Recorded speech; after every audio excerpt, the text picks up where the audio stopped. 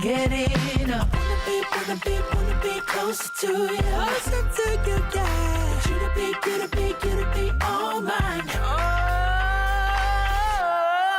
yeah. Got all these choices, yeah. But I so made up my mind. There's nobody better. Gotta be you. Got to be you. Voices, yeah.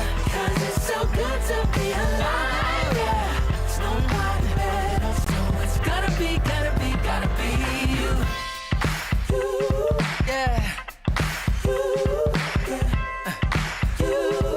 It's gotta be you. Gotta be you. Gotta be you. Gotta be you. Yeah.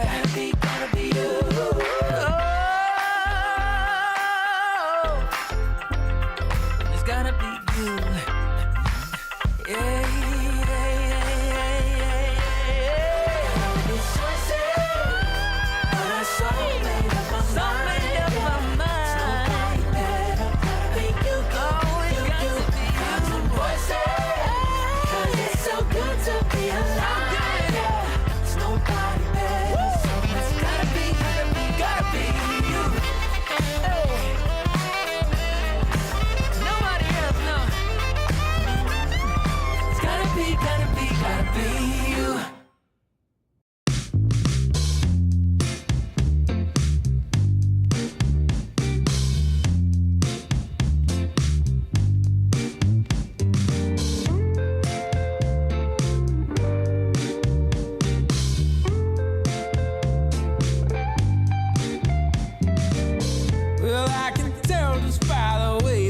Smiling that you're still unsure,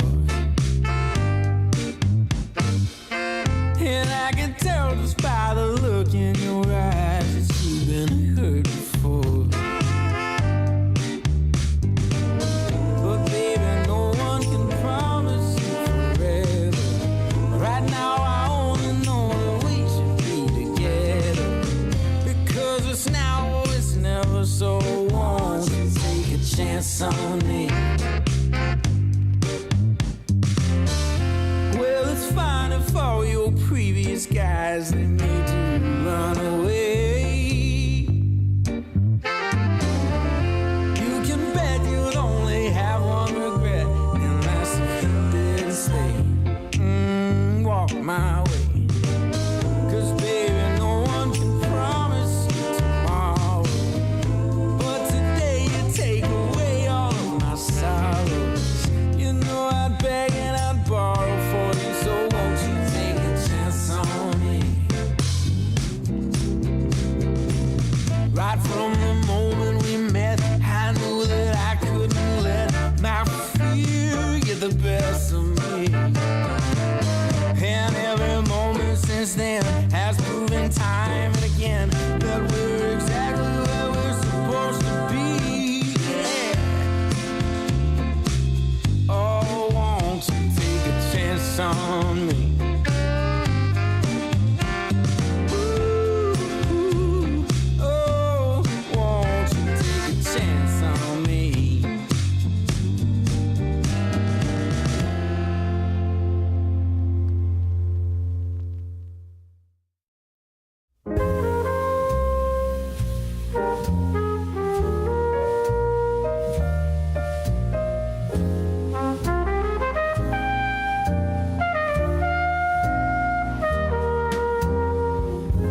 I haven't found the one. I never knew what others do. I hope and yet again, what do I know then? I believe it's all meant to be. All my dreams are so out of reach. I fool around, but we never know. I fell in love, but a long time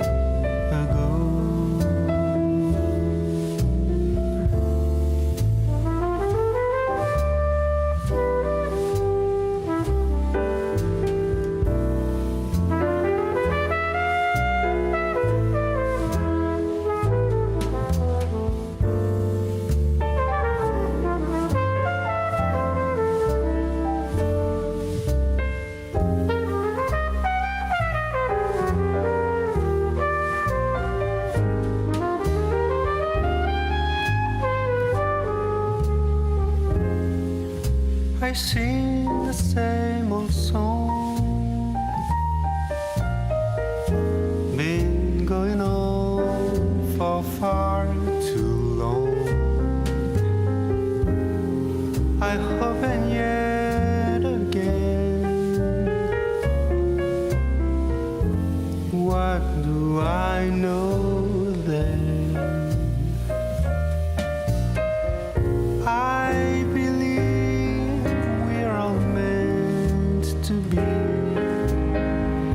All my dreams are so out of reach. I fool around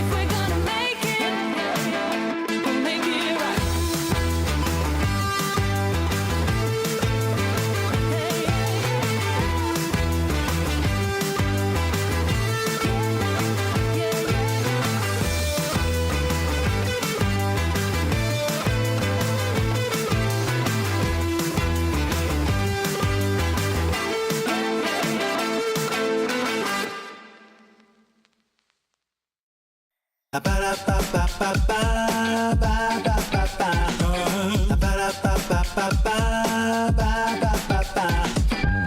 you wanna get with me, all you gotta do, call me when you need me. I'll be waiting for you. I know exactly what you want. I'll satisfy your need. We can have a good time. Don't you worry about a thing. If you want it here, or if you want it there, you got it. Have yourself a good time. You got it. Act like you don't care.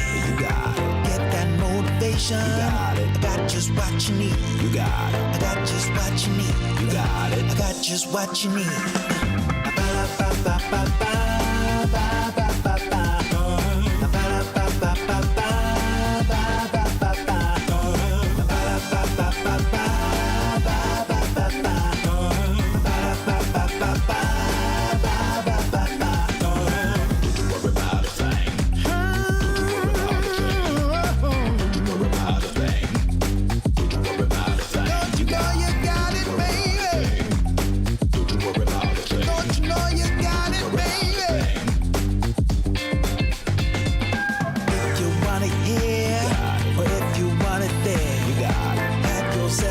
Time. Act like you don't care. You got it. Get that motivation. You got it. I got just what you need. You got it. I got just what you need. You got it. I got just what you need.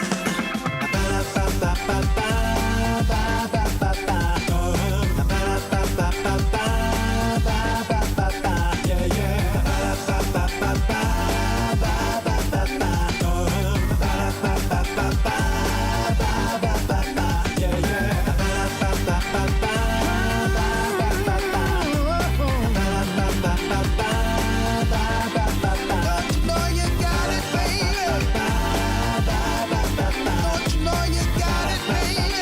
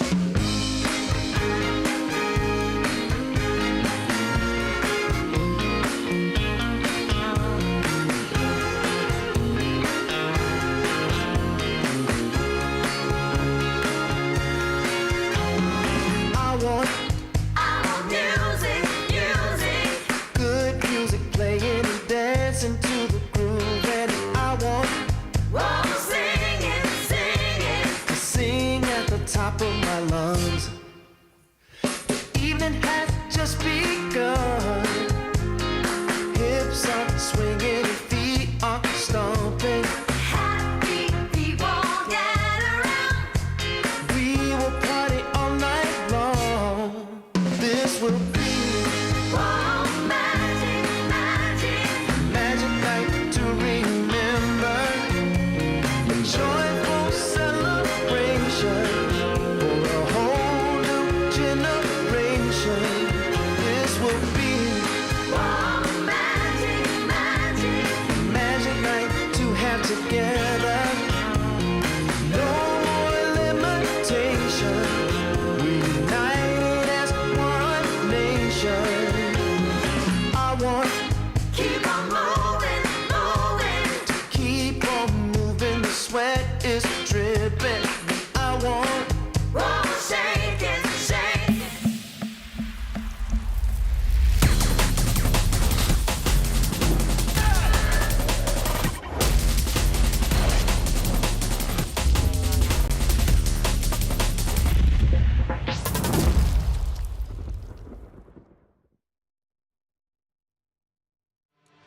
DreamLeague Season 26 is brought to you in part by DHL, 1xBet, and Anthros.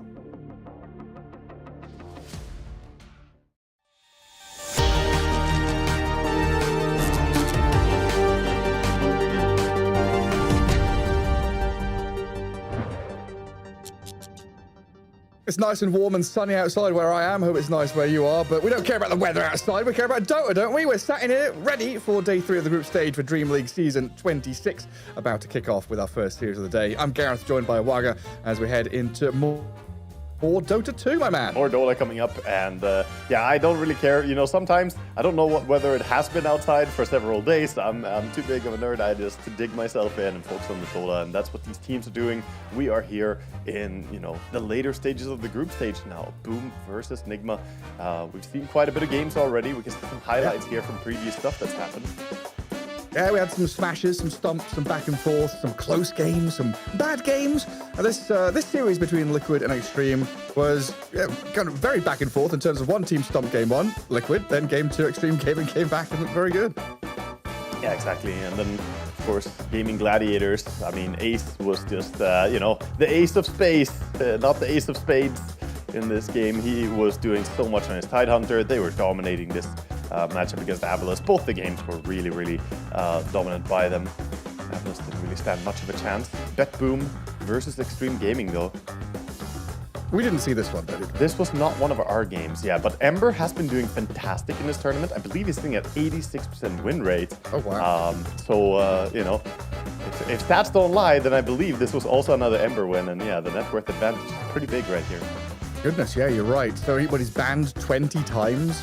When he is picked, he's got an 85% win rate. So yeah, it's pretty crazy. damn high. 11-2. Yeah, I mean, it does make sense. Ember is very good at playing early aggression from the mid lane. That's kind of what we're looking for mid laners in this patch. But yeah, surprising to see him have that high win rate. Maybe a little bit of a fluke, but I definitely do think people are sleeping a bit on the hero. Yeah, and I guess when you find that spot to pick him in, very often we're seeing this second phase, like last ban of Ember Spirit that takes him out. But it is the group stage standings, as we can see those little icons to the left of the teams that say qualified, means they are qualified to EWC Riyadh. And it's nice to see that we don't have, you know, full-on complacency, right? Sometimes the team's kind of, we're qualified, we don't have to perform at this tournament. Paravision say, we are the top dogs and we're going to continue running this momentum, winning multiple ESL events, now topping their group. Yeah, Paravision with a very good performance here this tournament so far, looking fantastic. They also have Edge left to play against, who are sitting at the bottom, so yeah, it's going to be a tough matchup for Edge. On the other side in Group A, we have, you know, pretty tight there at the top. I did notice that Bet Boom still have to play Aurora, Nigma, and Boom. So, you know, they have won a lot, but they also have yet to play the ones that have been doing well so far. So quite a few interesting matchups coming up in Group A. Yeah, for sure. And just thinking about the Dota we've seen, it's so nice to have this kind of refreshing interregional play where, you know, okay, the South American teams, you know, Edge not doing particularly well, but you've got Yakult Bros from China who are maybe surprising people. Boom Esports has been a really nice surprise for me, having this team come back to having a Southeast Asian roster, and now, you know, at a major LAN event, looking pretty hot, taking games off some of the top teams, looking like they're pretty solid, and it's important for a team like that to have a solid performance at this event because it's last event of the EPT. Yeah, chance to grab some EPT points. We can take a look at it as well. The EPT points, of course, we've gone through the journey here. Started at DreamLeague Season 24. Now we're down here at Season 26, meaning that there are so many more points online towards the end. You can see 26,000 versus the 13,000 we started out with. That's to keep it competitive all the way to the end, figure out which teams are going to go to the EWC. Yeah, and I guess a more correct way to say it is the last qualification event to EPT. Of course, EWC at Riyadh is the final event, the big old grand final. And there's the leaderboard. Paravision, Team Spirit, BetBoom, Falcons, and Liquid already qualified. We also have Extreme Gaming, who went through the ACL for their qualification spot. But we're still looking for a couple more teams to join them. And there's plenty of points on the line here at DreamLeague that can push a lot of these teams over. We've had this discussion a couple of times, right? Where if you get yourself, top 5, you've got that chance to just push yourself over. Yeah, you can see the EPT points on the right there. Of course, the prize money, the big thing that pulls your eyes immediately, $250,000 for the winners of this, but 6,000 EPT points as well. I mean, if you are a team that currently don't have enough points to qualify to EWC, this could be your ticket to go fight at the biggest tournament of the year. Absolutely massive. Yeah, I mean, you get first place and you're basically automatically qualified, I think. Yeah. There's a good chance you just go straight on through. But yeah, even a couple of thousand points. 6th place is 2,000 points. So for a team like Nigma Galaxy, that puts them at 4,000, which, puts them in 5th place. Yeah, the more I think about it, about the EPT points, actually the more I like it. I think it's a really good system. If you win an event like this, then you definitely deserve to play at the EWC. And at the same time, if you get those consistent placements for 2,000 points, roughly in that range, that means you're good enough that you definitely should be there as well. So I think it's well thought out, and it works to get the best teams to the biggest tournament. We can have a look at the schedule for the day. Yeah, nice neat system, all wrapping things up in a bow at the end of the season as well. And yeah, our schedule for today, some banger matches. Boom against Enigma Galaxy. First up, our 2-game series to start off day 3 of the groups. And that one is going to really push one of these teams up towards the, giddy heights of the top of the group if they 2-0. Or if they get a 1-1, they're both kind of tied up at 2nd place still. They are there. Boom and Enigma Galaxy are currently top 4. Yeah, they really are. I mean, Nigma have had a really good showing so far, playing very strong Dota. They have yet to play against Extreme as well, who have not really been looking super strong. And then they, of course, got to play against BetBoom after this series as well. But will be interesting to see how Nigma can round out their performance, because I think they're one of the teams that have those fans that really want them to have success. It's such a diehard fan group, but it's not always an easy story for them. No, it's not. Miracle, again, taking an extended break from play and having his stand-in come back in is, it's a rough one, but yeah, we'll see how it all pays out. Ghost has looked very good for them. And of course, opponents, Boom Esports, I was saying earlier on, and I've said it multiple times, I'll keep on saying it, I'm a massive fan that they've gone back to their roots. Okay, it's not Boom Esports' Indonesian team, but at least it's a Southeast Asian squad that they are fielding. And it just feels more natural, feels more comfortable. And I don't know, they feel more comfortable and natural coming to the big stage like this and putting up sick performances. Yeah, I think they're a really cool team to follow. Boom Esports, I think both their carry and mid stand out a lot to me. And, very exciting to see what type of game Jack Boys is going to have. He plays some interesting tempo on his carries. Armel, on the other hand, the player focus here, he's been the pivotal point a lot for the team. He's brought a lot of spice, a lot of fire from that mid lane, or I guess more a lot of lightning, as he's been playing quite a bit of Storm. Good success with it. In the first game, we saw the first big Storm against Extreme Gaming work out really well. Yeah, and this lad, followed him for a while when he was back on TNC Predator, Fnatic. And then he had the short stint on Team Secret. Then Aurora had their little roster. Now going towards Boom with this star-studded roster, basically, from Southeast Asian players. Armel, he's just an exceptional player. And this is the guy that you look to be the playmaker in some of these games, where he is just the Storm Spirit you talk about, right? Kind of blind jumping in to make openings happen for his team. He's not afraid.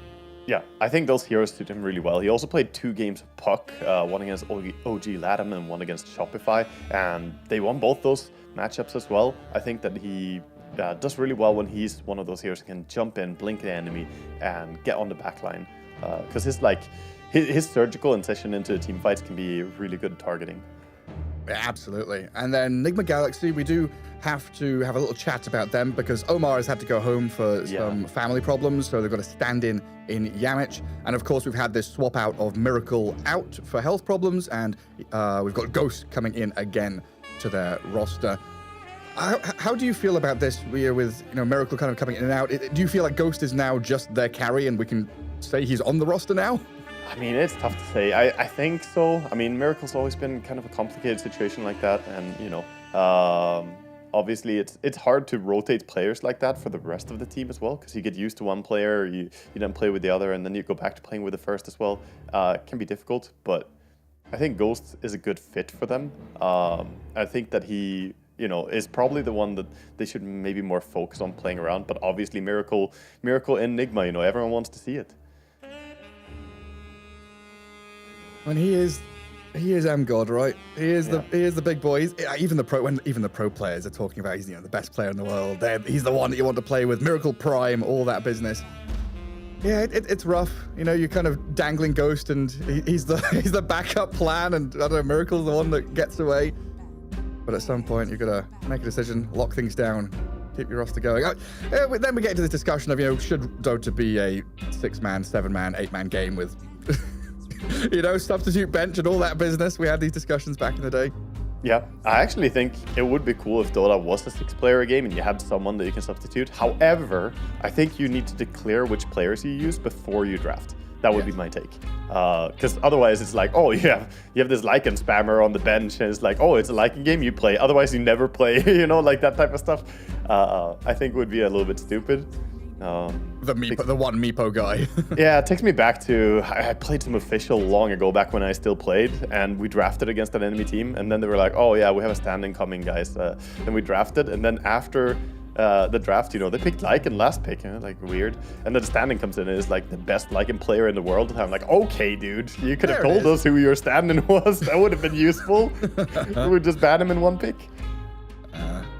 I mean, that's, again, Dota is an information game, right? Even before the draft begins, it's all about that information. I mean, the man here behind Tim's, Mushi, the king of information in Southeast Asia, the coach of Boom, has been around for a long time. So hopefully he's done all his homework and knows what Nigma Galaxy are up to as we head into the draft for Game 1. It's great to have him with you as well.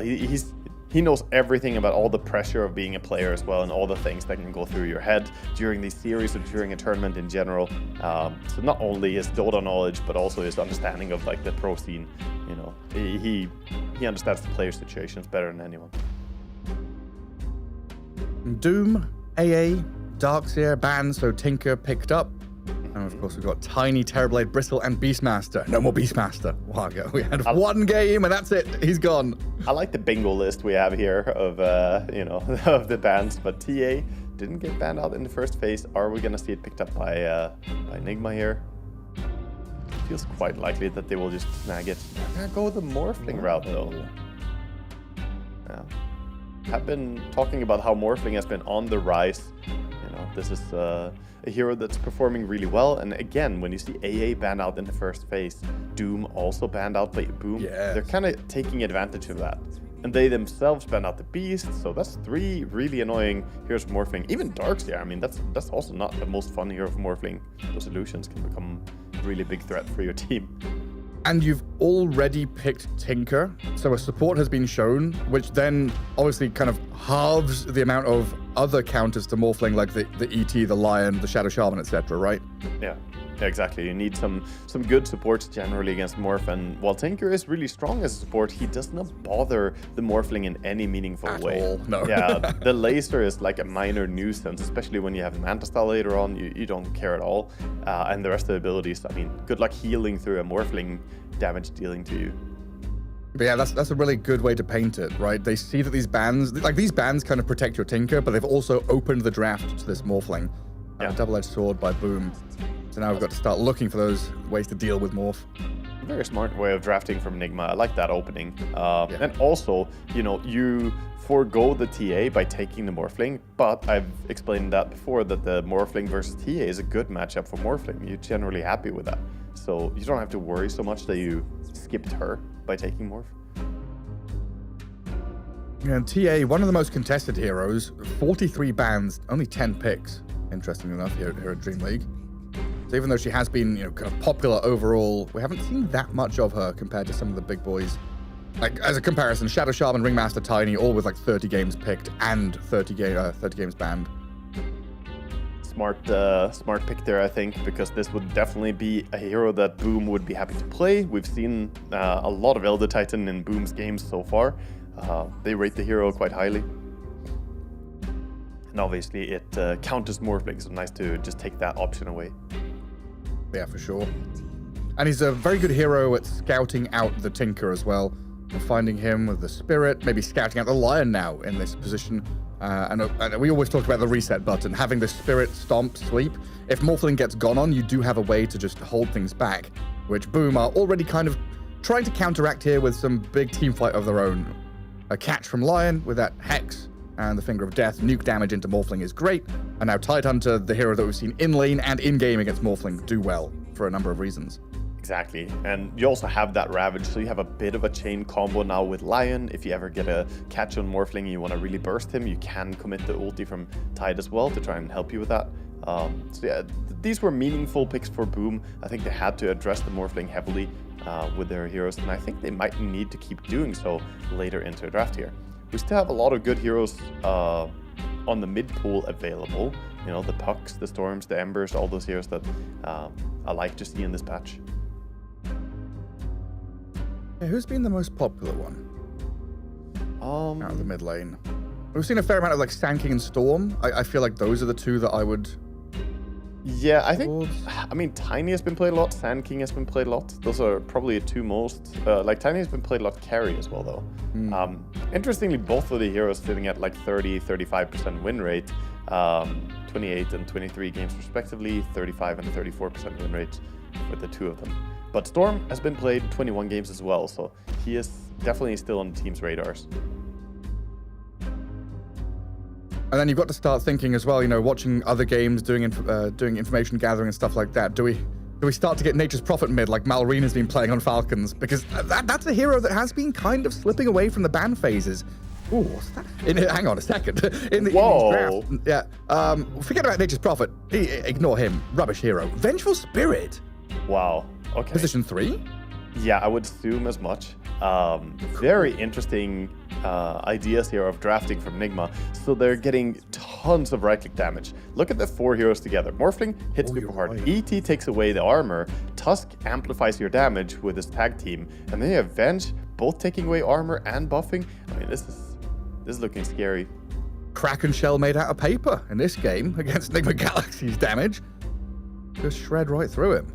I mean, it's a combo as old as time. The Vengeful Aura and Morphling, that's a classic. You get that plus Vladimir, so you're getting like 50% of your base damage. You get as bonus damage as well. Morphling feels really nice. Like Venge Tiny, Venge Morph, anyone with this big old base damage. Yeah, Very TB cool. even. All those Yeah, you're heroes. right, TB, of course. Also, you can look at it like this. Come late game, they will have great repositioning. If Tusk ever gets his hands on an Aghanim Scepter, you have Venge swap as well. So it can be tricky for heroes like Tinker who want to sit back. The downside is that Nigma don't have much team fight, right? Like the biggest spell they have is Stomp right now, and that's, compared to Ravage, it's a nothing burger. It is entirely single target focused. But yeah, it's not just aggressive though, right? Where there's damage amped through the tag team, the Spirit, and the Venge. They've got multiple saves. ET Stomp, that reset button, cool, but Snowball save, Swap save, the ability to get Morphling out of these Hex initiations or the jumps that come in. Very, very cool to protect the Morphling in this game. Yeah, definitely. It can be a good way to deal with the Hex from Lion. Obviously difficult to keep yourself safe always as Morphling. The DK pick from Boom Esports, I think it makes sense. You see Elder Titan, DK is generally pretty damn good against him because you get a lot of bonus armor that you can't take away. And against a heavily physical focused lineup like Nigma, having massive armor on Dragon Knight is going to be very nice. And it adds one more disable to the team. All good and useful tools to have against Nigma's draft. And the final bans, mid heroes removed by Nigma. Looking at this Boom Esports draft, it's Tinker 5, Lion 4, Tide 3, DK as the carry. Enigma Galaxy, same kind of story. We're looking for their mid lane hero with the Venge 3, the 5 ET, the 4 Tusk, the 1 Morph. So mid lane pool getting diminished pretty quickly here with the final 4 bans. Yeah, I still see Ember available though. I'm also interested if Boom have some thoughts about maybe playing this as a mid Dragon Knight, because yeah, they ban mid heroes on Enigma, but the DK could still go mid and they could pick a different carry if they want to. That's true. But Dragon Knight should match pretty well against Vengeful in lane. That should be a pretty decent lane for him. But we really are looking at these maneuverable, gap-closey heroes. You want heroes that can play with the Tusk, with the Venge, get on top of people when the stuns come. You want jump and damage. Yeah, it feels like for Enigma Galaxy. Yeah, Sand King is jump and damage. There you Queen Ember. Oh yeah, they go for a mid DK and pick up the TA. That's what I was thinking as well. They could go back for something else here. Oh, you called for it. So a bit of minus armor for themselves. TA tied against Enigma Galaxy. TA tied. We're seeing a lot of this TA tied, huh? And it's looked pretty freaking good. I mean, it looks pretty damn nice. The lane should be quite simple. I don't think that TA has any issues with an offlane Venge. It's a pretty easy matchup to go against. We are still assuming it's offlane Venge. I guess they could throw it mid and pick an offlaner as well. Curveball could come from Enigma, but yeah, we don't see too much Venge right now, and mid Venge would be a very strange hero. It doesn't really play that fast. Like what would the offlaner be? Like a Phoenix or something? Give them team fight, give them a way to deal with the TA a bit?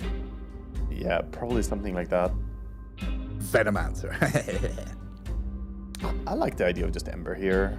I think it's can give them the type of tempo that I'm missing, and also it's decent hero for them to, you know, play aggressive around the heroes they have. The Tusk Vengeful plus Ember, or even Tusk ETA Ember can go and fight. Oh, there you go, backline instead. I was thinking, give me a Sumail OD. Show me the old days of OD against DK. He says, nah, Sniper's better. Okay. Yeah, Sniper against DK is a nice matchup. Actually, it's going to be Armel on the TA. Interesting. So this is a mid TA coming in, and Dragon Knight is carry. Interesting. TA against Sniper is a tough matchup. Generally, Sniper win these. Of course, you can try and rotate, but what are you gonna do? Come in with, like, Tinker can't really do it, so it's obviously Lion's responsibility to make those rotations mid. Passively though, Sniper should be winning this lane. And I think if you then extend that line of thought of, like, what do you do against Sniper outside of the laning stage? Can you rotate multiple heroes to deal with him? Try and find him in the back lines? I can't remember who was doing it, but we had a lot of this Sniper TB meta a few months back. I don't know if I must be casting with you, and I was like, oh, this is so greedy. I don't really like it, and we saw it win a bunch, and it made me realize that there is this idea of you have to choose one. You can't go on Sniper and Morphling. You can only go on one of them. So if you blink Hex Morphling, Sniper is open. If you blink Hex Sniper, Morphling is open.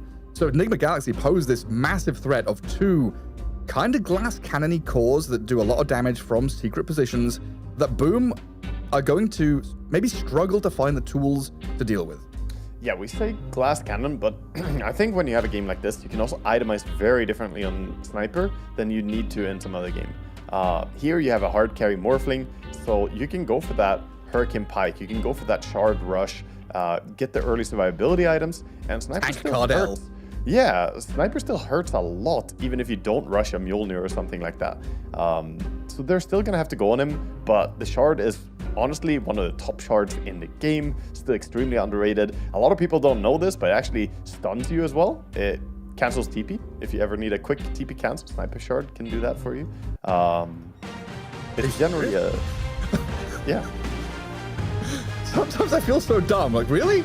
Yeah, it does that. And it's a 10-second cooldown, 50 mana cost, disarm, 50% slow, AoE, 200 damage, and it mini-stuns. Like, and it will reposition for yourself and the enemy.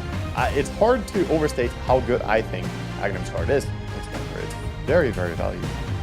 So hopefully he will buy it this game. If Sumail doesn't buy it, you know, come in at like 35 or something, I'm gonna struggle to watch this. Where does it say it has a stun? Am I it doesn't say. No, it doesn't say that. No, it doesn't say that. I'm not crazy. Yeah, no, it's not in the tooltip. No, God no. What? It just, well, it has it. You can try it. It's, well, that's I Dota think for I've you. only seen it used as like a disengage tool, right? I've only seen it used where like snipers, I'm out of here. See, Never seen it used as a TP. What else? That's It why I bring disarms you them, that it info. blows them, it stuns them. Yeah. It does everything. I'm a level 30 sniper spammer, man. I know those little details right there for you. Jeez Louise, all right, cool. A lot of people. Yeah, I mean, Assassinate, for reference, does say that it mini stuns, right? So you could literally just copy paste the tooltip text from his ulti onto his shard as well, and there you go. They can fix it quickly. Mini stun. Wild. So they took away the mini stun off headshot and gave it to the concussive grenade. It will come back to shrapnel soon as well. Oh my goodness gracious me. Okay, so bottom lane, we already see the Tidehunter blocking up the creep wave. Morphling giving respect to it. He does not want to walk up on a Tide, realizes he's probably not alone. Lion indeed lurking in the shadows.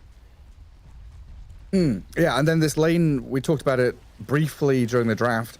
Tidehunter versus Morphling, Morphling being quite low range. Anchor Smash does a lot of work.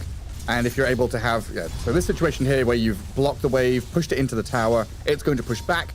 Now you can kind of chase the Morphling with the Lion and the Tide and chip away at him early on. Exactly, yeah. This is a really good start for them on the side of Boom, on their offlane. Gonna be pretty happy about it. However, GH did get the D-ward before the first minute spawn. So they're gonna have the small camp available early to reset and fix this lane. It's super important for the ET. To get that equilibrium reset, and of course the Spirit as well. Sniper already giving it to Armel's TA. Sumail 6 and nothing. Armel 2 and 2. And this was the lane matchup that we were looking at as being potentially explosive. I don't know if Armel expected it to be like this. Yeah, I mean, they willingly put a mid TA against Sniper. They have to assume that it's gonna be a tough lane. This is just not an easy matchup for TA at all. However, look how aggressive Sumail is positioning himself. You could see early rotations towards this mid lane if the supports get given a chance. Does TA ever get to play this lane? Oh, no, it's just survive and then go Jungle? jungle. Yeah. Yeah. So, and, that's the opposite of what I've been talking about, what I want from mid laners in the current meta as well. I like mid players that can open up early, start activating, go to side lanes. And when you have this type of a lane as TA, it's just going to be recovery mode. Well, here's that spot where you're able to play forward as the Tide and the Lion. GH is going to get himself back to tower. Ghost, ooh, the Fairy Fire. What's he got left? No waveform, no range to chase out Tim's. Close on both sides. Yeah, trading a lot of HP there, but nobody really falling a casualty in this war. And GH gets a nice pull on the Vul camp, so he gets several denies. Up top lane, we haven't really talked about it at all so far. With the cool Queen Imperia Vengeful Spirit going on here. Noob, we'll see what you can do with the Vengeful. 10-0 for last hit. A very large chicken. Clucking away up there. And the build on this Vengeful Spirit, like we used to see Aghanim Scepter as the offlane Venge build. Is that the same story? Should be. Yeah, Aghanim Scepter changes how you can play the game entirely. Ooh, they're going on DK and Tinker shoots the laser. He does. Yamage and Noob, quite a bit of damage onto Jackie there, but once the robots are down, the laser is used. Nice. Yeah. Laser is a Point. fantastic counter to this lane. Obviously, they're entirely on their right clicks, so taking away one hero's ability to click for a while is always going to be great for saving. And he goes hands on the Lotus as well. Across the board, though, 3 green cores at the top of the last hit board. Yeah, feeling pretty happy about themselves. I mean, mid lane being the big lane to talk about, the Sniper just kind of dominating TA as is expected, I should say, but he's going very, very deep on the tower again. Sumail definitely wanting to put the pressure on this TA, who doesn't have boots yet, and Sniper does, so Armel has to be very cautious not to get too close. Yeah, it's not a comfortable time. We used to see snipers a lot stacking like the camps near them. Is that something Sniper can still do? Yeah, you definitely can stack up and focus on that. He does have the ghillie suit, so it's gonna be nice right. for farming. Yeah, I guess the extended or the normal duration shrapnel, not the quick scatter shot one. Yeah, it's funny that you take this facet almost just to have this shrapnel. You don't really take it for the, oh, they can't see you when you take aim. Like, that's hardly ever relevant. You don't take it for the positive effect, you take it for the not negative effect. Exactly, yeah. He did have the other facet hovered for quite a while during the start of the game. I'm happy he didn't go for it, because while it can find more kills, I think in this particular lane, against melee heroes, you want to have the long duration shrapnel. And TA is basically melee. Basically, yeah. Some lane pulling by Yamich. Januel is going to drag the Centaur across, but even with the stomp, the Dire Creeps don't care. They do not go into this camp. They're not allowed. And they are chasing Tims down south. Ghost and GH getting on top of the Lion and the Tide. It's just regen battle. No real kill threat. Just putting themselves in a position now where they can maybe back up and pull. Yeah, a lot of consumables being used. No real permanent lifesteal for the Morphling yet, but the Tide does have his Morbid Mask, so he's starting to heal up off those creeps. Try and get that sustainability going on lane. And at some point, you've been talking about this sniper being out of position. That's going to elicit a reaction from Tims. Lion's going to move out. ET's going to react. I mean, hell, minute 6 is coming up. I'm kind of surprised we don't already see some movement into that mid lane for the active rune. I mean, Tusk is here. He's looking for it. He's trying to wrap around. He has been spotted by a TA trap right now. It's close enough. They scan it. Got seen, I think. Or They maybe know he it's didn't get there. spotted. It was very close. You know someone's around. So Invis there for Yamich. And now we do see the movement of the Tinker coming in towards mid as Armel's tower is starting to take a bit of a beating. Yeah, Tinker actually finds the Tusk because he sees the aura, the tag team aura around him. Minus tag speed. I was wondering if Tims is going to make a move. Lion's still down bottom with the Tide. Ghost playing very tight by his tier 1 tower. So they've kind of just left Armel and Januel to try and defend this tier 1 against Nigma, who are diving the tower now. Yamich makes a move on his own without his team giving Armel first blood. ET wasn't there, Sniper wasn't ready. Yamich thought it's time to go, but it really wasn't. Yeah, Yamich a little bit too aggressive there, as he already saw the Tinker moving towards mid as well. I would have thought that they, think better of that gank, because he was sitting right behind the TA. They go on the tower, try to go on TA, and obviously it's a very difficult kill. It is very clear miscommunication there. GH going to make a move for the Wisdom Shrine. Tims and Jabs both in the vicinity though. And GH, what's he going to do? Try and spirit and slap and get a couple of whacks onto Tims. Nearly just takes him down. Ghost will get the job done. Turns into Tide with a gush. They get the kill on him as well.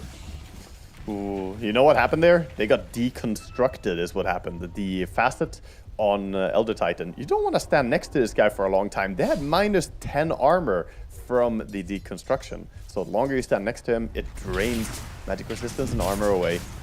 And up at top, tag team with Avenge damage. Jackie Boy going to get snowballed on, and this noob Ven just keeps on going. They give away first blood, but then a quick turn in pace gets Nigma Galaxy a good couple of kills in these side lanes. Yeah, good moves back to silence. I think that's a smart choice as well. The sniper is completely fine on his own. Power rune spawns. It's gonna be the bottom shield rune. Probably not gonna be super impactful other than allowing Sumail to be even more aggressive than he's already been. Top tower nearly falling to Yamich just hitting it. Ursa coming in now, looking for the Venge. Let's start off with a stun. Armel with that minus armor and plenty of damage to take down Noob. And now Yamich, he's been left to his own devices here, trying to delay his death so they can come in with a sniper for a nice grab on Tims. Yamich will finally fall to that breathe fire. Another Jackie. Yeah, good rotation by Sumail at least, making it so that they get one kill at least for the Tusk dying. I think maybe Tusk could run north and just got on away, but more gold towards your sniper is a great thing to get early on in a game like this. Yeah, that's one of those situations where you very much have to compartmentalize it, right? Venge was dead, and then it's a case of Tusk is dying, rotate into that with Sniper. You can't save the Venge, you can't save the Tusk, but you get the trade-out kill. Yeah, it's also like all the abilities were already used to get the kill, right? So Sniper is very safe making that move. Now they're on to the DK. Damage is continuous. Oh, wow. Not respecting this female sniper who stuck around. Now bringing numbers to try and fight back. Yamich snowballs to the creeps, already tagged up by the Melt Strike, and that, with the gush, makes short work of the Tusk. It's a massive move up top, though. Boom concentrating all their heroes up to the top lane. Do not want to lose this tower, but this gives time for Enigma Galaxy to play the lanes. They're sitting on every lane TA now, TPing down bottom, but I'm not sure how happy he's going to be against Ghost Morphling. Ghost could even turn into a TA, and if he wants to put some pressure onto the tower, steal that refraction and start going to work. It's incredible how someone's game can change so drastically in a couple of minutes, though. This Templar Assassin who was being dumpstered by Sniper in lane for the first, 5-6 minutes of the game? 4 minutes later, she's dead even in net worth. Yeah, I mean, big part is that TA farms camps extremely fast in jungle, but she has also found these good rotations. But yeah, he's starting to tap into the Ancients. This is kind of what you need to do. And also, he was given one free kill by the Tusk diving tower after seeing the Tinker mid. Yeah. That was a freebie that definitely helped her out a lot. So she has Dragonlance now. Let's see if it's going to be Blink Dagger next item, or if he's going to go for something more passive. I do like the Dragonlance into Blink builds. Activate early with a Blink Lion as well, when he has it. Trying to hold out in his middle lane currently. Snowball with a shrapnel over the top. Reaction is here from Boom, though, with both Tinker and Lion protecting Armel, but the Sniper's damage from range is unstoppable at this portion of the game. No way to get on top of Sumail, so he just sits there plinking away at people. Very difficult to move when Tusk rolls in on you, keeps you in place, and then the headshot plus shrapnel, you basically get immobilized. The heal from the Tinker Marcher machines was not enough. And sadly, they didn't really have TPs ready. After making their previous moves, Tide couldn't join mid as well. So tower goes down. Finally, mid tower is opened up. Top tower already being removed. And that bottom tower for Boom might be in danger if they do decide to swing over a Sniper. Pair up some heroes. Yeah, we can see on the map, Boom filtering back towards their base, feeling a little bit uncomfortable with the pretty vast open space that Enigma Galaxy has. Right, you look at that line drawn up top. ET knows exactly where the DK is, farming out that outer ring. But that top jungle where Dire does have a little bit of vision is still very scary to play to. So the only safe spot is the kind of right-hand side, the Ancients over there near the outpost, which Enigma Galaxy could quite easily smoke and contest. Yeah, right now, I think Boom, they want to play a little bit towards their item timings and farm up, but this gives a lot of possibilities for Enigma lineup if they want to make moves. Hate the Arcane Rune on Tusk just running around, checking the jungle. Radiant are scanning. They scan the DK, they're like, is he there? Yeah, okay, he's there. And that just confirms that DK is not making a move.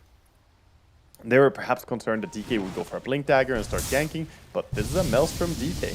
So, check boys, he wants to farm up.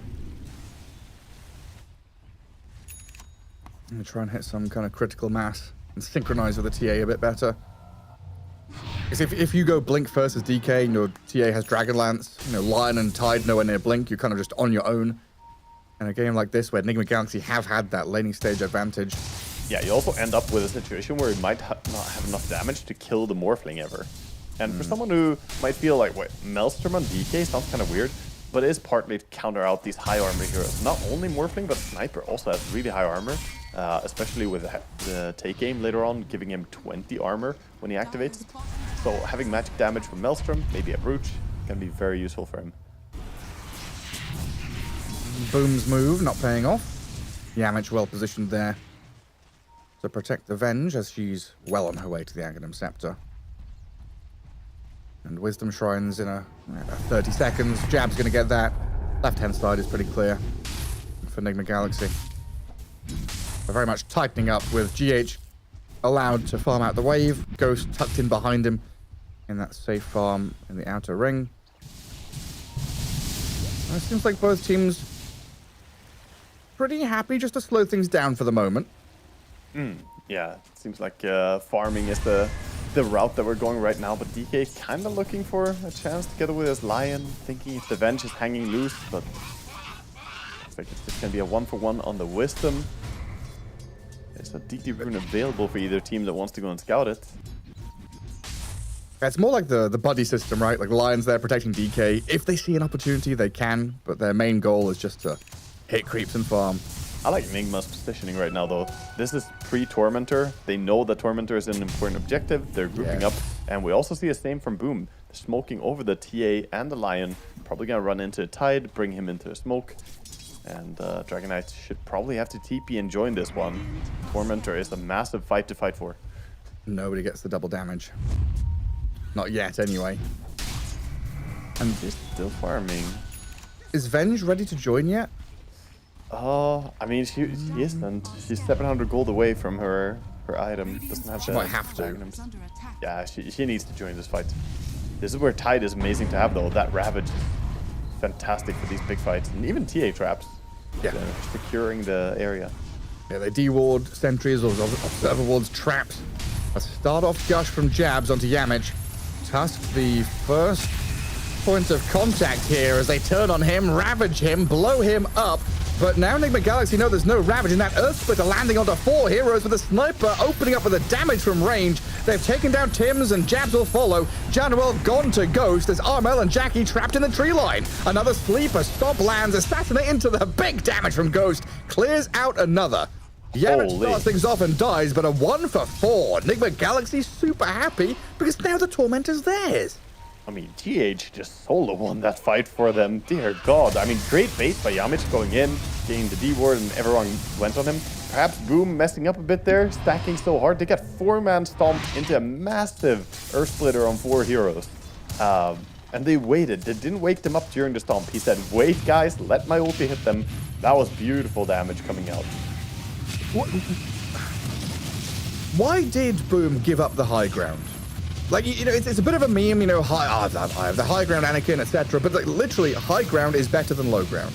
But Boom, they came in, they warded, they got positioning, and then they went low ground again, giving Enigma Galaxy the chance to go and take the high ground from them. I think a lot of it is that they were scared to just stand on the high ground with the Tormentor next to them and also with the Venge swap potential, right? So if you stand on the Tormentor area, you could get swapped out, and you also take damage just for being next to a Torm. So it's kind of painful to stand there in the standoff scenarios, since there's like this passive damage coming in, and any ability that gets thrown in, like a shrapnel hitting the heroes plus the Torm would just kind of melt you. So yeah, just a great fight by Enigma, using their heroes in a smart way, baiting and then punishing. And then from Tormentor to Roshan, Enigma Galaxy firmly in control of this one. 10k lead. A 10k net worth Morphling. Sniper not too far behind him. And Boom. We've been talking about how they've been comfortable kind of sitting back and farming, hitting their item timings. Now they're starting to lag behind, and the timings are passing them by. Yeah, looks like you know, they have this farming lineup that's gonna suffer exactly from this. You lose the first Tormentor fight, you lose the Roche, and now you're kind of lacking ability to make moves, right? Tinker is not great for ganking. Tide is good for fighting, but he has long cooldown on that Ravage. And TA DK is pretty damn greedy. So yeah, it's becoming a bit difficult. And all of it comes down to a simple thing. Laning stage, right? The early game was really, really good coming out from Enigma, and then they pivoted from that into getting more. Snowballing and snowballing. And now Noob has his Aghanim Scepter, of course, so he's going to be able to play much more forward, aggressive with the swaps. That's something that TA and DK are going to have on their mind. Wasting no time as well, straight towards more objectives. They go for a tier 2. They do drop their bottom tier 1 tower, but those tier 1s, they're gonna fall eventually. Getting a tier 2 tower is a much bigger objective since you take away so much permanent map control for Boom. And just plant themselves up top. Tower is dying very slowly though, if it's only sniper hitting. Like, right now I kind of wish to see them just go in and help. There we go, Venge going in to speed up this. They realize no one is defending. Let's just get this tower down. Morphling being eyed up a little bit bottom as he doesn't have the Aegis. Aegis would given to his sniper.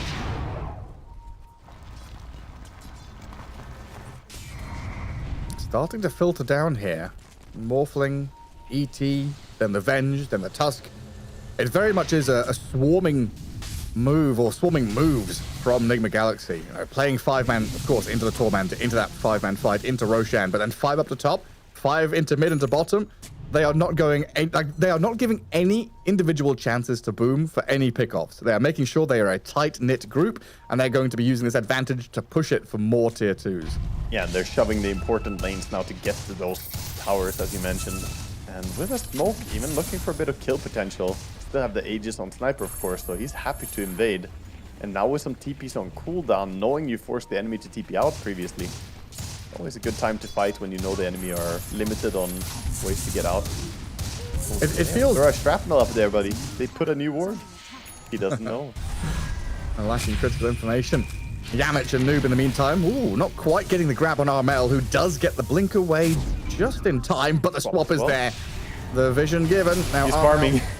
trying to farm the creeps, knowing he's dead, getting a couple more last hits on his way out. But Yamich and Noob, they've got his number.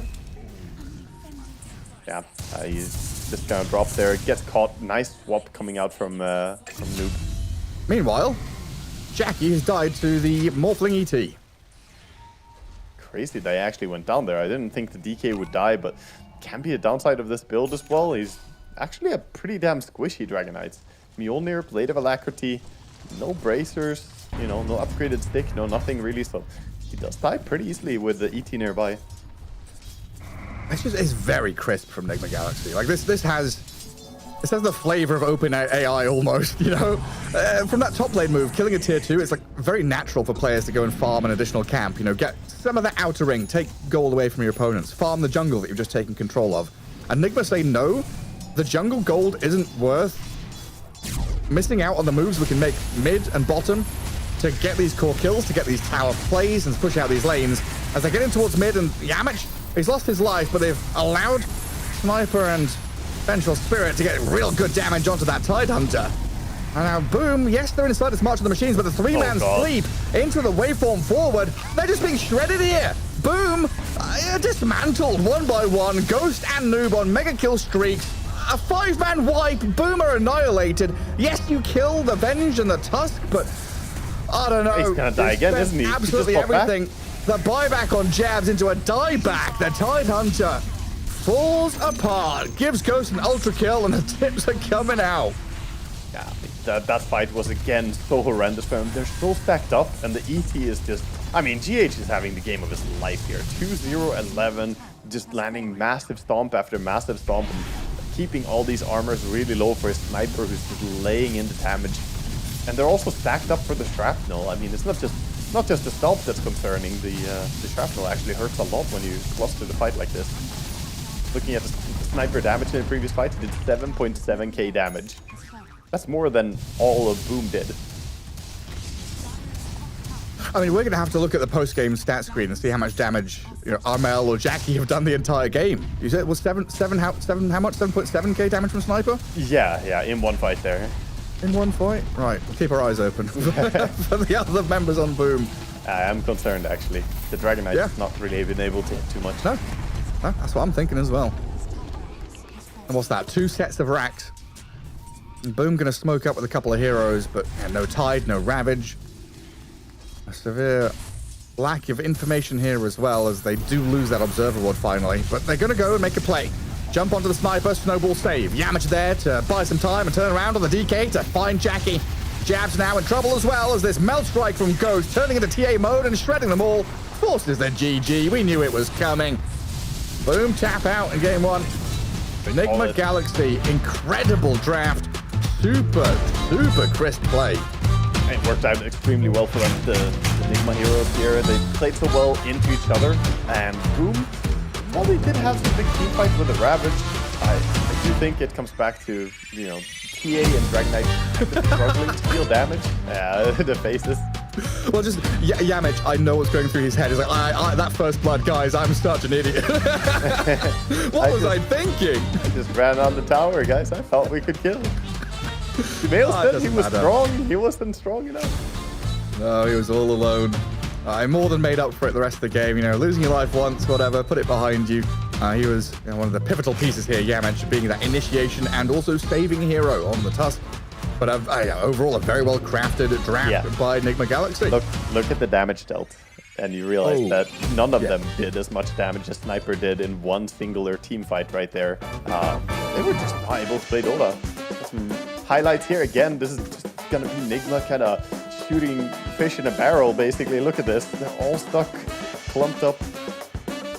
The tree line is not your friend. No. HY, he lied. Where's the enemy? When you're on the run. Just easy pickings for Enigma Galaxy in that fight. And that's where it all really went downhill. It was already looking a little tough for Boom with the way their lanes went, but that pivotal fight really shut the door on them. I like this fight. This is my favorite part. Sniper's just standing there tanking tower shots forever. He's like, yeah, it's okay. I can get shot by his tower. It's the only one dealing damage to me in this fight. Just a little bit of marches and tower shots. But meanwhile, he's just crushing people. And Morphling's like, ooh, fight? Yeah, I'll get involved. Don't mind if I do. I gotta say, this offlane bench worked out really well as well. Noob, obviously, he died twice this game, but sometimes that's what you're supposed to do as an Agadam's bench, right? That's part of your trick. That is the show. We die, we respawn, pull more people back in with the reset cooldown, the ulti. He was pulling back a lot of targets into certain death. I mean, that's why you buy the item, right? You buy Ags to go and die. Yeah, it looked very good. And we come back to that. Again, the first moment in the draft, we have this Tinker picked. You point out that the Doom and the AA banned, and Ghost says, thank you very much. That's a free Morphling game. Yep. And then the last pick, and having last pick Sniper as well, it just felt like a perfect sequence of events from Enigma. Incredible stuff. So game 1 victory for them. We'll see if Boom are able to strike back. Game 2 coming away after the break. The arcane library of Lore Ipsum. Finally, you've arrived. You've been playing Dota 2 for thousands of hours, yet you seek something more. A deeper connection to your beloved heroes. You don't want an analysis of their power, secrets of their magics, explanations of their cosmic mysteries. No, you want lore presented to you in a new light. Each one of your favorite heroes has a past, boring to them through fate, shaping them into something greater and transforming them into the hero you know and love. Venomancer. Heroes which are cursed to a terrible fate! For in the world of Dota 2, any hero that grows enough in power, skill, and experience is fated to fight to the death, brainwashed by eldritch forces to fight against friends, foes, or annoying siblings. But of course you know all this when you play the Battle of the Ancients every day. But what if we could show you how we got here? Show you the history of how it all began. The grand tale of the ancients, radiant and dire. Two halves of the same primordial mind, trapped in an endless conflict that spans very creation, trapped in a celestial prison until they're able to burst forth, land on the broken world below a sentient stone, and bend the will of heroes to fight for them. In this world, each hero, through their skills, their strength, or their magics, shot out a path of burning destiny, shaping them into the heroes in ways you didn't see coming. So join us as we explore the stories of the heroes you know and love in a new way you have never seen before. See their stories, their secrets, and know the world of Dota 2. Welcome to Tales from the Lore Keeper, which is me. I'm the Lore Keeper, the Dia Joga.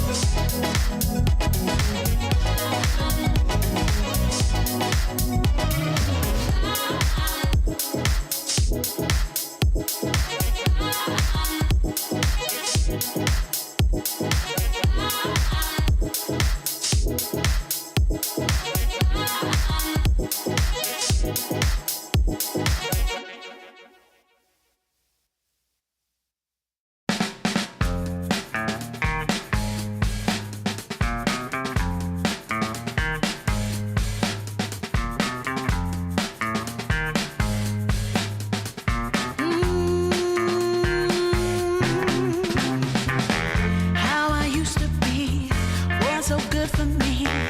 In my mind all the time, no one I could turn to. Now that I can see your love has set me free. You came along, made me strong. I've waited such a long time, and I just can't believe in this new love I have found. Yeah, don't want it to stop when you know you got a good thing that makes me feel fine. Ooh, wherever it leads me, you know it's all fine. I never thought that this could sweep me off the ground. Oh, I don't want it to stop when it's feeling this good.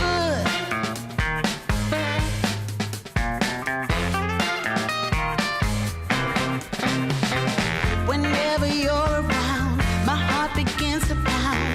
Though I know you'll take it slow, no way to stop this feeling. For every single day, whenever you're away, in this place there's a space where I'll be waiting for you.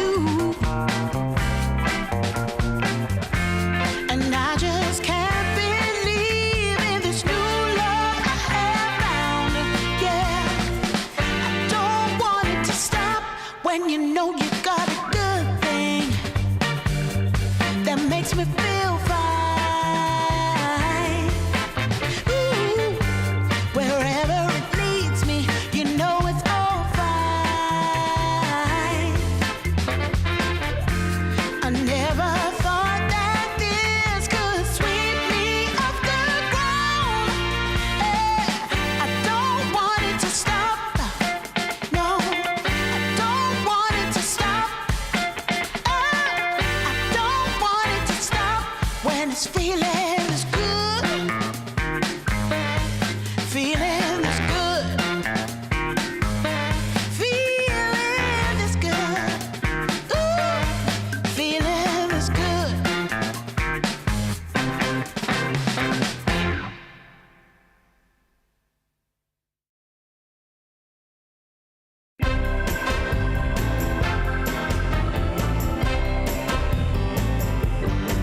Well, there's this girl that I like.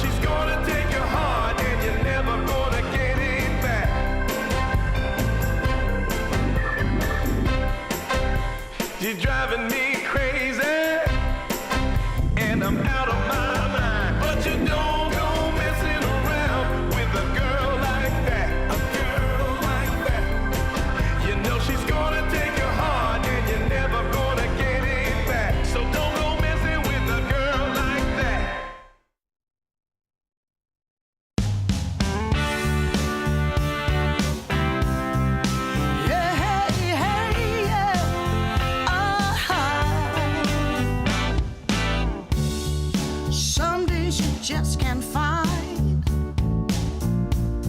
the right words to say. And deep in your heart of hearts, where it feels like you're losing your way. Yeah, yeah.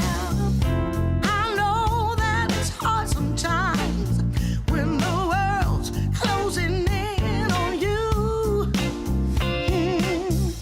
But as long as we stand together, there's not a thing that we can't do. Oh, we can do this if we have to climb another mountain. 'Cause baby, who's counting now?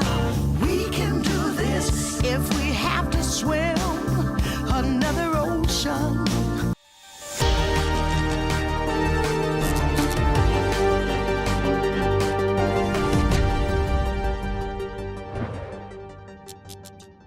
Welcome back to Dream League Season 26. Day 3 of the groups. We're getting close to the end, and we're heading into a second game of this 2-game series as Boom Esports are taking on Nigma Galaxy. I personally thought this would be our favorite series of the day. It would be exciting, it would be close, it would be a battle for the ages. But Waga, Nigma Galaxy just outdrafted and outplayed them. Yeah, they did. I think the last pick TA was not really the solution for Boom Esports there in that game. Picking TA, putting it against Sniper, it's a horrible matchup. It's really hard to play. Even though Armel played his heart out, tried his best to have good impact in this game, I mean, we just saw them kind of struggle, whereas it was free shooting range for Samael, and even Ghost. I mean, Ghost Morphling was 10-0-6 that game. Open season, right? Open season for hunting down Boom heroes. It was a pretty simple affair for Nigma Galaxy in that one there. And Templar Assassin, who was 70% win rate, 7-3 from the 10 games that she's been allowed to be picked. That's another loss to her name, sadly, put into that spot there. A real rough one. Now, I wonder, her win rate, how many of those losses are on mid lane and how many of the wins are on safe lane? Because, you know, I have a few games on TA, just a 3,000 or something, you know, total. But I would say that TA currently is a garbage mid hero. It is not the play.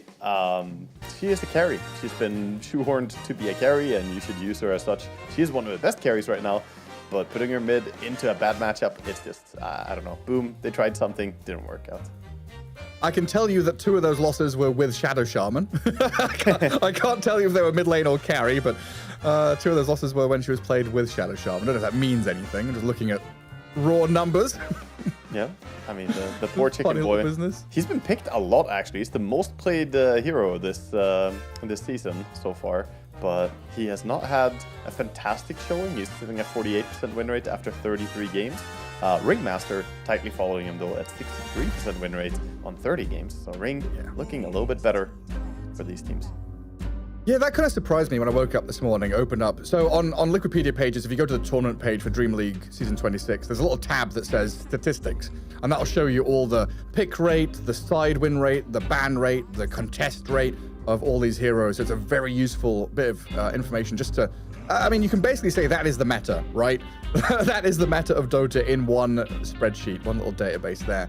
So, yeah, it kind of surprised me this morning when I woke up and saw Shadow Shaman at the top, because we've seen little bits and bobs of him, but he hasn't felt like the hero of the tournament. And I guess the win rate also reflects that a little bit. Well, it's also, you know, looking at the win rate of Shadow Shaman and then looking at the win rate of Ringmaster, there's a direct correlation there, because you pick Rasta and then you get countered by Ringmaster a lot of the time. It's a good matchup for the Ring. And normally you wouldn't run those 2 heroes together. They're not necessarily that great in tandem. But yeah, we'll see what the draft is going to shape out to be here for Nigma and Boom Esports as we head into game number 2. First game, very dominant from Nigma. Absolutely was. Well, Beastmaster, Bristleback still going to stick around in that early ban pool. Doom there as well. So we still have AA open. Jakiro is out there. TA and Morph, of course, as well as that Ringmaster. Darkseer will get removed. So we get the first pick Tusk. AA has been left in the pool. Yeah, AA left in the pool, and this could just be them playing towards the Yamich, comfort zone as well, as he's the stand-in. He did play a very good game there on the Tusk. He had, of course, the moment where he dove the TA on mid that didn't really work out, but later on, he played his part, he did his job, and he recognized when he should go in to help his team. Yeah, and we've talked about this a couple of times, right? When you've got this stand-in, you do just want to make them as comfortable as humanly possible, give them the opportunities that they know they're going to get. So Ancient Apparition is ignored so far. Ringmaster, the option here. A bit of team fight, good against the Snowball with that Wheel of Wonder, and of course having a save against a save feels pretty handy. Yeah, makes sense. Ringmaster, always a nice hero to grab up, I think, into any draft, honestly, in the current patch. It also is a pretty non-revealing pick. You don't necessarily say too much about your draft list. The Tusk, you could argue, okay, tag team, maybe there's more, auto attack and physical focus coming in soon, but it could also just be, as you mentioned, a saving hero. Oh my god, sorry, distraction. I tabbed to the stream tab in my browser and just flipped through. I saw the Boglet speed painting, which I have not seen before. There's a Boglet speed painting? It looks like it. I've missed it as well. Just before we went live, it was going. It's got little Boglet babies. There's a Boglet mum and dad. Right, I'm like, someone clip it. I'm watching the VOD just for the Boglet speed painting. The Boglet, my favorite camp in Dota nowadays. They're so adorable. Oh, goodness gracious me. Right, back to drafting then. No more Boglets. Yeah, we could talk about Boglets, we could talk about Croakers as well, but yeah, we're gonna be here focusing on Dota and see what these teams are gonna grab as their next picks, as we only got to see the support openings. Now it's Boom. Some consideration on their final ban into the pick. Sekiro gets removed by Enigma. Yeah, I'm wondering if it's like Morphling respect ban. If it's time now, through the group stages, we've seen a lot of these early Morphling picks kind of go unanswered. AA is still in the pool, so maybe you think you've got a way around it? Yeah. It just feels like one of those heroes that's so strong. It does. It really does. I think Boom can't really go for it here that easily. Oh, they're gonna do it anyway? I think Enigma have an easy time just picking up an AA, though. Oh, they banned it. Okay, they banned it. Yeah, nice. I missed the day. So I guess in my head it was the wrong way around. I was thinking ban Morph to not let them have it, but they can ban AA and pick Morph as a nicer sequence. Yeah, again, the AA Doom removed and they get the Morph. That makes a lot of sense. Enigma, though, they're in a much better spot to react to the Morphling pick here with the Tusk. Oh, they go straight for the Io Marcy. The dirty combo. Yeah, and they did this yesterday against OG Latam and crushed that game as well in 23 minutes. Yeah, a lot of Enigma games have been very, very fast. Obviously, Io Marcy can get out of control very, very quickly, but even looking at their games that they have won, 23, 29, 24 minutes, they've had a lot of quick wins, whereas Boom, some of their wins have been more hard fought, got to 47, 54-minute games. I mean, Io is one of those unique heroes that has had player specialists in the past, because GH being one of them for sure. Yep. But it's kind of moved from POS 5 to POS 4. It's a weird hero because it doesn't give you a stun, a slow, a team fight, or anything like that. But you've got map maneuverability and you've got this constant sustain. So you're able to play forward aggressively, constantly. And you pair this up with a Tusk, who is an opening hero, who gives vision and starts the fight for you. All of a sudden, you can play globally. We used to see this a lot with Bane. Bane would just go into the fog of war, get a nightmare or a grip on someone, and the relocate would come. Yeah. And Tusk can kind of do the same thing. Just put his body in there, snowball, punch, and Marcy she's arrived. Exactly. You want a good catching hero to set up for the relocate play, and they have that. However, Morphling can get out of the ice shards, so the ice shards are not going to be that good for holding Morphling in place for any long duration of time. You can wait for him. So he can be a hard one to catch. The strong thing about what Enigma have done here is that the Io Marcy, honestly, can go either safe lane or off lane. So there's not just a hero flex, there's a pairing flex, right? The two of them can show up in the healer lane. What did they do last time? Yeah, last time they did that, Ghost and GH with a safe lane duo. Yeah, Yeah, makes they paired that with a they had a mid Tinker, and they also had this Tusk and Magnus as an off-lane partnership. Well, they can't have the Tinker this time, banned out earlier. And actually it's gonna be Boom going for the Sand King and then Bane. I hate playing heroes like Bane against Marcy, though. If she ever gets her hand on Aghanim Scepter with that continuous repeated silence, it's very difficult to get a channel off or get any spell off. You can't do anything. And Bane, I was mentioning, notoriously good with IO combos, but also notoriously good against them. Being able to like Nightmare one, grip the other. So you know they're always going to be a partnership in tandem. Yep. Yeah, yes. Nice combination there. However, if the Tusk gets to a point of having Blink this game, it can make it really annoying to get those Fiend scripts off, because Tusk can kind of reassign his role to just counter initiate, save people from the epicenter jump or save people from the Bane Fiend script. Definitely holds big value there. And even potentially, if you grip someone, IO nearby could reload some target to safety as well. Sometimes it's easy to think of it one-dimensional, like I was always going to run with Marcy, which 95% of the time is going to be true, but can, of course, do other stuff too. So I very much think of Bane as a like lane trading brain sap, Nightmare Fiend's Grip, ganking kind of guy. I never think of him as Enfeeble. Is Enfeeble a spell that we're looking at this game at all? Like, what does Enfeeble even do nowadays, Waka? I mean, Enfeeble is still fantastic. It's just about you need it maxed out before it's good. Like level 1 Enfeeble feels pretty bad because it's 28-second cooldown.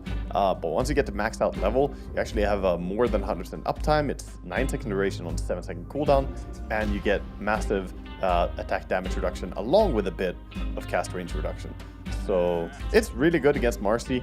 If she's ever not in a position to get rid of it, it can be hard for her to take a fight. It is dispellable, and it does not pierce BKB, so her BKB is going to counter Bane pretty hard. But later in the game, you have some long fights, and Feeble and Marcy's going to do a lot. Even taking away the range on her dispose and her rebound can be pretty big. I'm super excited to see Dawnbreaker again. Was calling for her yesterday in some of the games that we had. Watching Gaming Gladiators, thinking of Ace Dawnbreaker, never got to see it. Enigma Galaxy bring it back. So we're going to have the Dawnbreaker Tusk lane into the Morphling Bane. And Dawnbreaker, a hero that's also global, able to play into these team fights across the map. Tusk goes in, starts something. If it's a good fight, you come in with literally 5 heroes out of nowhere. Yeah, massive global strats. You also have one more hero to counter the Bane, so if Fiend script goes down, not only can Tusk potentially save, Relocate could maybe come in. You now have the Dawnbreaker ulti, which can, either cancel it or just turn it into a really bad grip. So this is looking pretty nice for Enigma. I do think their lanes are going to be very important, getting the lanes that they want. They got to think a lot about where they put the duos here, which pair goes where. I think IO Marcy on safe lane is most likely, but we'll see what they want to run into against the boom side. Still have yet to see their final pickup. Is it tanking off lane? Is it going to be mid tanking? That's the question they're asking themselves. What are we doing here? Who's going where? Well, that doesn't really answer things for me. It basically answers it, but yeah, Armel gonna be the one taking the Pango. We have seen a lot of off-lane Pango, of course, in our previous days, the Echo Saber builds and whatnot. I really like the Harpoon Pango. It's so fun to watch. He throws the Harpoon on someone while he's in the Rolling Thunder, pulls them in and bonks them. But yeah, the Pango is gonna give them even more team fights. They have the Sanking ulti, the Ringmaster ulti, the Pango ulti, some fantastic stuff, and even single target from Bane. So on paper, their team fight is really, really strong. I do think that Enigma, if they, the strength they have is that their lanes could run away with this game. And they even have, they have some sort of combinations coming in. Yeah. That's what I'm looking at. I'm thinking, yeah, okay, like when Jabs gets to level 6, Armel, like literally, Jabs, Armel, Januel, Tims, when they get to level 6, the team fight is threatening and fearsome. But until then, I don't know, wet blankets flopping around. Yeah, it looks a bit tricky for them for sure. But mid matchup, Invoker can be quite weak in the lane, so those first few Sunstrikes are very important. Current patch Invoker does lose mid to a lot of heroes, but if he finds the Sunstrike on the side lane, that can be his way into the game to give him early Midas timing, give him early item progression, and we'll see. Is he gonna go for the Rod of Aegis build here? I definitely think that it looks super good against Pango, Morphling, and Sanking. Great way to stop them from getting away. You can throw your meatball combo, or is he gonna go for a different build? I am curious to see what direction. Because it wasn't that long ago where Invoker was seen as the hero that could not be countered in the mid lane, right? He gets to level 4, gets a couple of Wraith Bands, was it? And he's set. Double Wraith Band into either Witchblade or Mage Slayer every single game, and it was extremely hard to deal with in lane. But now, look at this base damage. You know, he put a ton of stats, and he's sitting at 51 damage. So that's pretty rough. Meanwhile, the Pango sitting at only +4 stats has 60. So starting Mastis can be a little bit tricky to get. Right, here we go. Game 2, Enigma Galaxy already having taken Game 1 against Boom Esports. Boom with a lot to prove with this interesting draft, coming out with some heroes, putting them into slots that maybe we weren't expecting. The Bane making an appearance here for Boom. We'll see how they're able to play this one out against a very fast-paced Enigma Galaxy lineup with tons of global potential. Sunstrike, Solar Guardian, the Relocate, and this Marcy carry who can definitely pop off. I'll find out how challenging it's going to be for Boom to hold their own in the lanes and maybe punch back. Both team with a similar approach, going for the late smoke wraparound, looking for potential kills, but they're gonna swing and miss, both of them, as they're going to the other side of the map. Jackie has to be a little bit careful not going into all 4 of them here. One hero that looks like he could potentially walk into danger, but he's just heading down his lane. He's playing it safe. The battle begins. Bane dropping cheese as his taunt is still so funny to me. Yeah. But I didn't get it for a long time. A lot of people were like, what does this even mean? Isn't it something about like eating cheese or eating dairy giving you nightmares? Yeah. Is that actually a thing?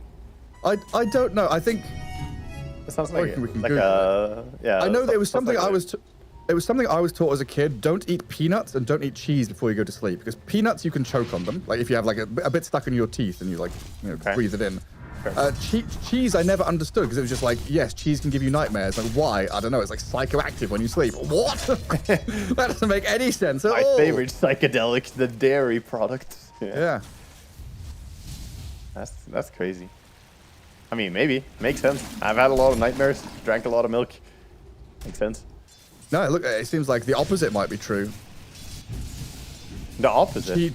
Cheese can release some kind of amino acid that helps regulate sleep and makes you have a nicer sleep if you eat cheddar and mozzarella. I don't know what cheese the other people are eating to have nightmares, but maybe gorgonzola gives you nightmares, and mozzarella's fine. It's that moldy cheese, man. That's what gives me nightmares. I don't need to be asleep for that. Oh, nasty business. Anyway, enough about that. We've got Dota in front of us. Noob, Nightmare already taking a hammering. Good Nightmare transfer by Yamich to keep the Dawnbreaker all right, but very punch heavy in this lane. Level 1 and all trading hits. Yeah, a lot of brawling, and the attack speed slow, doing a lot of work from the Tusk coming in there. Minus 50 attack speed is pretty annoying to fight into when he's standing next to people. Of course, got the bitter chill. So Dawnbreaker Tusk is a very tried and tested duo. It works really well. You get to tag team out before the swing from Dawnbreaker's Q, and it does a lot of damage very rapidly. Meanwhile, top lane is almost unplayable for the side of Ringmaster and Slanking, so they're trying to get creative shenanigans on lanes. So why is that? Because I was looking at that lane, I'm thinking, okay, Ringmaster beats the IO in the 1v1 trading, no? And then Slanking should be okay? Like if they play this lane 2v2. So if it's they play close to each other, right? The IO and the Marcy play close to each other, and the region buff that they have is already strong. But then you have Bodyguard. Bodyguard is this crazy ability on Marcy. You basically can't fight. You know, she bodyguards up the IO, and if you want to kill IO first because he's healing, but if you focus him, the bodyguard triggers. And if you focus on Marcy, well, you just lose because IO is healing the Marcy. Okay. Really hard lane to play against. Even at level 1. Yeah, it gets progressively worse. Level 3, it's really hard, but it's strong from level 1. So already they're dragging waves, planting themselves between tier 1 and tier 2, and looks like Tim's is also stacking camps for the Sand King, who has been notorious for jungling at level 2 these past few months. Oh, okay, yeah, Tim's. Ow. That hurts. That's first blood. Yeah, that's pretty much the experience in this lane. It is such a cheesy combo. It's really rough. And they're gonna have no shame, just go in and try and deny some under the tower. He's gonna get the last hit though. Nice job by Jabs. Gets 2 of the 3, and the third one going to creeps. I didn't realize it was that strong, Wagga. It hurts. It's a super painful lane. And Orb of Corrosion already completed for the Marcy coming out on the Courier, so that means if you get close now, you're gonna get slowed up a lot as well, and you're never getting away. Noob down bottom, again battling with Jackie. Dawnbreaker at 14 last hits. Morphling at 16. Looking pretty good for Noob, honestly, with that wave still at his feet. Yeah. What's GH up to? The GH IO is scouting the Sand King, blocking his camp with a sentry. Oh, man. He knows that there are not that many plays that they have on this lane, so Sand Kings, they always kind of want to fall back and use these camps to farm jungle. So centering it was probably the plan from before the game started. But yeah, Tim's getting no experience on the Ringmaster is really concerning to me. He's level 1 still. He's not even halfway, actually. He's just behind the halfway to level 2, and that's definitely concerning. You want that level 6 as soon as possible. Ringmaster ulti is a massive tool. Yeah, with how rough things are up in that top lane right now, it's very important that Armel is doing as well as he is. 28 and 11, looking pretty hot in this mid lane with a good 10 last hit gap and pretty much a 10 deny gap as well over Sumail's Invoker. Yeah, and a lot of experience that they are potentially not going to get here as well on Radiant. Sand King is trying to farm jungle. He's going to attempt to stack right now. Oh, that's going to be a stack of disappointment right there. He's going to find out. It is blocked. He pings it. He's like, what the hell? I want farm. He's transformed. He's no longer Sand King. He's Dodge King. He is. It usually is that for us, right? When we cast, we get an offlane Sand King. They never look too happy. No, but they do have these big comeback moments. They get the blink, they make some plays, and there's plenty of heroes to play with here as Jabs, and he will be able to de-ward the camp at long last. It's pinged immediately by GH. GH got upset by that. You know, you'll remember that. It's worth it for GH still. 1 sentry blocked 2 stacks. Yep. 50 gold for that. Feels pretty good. Oh yeah, definitely keeping your opponent at bay, lowering their experience gain. We don't talk too much about the mid lane, but 37 and 12, so very good denies over on the Pangolier against Sumail's Invoker. I've not seen any Sunstrikes or anything like that just yet. The Yamich is going to get away thanks to the Cold Snap stopping the roll-up from Armel. Salve as well, keep himself healthy. No, I'm not going to find a kill.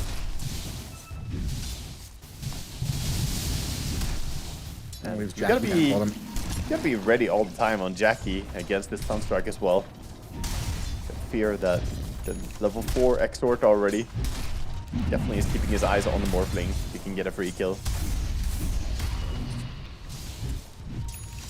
I just got to be comboed up with the Tuscan and Dawnbreaker. And Yamich is kind of hiding his positioning here.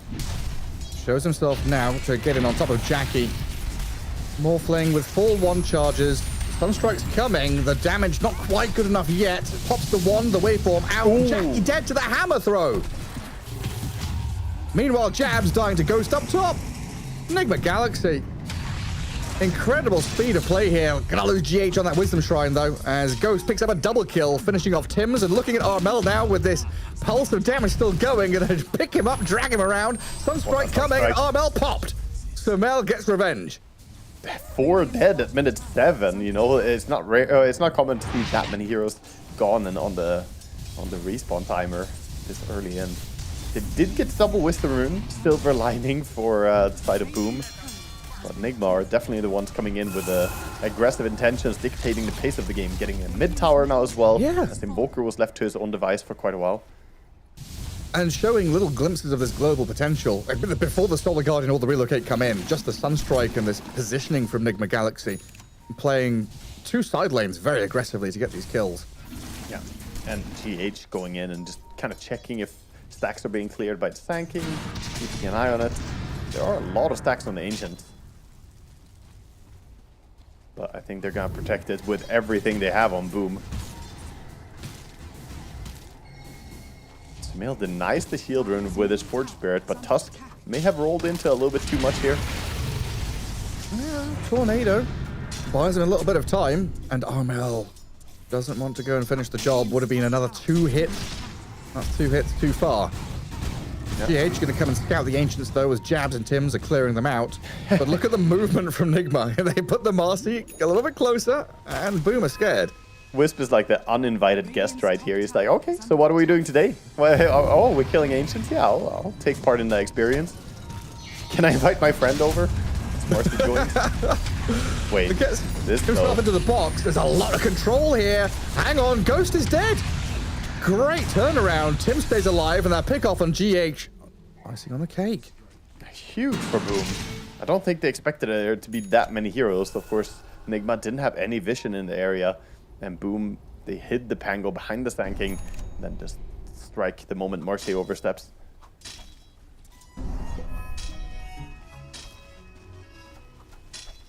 Also a little bit surprised they didn't pull the trigger on Dawnbreaker ulti for that one. Nope. Oh, they had it, huh? Yeah, they had it. Couldn't he have saved the Marcy perhaps there? I would have thought so, yeah. Perhaps he was scared to join, but he actually ultis in mid. And then gets nightmared.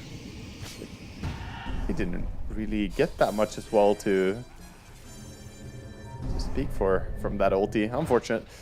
He does help the Invoker, of course, who was getting ganked, but I think maybe Sumail was fine even.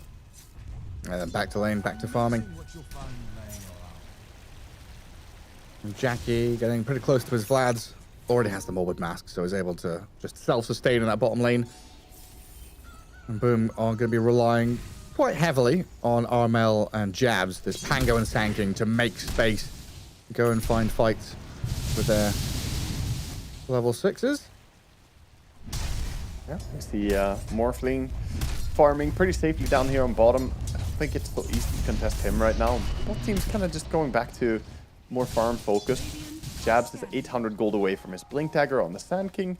Marcy decided to go for this Armlet build. Corrosion into Armlet. Very common to see on carry Marcy with IO. Oh, pops of dust. Wants the Sand King. Yeah, they see Jabs now, but a 2-man stun into Wheel of Wonder. Boom, turning this one around again, punishing Nigma Galaxy for the eager aggression. They felt strong, and they were strong in the laning stage, but now they're being turned on. I'm actually so amazed that Tims managed to get his way to level 6 as fast as he did. Double Wisdom Rune that they got was so important. Remember how he was level 1 when other heroes were level 3, working on level 4? So him having the ulti there to turn around that play, very, very important for them. Mid, they're looking for Bane. Puts them not just on level footing, but slightly ahead in this game. And Bane gonna Nightmare himself, try and get over the Ice Shards, but Januel unable to. And in comes Armel, tornadoed up in the meantime, but not able to fight 1v2. Up top, Well, up top. Stole a guard in to help GH. Noob can't save his buddy, trying to turn and fight alongside Ghost, but another 2-man stun from Jabs with that Epicenter still going. Walks in towards Yamach, Sunstrike coming, and Sumail will get the kill. Tims, Jackie, Morphling's out of there, but Tims, well, I guess he's also out of there, just in a different way. Yeah, he gets the safety. He actually had a killing spree as well, so quite a bit of gold for Ghost coming in there. Gonna be happy.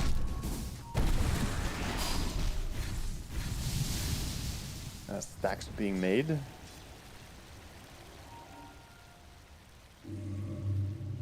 And keeping attention away from this Morphling, a very important aspect for Boom. Jackie has had some calm, free time to farm. Yeah, he's being left unattended, you know, nobody really thinking too much about him, so he's very happy. He's got his Vladimirs coming out right now and working towards the Manta Star, of course. First big item. And here we're going to see the blink reveal out of Sand King. Tims goes mid to smoke up Armel, and they'll start traversing up into that top left corner of the map where Jabs, I think he's hiding the blink on his courier behind that top tier 1. The trouble is, Yamach has spotted this rotation in. There's the blink stun from Jabs, catching and turning onto Yamach. Tusk still alive though, with the Rolling Thunder just controlling the Marcy to try and keep her at bay. Boom, they wanted an aggressive play here to find a kill, but so far it's Nigma Galaxy who have brought the numbers and are turning this back on them. Nightmare save on Armel gets him out of danger. The grip on the Invoker, that's good, but they jump back in to save Sumail, and the Meatball Deafening Blast, massive damage on the Jackie. Snowball forward, that's going to catch up to the Morphling as well to punch him out of the game. Armel, he's on the run. The Jabs Sand King will be the focal point now as they turn to kill him quickly. And realizing they've got more left in the tank, they think about chasing, but that is dark and spooky up on the high ground. Still a massive victory for Nigma Galaxy. I like that from Sumail. Give a tip over to Yamage. Big buyback from him coming back into that play there and going and catching important targets as well. So massive punishment for them. What looked like it could have been a good fight for Boom, starting out pretty well. The Fiend script there was optimistic as the turnaround punishment comes in. And this time it was Boom who get punished. Seems like whoever goes first in this game always gets punished and loses, you know? This is the game of counter initiation. Yeah, sometimes I feel stupid kind of looking at this and thinking, oh, this is Boom's big move. This is the Blink Dagger reveal. They're going to smoke up top. They're going to get this play, setting the stage for that. And I guess it's just props to Nigma Galaxy for realizing that exact situation without all the information that we have. They know that Blink is coming. They prepare themselves. They see the Sand King. They know that if Blink is coming, the enemy will play into Sand King's lane. They have all the heroes there ready and waiting. They break the smoke. That's just an amazing read and turn play from Nigma. Yeah. Yeah, definitely. It was good heads-up play, good map read. And this is one of those surprising games where like not a lot of towers have fallen. Only that mid tower taken out. Both teams holding on to the side lane towers for now. Nigma looking to be the ones to smoke around towards top. They see the Sand King pushing the lane with the Sandstorm. He would be a pretty good target. They have Dawnbreaker ulti as well, and he's completely alone on jabs right now. Does he get the blink away? Oh, the dust actually cancel his blink, and then the Atos. Oh my goodness! The dust damage, man, it's so annoying. Maybe they can find Noob down bottom though with, Diffusal Blade into the grip. They've slowed him, caught him, and they do find that kill as it started to look like Noob maybe had tucked himself away just far enough from the grasp of Boom. But this is a good spot to be in now as the Southeast Asian squad can go straight towards the Tormentor. Yeah, get themselves the shard. Of course, this does mean that there's some time for Ghost to take out the top tower. And he finishes up his BKB on Marcy with that. So 15 minutes, armlet BKB. I mean, this is why IO Marcy is such a gross lane to play against. They're just very, very strong in the early game. And it's not like they scale poorly into mid or late game necessarily either. The only weakness of the combo is really that it's so one-dimensional. It does what you know that it will do. It's not very surprising, but it, you know, it's like the man who practiced one kick 1,000 times. You know, that's IO Marcy. They're really damn good at kicking you. It's like, what? A punch to the face is pretty like, you know what it's going to do. It's pretty surprising. Yeah, and they're gonna try that move on Roche. You know, see how the punch to the face feels for that old man. Alacrity up as well on the Marcy. I think the scariest thing, honestly, is we still haven't seen the full move, the big play. Invoker's going to find a catch onto Tim's, and even with the escape box, he is dead. But yeah, we're still yet to see like the Tusk catching into relocate into Solar Guardian, like the big like wombo combo, I guess, the global combo. Mm-hmm. Yeah, it almost may not play out that way as well, just because of how Boom have such good counter initiators with Thanking and Pango ultis. So maybe they're just gonna play more like we have seen here, more crawly, less global initiation setup. Either way though, Boom, they are the ones who feel like they need to find a way to accelerate their game here. Morphling, for as much time as he has been farming this game, is actually not that big. Overshadowed by the rapid progression of the Marcy. Yeah, I mean, they've not taken any towers, have they? No. Still money ready to be claimed. They can go and get some of that. But Nigma Galaxy, glyphing this bottom tier 1, defending with a Dawnbreaker and bringing numbers down here. And this Bane, who is lurking in the shadows, waiting for a go, might get caught. General steps back and he steps forward. Nigma not in the vicinity anymore, but they might come back now. It's a funny situation.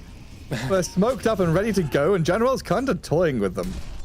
Yeah, General not feeling too scared, and he's going for Aghanim Scepter this game. Get himself a nice buff on that ulti. I mean, there's no way he's gonna stand still and channel his ulti for a full duration, so if you can at least have his illusions do it for him, could be a solution. Thing is, Marcy Aghanim still stop the illusions as well, so if she gets Aghanims, then your Aghanim's useless. Oh, Armel stuck around top. Swashbuckle's ready, though, with the escape axe, so he's out. Oh, my God! That was Jabs! That wasn't a neutral creep in that ancient camp. That was Jabs, the Sand King, the position 3. Gone to the Invoker. Welcome to maxed out Exort Atos combos from Invoker. There's the newer age style of Invoker gameplay. You go Midas, you go Atos, and then you burst people. If there's nothing to save them, people just die to this combo. Almost every hero on the map is usually a kill. Of course, in this game, Morphling wouldn't really die to it, but the rest of the heroes are all in danger to it. It's funny how New Age is just old school but reskinned, right? The old Yule's Invoker did the exact same thing, just now it's a run of Atos instead. It actually is the same feel. The Atos is longer range than the old Yule Scepter used to be, though, because Yule's you had to really sneak up on someone. Atos you just throw it from so far away. Sunstrike, Meteor, and Deafening Blast all can come from pretty far away as well. So pretty tricky to play against. Yeah, before you were like a sapper, you know, you go in like that orc at Helm's Deep, running in with a big old bomb. Now you're just artillery. You're long range. Don't need to show yourself. Yeah, it's a fire and forget, and if you get a kill, nice. If the enemy commits saves, then okay, you had the protection. You know, it's a bluff check. Is the enemy fine or not? And now with this Aegis for a couple more minutes, 3k lead emerging for Nigma. I'm trying to find any more pickoffs and openings that could maybe lead them to a tier 2. That's what Camille is hunting for right now. Boom want to bite back though. They have the Veil complete on the Sand King. Smoking up as 3, looking for someone. They see Tusk mid, not the best target, but at this point they might just go for any target. They get the Dawnbreaker Vision, of course, on side Enigma. They will know now that there's a smoke going on. And I guess seeing Morphling mid and Pango top, you kind of assume the smoke is focused around the Pango. Yeah, you can... Dawnbreaker then is like, okay, tuck myself away. Yeah, you can guesstimate where the smoke should be. Noob's still in danger, though. Of course, there's the reload, and he is under a tower, so pretty dangerous to go on the Dawnbreaker. Tanky enough to live for a little while. This is spooky. Jabs, what are you going to do? Burst Strike away.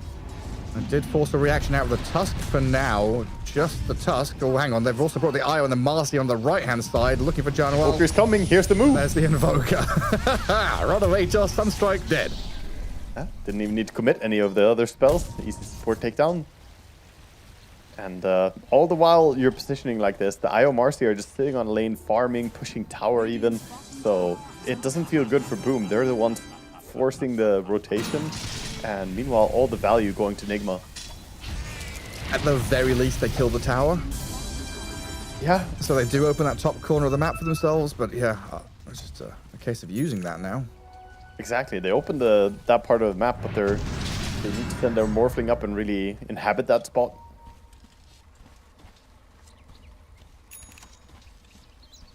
As the game progresses, we have Aegis being reclaimed in 20 seconds. First Aegis, usually just a farming Aegis, right? Second Aegis, usually what we look to more to be the action Aegis, going for all the buildings. They are pinging this Dawnbreaker again. And I guess like Dagger now. Dawn with Aghanims. We have quite a few item timings coming in. The Aghanims on Invoker as well, leveling up all his orbs even more as well. As of course getting the Cataclysm. So that Aegis got them a 5k lead. 5 minutes of Aegis, 1k per minute. Pretty good. Return on investment. Yeah. Anarel just wants to try and sit and tap some experience, maybe push out the lane, but I think he's gonna get punished. Yeah, he's been found. I've just realized the Tusk and the Invoker. That is very strong.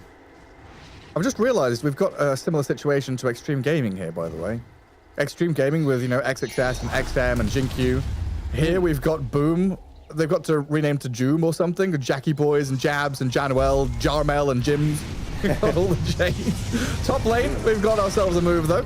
Wheel of Wonder trying to protect Armel, and Tim's trying to get away from this Nigma Galaxy rampaging Marcy with the Unleash. They'll lose the Tim's Ringmaster though. They lose the support for now, but the cores are really not farming that rapidly as well when you're sitting back like this. It's a tough spot. We need to find a chance for them to break the pattern. I think they want to go with the Shiva's timing on Sand King, but that's still 1200 gold away, and it can't come soon enough. They need it against Marcy and the IO for the healing and counter even the Dawnbreaker. The map just gets incredibly, incredibly small now for Boom.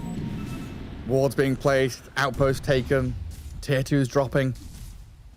And the fact that, like, this is the thing with Dawnbreaker, why I loved it so much during that meta of it. Dawnbreaker now can become a carry. She is a Spectre, farming all of the weird camps that no one wants to touch, all the little boglets and croakers that everyone hates. Invoker doing a similar thing with his Boots of Travel and the Sunstrike, globally able to pressure a lane, control an area, and have impact. Yeah, it's like the anglerfish kind of approach. They show the Tusk like, oh, you want to fight my Tusk? And then suddenly, boom, it's the entire team having impact around it. We see it again up here top. So, very annoying to play against the Boom. A little dance. Yeah. These dances, they will not last very much longer, by the way, because soon the Nullifier is coming in from Marcy, and that's going to be jigs up for the 4-staff plus escape act. Dire's bottom tower. Yeah, it's not a happy dance. That is a sad dance. More The male scanned. He's got no maneuverability items. We do have relocate and Solar Guardian though. Can they save him? Can they save Sumail? He's being gone on. Solar Guardian's there, still alive, still up and running. He will die. Sumail gone, but a turnaround here from Enigma Galaxy very strong. Morphling trying to run away with jabs on the right-hand side as Armel crashes through them. Ghost unable to latch on a target this time around, so Jackie is TPing home. Armel swashbuckles the high ground to get through the twin gate, the stun to the snowball, and the dispose. That'll catch the Pango. Yeah, they get their target, and they do get a hefty payday for killing Sumail's Invoker there. 836 plus 669. Very good amount of gold. On the other hand, though, it's pretty punishing. Again, they get killed, they get forced back, and it is again Nigma who are playing the field. You ran away licking your wounds, and the Marcy is just accelerating her game even more. It's kind of what they need to do, though. They almost need to try and like play on timings, but it's so hard. With the CDR talent on Solar Guardian from Dawnbreaker, she has her ulti again in 20 seconds. So good luck making another move before she's ready. You can't play around with those cooldowns. Tormentor time. Pretty easy one here with the IO sustain. Get the Tusk Shard. Always it feels good. It's like a little quality of life shard. You can farm creep waves with it. Roche? I mean, is there any way you can take it though? You need Morphling. They're looking for more for the Roche, but it's not the fastest. Most of your heroes are pretty bad against Roche. Another DD rune denied by Sumail and his Forge Spirits. Marcy, Ghost. Tanky target. Straight up grip. Wheel of Wonder, the Cataclysm's coming though, and his IO has already saved Ghost enough. The BKB is out. Marcy needs to save the GH IO now and turn to battle jabs as Armel crashing on the IO will finally kill her off. Dawnbreaker is here though to turn and burn with Yamich from that high ground jumping down. Armel, he's dead. Yamich doesn't find that additional target. Was trying to get the +1 as he launched himself down to that river. But still, a 4 for 1. Yeah, I actually don't think that Marcy is ever the jump target. You need to find Dawnbreaker or Invoker. Those are acceptable targets to go on. If you go on Marcy, look at her, dude. Look at her armor right now. She's sitting at 41 armor. She has a BKB. She has a Sanjin Yasha with the status resistance. This is not an easy kill when Solar and Relocate and all the... I mean, even the Cataclysm onto Bane during his Fiend script. Generally, he kept going with the Fiend script like, I need to do this, but ow, you know, taking a full land on the Cataclysm, he almost insta-died to it. Yeah, I guess from the other perspective though, right, is Enigma Galaxy put Marcy in that position for that reason. Like, GH was pretty far behind, waiting for that moment. As we see a relocate onto the Morphling here, catching out Jackie and killing him off without a chance to react. Yeah. Now the +1. They saw the Mantis Style on bottom, right? He showed his illusions, so they know he doesn't have a Dispel right then, and that's just awful for him. He can't keep himself safe. Normally, you kind of need Hex to do this to a Morphling, but with Manta on cooldown, easy target. Oh, Armel. The jump forward. He's going to roll away. Defensive ulti, though, to get away. So costly. So costly is one of the tools that they need to play back into the game. That going on cooldown is going to allow Enigma to play even more confidently.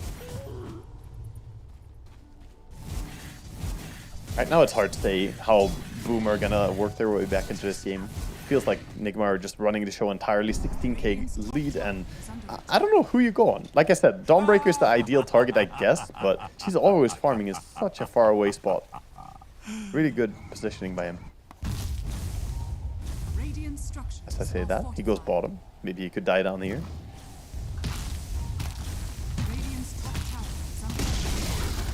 No, I don't know what Boom can do. It's going to take some serious magic to find these targets, to have, you know, the vision, the positioning, everything's got to pay off for them. And the one ward they have right now that Tim's is standing by might just be the only chance they have to fight outside of their base. Yeah, I think so. They sleep up the Dawnbreaker, but nothing more coming out of that. And oh, Pango. Yeah, He doesn't have roll even.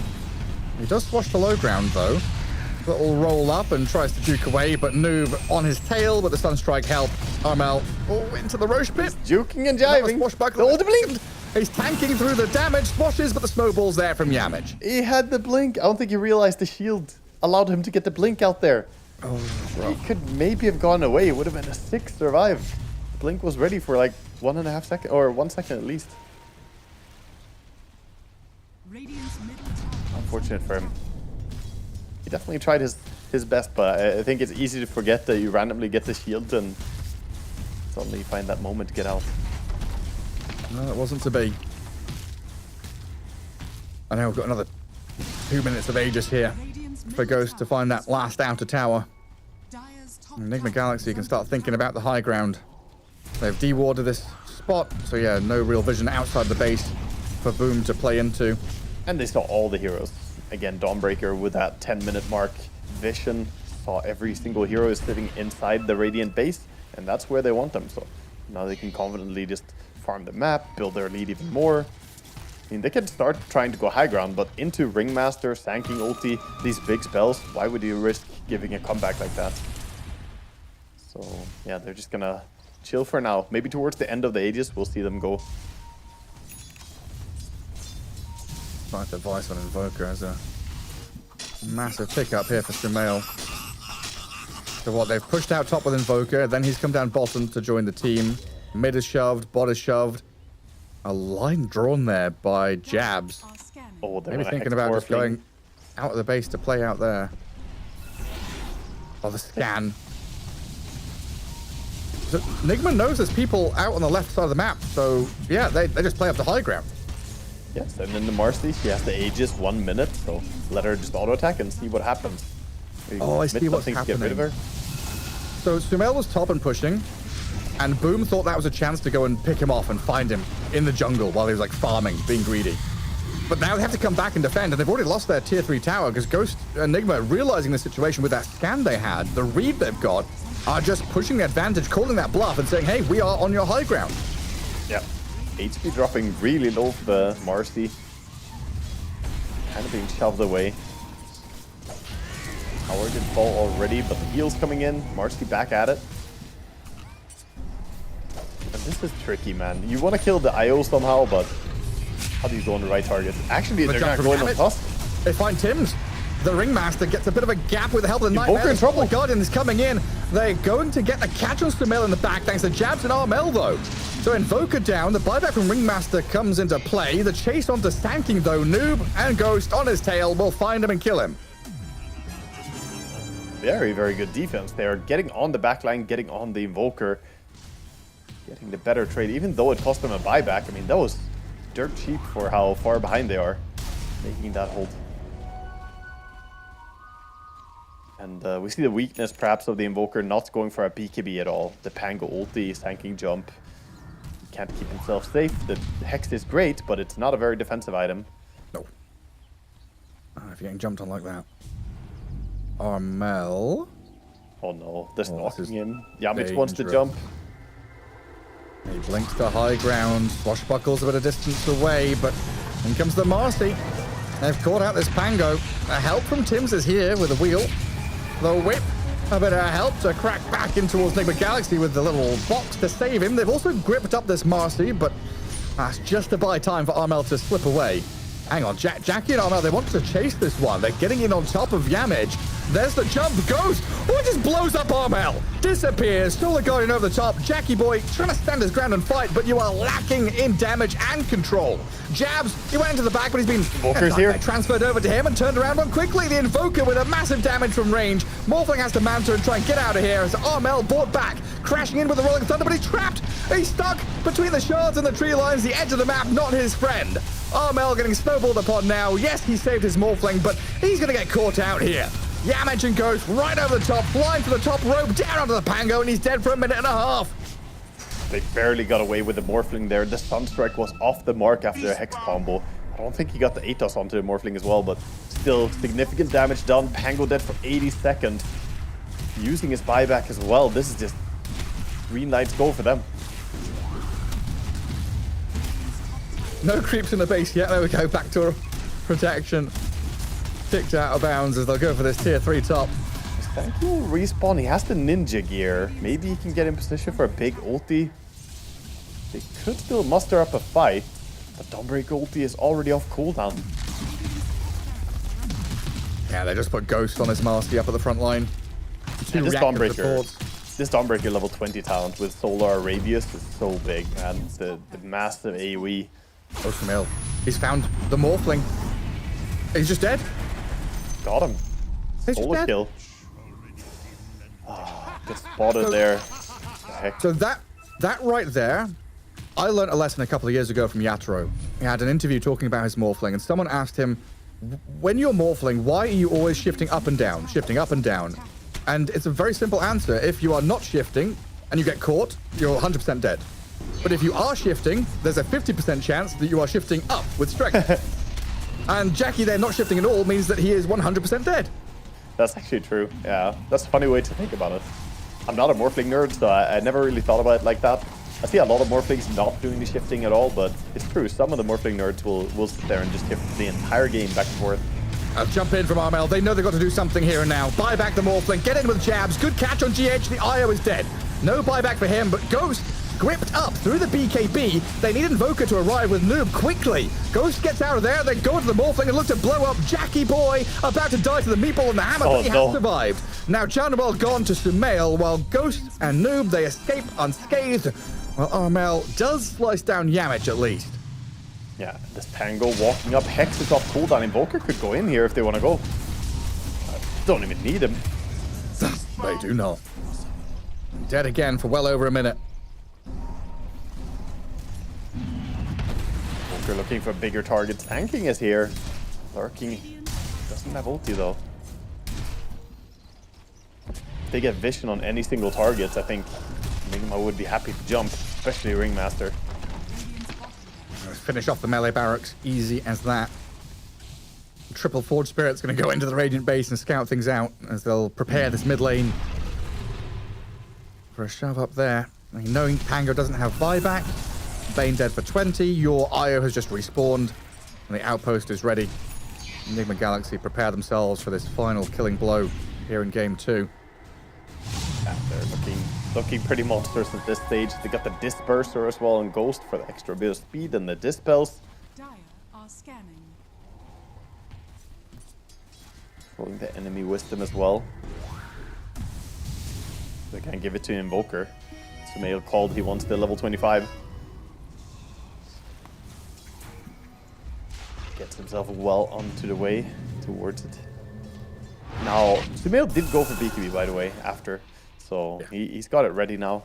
Got a Midas that he's holding on to. A little memento from the early game, but I think it's about to be sold after this usage, perhaps. His childhood toy. Yeah, my favorite. Well, he's level 25 now, so he's outgrown it. He doesn't need it anymore. Time to sell it to buy back money. Little fluffy puppy, stuffed animal. It's lost its ear. His eyes are fallen off. A little raggedy. The Midas is well loved, well used. Not Mr. Snuffles. No! That's that device on his Dawnbreaker as well. Morphling waveforms. Could have been an opening, but it looks like they're respecting that potential backup, which is there. Boomer, all 5 ready in this bottom right corner to make a play. Oh, this is DD rune top. They didn't scout it. Are they gonna go check? They will. Oh, Ghost is hitting hard now. Got the refresher shard as well on the IO. Could pass that over to Dawnbreaker later on. Would be really big for him to get his hands on. Or just keep it on IO. I don't know. I mean, it's not the most amazing to have 2 relocates, but... Right, it's all in time now. Morphling BKB. Bane has removed all items but boots and Aghanim Scepter. Ooh. So we've got the Ags Bane ready to go and grip someone at least. Refresher on the Invoker. He has the double Hex, double Cataclysm ready. Man, they jumped the Morphling. They found the perfect target to go on. And Jackie is dead. He's gone. Hexed up. Gone for 100 seconds. Enigma Galaxy. They're going to dive past the tier 4s and they're thrown here to find Tims. Look at Armel. The grip is good with the burst strike back though. They've killed off Noob, buys back himself. Marcy's second life about to pop up as surveilling damage focused on the buildings. What happened there? Back. The Nightmare drag back was the Yoga Shield Totem bouncing Ghost around. A little awkward in the situation, but he's fine nonetheless. And now another catch. Scythe into Rod. Meatballs dropped and GG called. Enigma Galaxy. The 2-0 victors over Boom Esports. Enigma Galaxy, man. They just keep playing good here in this tournament. Looking on point. I really like the way that they play together with Ghost. I think it's working out really well. And Yamich, big shout out to him. You know, playing as a stand-in here, he looks like a regular part of the team, at least on Tusk. We'll see how much of a, one trick this is gonna be, and if teams will start banning it. But he played great on Tusk in this series.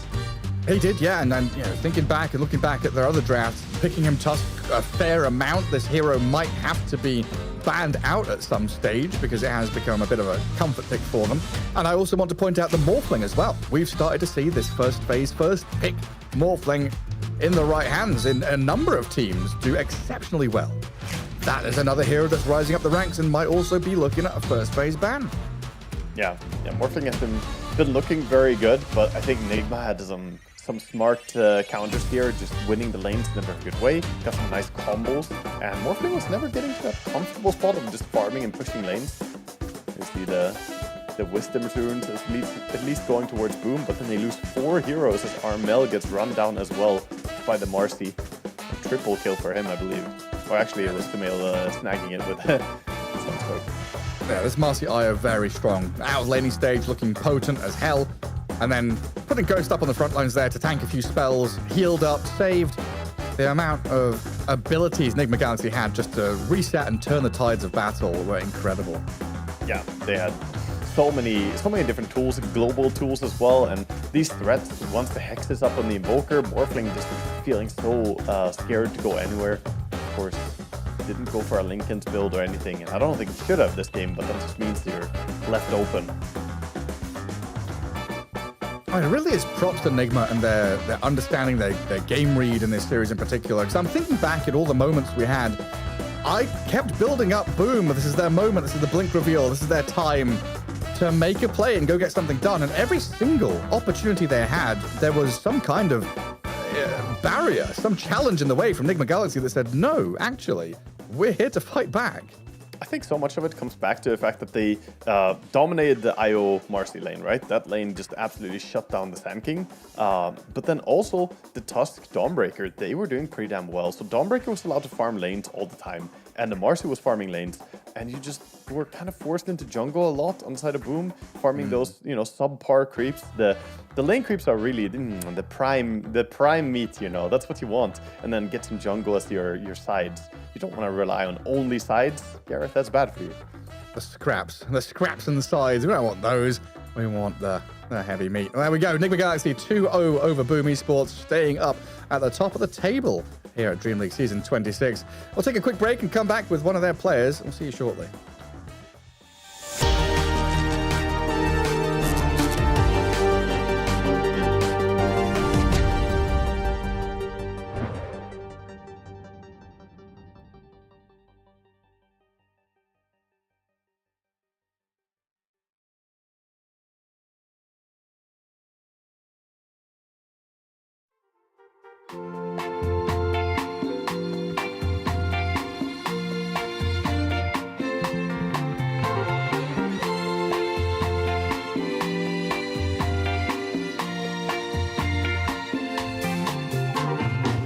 I got the sun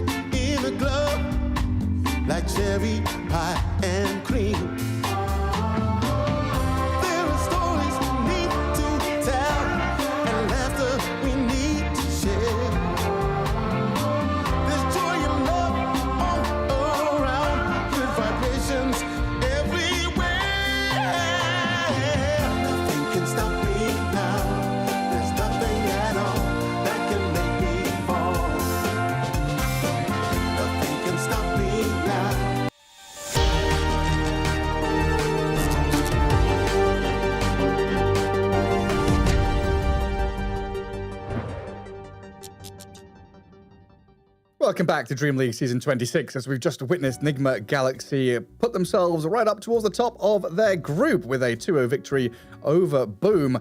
A great spot to be in here, day 3 of the group stage, Waga.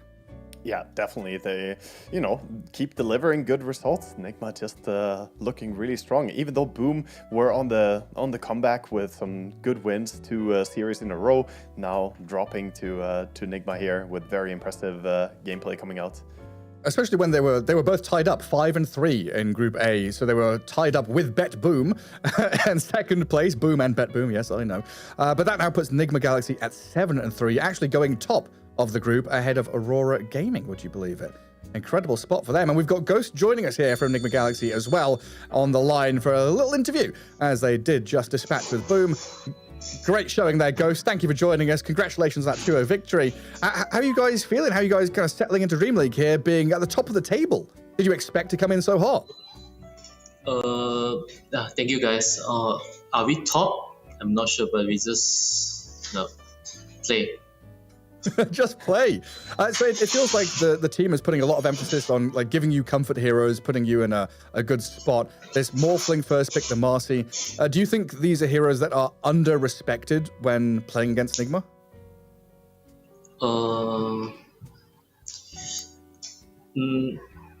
I don't think so. I think they should focus on maroon heroes more, like IO, Keeper. I think my heroes is not that important. That's a very good answer. Don't look at me. Forget about me. Focus on somebody else. Yeah. Yeah, I mean, you guys made it look very easy there. I want to talk a little bit about game 2 that you just finished up. Obviously, you guys ran away with the game pretty early there. It looked like Boom had this strong team fight draft with the Ringmaster ulti, the Sand King, Pango ulti as well, but they never came into fruition. How important do you think laning stage is now? Because you kind of just dismantled their entire game by winning lanes so hard. Like top and bottom lane were really good for you guys. I think laning is just part of the game. I think they still play well after the laning stage. Like I die once at the triangle, they protect the triangle really well. Yeah. So I think laning is just part of the game. It's not like super important, but still important to focus on. Yeah, it looked like there was a little bit of a mentality shift for you guys. Like there were those times where they tried to bait, they sat behind like you mentioned, and were trying to punish you when you go in. But they also couldn't really crack your lineup once you just sat back and farmed. Like from their perspective, if we spin the question around a little bit, if you were in their shoes and you have to gank someone, who do you even go on if you look for a gank? Normally it's Dawnbreaker, right? But when you have this IO, Invoker, Dawnbreaker, like who's even the target to go here? I mean, I'm not sure. Yeah, it's like there's no one really play IO, only Maroon play it, GH play it. Yeah. So maybe someone play it and we will find out. Exactly. We'll see. Maybe you get that question for yourselves in a future game. Yeah. Figure it out in the future. Well, thank you very much for joining us. Congrats on the victory. And yeah, I'm pretty sure you guys are 7-3 now, even ahead of Aurora up at the top of the group. So looking pretty hot. Thanks for joining us, and hopefully, more success for you guys in the future. Thank you. Yeah, thanks. Yeah, maybe someone will figure it out. Maybe someone will figure out how to deal with IO. I wanted to give him a hard question, but it's also a credit to the way they play, right? It's a hard question because they did so well and because they were in such a strong spot. But I honestly don't know. I don't know what the real answer is, and it goes with the same answer. It's like, I don't know who you go on. What do you do? That's the thing, it's like the Death Star, right? You craft this impregnable fortress, and you've got to rely on one little guy who knows one little thing from the blueprints. That's this intricate exploit that you've got to find. And maybe someone will find it. You've got this incredible draft that they set up for themselves. But there we have it. Nigma Galaxy, top of the group so far. 2-0 Boom Esports, who were tied up with them in second place for a long while, gets us through that first series of the day as we head into our second one. Day 3 of the groups here for Dream League Season 26. Edge versus Falcons, our next matchup in this 2-game series. Edge, who haven't been doing particularly well. Falcons, who have also had a run of poor form. We'll see how they do against each other coming up after the break. Have you ever wondered how our homely Rasta the Shadow Shaman came to be? How a simple hill troll discovered powers that would allow him to fight against wizards, monsters, and soldiers. We know the answers. So join us as we open the books of lore and embark on a new journey in Tales from the Lorekeeper, Episode 2, Rasta the Shadow Shaman.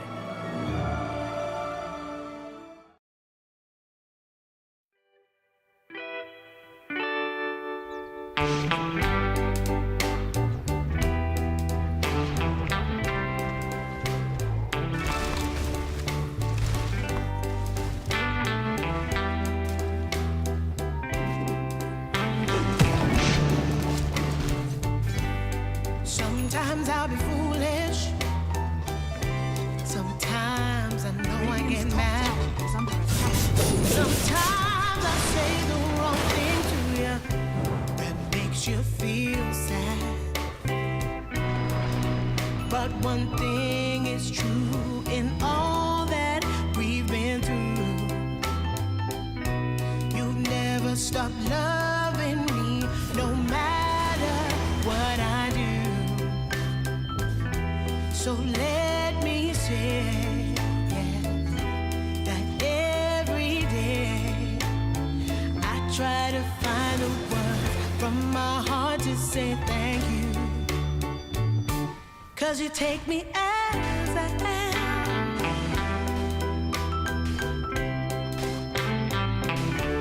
You take me as I am. Oh, baby. If you stop loving me, well, I would understand. But I won't take you for granted, no, no. When you hold my hand, your love makes me feel that I could fly to the moon. Not even the birds above can sing sweeter tune. I needed to say that you find a way to make me feel anew. And I want to say thank you, 'cause you take me as I am. Oh, baby, take me as I am. Oh, take me as I am. Oh, take me.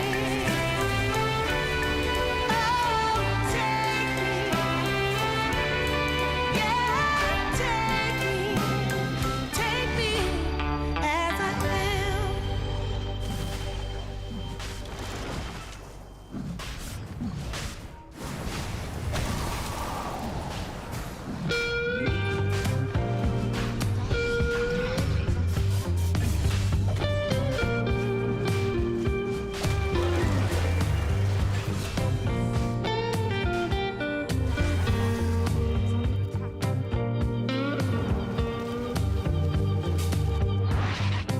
I got worries Dire's bottom tower is falling. pounding in my chest.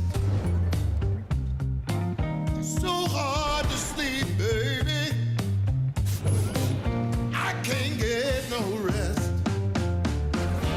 All sorrow and sadness. Tell me what I'm gonna do. 'Cause baby, without you,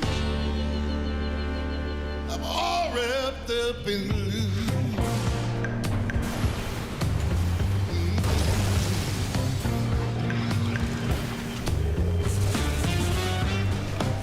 I thought it would be easy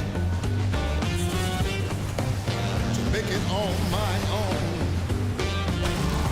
But baby, now I know what it means to be alone. Lost in the shadows.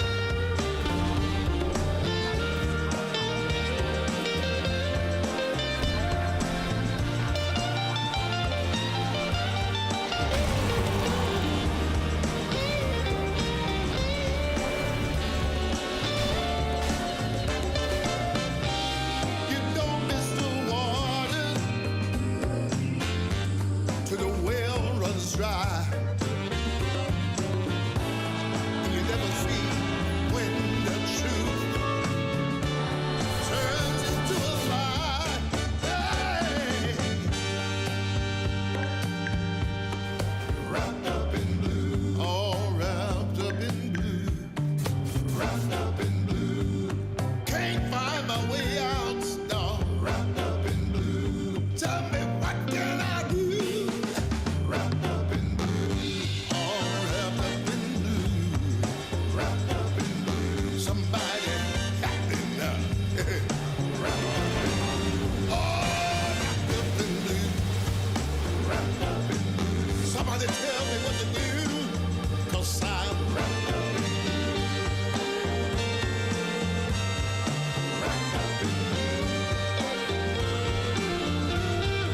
Wrapped up in blue. Wrapped up in blue. Wrapped up in blue. Oh, yes, I am.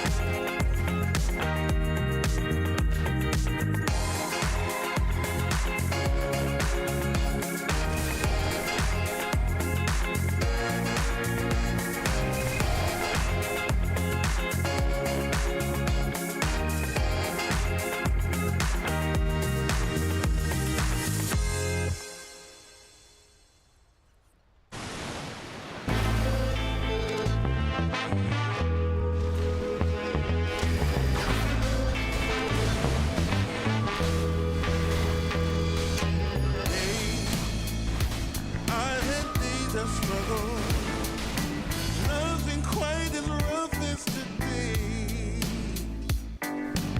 Held, I've been held up. Nothing seemingly goes my way. Oh, cry, not a man will cry. For a storm of tears I crave. Take all this sorrow from me.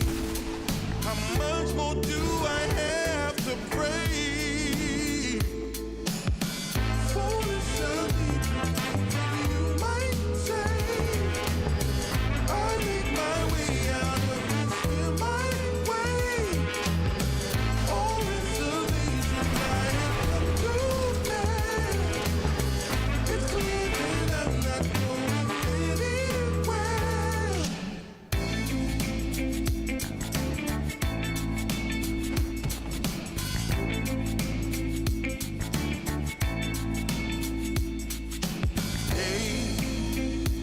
I've had days of struggle. Nothing quite as rough as today. Held, I've been held up. Nothing seemingly goes my way. Oh, cry, not a man for cry.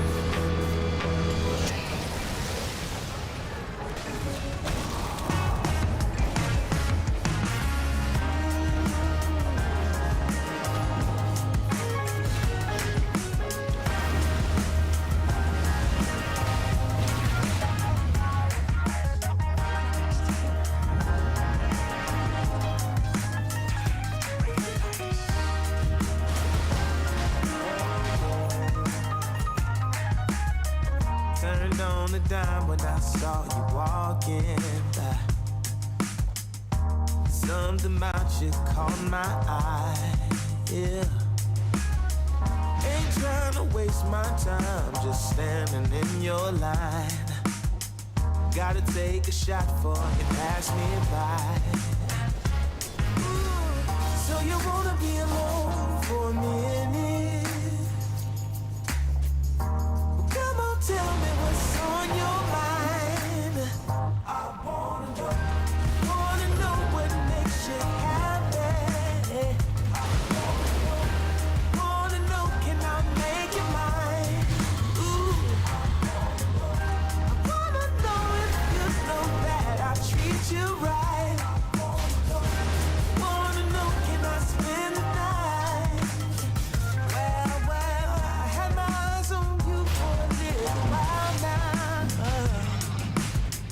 but you never noticed 'cause you had me. Ooh, yeah, and it's plain to see how bad I want you, girl. Trying to be much more than friends, yeah. So you wanna be alone for a minute?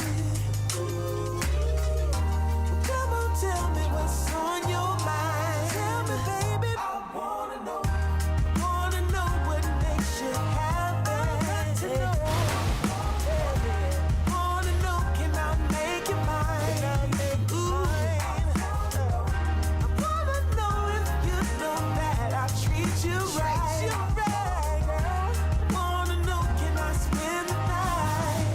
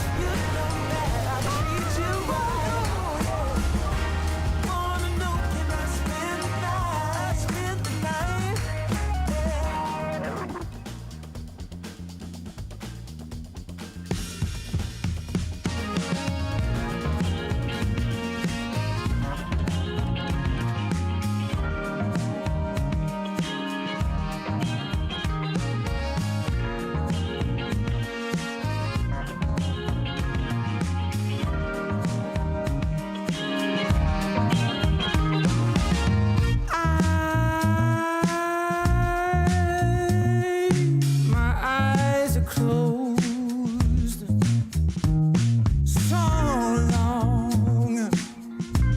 so long after the sun comes up. We do a dance in the dark, down the hall, pictures fall, even the neighbors call. But then you rip out my heart, every artery, a part of me. Ooh,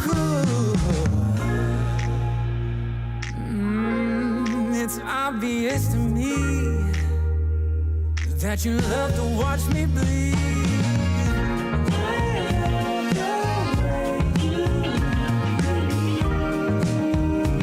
But not half as much as I love when you leave. I hate to see you go, but I love to watch when you're walking away from me. Walking away from me. Yeah, yeah. 'Cause I could be anything you want, I could be anything you need.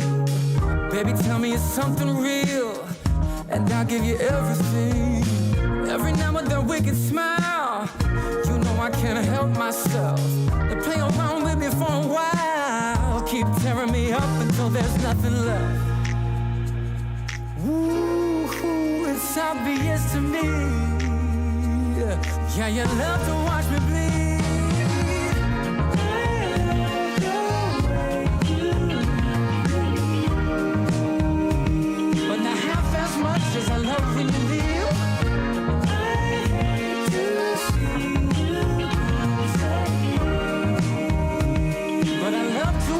when you're walking away from me.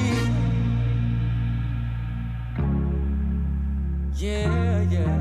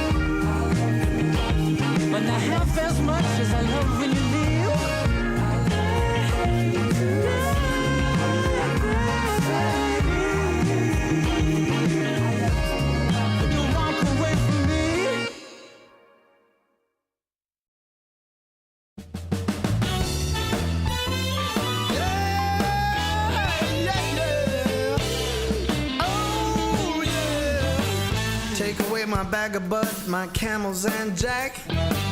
Go ahead and take them all, I don't want them back. Those nasty things mean really nothing to me, 'cause lately it's so plain to see. All I want is you, honey, is so true. Give it to me, baby, all I need is you. Yeah, yeah, yeah. Come on, you can take away my mint Cadillac. Take my Harley too, I don't need them back. I got an engine, Lord, it runs so right. As long as I get your loving each night, all I want is you, honey, is so true. Give it to me, baby, all I need is you. Yeah, yeah, yeah, yeah, yeah.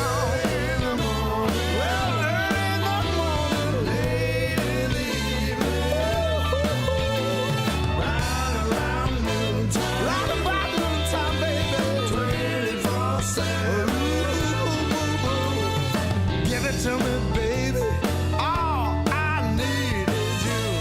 Yeah, yeah,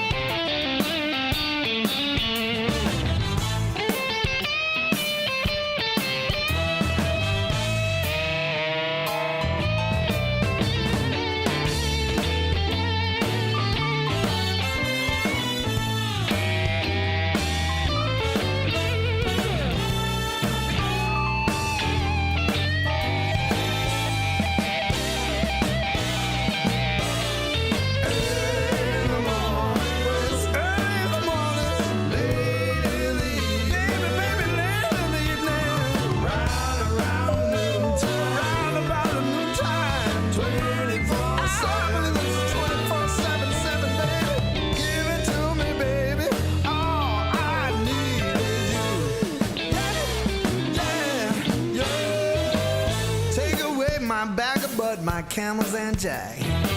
Go ahead and take them all, I don't want them back. The only thing I could ever really miss is what I feel when I get your kiss. All I want is you, honey, it's so true. Give it to me, baby, all I need is you. Yeah, yeah, oh yeah. Early in the morning, late in the evening. Well, it's about late in the evening, baby. Right around noontime, 20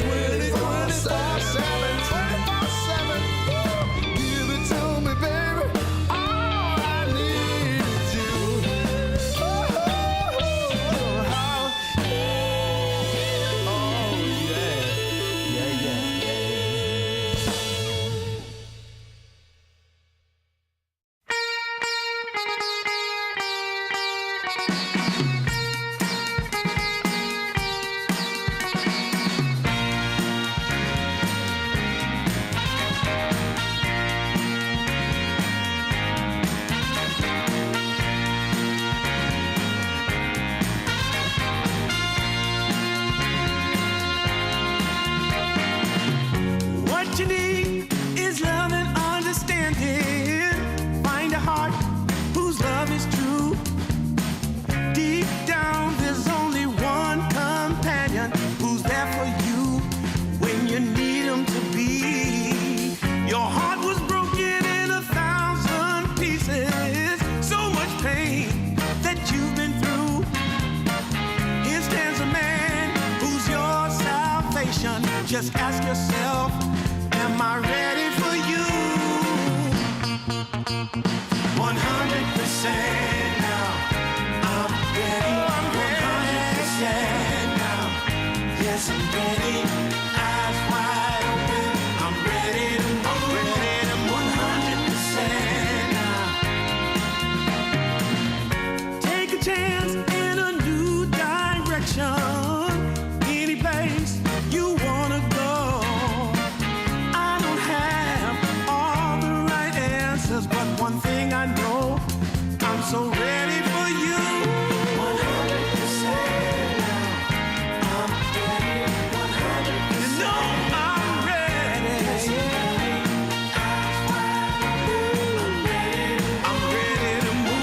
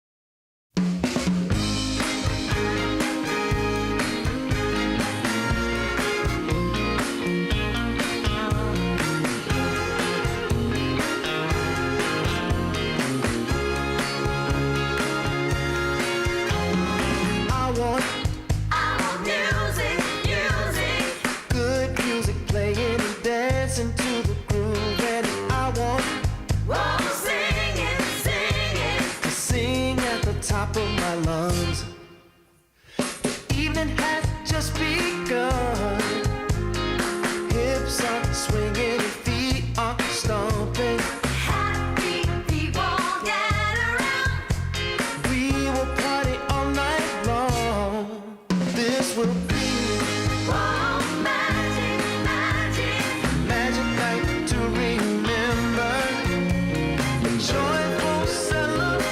DreamLeague Season 26 is brought to you in part by DHL, 1xBet, and Anthros.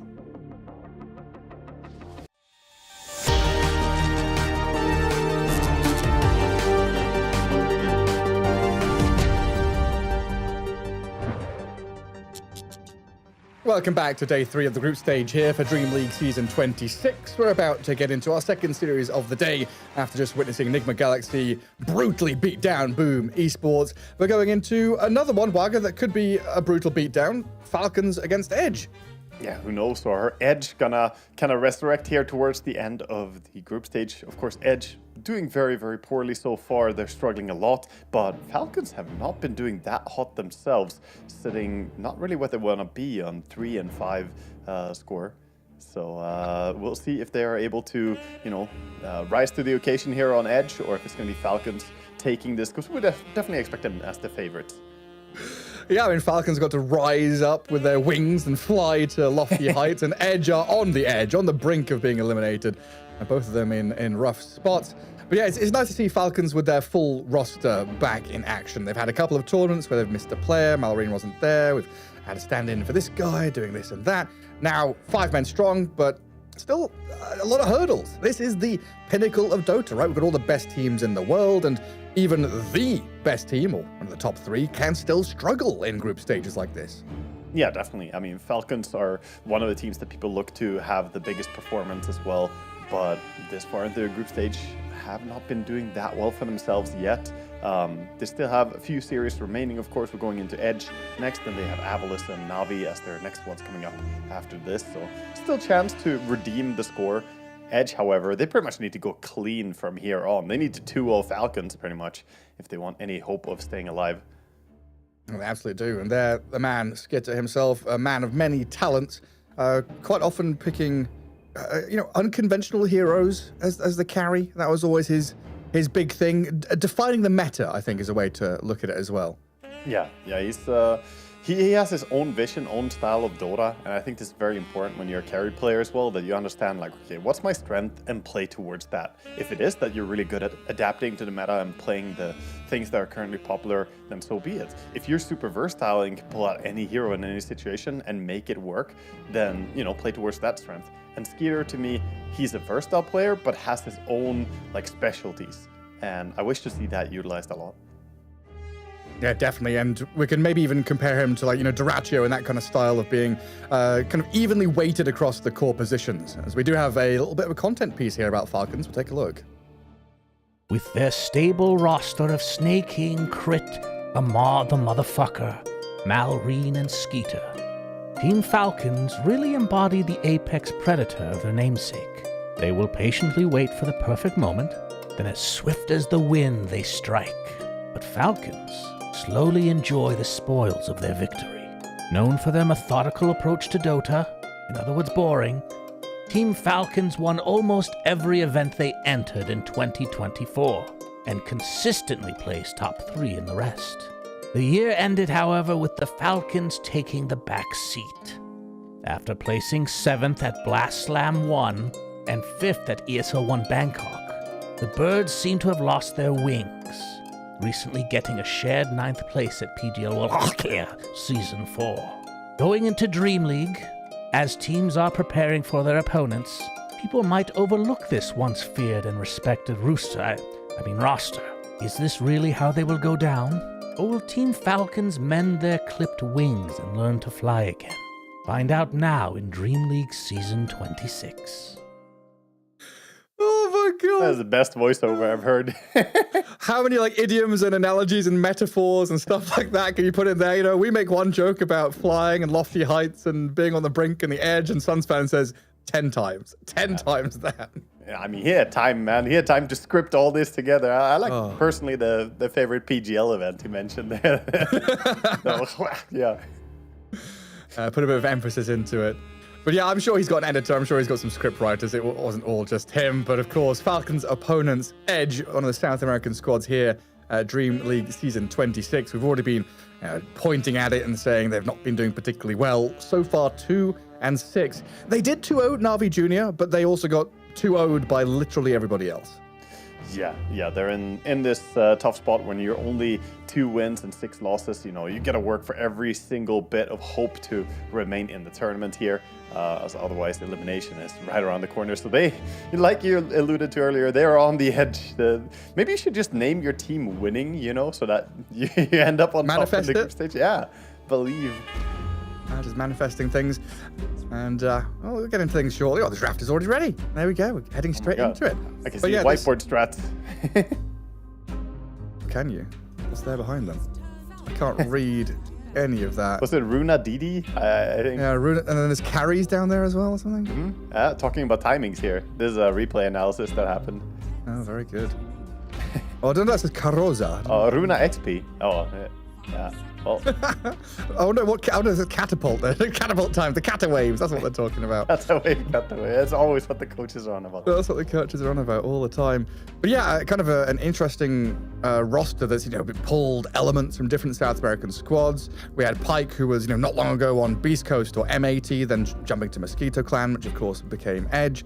Infinity, Hikori, Mad Kings for PP and Vitali, Alliance, Latam, all these different squads all coming together and making this roster, which, we'd say one of the best in South America, could perform, but so far hasn't been living up to the, this is the thing, right? The individual player expectations and the skill that they have, you somewhat expect results, but there's so much more to Dota than just mechanical skill. Oh yeah, there really is. And sometimes you don't know before you try. When it comes to these pro teams, you got to give it a chance. You got to play together and see, do our visions kind of align properly? Do we play well together? You can think about it like, oh yeah, these players should be nice together, but ultimately you need that atmosphere. You need people who have the same vision. Chemistry. Yeah, chemistry. Like it's such a diffuse thing that casters sometimes talk about, but it's really a big thing that you need to just build in a team and work on improving. Yeah, it's like we throw around words like chemistry, synergy, synchronization, communication, all this business. And you're right, they are kind of diffuse and, nebulous words, right? It's hard to really put a finger on what they mean until you're in that situation, delving the depths that is interpersonal communication, which can be hard for an online esporter or gamer or whatever you call yourselves. Yeah, definitely can be. And we go into this draft quickly. We see the usual suspects being banned out. No surprising ban in the first phase, I would say. But the fact that AA gets slipped does mean the Edge are going to pick that up immediately. And what we've got banned out: Monkey, Prophet, Bristleback, Beastmaster, Morphling, TA, Tinker, all gone. We'll start out with a Pango. Yeah. So we still have some of these bigger heroes like Ringmaster Stanking in the pool. Yeah, the Prophet, a little bit of a targeted ban, has slipped back, as we mentioned, not really a high priority for a lot of teams, but Falcons have been running it as a core, running it mid for high tempo. I think, Edge just don't want to put up with that, so putting it in the first phase ban. Yeah, it's like when it was just a carry, it was like, okay, enough's enough. Having it being flexed across multiple core roles, that's nasty business. We have Falcons with the first big Pango. I mean, you got Malrine, you got Amar, get your Pango players here. Yeah, for sure. Starting out with something strong, so I guess that's their Sand King somewhat. Pick up the Pango instead of the SK. Exactly, gets similar flexibility, and yeah, the Sand King not being prioritized yet could be a nice fit for Edge, though. I always love AA plus Sand King together. So much damage. Works fantastically well with the AA ulti. It's no Beastmaster, but it is almost up there. The Sand King jump is really, really good.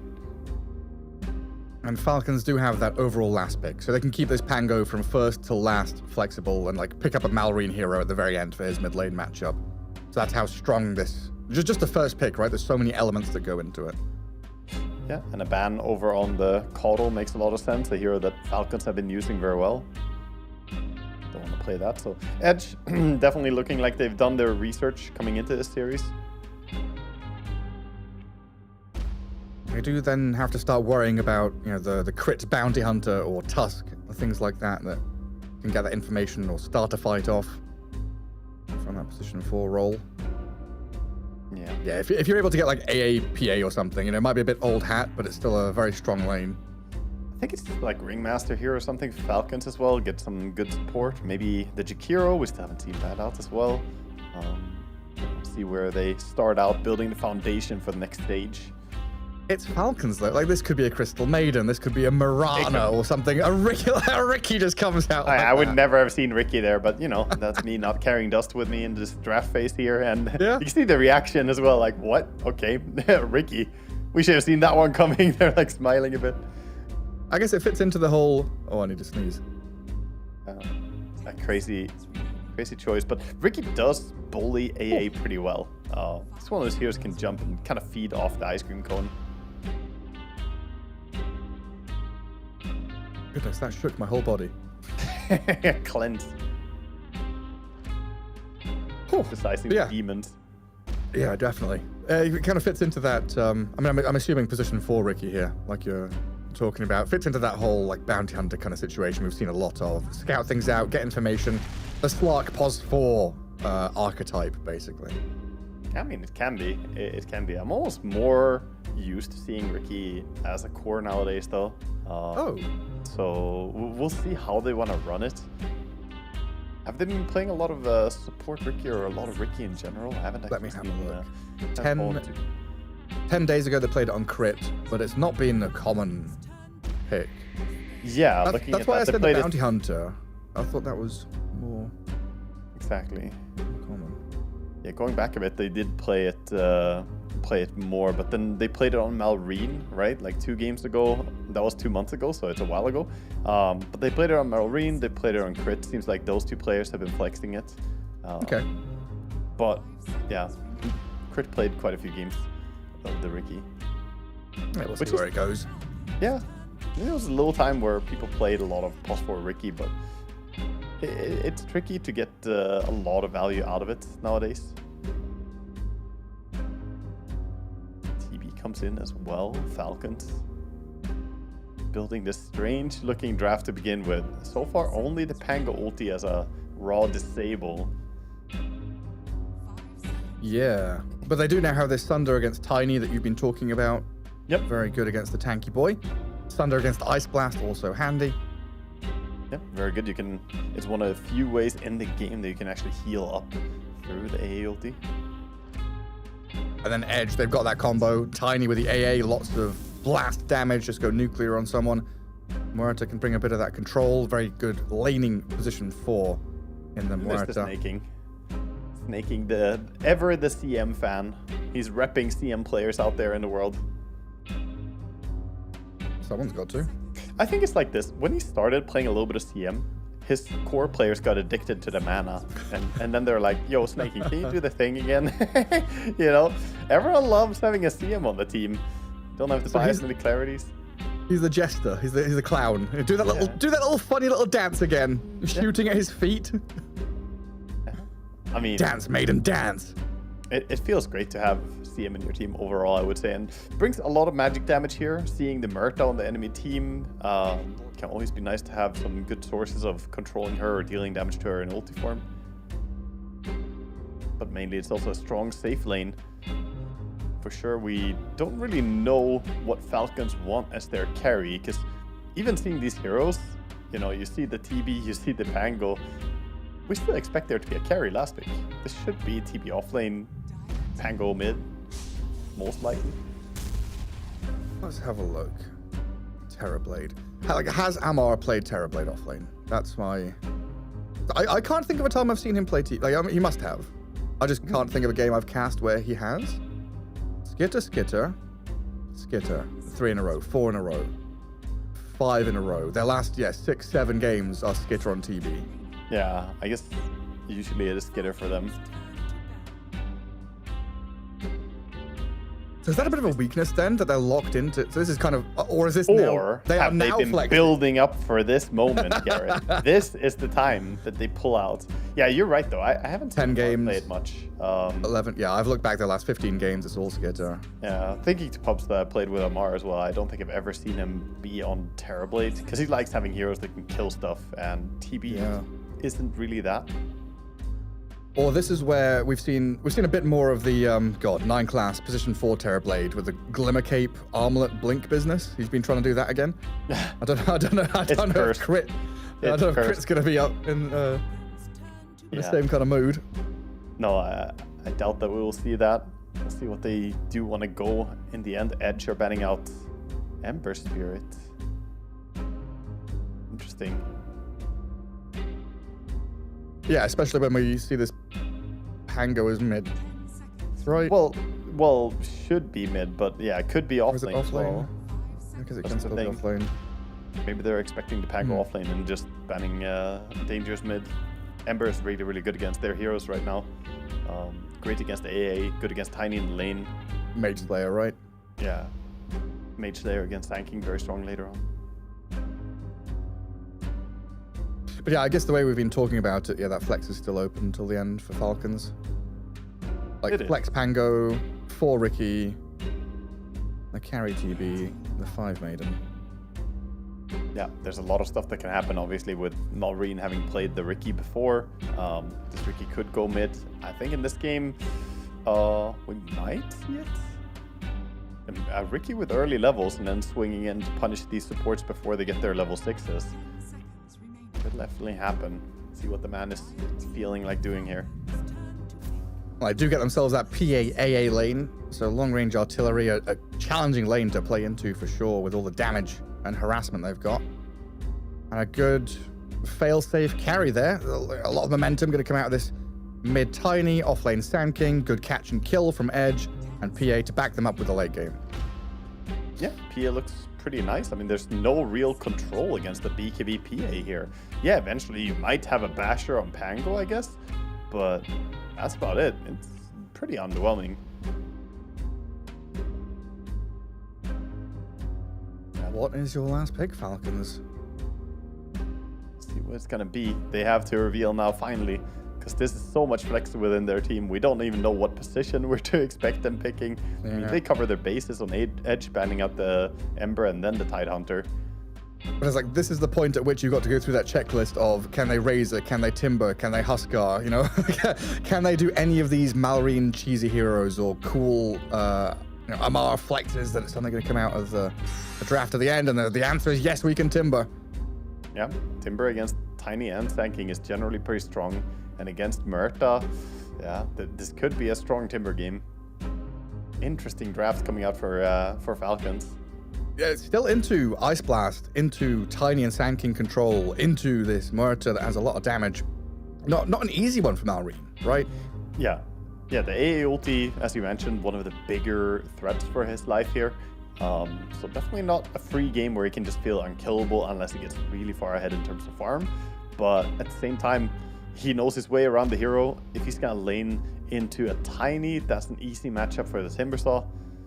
Yeah, get yourself ready, Edge. The early game ever so important. I definitely have had some struggles in their previous games getting out of the gates. So yeah, laning stage super important for them here to get some kind of upper hand. We'll see how it all plays out though. Game 1, 2-game series, and again to set the stage, both of these teams down at the bottom of Group B. Edge at 2 and 6, picking up their 2 victories against Na'Vi Jr. and getting 0-2'd by everybody else.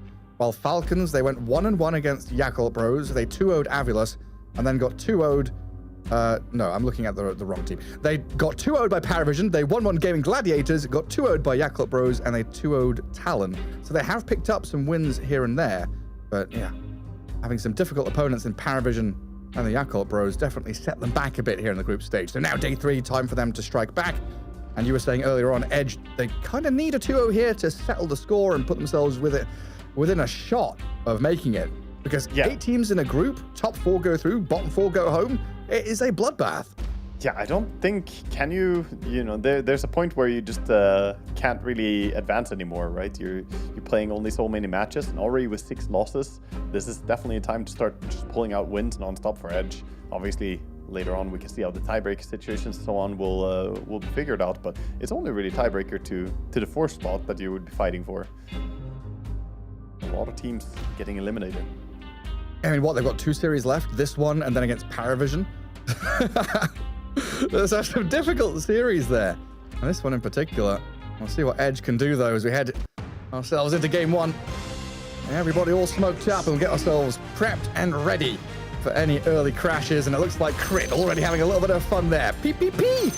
As he is up against PP in that mid lane. Some tips between Pike and Skitter, our 2 highlighted players. Carry versus carry. And a good indication of what we were talking about as well. Pike, this very hard carry who likes to farm up, hit this critical mass point.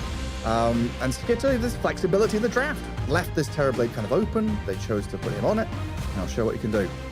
Yeah, I mean, both teams having a little bit of fun going into the game. That's good to see from teams that otherwise can be in a little bit dire straits here, not doing too well in the group stage, but keeping the morale high, having some fun. Usually actually how you end up playing the best as well. If you are going in with an easy mood and feeling relaxed, that's when you perform your best. Yeah, spirits lifted. Malrine on the low ground. Give me a high 5. Come on. There we go.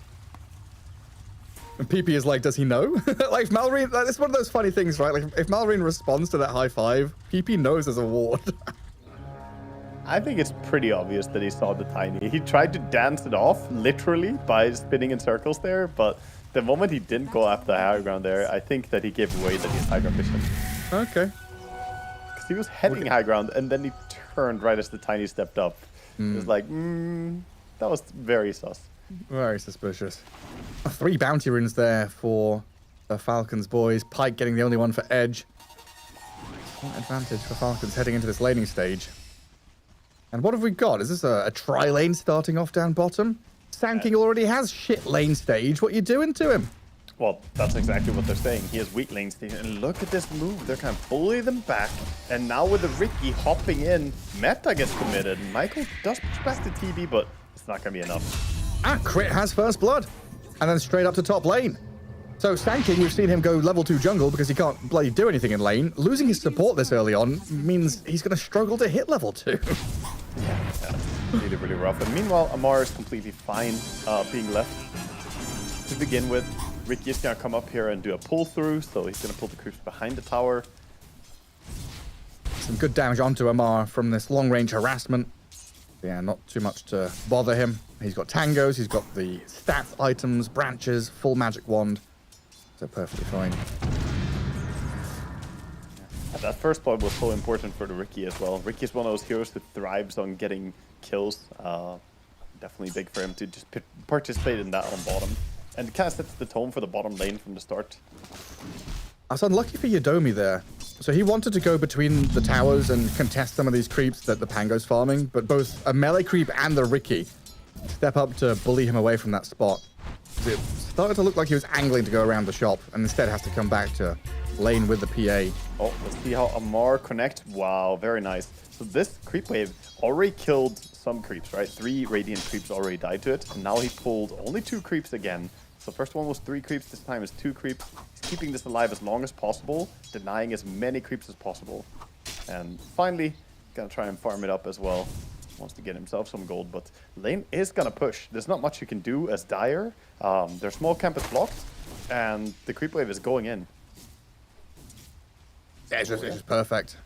Very range creep, aggroed, nicely done. Very nice lane manipulation there by Falcons. And super important they do it, right, with this Pango Ricky lane, double melee into basically double ranged with the daggers and the chilling touches from this Edge safe lane. They can't play a fair game. If they play honest and straight, then they're just going to lose that lane for sure. So you need to do a little bit of rogue tactics like this. It's how you work your way back in a bad situation. Yeah, it's like someone, you're boxing or whatever, someone outreaches you. You can't ever land punches. You've got to get close, right? You've got to tighten up, make sure you're not playing into their advantages. Yeah, or Gladiator. You go up against someone who's a really good fighter, just stab him before the match, you know? You got to do what you got to do, man. Was that what they've done, Falcons? Not quite that bad. I guess the game started at least before they went for their low blow.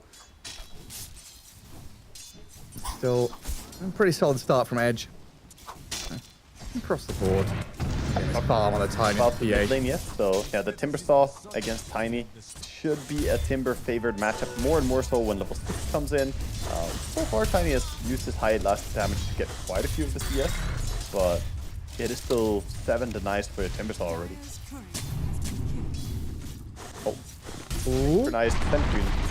Oh, Avalanche. Oh. But he knows he wants the D ward, and Tiny has very slow attack speed, so this is really awkward. It's like, but maybe the range creep can help him. It's trying. Come on, range creep. And denied. We're actually on it. Yeah, PP going for the rune to refill his bottle. AA is up at the top spot. Is going to deny the water rune. Might die for it. Looks like Timber returns the lane, and Crit's going to track back. He's going to be fine in AA, but yeah, the Ricky chasing him a little bit. I'm not sure that Crit actually wants to jump him. AA kind of hurts. The Ice Vortex, he knows this. Crit could have jumped him already if he just rushed in, but he thought twice about it, like, hold up, is that actually good? I guess I'll just keep the AA here, and then the Pango is 1v1, which is pretty good for Radiant. I was pretty certain that AA would just TP top. Well, what's the reason for AA kind of sticking? Like, it feels like Crit has bullied his AA to sticking around in the Ancients and now walk back to lane. Wants to have TP ready for mid. That's wants it. to be able to, wants to be able to make moves for when Timber dies or dives, hopefully dies. So yeah, didn't want to No TP frivolous also- TP usage. It's also gold. When you're a +5, TPing, that's 100 gold.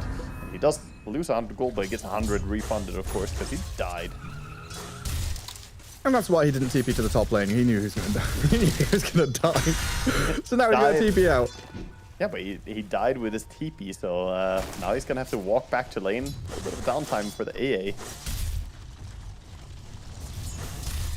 It's not just this Timbersaw getting an upper hand. This Terrorblade now 34 and 15. And Falcon's laning stage very potent.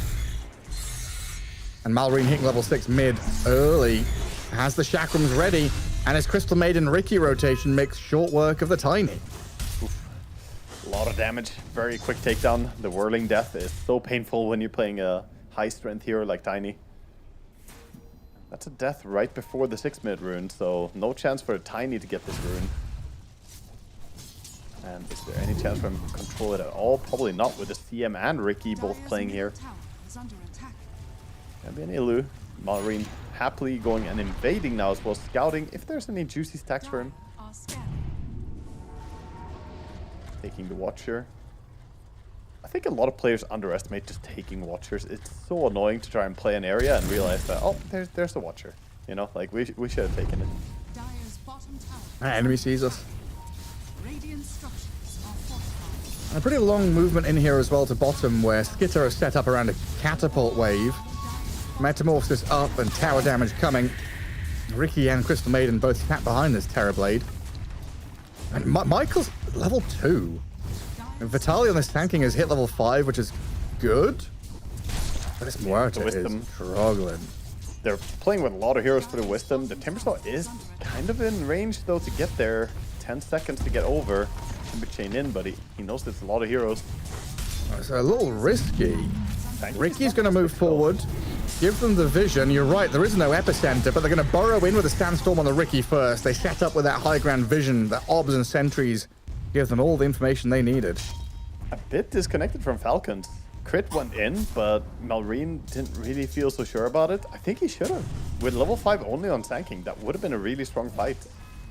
It would take a lot to burst a 1400 HP Timbersaw, and I think his team was in position to punish if they commit for him. Especially when you see level 3 AA, level 2 Muerta. That Wisdom Shrine is like vitally important for their games. Yeah. Even like playing Dota just doesn't happen if you're not level 6 as these two. Yeah, now they got the kill on Ricky as well, so a little bit of extra wisdom before, and then get the rune as well. Wisdom rune. Top tower, by the way, slowly being taken by Amar pretty quickly, actually, as the Pike got forced out of the lane. Can't stand 1v1 against the Pango, it just hurts too badly. Man, Pango hitting that level 6 a little faster than the PA as well. That Rolling Thunder could start off, pick-off attempt on her, so she's backed up into the jungle, knowing that Falcons have been off the map for a little while.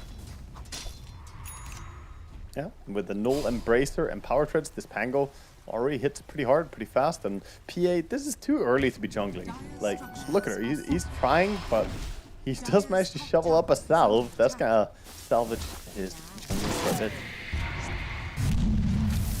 Michael puts down the calling, but that swashbuckle and even a blood. I think Blood Grenade got the last hit on that, didn't it? He chucked it at her.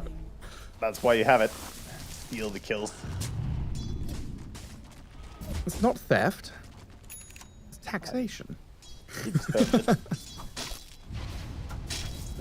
Taking time to do a little bit of jungling whenever he has time as well. As the top towers finding us are dropping, but no mirror in the moves, right? The bottom tier 1 tower for Radiant still feeling safe, and of course the Terrorblade already took out the Edge offlane tower, so losing 2 towers, not claiming any, Edge falling behind in the early game. And this is a long path to recovery for PA. Get their Cornucopia gold now, which is desperately needed. Look at her HP and mana pool. Is this a run to base? It is. I mean, this is just inefficient time. This is time that you know, every second you're walking back to base, you know Terrorblade is out there somewhere farming, not giving a shit. He does not take any damage jungling, 15 armor, you know, he has illusions to tank for him. He is ramping up. It is funny to me that the guy's name is Pyke, P-A-Y-K, and you're saying it's P-A, you know? PA, yeah. But he's playing PA. Yeah, it's P-A, you know? Yeah, PA. No, the YK, you know. PA, you know. The PA, you know.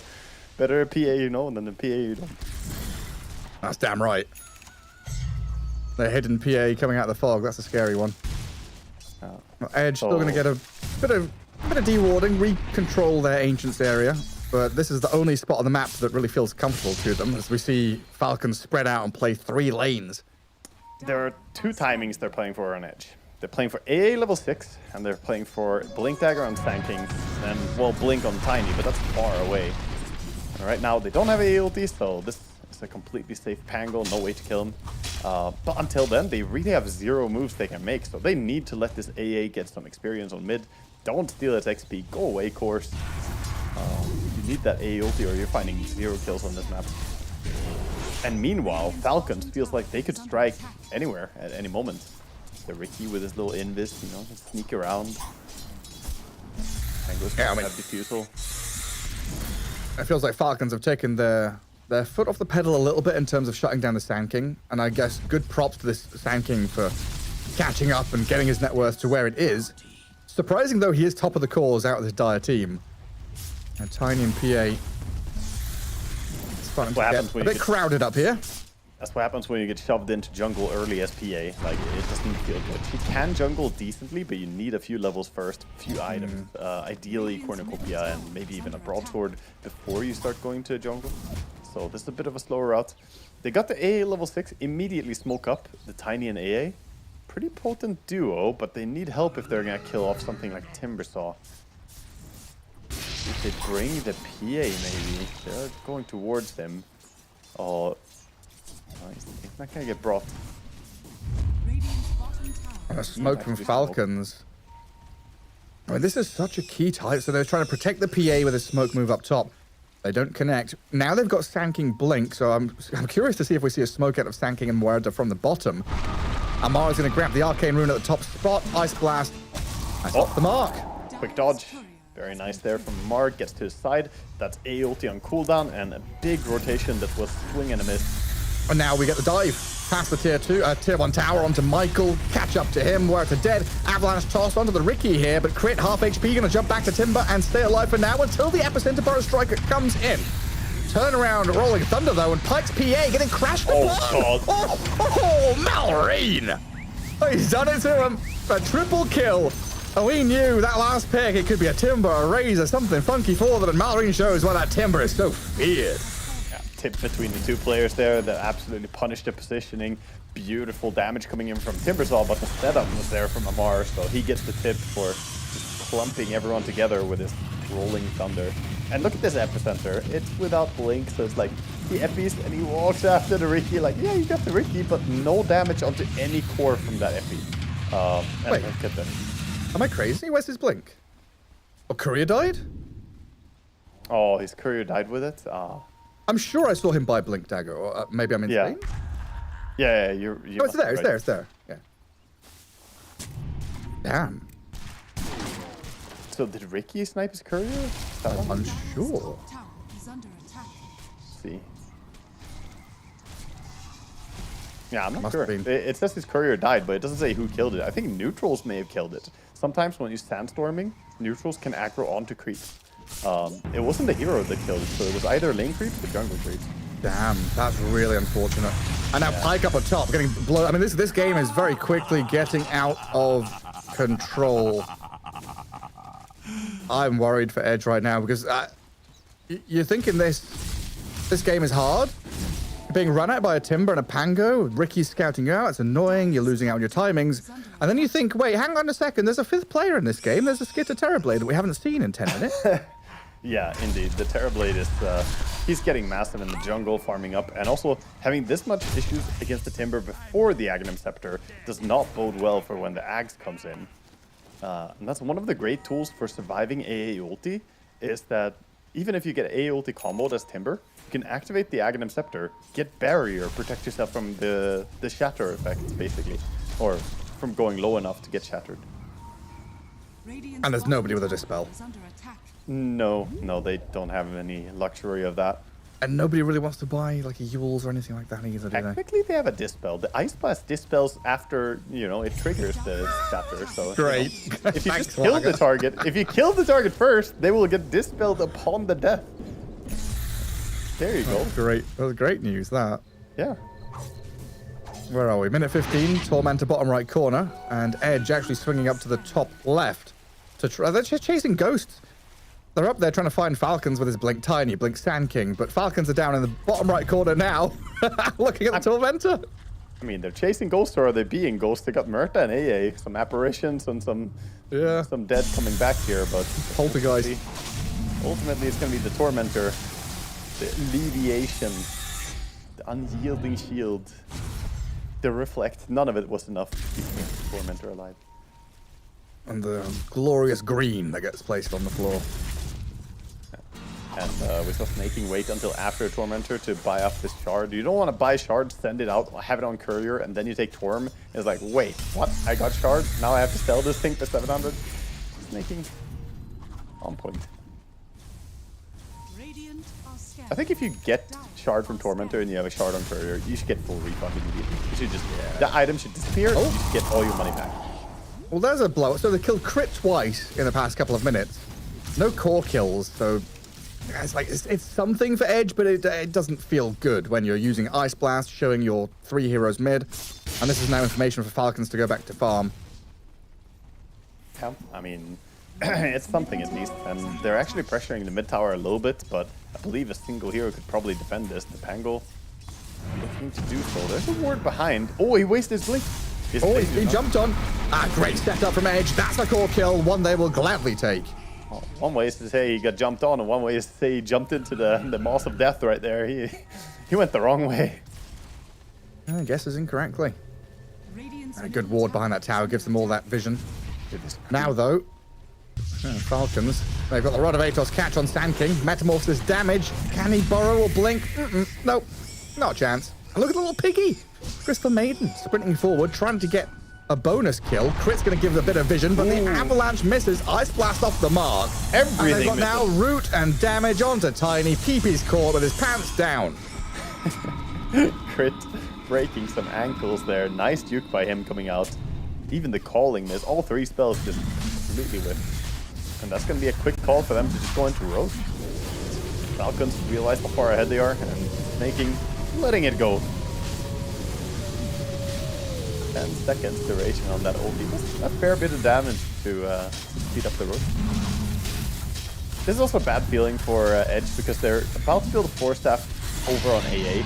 It's like, yeah, that would be nice. You could save people. No. There's Ricky. There's Ricky. And Ricky got that Tormentor shard. So allies cannot be targeted. And extra 5 minus armor is nothing to scoff at as well, because he already has Orb of Destruction and Orb of Life. Oh, he does get the burrow to high ground. Amar? Amar, classic. That's a great spot. My favorite. Stupid cliffs. Yeah. Pango players getting stuck. And I mean mountainous terrain, not people called Cliff. I'm sure you're a perfectly normal bloke. Yeah.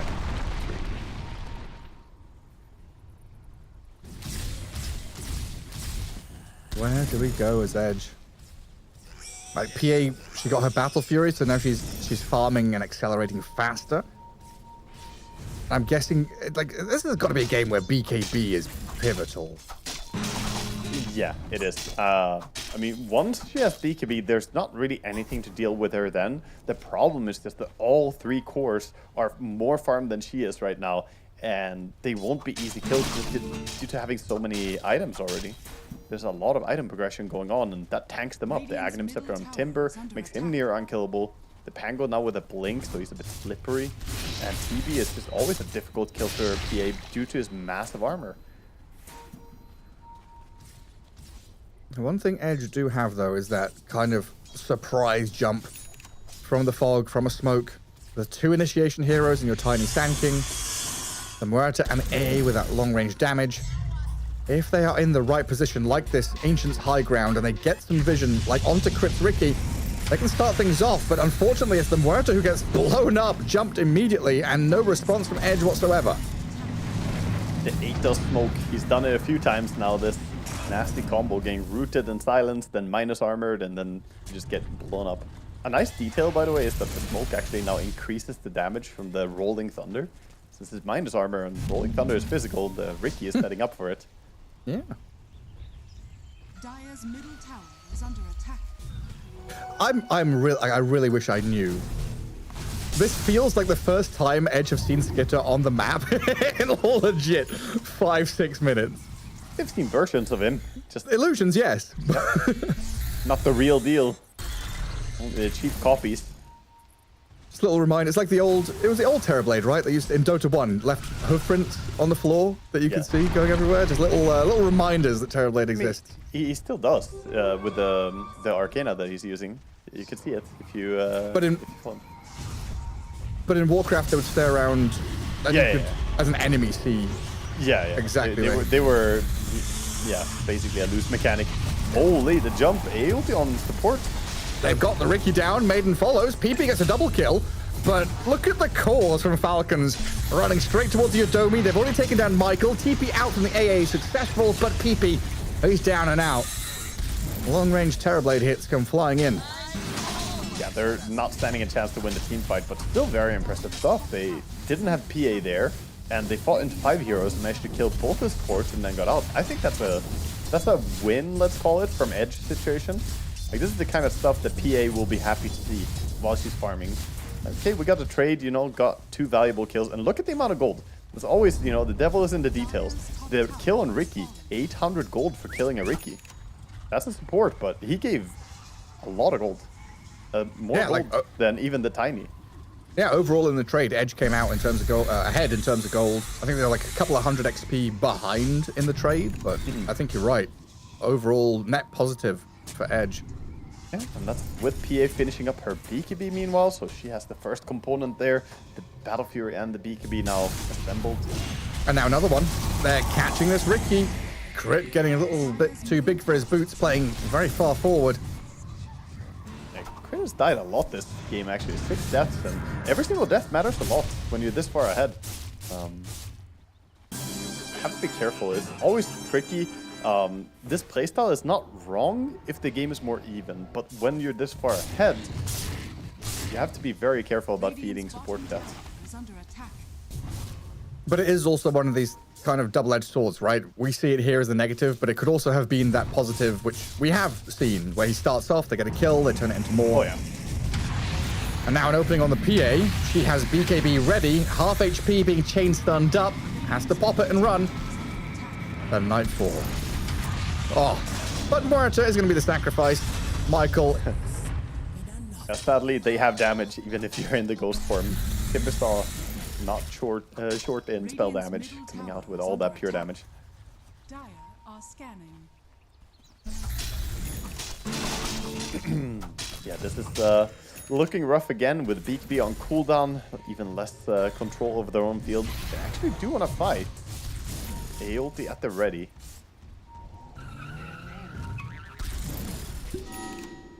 Falcons, good at reading this though, immediately back out as they are not playing with a lot of heroes bottom. I was going to say though, is it I guess it is technically a read, but like, do Edge have any other moves there? They have to come and like be with the PA, they have to play from their Ancients. It feels like such a telegraphed move that this is happening. Nobody's showing on lanes, right? And they don't have the luxury of having just TB illusions pushing lanes, so it's much more difficult for them to make these moves. But they might still get Amar here as he's stuck around farming jungle. Get greedy. Oh, very nice. Yeah, Michael gets the snipe. That's 1k gold. So definitely worth the move again. They're keeping the net worth disadvantage roughly steady now at least. They are very far behind, but the graph has slowed down a little bit at least.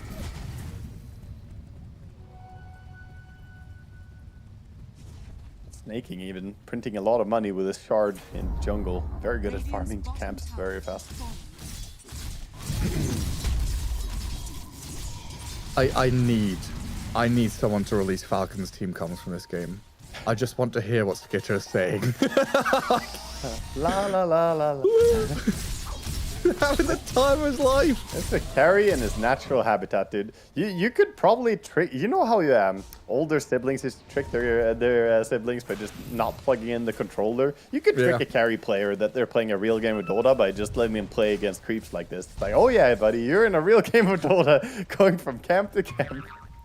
Just put them in World of Warcraft and get them on that intro quest, farming the boars, and just never tell them that it actually ends after you've got 10 skins. You can just do it indefinitely. Just get 10 more boars, 10 more boars. Yeah. Keep on doing it. 10 more ancients. I'll get there. He is aggressively considering his next item, though. Is going for the MKB next, so that's not really a neutral farming item. That's more designed to deal with this PA. So I think he has his timing lined up where he wants to join his team once he gets this item completed.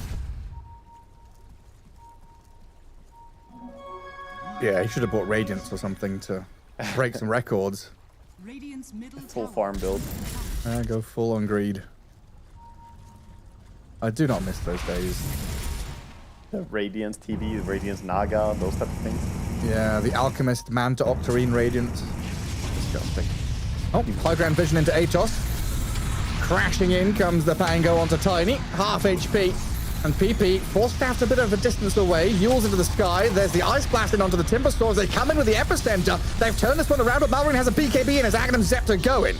Shreds through Yodomi. Michael's rooted, caught up on that high ground and taken down. That looked like it was going to work out pretty well for Edge there initially. They got the silence onto the Ricky, who couldn't get the smoke out, and thanks to that, they could target their teammate, force staffing to safety. But even so, you can't really fight into this Aghanim's BKB Timber. He's just an absolute menace at this stage of the game. Yeah, like, oh, that's an illusion. PP. I have no idea what I'm watching right now. They don't have Epicenter, they don't have AOP. This is beyond optimistic to think they could kill anyone. Yeah, I mean, PP's gone in real soft there. That is a rough one. The PA And now now. PA, you know, has to BKB just to keep her life up. TP out. Gone out. The fact they tossed an illusion as well. I guess they're trying to go for the real one. But, I mean, but even imagine the best case. Even then, you blink in and toss back the real TB. Then what? You're gonna burst through his 30 armor with what? No Epicenter, PA right clicks with no Desto even. It's not happening. I'm telling you. That was a panic go and very concerning to me for Edge. I think they should have recognized that that was not the fight anymore. I think Tiny needs a few more levels in Grow or something. A bigger PP would have done it. Yeah, for sure. Yeah. No, just harden it up with a bit more armor. Be a bit tankier. Maybe you don't die there. True. And you always need that bit of protection. And level 3 Grow is both protection and offensively good. Just need somebody to do it with. And so far, Falcons, they do not want it. No. I think Falcons. The hard no. It's a hard no, and now with the shield rune on Timbersaw, he's just coming prepared, man. He's got barriers. He's double layering it here, man. He's got the shield rune and the Aghanim Scepter. There's no way you're killing him. Impregnable. Now Falcons running to that bottom right corner. Ricky and Timbersaw with a twin gate play from TB, but there was a trap ready and waiting for it. Aegis down. Well, see if Edge want to keep on fighting because the wraparound is there onto Michael. Malrine with crit blowing up the Morata and PA having to BKBTP home. Nightfall. He's doing it again, but sooner or later they're going to pick up an item to punish these TP outs, but the TP outs are basically punishing themselves. You're losing valuable BKB duration, down to 6 now, and always TPing away, going to safety while the lead keeps building for Falcons. Yeah, you bursted the Aegis TV, but it doesn't really feel good. You don't get paid for that. Not even an exposure. Not even an exposure. Not even- No, nothing. There's no payment. It's just a sad experience for everyone, and then they had to TP home. Exploitation of the masses. One of them died even. You know, it's really a Disgraceful. tragic story. The question is, can they find a move again on the Terrorblade now? Because now we know they can kill TB. It's just a matter of doing the exact same thing again. And it's not like Skeeter went there unknowingly. He went there saying, okay, if they kill me, I have Aegis, it's all fine. How are you going to get him now that he obviously will play more safe? Yeah, and the fact that was a 1v5, right? There were 5 edge heroes into 1 TB. Yeah, that's the point, right? really He simple. willingly Yeah. went into that 1v5 saying, guys, I can reveal their position. Oh, look, they're on me. Hands He's up, you got going me. Glimmer Cape next on the Terrorblade. The good old Glimmer for course. Peter says, you know, the meta is not over. Let's bring it back. Fair enough. We had that little conversation at the start of group stage, right? I think it was a Terrorblade as well. We used to have the Hood TB. We had like Eternal Shroud, TB, Naga Siren, and Glimmer, TB yeah. for a little bit. Casual Cloak TB, yeah. Yeah. All versions. I mean, TB has always been like that because he has so high physical resistance that having some magic resistance always seems appealing. But yeah, now he has the Glimmer for himself delivered, so he's going to have that magic resistance against some of the burst coming out. Falcon setting up top. Ooh, he's got a mystical serrated chip too, so they see the penguin. Yeah, they stand him and they see him. Good blow up onto Amar. Well done by Edge to find that opening. A bit of breathing room for them now.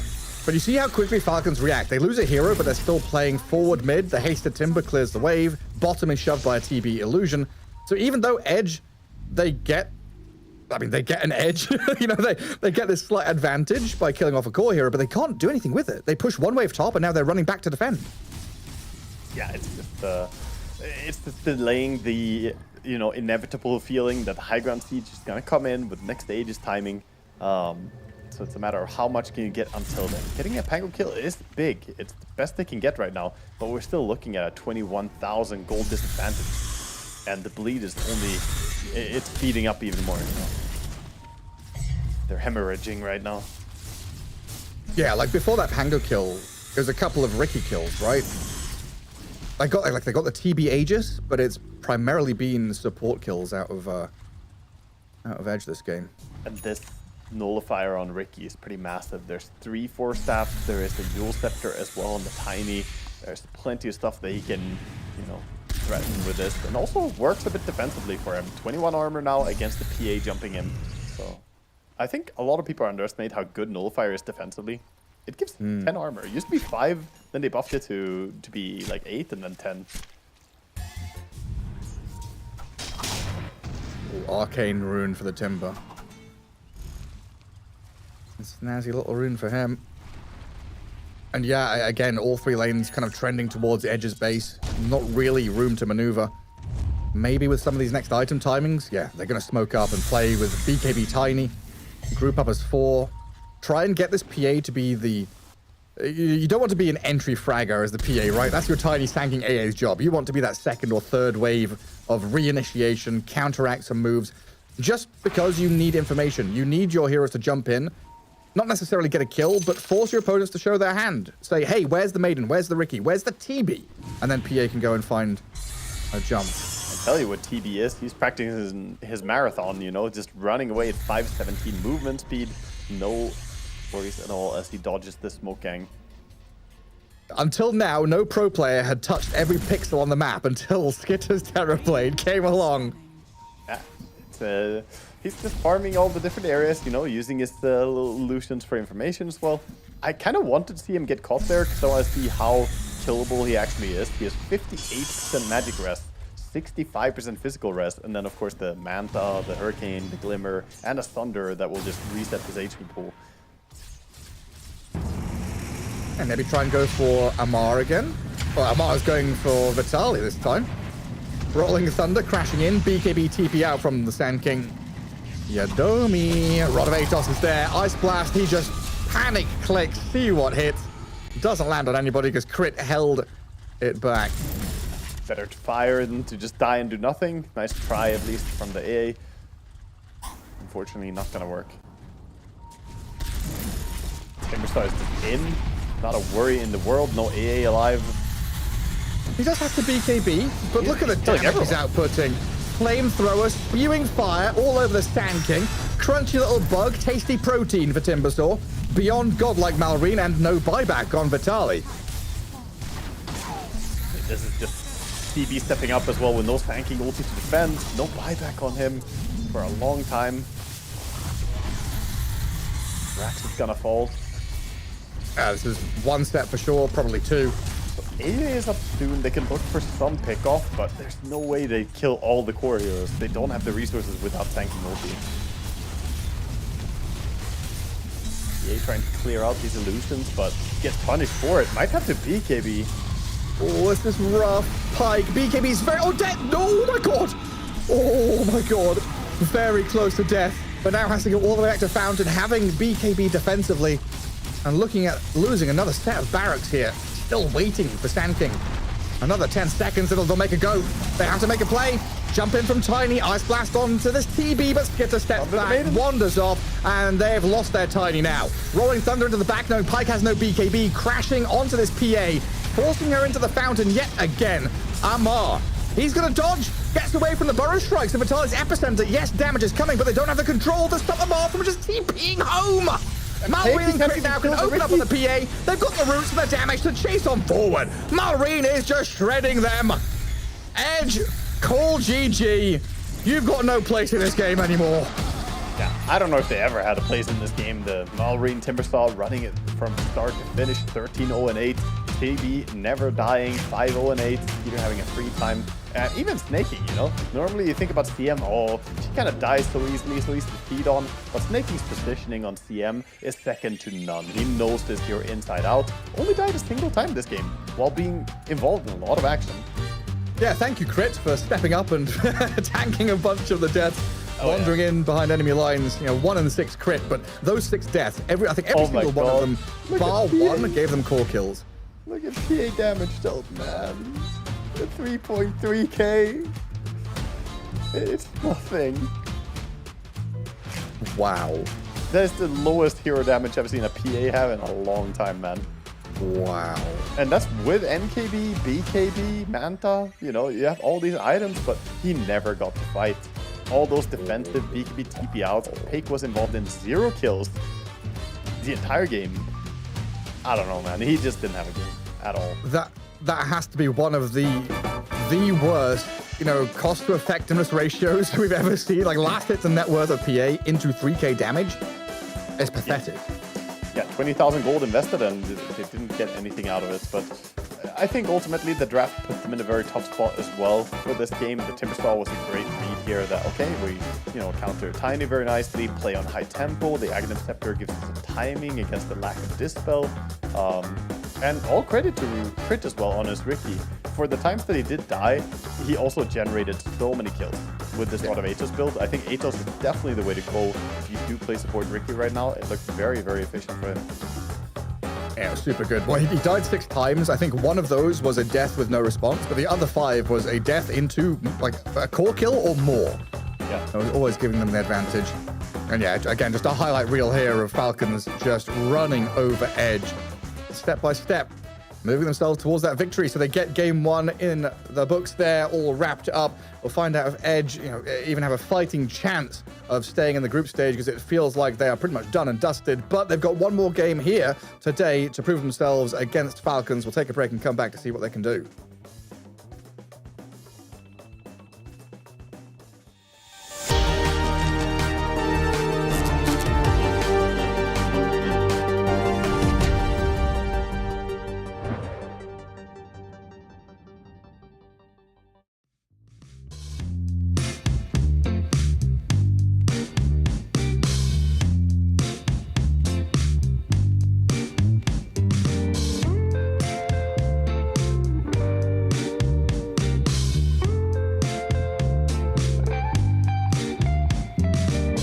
Well, I can tell just by the way that you're smiling that you're still unsure. And I can tell just by the look in your eyes that you've been hurt before. But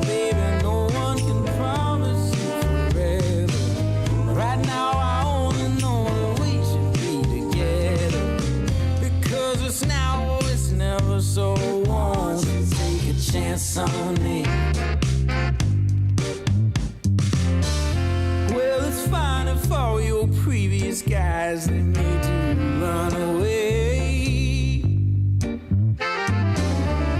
You can bet you'll only have one regret, and that's if you didn't stay. Walk my way. 'Cause baby, no one can promise you tomorrow, but today you take away all of my sorrows.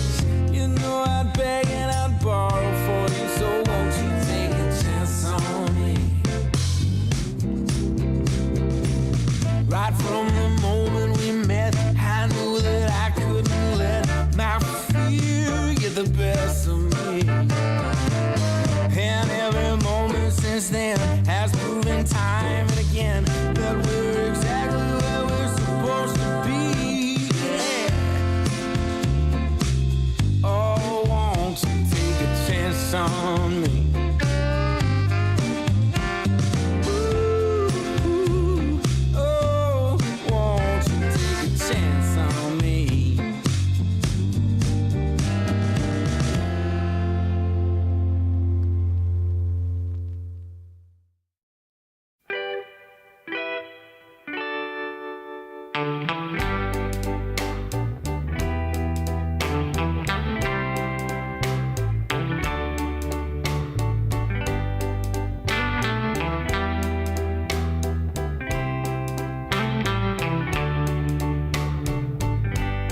Sometimes I'll be foolish. Sometimes I know I get mad. Sometimes I say the wrong thing to you that makes you feel sad. But one thing is true in all that we've been through. You've never stopped loving me, no matter what I do. So let me say, yeah, that every day I try to find the words from my heart to say thank you. 'Cause you take me as I am.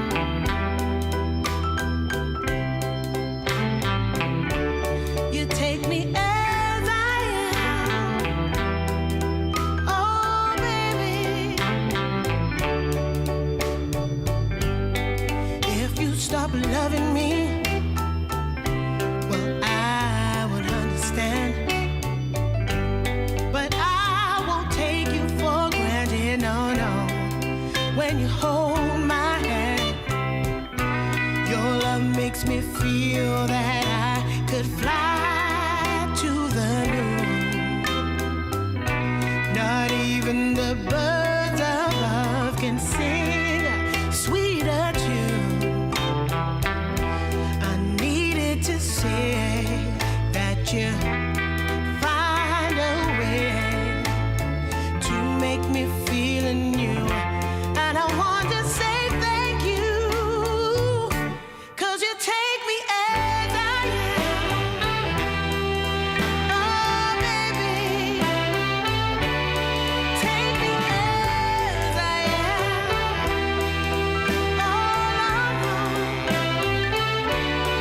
take me as I am. Oh, take me.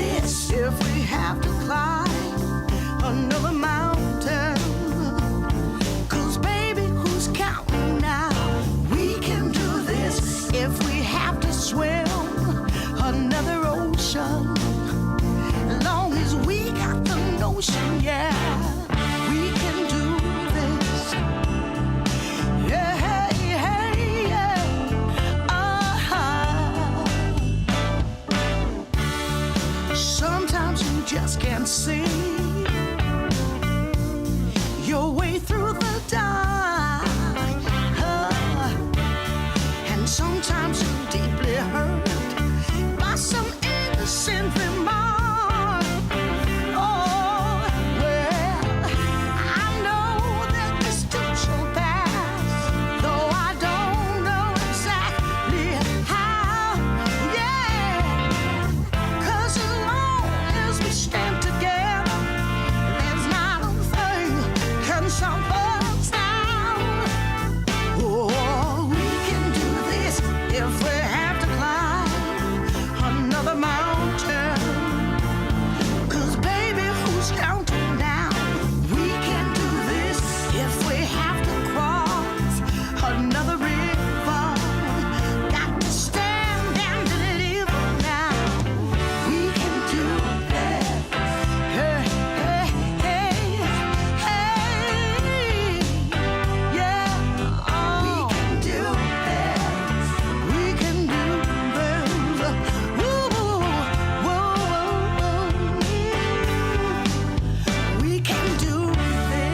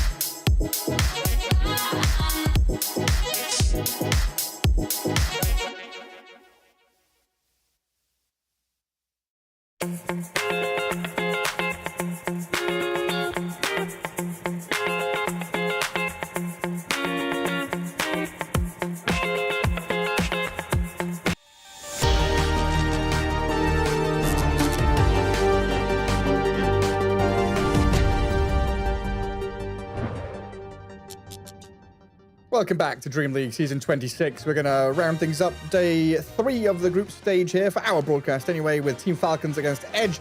Game 2 coming up momentarily. And Waga, it seems like today is a bit of a stompy day. Falcons just ran that game from start to finish. Yeah, hopefully Edge can come back and do something different here, or a lot of things different, because that game 1 was just absolute despair. It started out pretty tough in the laning stage, and they didn't really have anything to play towards later. Even the blink timing for Sand King getting delayed by the courier dying, the one thing they had going for them.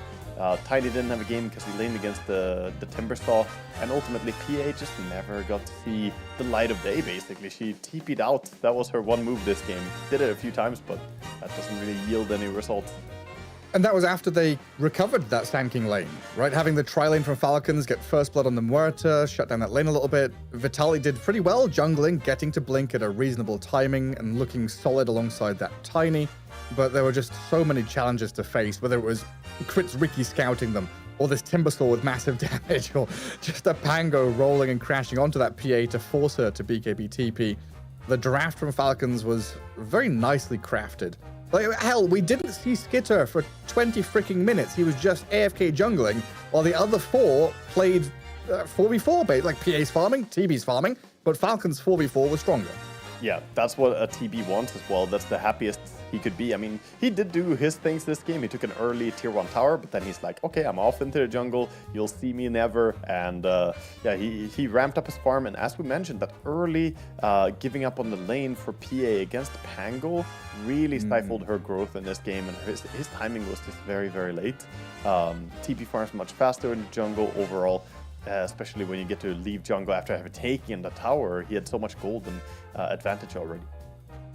So now we're in a situation where Edge are 2-7 with only 3 potential possible wins to get. Yeah. And those 3 wins, if they get them, that would get them up into the top 4, but they are going to be fucking hard. Winning against Falcons here and then against Paravision next.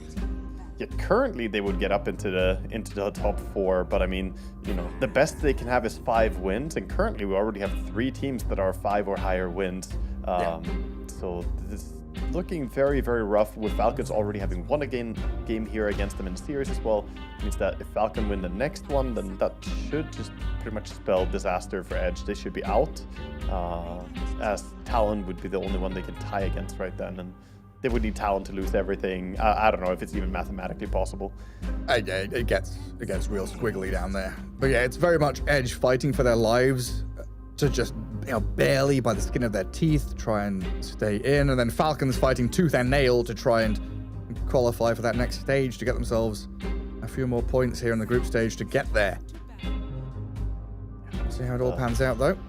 A lot comes back to the draft, so we'll see if Edge find a better, way to get the upper hand in the draft against Team Falcons. Very hard team to draft against, right? They play a lot of unique heroes that are their style, their fit. Doesn't matter. Like Timber, this isn't a Timber meta, but it is when you play against Falcons. And oh boy. Now. Oh boy. We have a problem. You do not ban Beast because you can counter it. Okay, we'll see. Here's the good news, Gareth. I'll be positive here. The good news is Beastmaster actually is only 6 games played and 3 wins, 3 losses so far. So his win rate is only 50-50.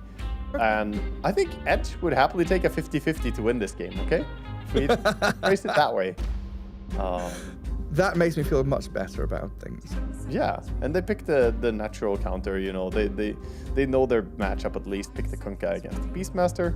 I'm still extremely concerned because this Beastmaster can go on any lane and he will be a menace. I mean, and what Kunkka, we've passed. I've seen a lot of Kunkas fall off, man.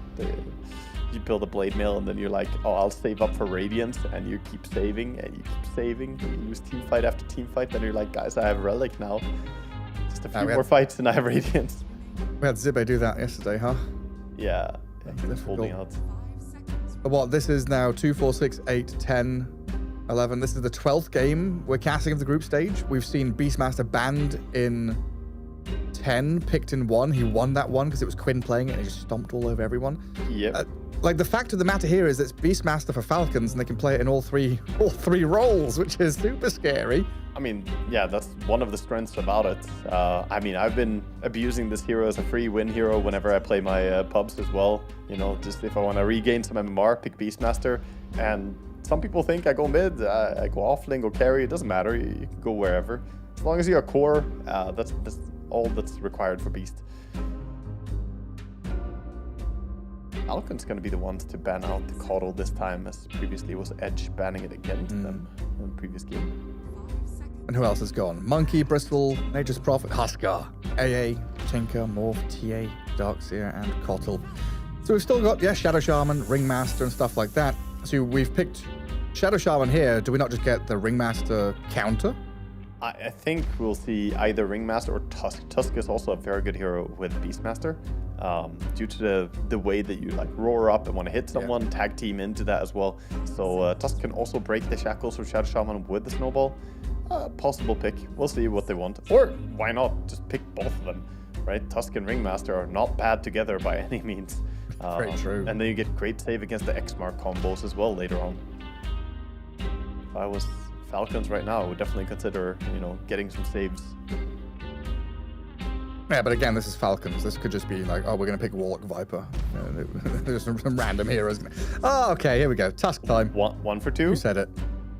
1 for 2? Let's see if it's 2 for 2. Tusk and Ring. Is it going to be? Cover will be. I mean, otherwise, do we have any... Best CM.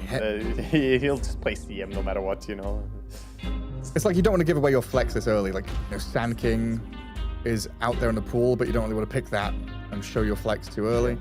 No, I think you'd rather show a support here, but some people don't like revealing both your support duo early. I think overall, it's fine. What about Silencer? Yeah. You said you like Silencer Beast, right? Yes. Silencer Beast is a fantastic combo because you blink and roar someone and then you silence. So even if Edge end up picking something that has a save built in, you can counter it. Okay. Oh. To get a hero that has silence, not as good as Global Silence perhaps, but the Murta coming through. Still another good way to deal with Shadow Shaman and Shackles. Definitely. A couple of tools for you there. And you can maybe mess up some Kunkka combos as well. Kunkka quite reliant on that X-Torrent boat. A calling, a dead shot. Can muck things up. This combo used to be a lot more broken back when Murta had attack speed slow on the calling as well. Then Tusk ran in and you got a ton of attack speed reduction just by putting Tusk in calling. But it's still decent. It's definitely not bad. Edge, they do get themselves a version of a save. The Sunder can be used to protect against the Beastmaster Roar. But I would also say that Beastmaster is one of the best heroes in the game against Terrorblade, because you just roar the TB. TB has BKB or whatever, it doesn't matter. Last game we saw TB with 30 armor, like, oh, how do you kill him? Well, let me tell you, Aghanim Scepter Beast does a lot of magic damage. A whole lot. Especially once those amplifications come in. Yeah, and then the chain stuns you've got as well. The roar into the snowball, into the dead shot, and whatever else comes after. So it's going to be Edge with the Ringmaster. They'll give themselves a little bit of a save. It was pretty expected. Like, they want to grab something against Beast. You need a counter. And as mentioned before as well in our interview earlier we had, where mentioned that the Ringmaster is pretty good against Beast because you can kill the boars very easily early on. Throw impalement arts at the boar. The boar dies from full HP. That spell still really annoys me. Yeah, it's one of those. I just mean the name of the spell. I think it should be Impalement Dart. Or that's what my brain says every time is Impalement Dart. I mean, because they are. Yeah, they're little darts. I'll give you that. At first I thought it was a typo. Where's the D? It's just missing. That's what I thought with mechanism. Yeah, no, that one is wild. Mechanism. It's like, yep. Everyone's pronouncing it mechanism. I'm like, what? Yeah, it's the mechanism. Mechanism. Well, I mean, we can get into a whole discussion about pronunciation in Dota because it's. Then everyone's like, Aegis of the Immortal.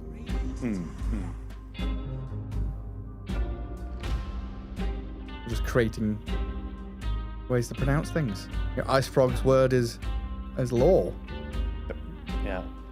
Back in Dota 1 days and into early Dota 2, I didn't realize the scythe is pronounced the way it is. So, me and other players always call it scythe.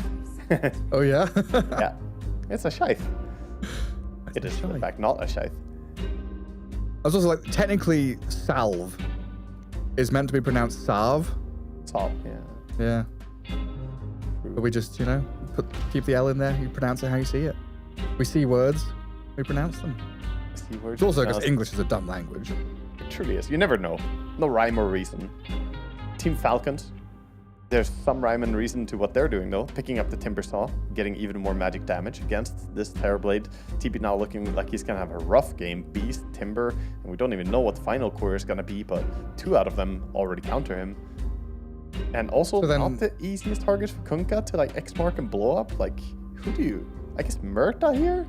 But like, you X-Mark Tusk, he might snowball dodge it. Beastmaster, he's probably gonna have BKB. Timbersaw, Axe or BKB, I guess looking tough already. Yeah, so then do we have to think about like lane swapping things? Does Kunkka now have to go mid, Terrorblade becomes the off lane because priority shifts? And then if that's the question they have to find an answer to, Falcons with this flexibility of Beast and Timbersaw being so open, can you find an answer to it? I think Edge right now have to figure out if they want to ban carries or ban off-laners as well. They're banning out the carries. Saying this should just be MR playing either Beast or Timber. Obviously, Falcon's very flexible within their heroes, right? Both of them can take the Timbersaw, either of them can take the Beastmaster. Do you think they do like rock, paper, scissors or something for the favorite one? Or just wrestle. The Malrine apparently likes to have a bit of a wrestle. Yeah. Bit of argy-bargy. I'm wondering if we're going to see like a Skit and Naga Siren or something at the end. I just feel like it's such a Falcons thing to do. We've got Beastmaster, we've got Timbersaw punching forward with Murta and Tusk, and then Skitter's like, ooh, seems like a Naga game.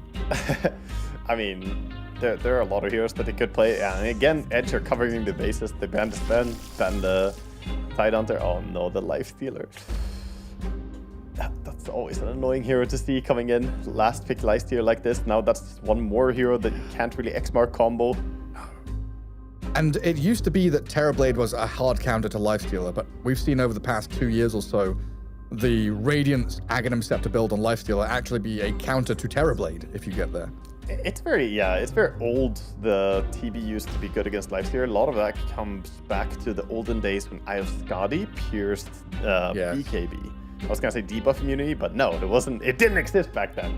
Spell immunity, yeah. It pierced spell immunity, which it doesn't do anymore. I don't know why, by the way. I really think that's such a weird change. I miss Skadi being good. I haven't seen a whole lot of Skadis in a long time now, but feels like it's such a useless item to purchase. Sladar. Okay. Right, boys, where are we putting these heroes? Slardar mid, I would assume. And you go Kunkka off lane? No, they go Kunkka mid. No. Against the Beastmaster, I guess, makes sense still. Yeah. Yeah, it does make sense. Slardar does do fairly well against the Lifestealer in lane. It's a really nice matchup.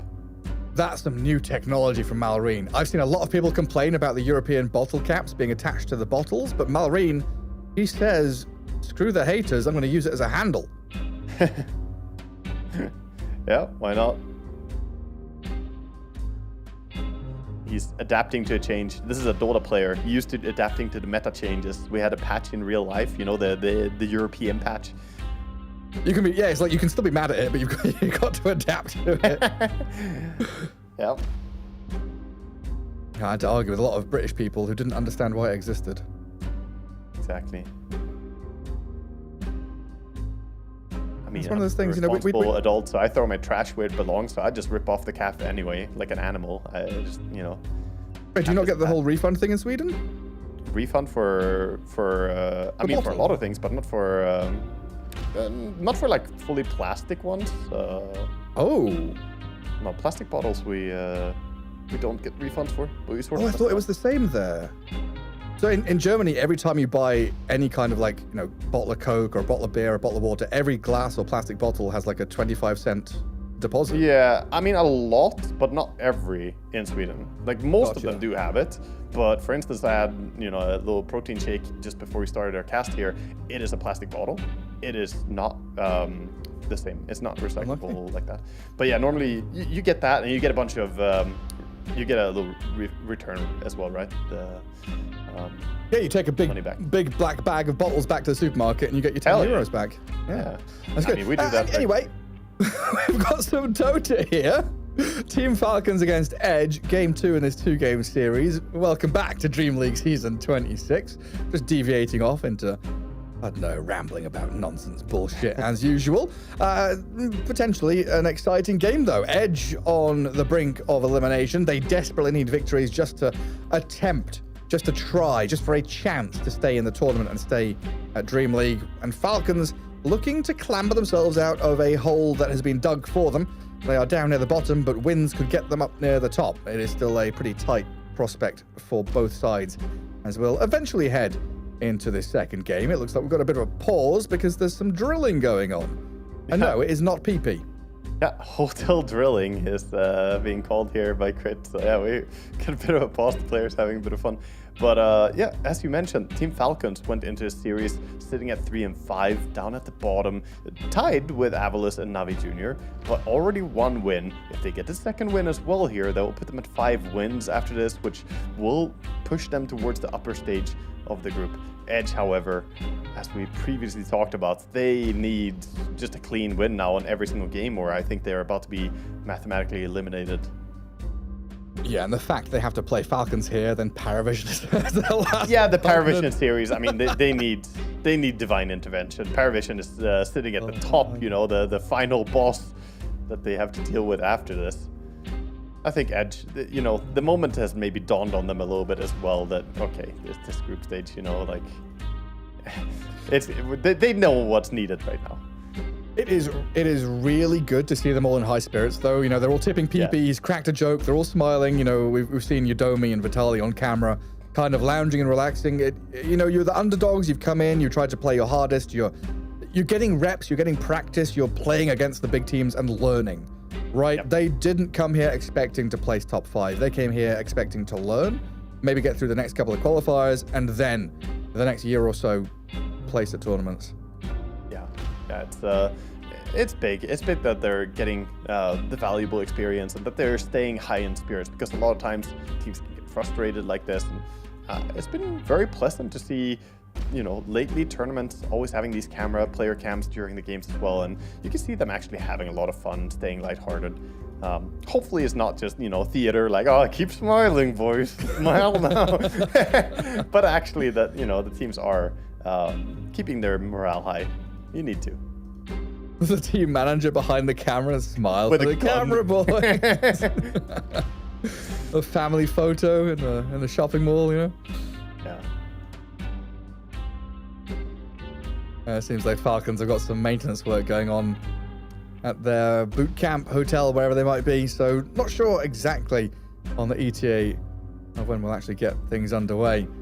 But yeah, you've set the stage. Very important situation for Edge. Just to, we always talk about this, finding an identity, right? These guys are high-skilled players. They are together for a reason. They are at DreamLeague for a reason. They can perform well. It's primarily consistency that they've got to find. Consistent performances, especially against the top teams. For sure, they can take games off people here and there, but it's that ability to non-stop have ways in and out of weaving drafts together, weaving plays together, and feeling confident about things. Exactly. It's one thing to, be able to take games here or there. It's a completely different thing to actually be able to continuously get results and perform against these strong teams at a high level. And to have, a bit of an extended break here, so we'll see. They get plenty of time to think about their drafts at least before they go into this game. I do think, if we talked about last game being a pretty big draft issue for the side of Edge, I think we may have a repeat. I think a lot of pressure is on Vitaly here on the Slardar to try and get a good start. Yeah, because that's the lane they've put as the strong lane, right? It's Slardar into Lifestealer. You're meant to kind of win this lane, get good farm on the Slardar, then transition this lane victory into a momentum, play aggressively with the tanky items, the Blink Dagger to get jumps, partner up with a Kunkka, and similar to game 1 where they had this Sand King Tiny, they have 2 tanky cores that start fights off, and then a couple of supports that bring quite a lot of team fight and damage to the table, making space for the Terrorblade.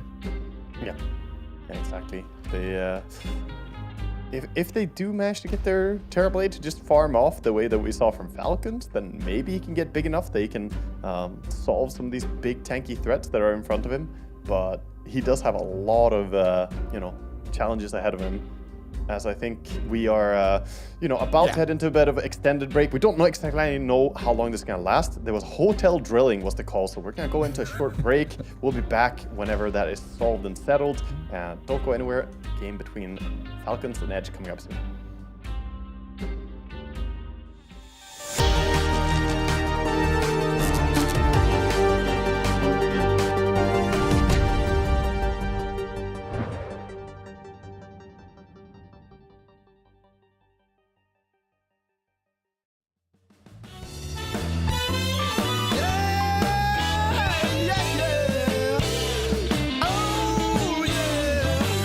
Take away my bag of butt.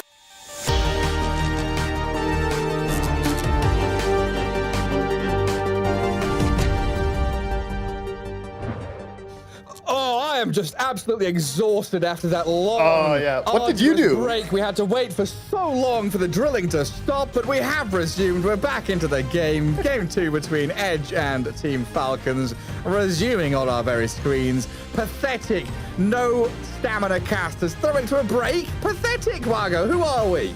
Yeah, I think the player team managers, they ran out and took the power tools away from the hotel drilling going on there. They stopped them. They're like, we have important Dota tactics to talk about here. Have you no shame? Stand on business. Yeah, absolutely. Oh, what's going on here? Falcons, they are dire, but they're playing on the Radiant side of the map. Deep observe board in the lane as they wrap around in behind Edge, who have also made a sneaky maneuver into the dire Ancients area. We've flipped the map. Yeah, they effectively just did a bench swap on each other here. Malrine is going to break. They do get to grab on him. He's so far away. They're selling him. He's done for. Just let Malrine die. And first blood for PP. Fantastic. That's what you want to have. Good start for PP here on this Kunkka.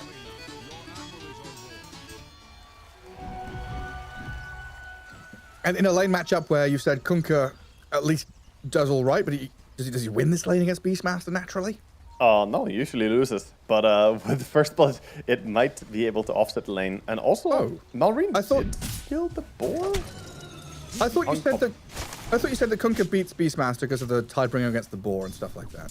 Yeah, but there's a deeper step. You missed step 2 to the evolution. That was initially how the counter went, but then Beast started skipping skilling summons altogether and just putting points in Inner Beast and Wild Axes and winning the lane anyway. Right. But he did skill up the boar, which I think is a mistake for this matchup. So we'll see how it's going to work out for Malrine. Maybe with good micro, it's still worth getting the boars. But once those Tidebringers get high level, I think the boars are going to be pretty wasteful here. All you can do is send them to jungle and stack. I mean, so far so good, hey? There's a big wave arriving for the Kunkka, but 4 last hits, 1 deny. Boars have gathered some creeps. Yeah. And holding them. As Malrine picks up some nice last hits and denies early on. I mean, Beastmaster is a very tricky hero to lane against, and the Tidebringer needs to get higher level before Kunkka starts feeling happy in this lane. But yeah, I would be at least happy just seeing that there's a point in summons. If I was Kunkka here, I'd be very relieved that I don't have to deal with the Inner Beast just rushing at you. And Pyke down bottom having to deal with the 4th lane of Dota. It's been dragged into the jungle, gathering up some last hits there. While Yodomi attempts to bully a Timbersaw, but that is a difficult task. Metamorphosis and Blood Grenade, turnaround fight from Amar and Crit though onto Pyke. The damage onto Timbersaw looks good enough for the kill, but Pyke traded out. Good decision from Falcons to go for that play, nearly getting the shards and go onto Yodomi. He's going to be completely fine on Yodomi, and of course did get a souvenir for that kill, so you could maybe speculate that there's a bit of a win for them, getting the win in the 1-to-1 kill. Now he has the heal ready for his TB next time they fight. Maybe he has to use it for himself, as the Tusk is already on him. Yeah, straight towards Yodomi. Tame the beast there, but that's not enough to stop Amar from hounding you. Chases down the Ringmaster, gets the kill, while Pyke cannot get the trade onto the Tusk. Yeah, difficult for Pyke to run that down, doesn't have the meta anymore, and that makes the lane a whole lot safer for the Timbersaw as well, knowing that a lot of damage is missing. Yeah, and what Metamorphosis cooldown pretty freaking long as well. Yeah, 90 seconds still until he gets it, so plenty of time. And Amar,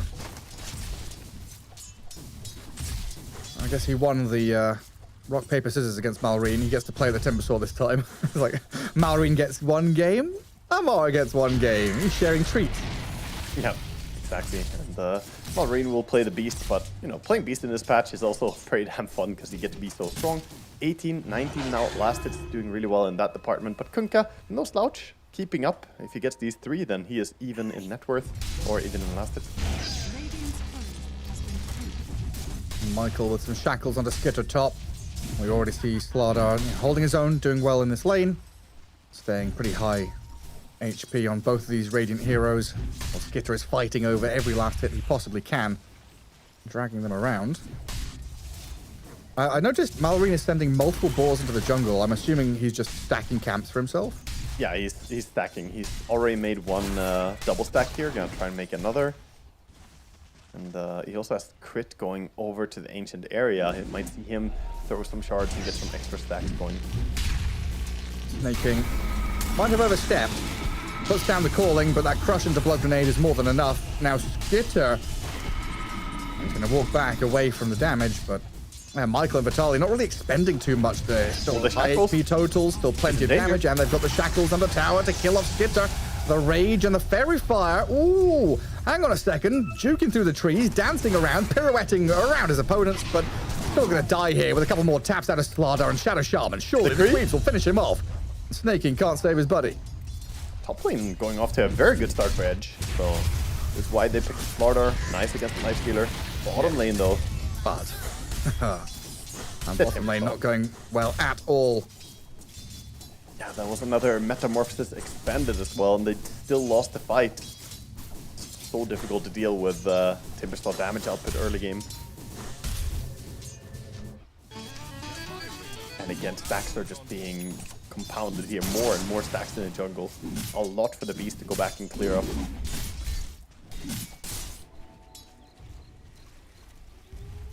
Only 5 minutes in, they already have a triple stack on their big camp, triple stack on the Ancient, triple stack on the other big camp.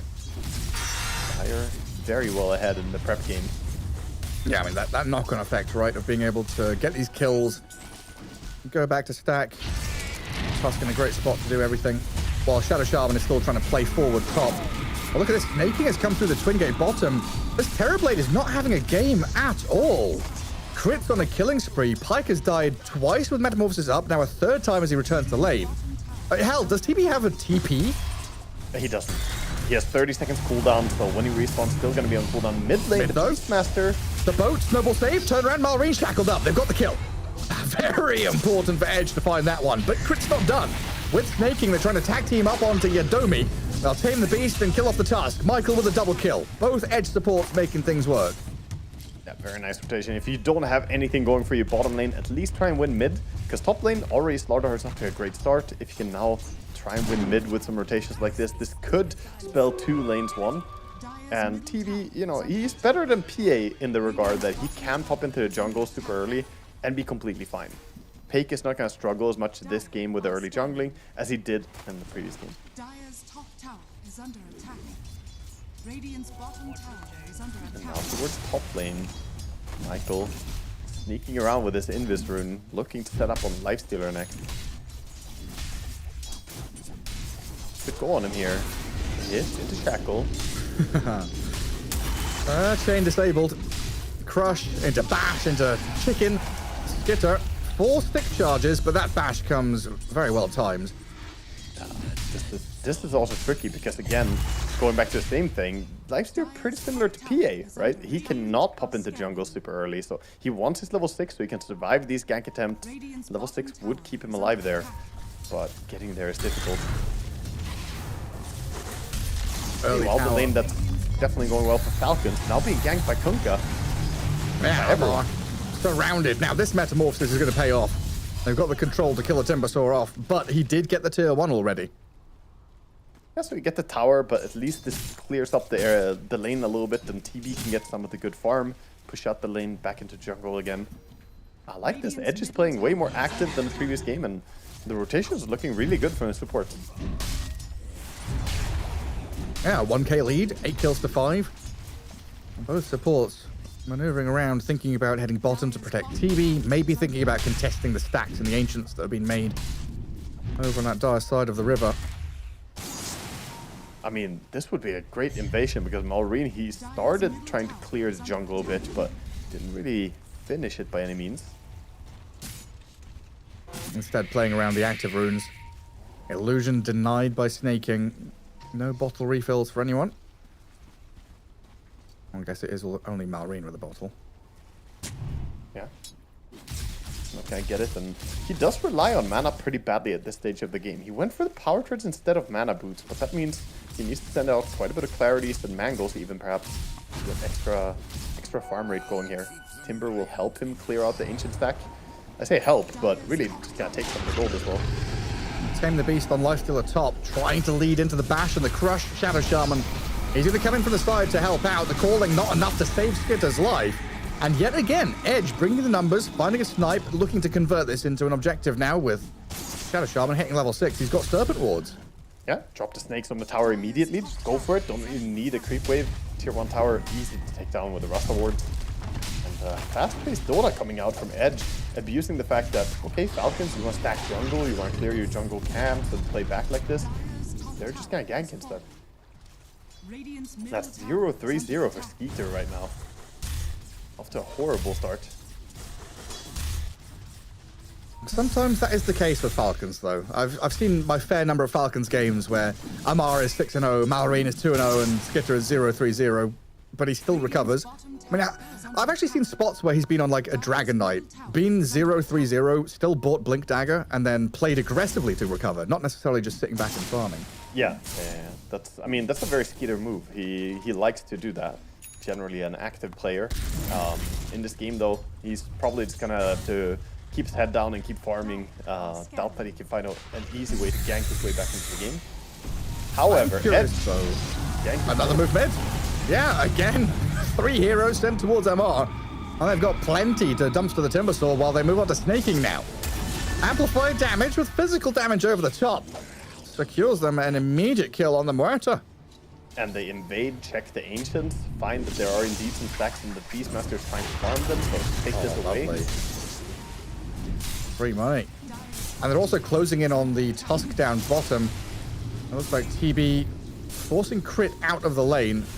Tusk trying to escape from this wraparound gank. He does survive. But yeah, all these timing's starting to hit. Trying to delay a little bit. Yeah, the Blink Dagger is coming out now for the Slardar, so he's going to be able to initiate stuff in a way better manner now.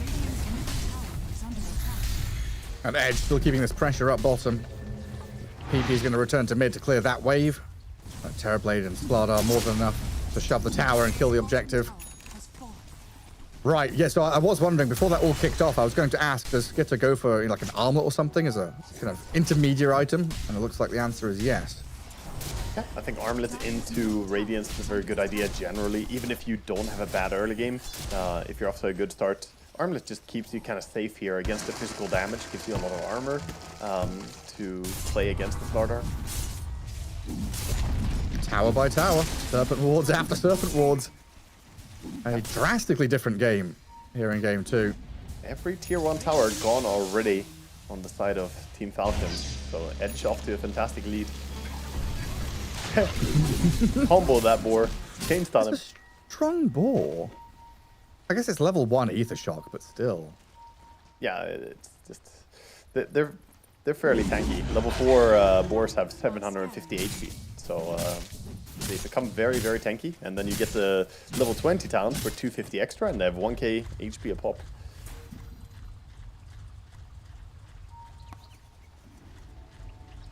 Marine farming his way towards the Aghanim Scepter right now on the Beastmaster. Only 900 gold to go. Amar is looking like he's going Crimson Guard this game to get more armor.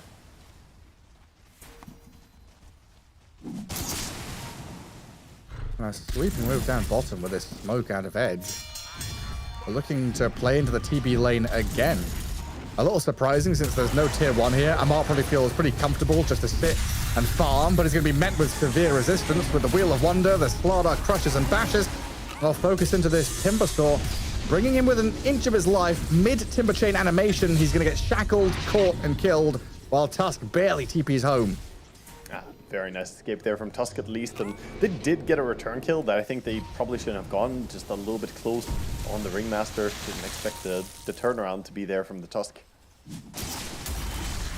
But 13 minutes into the game, and Edge have been very, very on point with aggressive moves. Their item progression going so far is Kunkka with a Blade Mail and 2k gold towards his Radiance, so looking really, really far ahead of the rest of the pack. 7.3k gold right now. Slardar going back for that Orchid build. TB with the skip on the Dragonlance going straight Manta. Non-stop movement from these guys. Like, minute 14 is coming up. I wasn't even thinking about it, but Edge are already 30 seconds ago preparing to go through the Twin Gate, move towards the Wisdom Shrine, and make a jump onto this Tusk who has to snowball defensively. And rolls onto the Slardar. There's plenty of heroes waiting for him. A 3k lead for Edge. Yeah, it's very impressive how they're playing the game right now, and Falcons realize they have no way to contest the Wisdom. They're gonna have to just give up their area, but the Terrorblade could just pop meta and push into the tower as well. The Glyph is actually unavailable. Surprisingly, didn't meta start pushing? Right now. Respecting Falcons, I guess. Yeah, Snaking is going over for a Wisdom steal, so they're expecting the Falcons would make a move. You know, maybe they feel like, oh, we're getting everything so easy. What's the catch? But not using meta here and pressuring tower, I think, is a huge mistake. They had it ready. They're gonna go for Roche instead. The Rasta ward's kind of outside the pit. Not all of them even able to attack. Oopsie. Also kind of reveals that you're going for Roche when you have a few snakes outside. But yeah, there's no contest. None whatsoever. And maybe a similar spot here. Team Falcons now knowing that Roshan was being taken, maybe regret not pushing that top tier 1. Yeah, but they're getting time to farm for themselves. Amar changed his mind again, by the way, on the Timber side. I said he was going for a Crimson Guard. He had that quick buy up, but now back towards the Aghanim Scepter. Purchased the point booster already, so he shouldn't scam us this time. Halfway towards an Ag. Randomly changes to Skadi. I like that Amar has Refresher in his quick buy. You know, you never know when you quickly need a Refresher. Well, that's how he became famous. That was one of his big things, was Mars' first item Refresher. Radiant's top tower is under attack. Well, I guess it was Tidehunter as well. It was Mars and Tide who was buying wild items, like first item Refresher, going satanic on Tidehunter. He's always been creative player when it comes to itemizations, right? The Sanjiasha Doom, the right-clicky style Underlord. He's always been creative. Basher Underlord for a while, right? Yeah, and I guess it's one of those things, like, you know, quite often I talk about how Amar is untainted by the past, you know? Like, I often find myself saying something and realizing 3 seconds later, wait, that was something from literally 10 years ago. Some interaction or some way a hero works, and I was like, wait, that's not how it is anymore. Dota's changed so much. And Amar is like, I know how the hero is now. I don't care about your past or your history. Okay. I'm right in the present, but in the present he is being bashed and crushed up, shackled by Michael, and killed off by Edge. PP comes in with a few swipes of the sword, and the Ether Shock will take him down. Yeah, I like that they're only committing as much resources as they need to and immediately hunt for more as well. Edge understanding how strong they are. Slardar going on hunt for more kills. Didn't find anyone else this time, but you know, we saw it last time too, looking for that Tusk. Timing's over for Falcons. They have 2.6k gold on Beastmaster. Could buy up the Blink Dagger. I think he might be considering BKB over the Blink, as he has both in a quick buy. Already definitely considering. Does he need to jump people, or does he want to be strong for the team fight? Structures are fortified. Dire's top tower is under attack. Some choices. I mean, for now, all you're doing is farming, and I don't think they want to look for pickoffs with the Roar. Very difficult into the Ringmaster and the 5-man playstyle that Edge are kind of running right now anyway. So not when your Lifestealer is 6,500 net worth. But No. 500 behind the Shadow Shaman. Skitter needs some time. Yeah, needs a lot of time.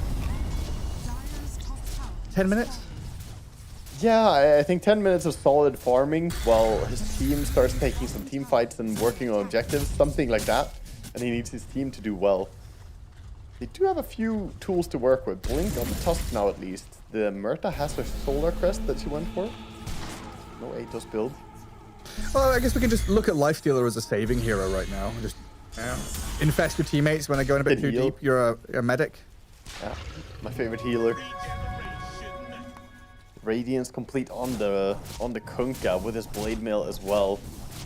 He is forced to be reckoned with right now, but he has been overtaken in net worth. The Beastmaster Aghanims showing why it's so insane, the farm rate you get from this item. Skitter, be careful down here. Slardar is looking for somebody. In top lane, the Ringmaster and Kunkka also prepped in position to go on anyone who shows up top. And they ping out that Malrine is nearby, but he's already shifted into the tree line. Falcon's the one actually making a move to protect their Beastmaster, it looks like, but snaking down in the river on the low ground. That first point of contact looks like a freebie for Edge. Kunkka, Ringmaster makes short work of her.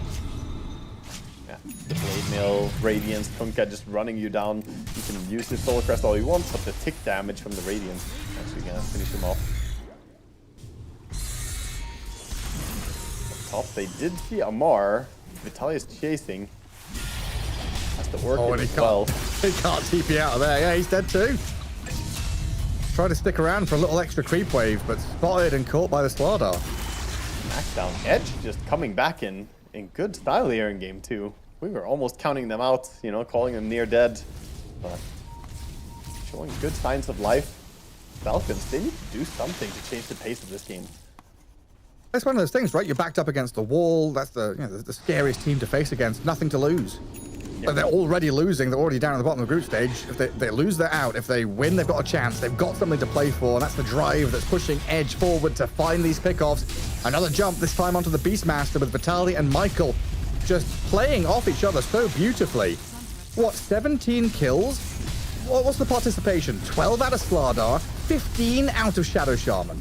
Yeah, Michael has played a phenomenal game. His rotations have been so good.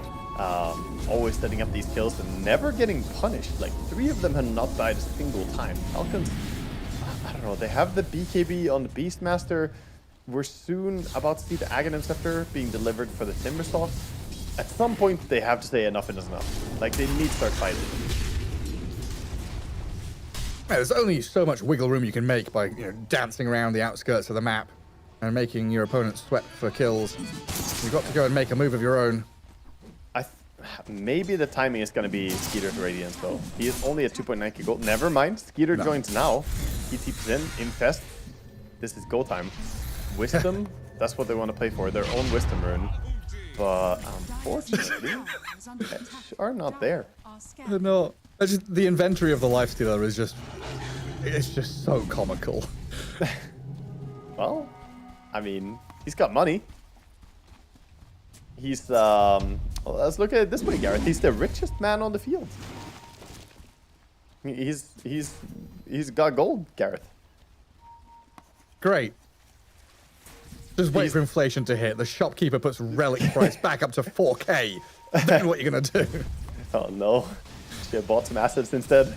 Should have. Buy some recipes and TP scrolls.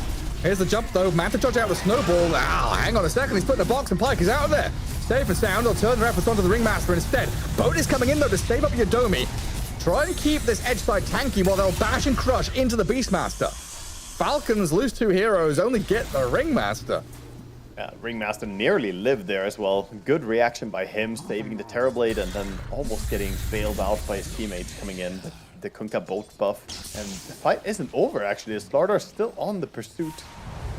Looking for Lifestealer, but doesn't really have any friends nearby and realizes it's kind of a hard kill. showing some mercy to the poor Lifestealer. Yeah. We've all been there. Tell the tale of what happened here, what you witnessed this day. Let him run home, tail between legs. At least it's a signal, you know, the Falcons can still get out and make plays. They are on the enemy side of the map making Edge react, which is, you know, often a win in its own right. Even though they lose the trade, they lose a core hero, it's still kind of pressuring map space. Yeah, at least they got out there. You know, you got to take these swings, otherwise you're just bound to lose if you don't control any part of the map. They opened up, you know, I see it as easing your breathing a bit. When you're this far behind, you push out, make a move on the enemy side of the map. It's like lifting the rib cage of your economy, allowing you to finally get into the jungle, get some farm. The diaphragm, the diaphragm of the economy, just tense and relax. And, I mean, that's what's happening right now. Timbersaw, Lifestealer, Beastmaster, all are finding some nutrition in the jungle here for themselves. BKB about to be completed for the Kunkka, so this is not looking like one of those Kunkkas that just flop out and don't get their item progression. He is staying very farmed. Oh yeah, he is large and in charge. And then what, Shiva's next for him? We've already got, you know, and seen the Orchid on Vitali with that Blink BKB. And he's ready to go hunting again as the Tusk shows himself with the shards on the mid wave. Tons of control. Quick takedown. We can see them make a move back to get rid of some of the heroes that are invading top, or they're just gonna take the tower with a snake. Looks like snakes on tower. EB meanwhile farming jungle and still they're getting a tier 2. Timbersaw just trying to farm out these extra areas of the map. Get some gold, which he wouldn't ordinarily be able to obtain. Oh, BKB's top. Yeah, Malrine has the BKB away from the X mark. Snaking TPs out. So in fact, Falcons, they elicit a reaction out of Edge, forcing a couple of heroes to come top, and they don't lose anybody. Yeah, they lose nobody, go back to base and try to regroup. And I believe they just got the Blink Dagger on Beastmaster as well coming out, so maybe this is a timing to try and do something. They are now playing into a TB who's getting Brooch delivered. Quite a bit of extra damage for him into someone like a Timbersaw. Yeah, I like that he's not just going down the physical damage route, but trying to diversify his damage a little bit so that he can go through the Timbersaw, can deal something to the high armor. But we get into this part of the game, right? 25 minutes in. I don't know, I don't want to be negative, but Falcons are one of those teams that thrive in that, you know, mid to late game decision-making arena where, yes, you've got an 11k lead, but 1 or 2 fights could even the playing field or even swing the game the other way to Falcons. So this next couple of fights, super important that Edge are clean. Yeah, and they're setting it up right now, Falcons, actually. They're moving together, grouping, because they have Radiance complete, Blink on Beast. They have everything they need, honestly, right now. And one single team fight can swing this game pretty hard. Roche is being attempted. Oh, the Roar as well. I'm not sure if they're going to be able to take it in time. Where's the smoke? Falcons late to get the smoke going. Are you coming? There in time. They're not coming. They know they're late, so instead they're looking for a pick-off afterwards. Waiting with their smoke. Muerta and Lifesteal are not in it. But Amar and Crit, they see Vitali come in. Immediate punch and snowball. Forces the BKB out of Slardar, so he's fine to turn and kill the Tusk off. Now Amar in the firing line. He's going to get X-marked, bashed up, dragged in. The roar comes from Malrine with Skitter jumping out. They're trying to focus the Kunkka. Not sure about this one, because Terrorblade now can arrive and open up. They've munched on Yodomi, so the Ringmaster's dead, but Pike with his Metamorphosis is going to work, forcing Falcons to run away. The Radiant have lost 2 supports. Vitali, hang on, the Slardar, the third about to drop. Malrine and Amar finish him off. Falcons, they lose a couple, but a team fight victory for them as they kill 4 off, and they're still actually pushing back against this TB. I don't know how that turned out so good after Tusk goes in, immediately dies, and I thought that there was miscommunication between them, the Tusk going and the Beastmaster backing out, but in the end they managed to reset into a good fight. Look at that. I don't know, I want to see that fight again. The roar onto the Kunkka here, I think was a big move, and look at Lifestealer zoning out the ring. They silenced him and didn't allow him to go in and try and save people. So the supports were taken down very quickly on the side of Edge. And after that, the Kunkka just got stuck with the Lifestealer on him. And Slardar underestimating the damage perhaps from the Timbersaw. There's so many things. I was looking at the TB. So TB walks in, gets hit by the calling, I think. So he's silenced and didn't metamorphosis. Literally went melee range into the Timbersaw. And I think that's some like, I don't know, poor decision making or just not noticing what's happening with the TB. Yeah, it's a detail that makes a big difference, right? TB is such a big part of their damage output, so you really want him to be laying in those metamorphosis auto attacks. Like 3 seconds of damage is a hero dying. Yeah. Snaking could go down here, gets blinked. No way out. He was trying to be a bit cheeky, pushing that lane. Well, one thing is they haven't lost Aegis. So even though that 11, 12k lead has dropped by half, Edge still have this advantage with that TB having 2 lives, and Metamorphosis coming back up in 10 seconds means they should still be confident to play forward. But what a...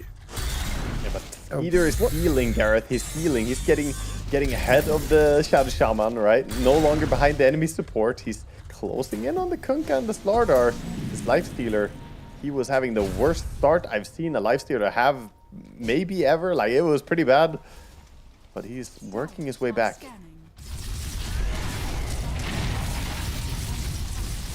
It's good to see it's not dented their morale too much. Edge are out across the map, still trying to find moves. Yodomi a little alone up top, though. I don't know what he was intending up here, but he's met by the Falcons' cause. Okay, the rest of the lane. The Edge squad are coming in smoked, trying to arrive pretty hot here as Malrine and Amar in the tree lines.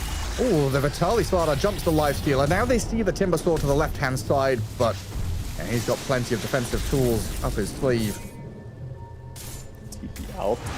Good escape there from Falcons as they didn't have either of their supports up there. Could have been a difficult fight to take. You don't have those support tools coming in, no saves, no solar crest buffs or something like that. So you get to pick off and get out, and this game is flipping. Edge only a 4k lead now. You have the Aegis and you're unable to get the squeeze. Falcons are showing that expertise in playing the map, right? Abusing map movements, the little details, how they force people around. 1 minute left on Aegis. Net worth lead down to 4k. I mean, 30 minutes in is meaningless, basically. Pretty much, yeah. And Falcons, yeah, I mean, ready to go now. They can start thinking about more moves of their own, more ways to play with his tanky Amar Timbersaw, but he has been caught out, off guard, alone, without help nearby.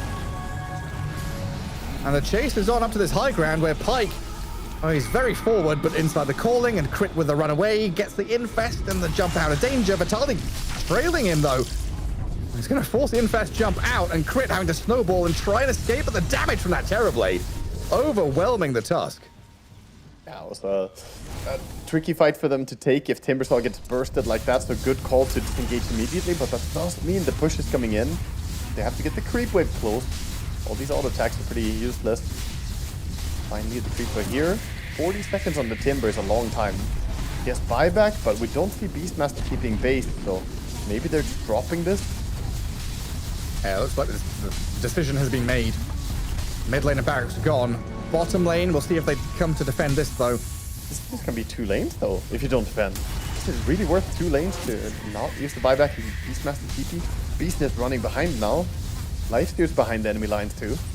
Now they're starting to get into position. I mean, the Aegis is now gone, so Terrorblade is a viable target. Edge backing up to the high ground near that dire triangle, dewarding on their way through. Very disciplined extraction from the bottom lane. Falcons going to try and use this opportunity to smoke and play out of their base. Running after, hunting, but they have to deal with the creep waves as well. That's what Timbersaw is going to do. And Edge, this is an important moment to stay tight with your team. Don't split up too much. Again, Ringmaster a little bit off to the side, alone on his lonesome. Cannot save the Ringmaster or the Rasta now. I don't know if he could have anyway. No, they actually have Nullifier anyway on the Beast now. They do indeed. That's some fast damage. And they only lost 1 lane of Barracks, right? Yeah, well, the tier 3 tower as well is pretty sad to lose on bottom. But the racks are standing at least. So still in a definitely a competitive state on Falcons. Yes, you're 9k gold behind, your barracks down, but I have this feeling, man, that this game is gonna swing around. Next Roche, maybe. That might be the big one. Yeah. Some armor items are desperately needed for the side of Falcons. They got the Nullfire on the Beastmaster. Lifesteal is queuing up an Assault Cuirass. I think if they get the Shivas as well, that would be really big for them. Beastmaster wants the Refresher though, understandably. Double Roar. Sometimes needed when you play against Ringmaster TB as well. If you just have a single Roar, you kind of have to roar like, you know, a bad target first. Start with Ringmaster, refresh, roar the TB next. Radiant's bottom tower is under attack. It's tense though. Is Edge? Edge setting up for this top lane push. I'm just waiting to see what Falcons do next because they've picked up a gem on snaking. So they're looking to remove this vision, looking for this, again, this key pivotal fight in this mid to late game, which absolutely can turn the game on its head. One high ground ward, one spot where you're playing from a terrain advantage, one good little bit of information where you get that perfect jump could be the difference maker for both teams. Beastmaster and Slardar, very good heroes exploiting that information. Beast briefly spotted there by these illusions. Gonna run away. Positioning so important for both teams. Those can start spawning now. Next stage is gonna be massive. Deciding who gets control. That's also a third Roche, so it's refresher time. Radiant's middle tower is under attack. And it's probably going to be nighttime, Roche. Still hanging around top with a smoke. Slardar looking for a jump, but can't really get close enough.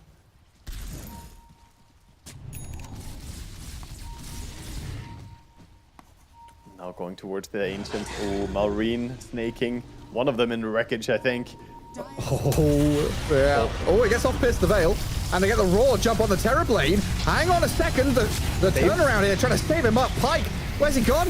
They're going to get the jump on Mallory now and turn it on his head. Pike survived it, Sunder's back to full HP and gets the damage on the Skitter as well. The Lifesteal runs away with a barely 100 HP. They've lost the Beastmaster and the Muerta in the midst of it all. Well, Pike does get jumped on again by the Timber and the Tusk, but he's surviving. The tag team's going. The Crush comes too late. Vitali wasn't there to save his mate. And now we've got Falcons, a double kill on Amar, buyback out of the Beastmaster, looking at Michael, Shadow Shaman, and the PP Conquer, dodging the tidal wave to try and kill him, but he TP's home. Crit will be able to snowball back, save his life, and get the takedown on the Shadow Shaman. Oof. That looked so good to begin with, saving the TB. I believe they even Lotus the snowball there with the Kunkka Lotus, but in the end... So that was it. Like, where the hell is he gone? yeah, I was also confused that for a moment there was a lot of stuff going down the fight, but in the end, the dragged out fight, we see a sustainability of this Timbersaw, the continuous damage of the Beastmaster as well as he buys back, comes into the fight. And Edge, they kind of used their initial resources on the Kunkka, and then he felt like he didn't have enough to burst people. And now it's Falcons in Roshan. I told you, man, the game, it was gonna swing, and here it is. Refresher Shard over on the Beast. Absolutely fantastic to have on that. But that was really one of those fights where you blink and you miss it. So many little details going on. You just got to be like in Clockwork Orange, you know, pin your eyes wide open, watch the reels of madness and chaos in front of you and try and figure out what the hell you feel about it. Yeah, watch the details. And Edge now, you know, they had a big lead, but now 5k gold ahead, and that might not be long for this world with the Aegis and Lifestealer and Refresher on Beastmaster. Definitely Falcons are feeling up like they want to make more moves.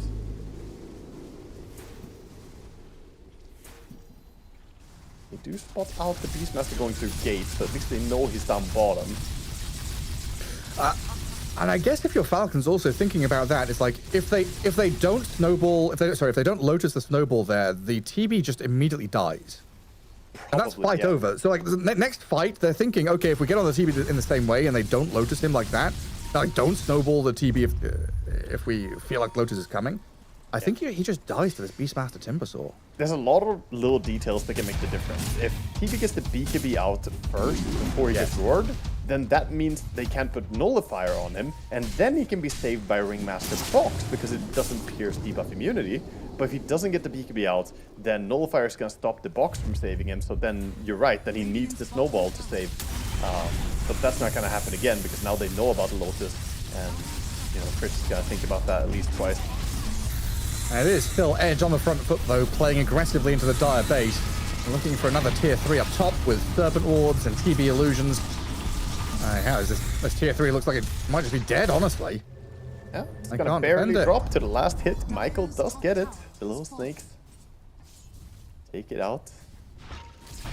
So the base is very exposed for Falcons, but they're so strong now that getting over there and dealing any actual structural damage from here on is going to be difficult for Edge.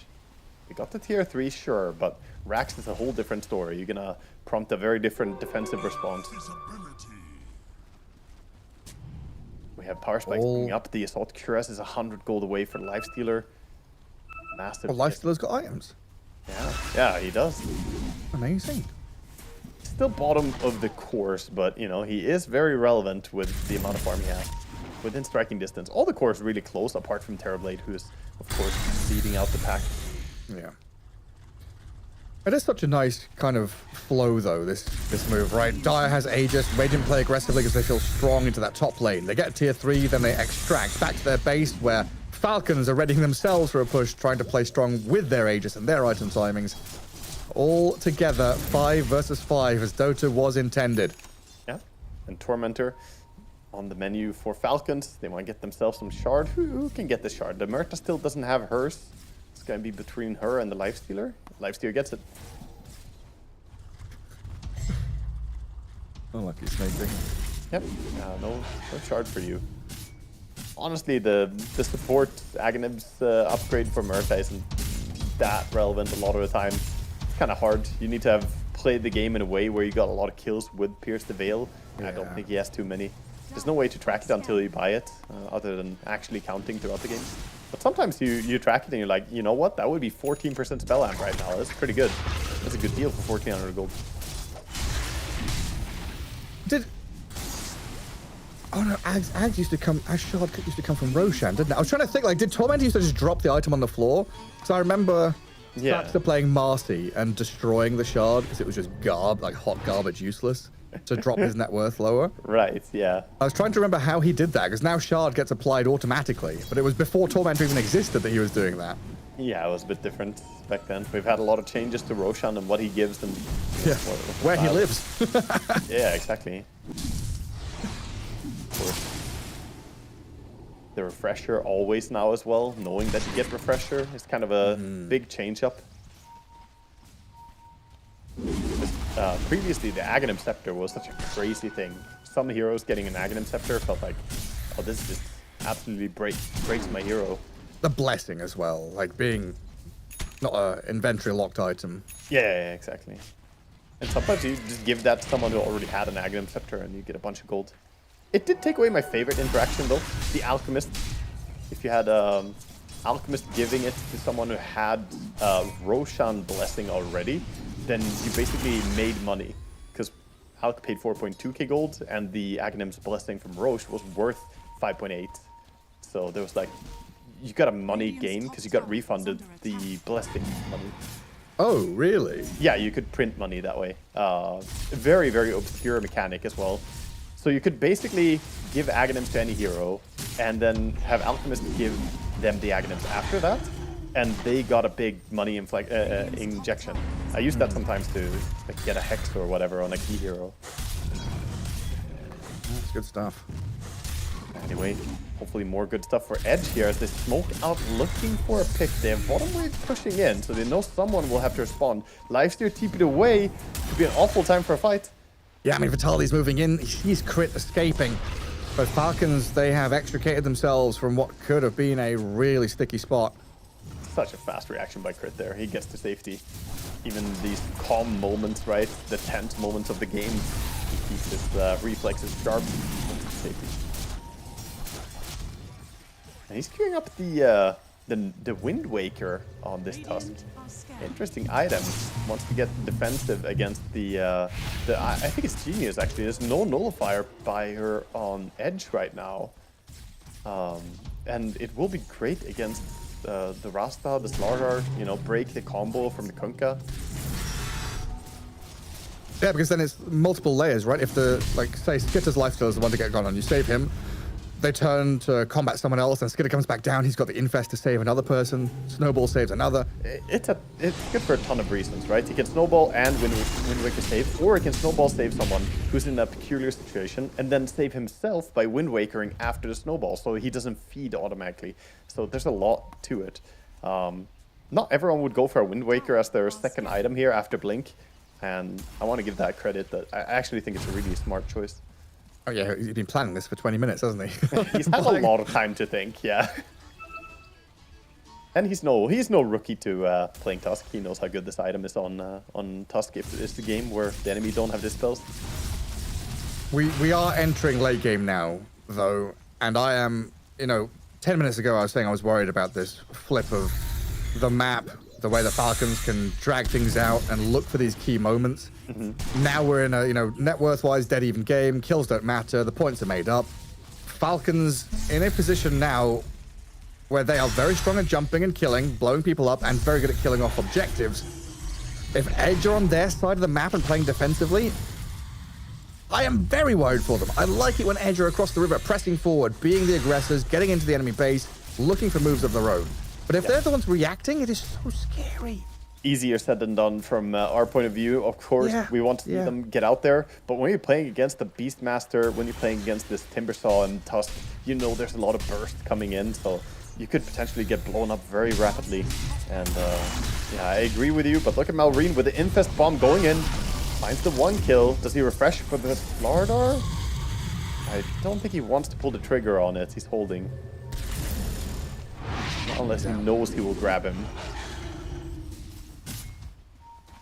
Still 70 seconds. Again, knocking the wind out of the Edge's sails. 70 seconds where you can now... Well, you have already pushed in bottom. You can push in mid, push in top, get ready into the enemy triangle, start to pressure mid tier 2, which is still standing, funnily enough. And an Arcane Rune up at the top spot for Malrine. Oh, nope. It's the TB Illusion coming up and just wiping at that. Never mind. A good little deny at least, but all of them are herded back into their own base. This is the opposite of what you want to be doing in Dota. You want to be out there on the field, be able to do things, but they feel so scared right now. Roche is making his journey down bottom. Actually, no, he was running back home and he forgot something. He left the oven on, and now he's running top. My keys! Yeah. Where are my keys? Wait, Roshan's pit doesn't have a door. Oh, what do you need he's throwing keys here. for? Ah, they're speeding him up actually. So, did you know this? If you tank the Roshan throw, you actually speed him up. And that makes it easier and faster to take the Roshan. Oh, never mind. Jump! Flutter! Dead. Gone. The boat's thrown out, but that doesn't save him. Now Michael's being hounded. His BKB wasted. Amar is on him. The little box will get him to safety. Don't have follow through. Timber is all right until he's dragged into the base. That's a nice little play, but the snowball save is there. Turn it around on his head. Tusk in trouble. There's the Yule. Sends him skywards. Comes down with a third and killed off. Tusk down. The buyback from Slardar making this all work out as Falcons hold the ground. High ground vision here. Two roars. They see the TB, the roars from Malrine, the refresh up, and the damage comes in. Pyke is dead. The TB's gone. No metamorphosis. He does have buyback, but you don't want to use it. Just back-to-back roaring him, and of course he didn't have a chance to get the BKB out, so that was that interaction I mentioned. Ringmaster can't save him, can't box him because of the nullifier. Now it's just gonna be a forfeit Roche. You don't want to buy back and try and contest that. Even if you did, you probably couldn't. Roar is off cooldown again because he has the 25 pound, minus 30 seconds.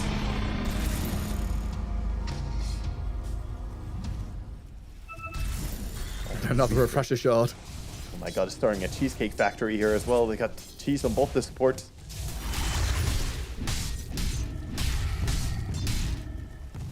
There's tons of it.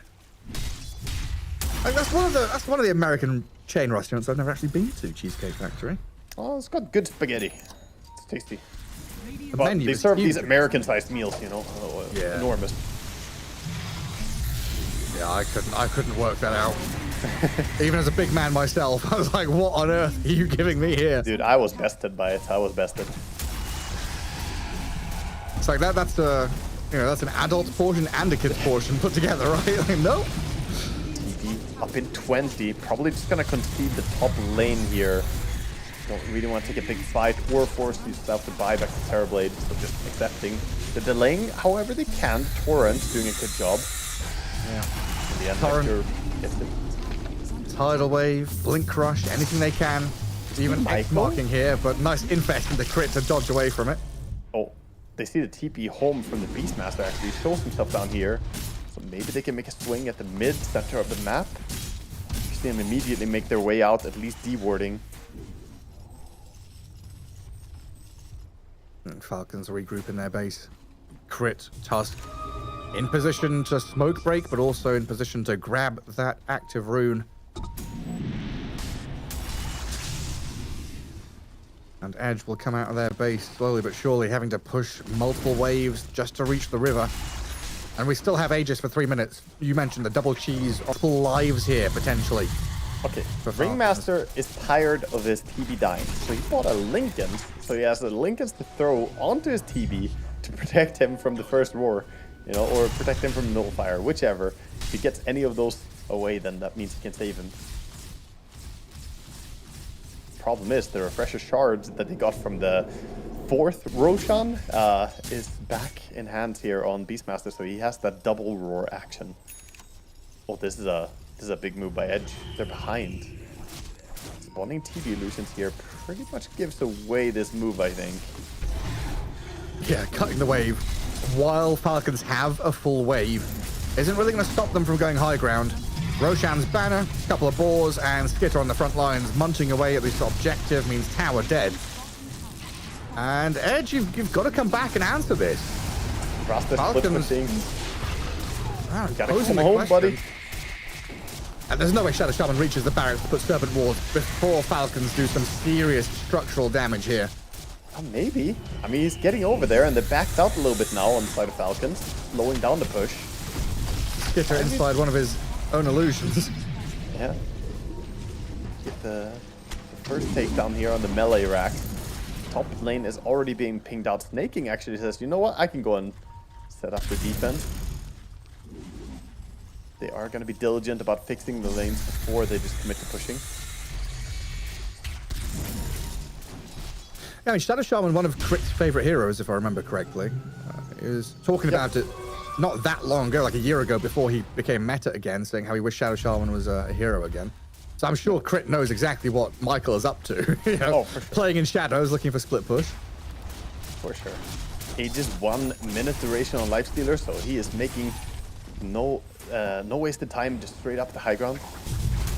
Oh, the torrent jump. Vitali gets the catch. First life gone. That is a lot of damage very quickly, but Amar, he is in onto the Shadow Shaman. Malrine there to clear him up as well. Michael dead as Kitter runs back away from this Terrorblade, who does offer a lot of DPS. Aghanim steps down from Timber Sword, pops, and he is getting killed. Enough damage through that minus armor and physical right clicks, with the help of the Brooch, of course. He kills off the Timber. Yeah, they back out, resetting. Good fight for the side of Edge. A roar onto Shadow Shaman, not really the target they want to jump there. I don't think he got vision properly on a better target that he could get in range of. Ideally, he gets the Ringmaster or the TB. Those are the two heroes he's looking for. Falcons do know that Metamorphosis obviously used and is on cooldown now, though. Yeah. And that bottom lane looks pretty hefty. Range racks might just die. TB is 7 slotted, by the way. He has a backpack Brooch ready to be brought in after BKB gets spent. Does not have the Aghanims consumed yet. I would like to see that, honestly. Get the Fear Wave. This was a second source of Metamorphosis. Serpent Wards in. Heaters on them. For a moment, anyway. Snaking has to come in and clean up the mess, but you've already lost the barracks. Some Torrent, Tidal Wave poking and pulling. Ring snaking a little bit closer. In comes Malrine though. Roar, Nullify, Lowest Orb onto the Ringmaster, so Malrine cannot finish off Yodomi and has to run away.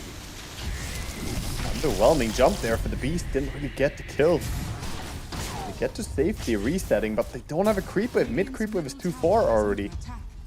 And they did lose that full set bot. Yeah, they lost the range racks as well. Another good defense by Falcons. And there's a double damager in waiting for them as a little prize. Probably just gonna take that and immediately go in again. Could of course wait up for the Roche 2 minutes until he could start spawning. Age's advantage is definitely a real thing here. They still have the refresher from the previous Roche in the hands of Beast, but I mean, they wouldn't mind having a second refresher. Give that to Timbersaw. Double BKB, double Aghanims pop.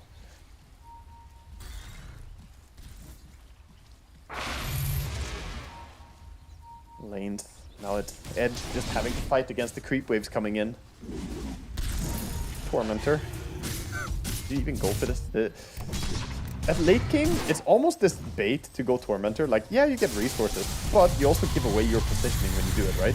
Now, Radiant immediately gets signal, okay, they took Torm, so you know where they are on the map.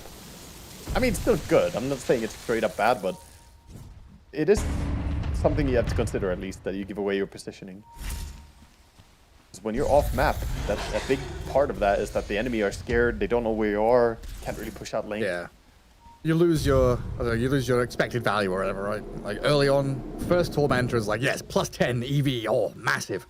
Later on, you know, you're not getting these shards, you're just giving away information. Yeah. Do we have any blocks of peace being prepared or anything like that? Do we have any lotuses being snagged up? Looks like I don't think so. Rasta has 3 greater healing lotuses, so Michael is ready. He just needs a cheese. Maybe he could barter with a Tusk, because Tusk still has his teeth. I don't think there's any bartering between the Radiant and the Dire. The Infest, Roar, Lincoln's blocks it. And Vitali's got his BKB off, but the Abyssal Blade is there. Hex to save him. Michael will turn with damage from TB, but in comes Malrine. Oh, hang on. He rolls up the Shadow Shaman to try and save his mate, and they get the kill on Vitali as PP comes in. Pike stands his ground. Good damage out, but they need more control. Without the Shadow Shaman and Escladar controlling them up, it's very difficult for Edge to stick on a target. So Falcons, they run back, they run forward, they kite things out. Guerrilla tactics to get themselves even further forward here to maybe find a bonus kill. Oh my God. Pike and Yodomi are back into their base, but now they're without Escladar for 100 seconds. That Lincoln's on Beast was crucial there, because he roared into the Lotus that was on the Ringmaster. Good Lotus play by Kunkka, but sadly didn't get payoff from it, as the Lincolns on Beast blocked the reflected roar. That's what it was. Yeah. I heard the Lincolns pop and I thought, oh shit, Malrine's fucked up here. He roared into a Lincolns, but then I was like, no, Shadow Shaman's stunned. Yeah. It was a Lotus back into his Lincolns. Passing Lincoln spheres. Both teams having Lincolns and Lotus makes it a little bit confusing in these team fights, what's going which way. But Roche could spawn any moment. It's going to be a pretty early spawn as well. It's going to spawn up top.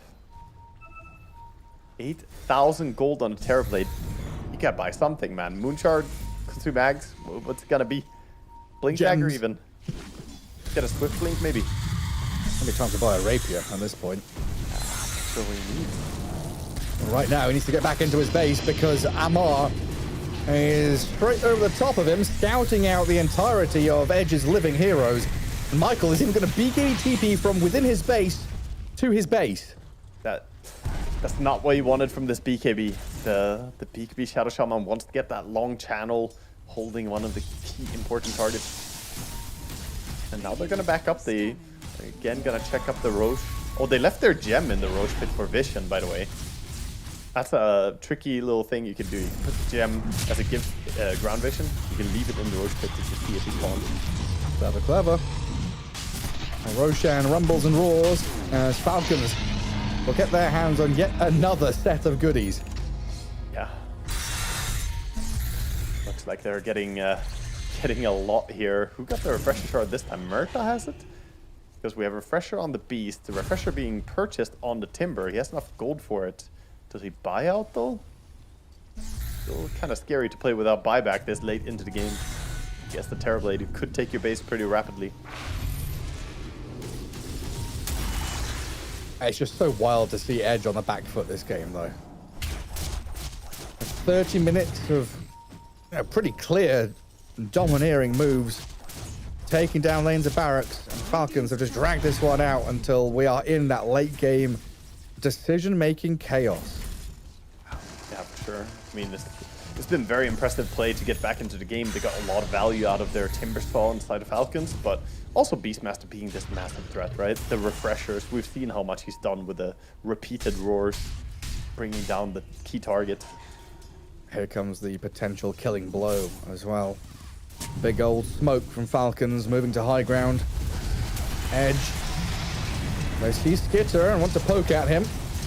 It doesn't seem like he cares all that much. And hang on, a nullifier and a bit of damage from TV Illusions. A little spooky for Skitter. He does wander back from that tier 3. Magnum Scepter could be purchased up by the Lifestealer here. And Malrine. Malrine is ever ready for the jump. There's a link as they could break that though. Ooh. Goes back to safety.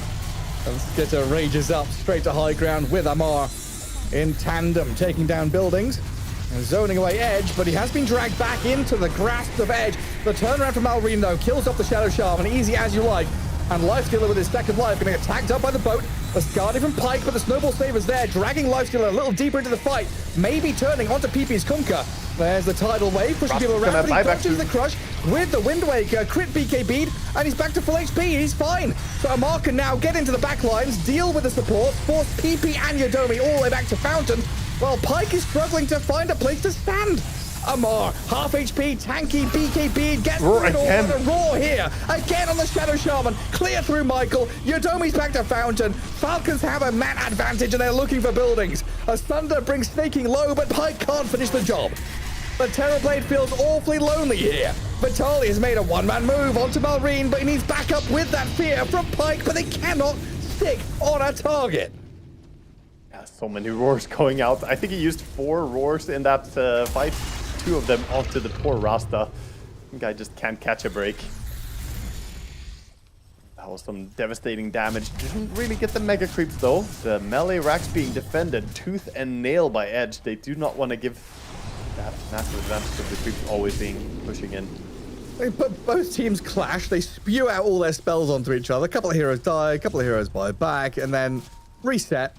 But it feels like Falcons are the ones that, yeah, well, I mean, just feel like it is a fact. They don't care.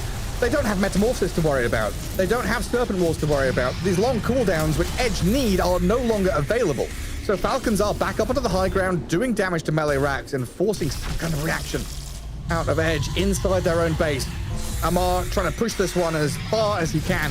Get her back onto the building and looking for mega creeps. There is a glyph. He can do this all day, man. He can do this all day. In, hit 3 times, back out.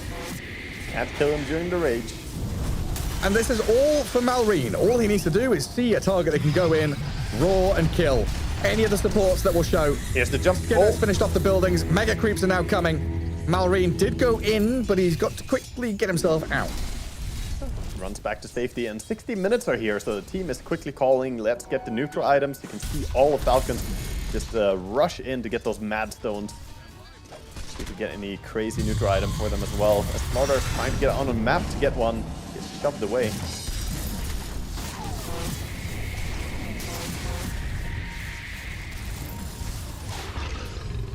A little worrisome playing outside your base like this. Shrine of Wisdom is being pinged here. But Terrorblade has a Timbersaw problem. Pike loses about 30% of his HP, staying on his high ground, trying to dish any damage he can, but invulnerable Amar. He is very tanky, refreshes up, so he's got another round of Aghanims and BKB to play with. The Snowball save attempt from Crit. Fear wave. Getting turned around by the Fear, the Torrent, and the Boats, able to kill the Tusk and the Timber. That was costly right there, trying to go in. No saves available. The E-Blade from Snaking could not be deployed because he got feared by the Fear Wave. Of course, meanwhile, Malrine, he's not caring about this. He's just building neutral items.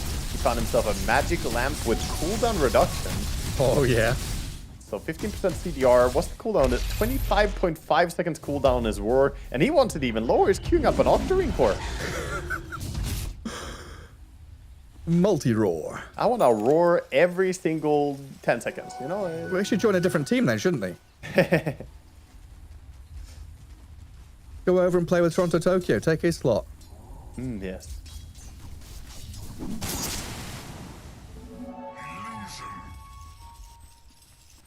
Edge have no tier 5 items.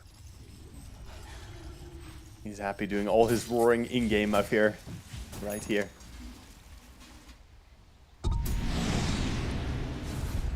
Oh, no roaring out of game? Why not? Oh, look at the sneaky move. Going in with the smoke up on the enemy high ground. They have creeps near enough. They're looking to even score a bit. This is so risky. They don't have Kunkka here. And there's still a barracks top. This isn't mega creeps, right? This is just a lane of racks if they can get it. Rasta is in. Ward's there. Snowball saved. The raw turnaround on Shadow Shaman are going to kill off Michael. Even though we've got Serpent Ward's down, he's dead without buyback now. Oh, they got the rack. But Rasta is dead with no buyback. 3 minutes. This is such a huge perilous moment for them again, playing 5v4 with all these refreshers, with the roar, basically taking a hero out of the equation a lot of the time. No metamorphosis either, right? Yeah, I mean, he has Fear Wave, you know, the short meta. How is that 10 seconds or something? How long is it? 15. They buffed it. It was 10. Not bad. Yeah, but it's still pretty rough. Oh, now he has a refresher. And we've got a Rapier on Kunkka. It is do or die now for Edge. We've been saying how it's been do or die for them this entire day. In group stage day 3, they need victories or they are pretty much out of here for Dream League Season 26. So the Rapier Kunkka, the jump from Vitali, the Terrorblade with a refresher, are going to try and metamorphosis and go in, but they've lost their Slardar. Vitali has buyback available, but when things happen as quickly as that and Falcons slam a hero into the ground, I don't know, it's a struggle now. Yeah, and they're just going to rinse and repeat, right? So we have 18 Oh, he found Roshan's keys. He found Roshan's keys. Keys. He found them. It's the keys he left in the summer house. Very nice. Please return them to sender. Yeah, they go in the bin. Yes, we have a little bit of a moment of respite here. 2 Book of the Deads here for Falcon. They could use those to just siege in. Also have Magic Lamp over on the Murta and on the Beastmaster, of course. Very, very tricky spot as Radiant still operating with very limited neutral items. They got the Minotaur Horn, but it's just on a Ringmaster. You know, you wish that this was on a bigger hero. You do indeed. It's also funny, Crit. I've been saying his Wind Waker is just a Yule Scepter. He's not finished the Wind Waker off. Yeah, he had it queued up, and now he has the recipe purchased. It's on the courier. As he did spend his buyback, he can finally use all his money. He went back for BKB. But yeah, a lot of changing. You know, the players update their choices as the game progresses.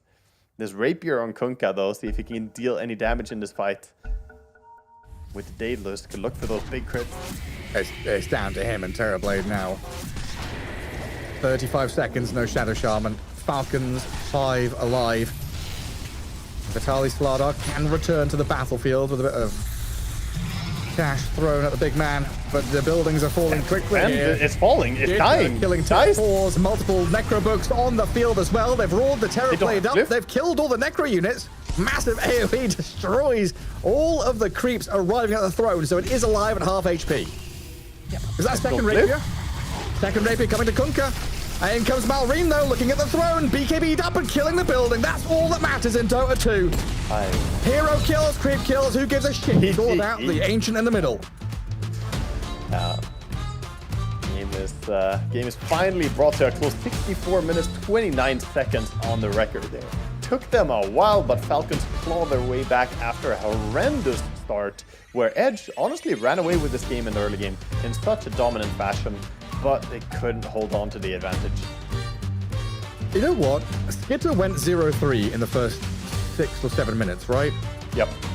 He didn't die a time after that. 5, 3, and 12. So what? That was 60 minutes of gameplay where he didn't die.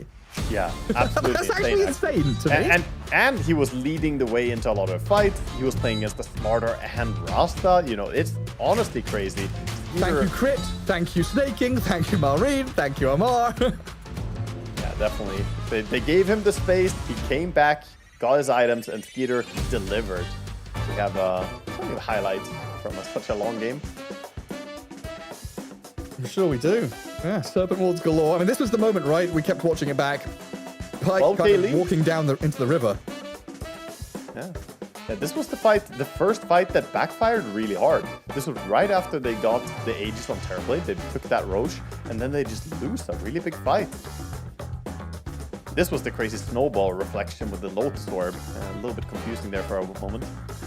Terrorblade Hurricane Pikes to the side, gets a nice thunder onto Skeeter, who somehow didn't die there. I know he didn't die because he only got those 3 deaths, you know, he slips to safety.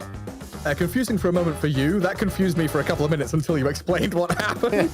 A lot of these things where it's like Lotus on Snowball or some kind of Lincoln's bounce back roar onto a Lincoln's of his own or Lotus Orb here and there. All sorts of crazy business. Yeah, I love those moments because it makes you do a double take. You're like, hold up, what did they do in this fight? But, it's the Lotus reveal in there, the final moment. I mean, maybe they could have bought back earlier, like set up defense earlier to go, because if you let the throne fall that low, ultimately, though, I think it was inevitable. They were going to lose that game. Absolutely. But an incredible rounding up to our broadcast here for day 3 of the group stage. Incredible, long, extended game, plenty of action back and forth. You know, the hope, the drama that the South American squad would maybe snatch a victory, but then that inevitable feeling of Falcons domineering and being the better team overall. As I believe we've got someone joining us from the Falcons camp. We'll see if Amar can pop on, have a chat with us, see how he's feeling after a long game. Amar, do you enjoy these 60-minute games? Do you tier 5 items? Do you think they're fun? Didn't much get to use the 60-minute games, you know? Like, it's only 4 minutes that we got to use this items and whatever we got. But yeah, they're always good, you know? Best games are minute 60 plus, especially for our team. I think we have like insane high win rate on these games. Yeah, it's good you enjoy it. And we were saying, minute 30 came and I was getting worried for Edge, thinking this is where Falcons are going to turn it. They're so good going into late game. And you guys proved that you could. I wanted to ask, I might be stealing a question from Waga here because he mentioned it in the broadcast. Do you have to rock, paper, scissors with Malrine? We saw him play Timbersaw. You get to play Timbersaw. Do you 50-50? Do you get to share Timber and Razor? Well, we have some heroes that we actually look to share, yeah, and we have some heroes that we're like, okay, we both play it, but right now it's determined that who's the better player to play it, or which one is better for to play it, and he'll just take it.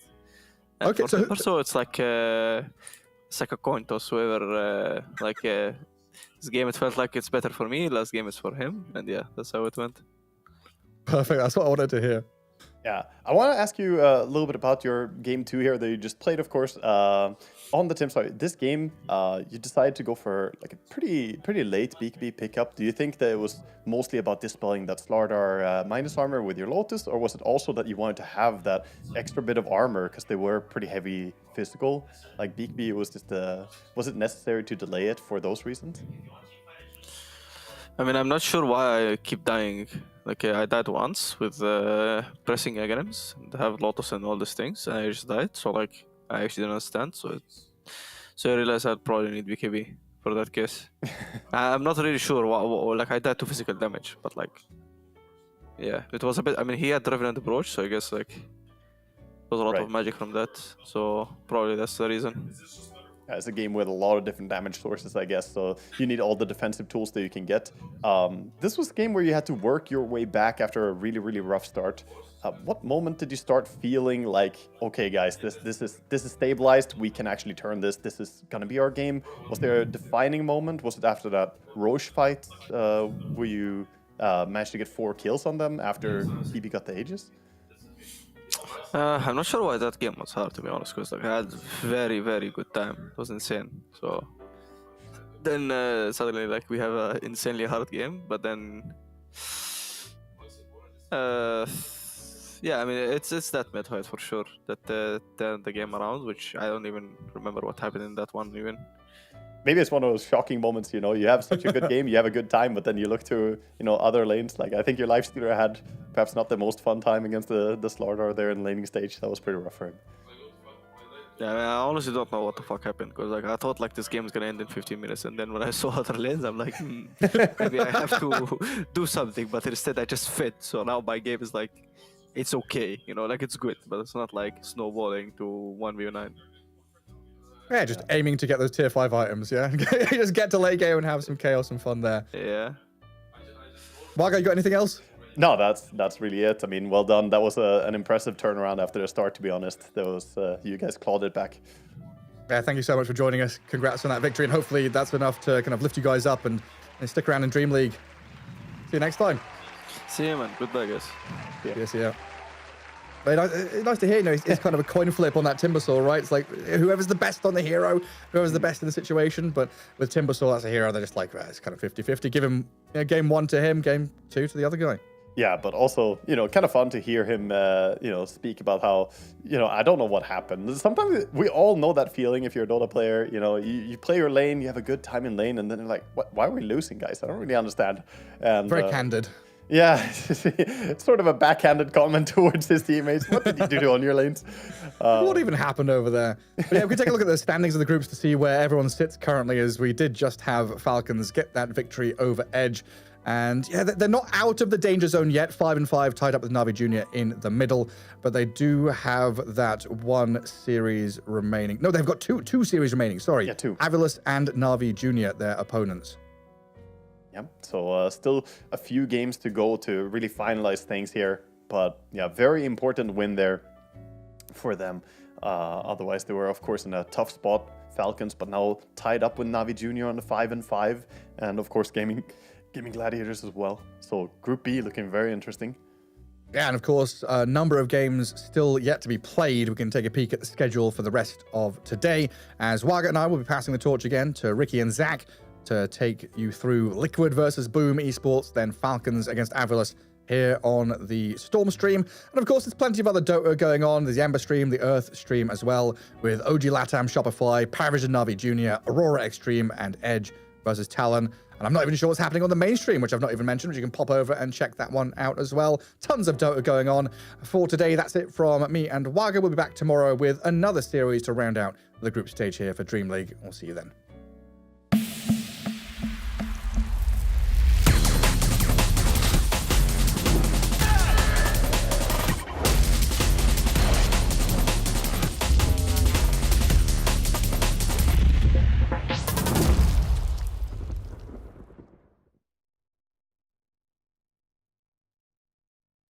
Even though I'm alive, I just don't do anything. Me and Turbo just chilling farming top. Hello. Hi, this is Mallory from Team Falcons, and we're gonna watch Our Birmingham Grand Finals team fighting. I can see my whole team is dead, and snaking is for me. Thing is, I already remember this moment, and like, even without watching, I was like, I'm waiting my courier for getting shard, and I don't know, like, I don't know why, but I was like kind of praying to I was just going in. There was no actual reason. I was trying my limits, something like that, and then since I see like Bloodseeker is actually dying so fast, I'm going in, you know. Well, that's a nice team fighting by Marine. He just presses his spells on the most broken hero used to be 1 year ago. If you're gonna see the start, like I'm even strafing back, cause like I was not expecting I'm gonna go in, you know. I'm like linking, going back, and like, maybe I can actually I can commit. I mean, this guy can't even speak for himself, even though I knew what's happening. He just saw a pit, saw like a venomous like LT. I didn't even saw it. Yeah, the Venom ulti just split, and then you have shard. You pulled Bloodseeker again into Pit of Malice, and he got pitted again, so he just died. And you know, Razor is untargetable here because of his third spell. So basically, they hit you, they take more damage. There's no expectations when Amar playing Underlord. Yeah, he's like, guys, I passed my spells. I done my job, you know. Basically, what he said, I'm just useless. This guy took the Razor because it was good at the time that he takes Razor into Kotor because it's unplayable matchup. I had to play some shitty hero like Underlord, unfortunately, and just watch him carry the game. And I just pressed Lotus and Pipe. That's my job done. If that wins me the tournament, I will take it. GPK has to be so careful. He's under the call. They find GPK's key to the beginning. They go straight, takes out the Kono. They look towards Mirror. Mirror's able to put the BKB in the stampede. He'll get out. Nice hook shot. It's a good catch as well. They've caught the two of them in the cogs. They'll turn towards Crit. Trying to take his slides out, but Maori will help finish him off. Falcons, though, they've lost 2. Nightfall, he's getting low on the mana, but he will have that Aegis. 30 seconds on it. Let's see what they want to do to deal with this. The control for a stave comes out. They managed to root snaking. Oh my god. I think they're going to be able to do it again, maybe. I mean, he's completely on his own. Nightfall. Miro's going to get caught with a pulverize. Can he get out? He's going to be able to TP. So Nightfall, he'll get out of there. But my God. goodness, Falcons, they're managing to... The entire fight was a more spectator, as I said, yeah. And like, I mean, basically it's one thing. We just need to get on backline, and then if Medusa comes to us, we just need to kite her. Because, I mean, it's Medusa. She's useless. She's not dealing damage. She's like existing and coming to your buildings. And since she's doing this, you just need to avoid her. Basically, if you pick Medusa carry, you're like asking to lose because either you buy all damage and then you just die first and the game is over, or you have buy tanky items and people just ignore you because you're still useless. So basically, if you pick Medusa carry, you're just asking to lose. And in this team fight, I was doomed. I was like very focused on watching my team win. Amar was cheering, so it's actually help. He was like, guys, let's go, let's go. I was basically taking pictures. You know, like, oh, nice clip for Sven. Well, I'm not in this clip again, so I don't even know what to say. Even though I'm alive, I just don't do anything. Me and Terror just chilling farming top. I would say there is not something like special, it's just spell usage. I mean, Snaking is just kind of showing his balls. He's like I see 2 TPs and I'm like, it's time to get back, like kite, and Wu is like, Snaking is just saying, why, just go fight, no? And I'm just, okay, let's go. I thought actually I'm gonna get triple kill, but okay, there's double only. So basically in this team fight, Timbersaw is looking to kite, he's baiting his enchanter, so he takes 0 damage. And then he sees an opportunity to deal the damage, so he just goes in with the Timber Chain and just kills people. Thing is, it would be so awesome, so cool if we're gonna have all the spells and above yours, but I got Disruption. Like I could Timber Chain and just get double kill instead. But the guy just disruption me. Yeah, it's a good maneuver by Save to just save his team for 2.5 seconds before their elimination, I guess. We already kind of won the situation because we baited like 2 TPs. There's not bad gonna happen and we just go back because enemy just wasted 200 gold, but at the same time Snake is just feeling the power and like he's calling for me. I mean, it's fine. I mean, like I'm looking and I kind of see how we can fight it. I'm alive, I have to talk. So in this fight, basically what happened, DK said he will go high ground. Then Timbersaw pokes enemies. So like they use spells on him and go on him. So his team, Tricky and Mars, who are jumpers, get good position to find good kills. And then we kill 2 heroes that use buybacks. Then they keep damaging my Timbersaw, so he just picky Timber Chains away. Then I think I'm some red boss and jump, and which I am, but I think I was in a situation that my Timber is very low and I have no arena because I used it to kill the gyrocopter, which probably was not needed, but sometimes you need to kill secure. I made my enemy focus on me so they can't chase my team earlier. So I just did the signature enemy player game move, Nightfall, PKB tipping out, and then we go chill, then we can do this again, but next time enemy doesn't have buyback, so the game is over. The one cool thing that you remind me, it's not really connected to the current replay, but like the best feeling in Birmingham is not even winning. It's time, like I probably should be right, but it was the last patch when Timbersaw had double chakra. This was the best feeling to play against on this Euro actually. Nowadays it's kinda sucks, but back in the days in Birmingham it was so cool. You're just getting 25 and game is over. Thanks for watching, guys, supporting Falcons, and maybe we actually come back to the old shape. Thank you very much for watching, and see you next time.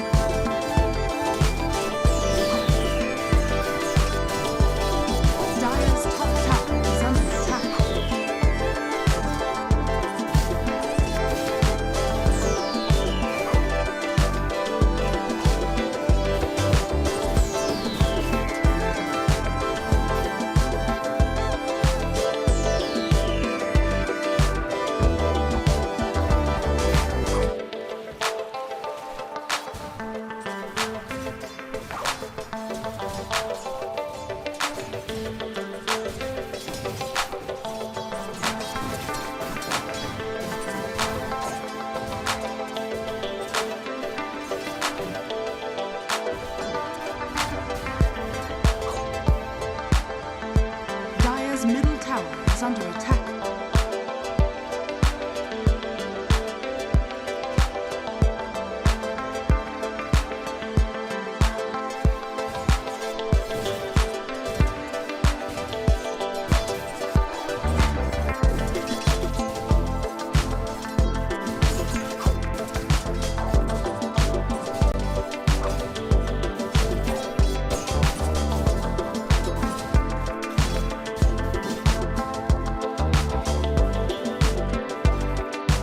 Dire's bottom tower is under attack.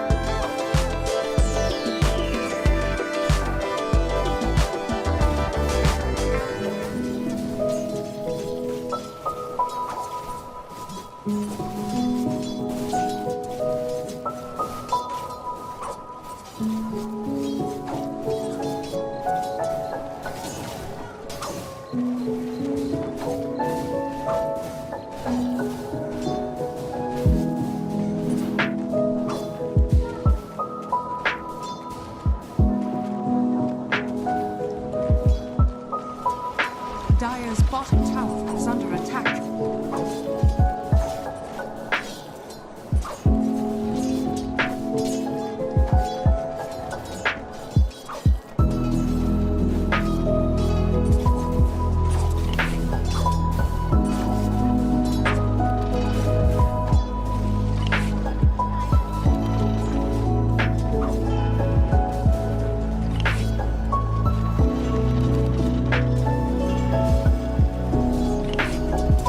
Dire's middle tower is under attack.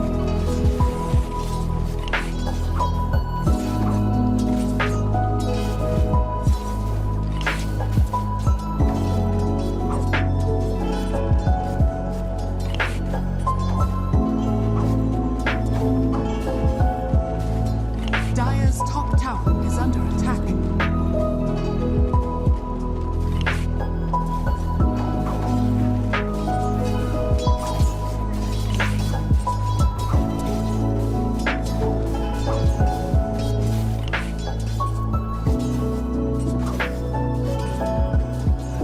Dire's top tower is under attack.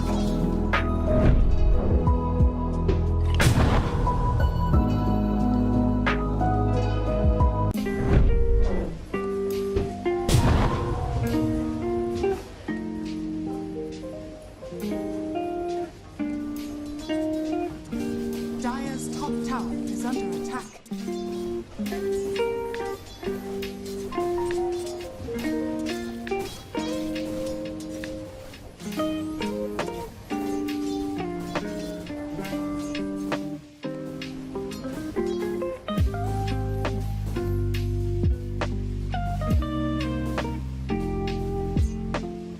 Dire's bottom tower is under attack.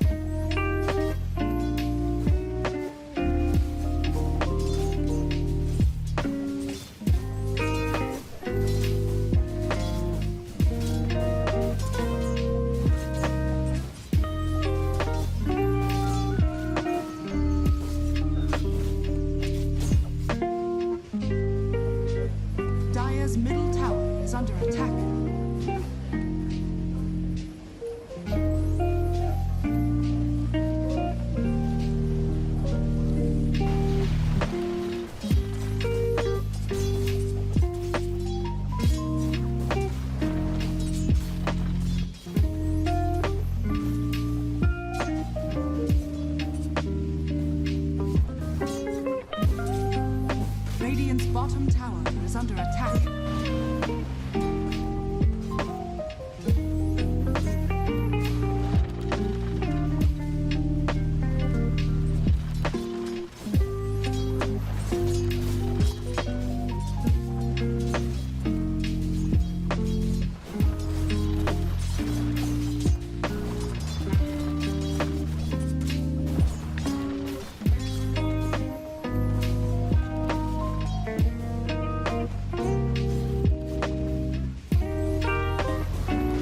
Dire's middle tower is under attack.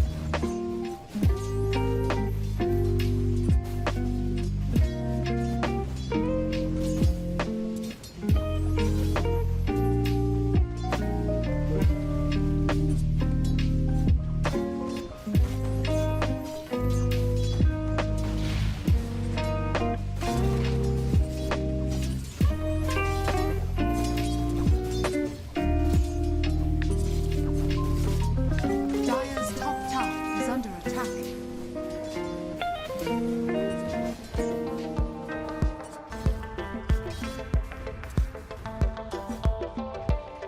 Dire's top tower is under attack.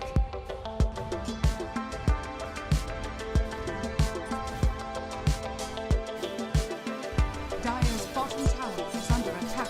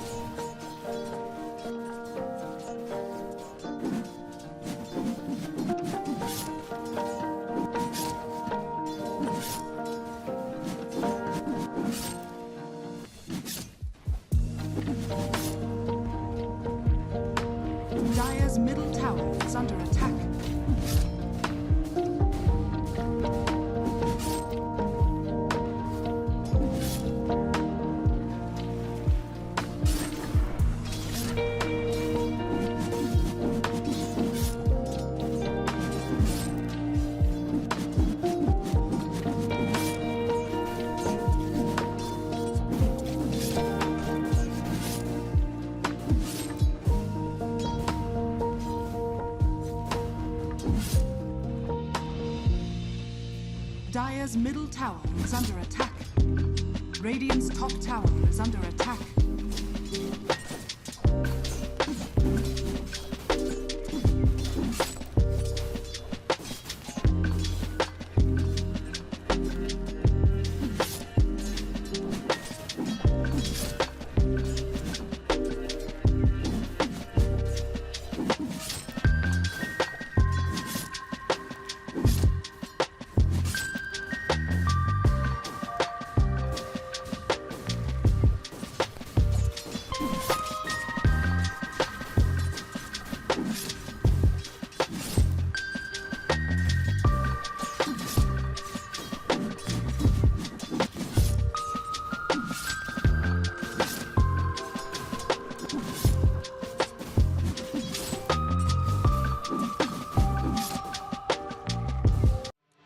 DreamLeague Season 26 is brought to you in part by DHL, 1xBet, and Anthros.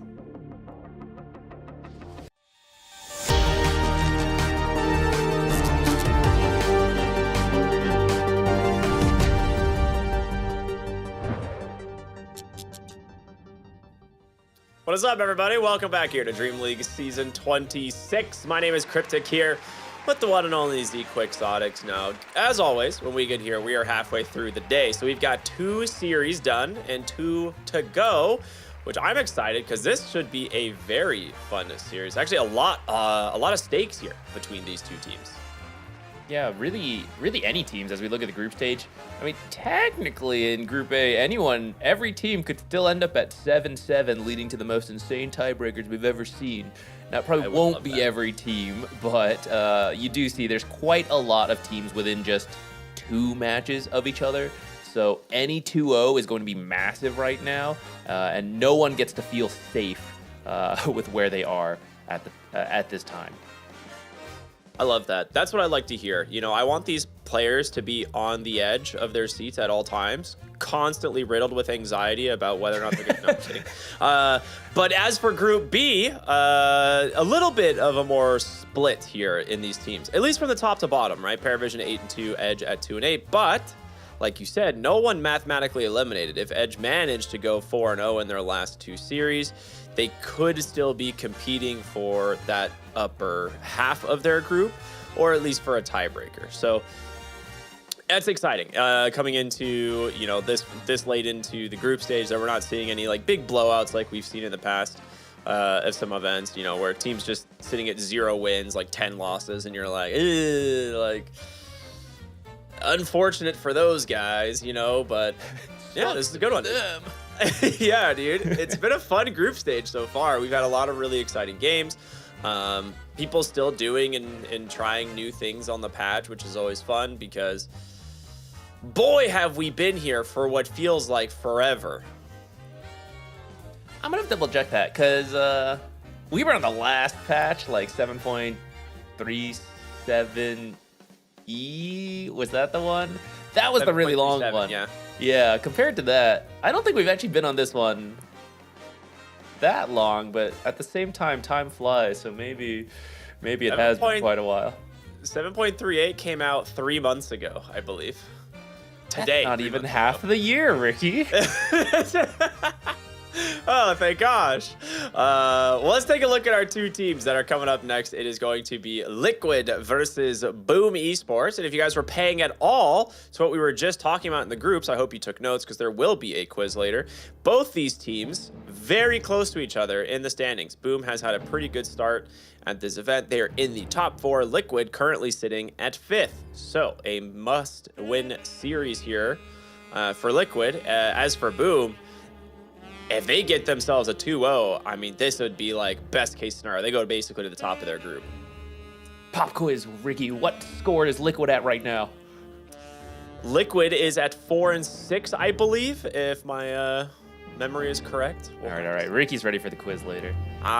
See, this is what you guys should do. Speaking of Liquid, let's talk a little bit about these guys. So, you all should be familiar with these handsome lads. The only real difference, obviously, is VTune standing in this time around. Obviously, Mickey couldn't be here, so We're seeing V-Tune kind of get a little bit more spotlight of his own. A very experienced carry player. We actually just covered a tournament with this guy. Looked pretty solid. And now he's standing in for one of the best teams in the world, and it's a great opportunity for him to kind of learn a little bit and expand his skill set. And I would say the best team in the world at having a stand-in. I don't know how they do it, but it feels like you replace a player and they still look completely tier 1 level, right? Now, you interview them and they'll be like, nah, we're garbage, you know? They don't feel that way, but no matter, it seems, who you replace, they find a way to make it work. So despite having a stand-in, Boom is not going to feel, you know, relaxed going into this. All right, let's take a look at their opponents. Boom Esports here. Now, these guys, I will say I have a lot of fun casting. Typically, their games are really exciting. Also, I just have to give so much credit to Januel for just the best hair in the Dota pro player scene, right? You know, it's just unmatched. Only rivaled in the caster scene, perhaps somewhere. I don't know where. There. Couldn't figure it out. No, not at all. No, this team's really fun. I think generally Jabs as well as Tim's bring like a lot of power into their off lane. And we'll see if, you know, what they decide to draft this time around, but I really want to see like the kind of initiators and maybe even a roaming support if they get the chance, but they're a fun duo. Yeah, we'll take a look as we get in here. I have my eyes on Boxy and Tim's this series. I think both the position forwards for these teams can do a lot, not only in the early game, but setting up their team for success. They often play very high skill, high impact heroes. Of course, we'll see what the draft calls for. Sometimes you play something a little bit more straightforward, a little more boring perhaps, but I know they'll do well regardless. I'd love to see those high skill, high impact heroes though. Yeah, absolutely. Now, as for the draft, we're going to see probably a lot of the same core, like primary heroes get banned out here in phase 1. Now, that being said, every series we've cast so far, there has been like a moment where like there's usually one respect ban in the pool, and then that kind of leaves maybe 2 or 3 heroes that we don't normally see, you know, kind of squeaking by. You know, right? Looks like right now we're seeing a little bit of focus on, well, all the meta heroes. The Darkseer ban and the Nature's Prophet, a hero that we don't really see banned as much in phase 1 anymore, but they do want to get rid of it. Both these teams love the Nature's Prophet, so I imagine we will probably not see it make it through phase 1 bans. Yeah, I think these teams, they play a good mix of heroes and are willing to do unique things, but not strictly being known for that, where you have to ban something like, oh, you know, they're just such lark support players, you know, you got to take that out, or like, oh, he only ever plays Morphling, we got to ban that out.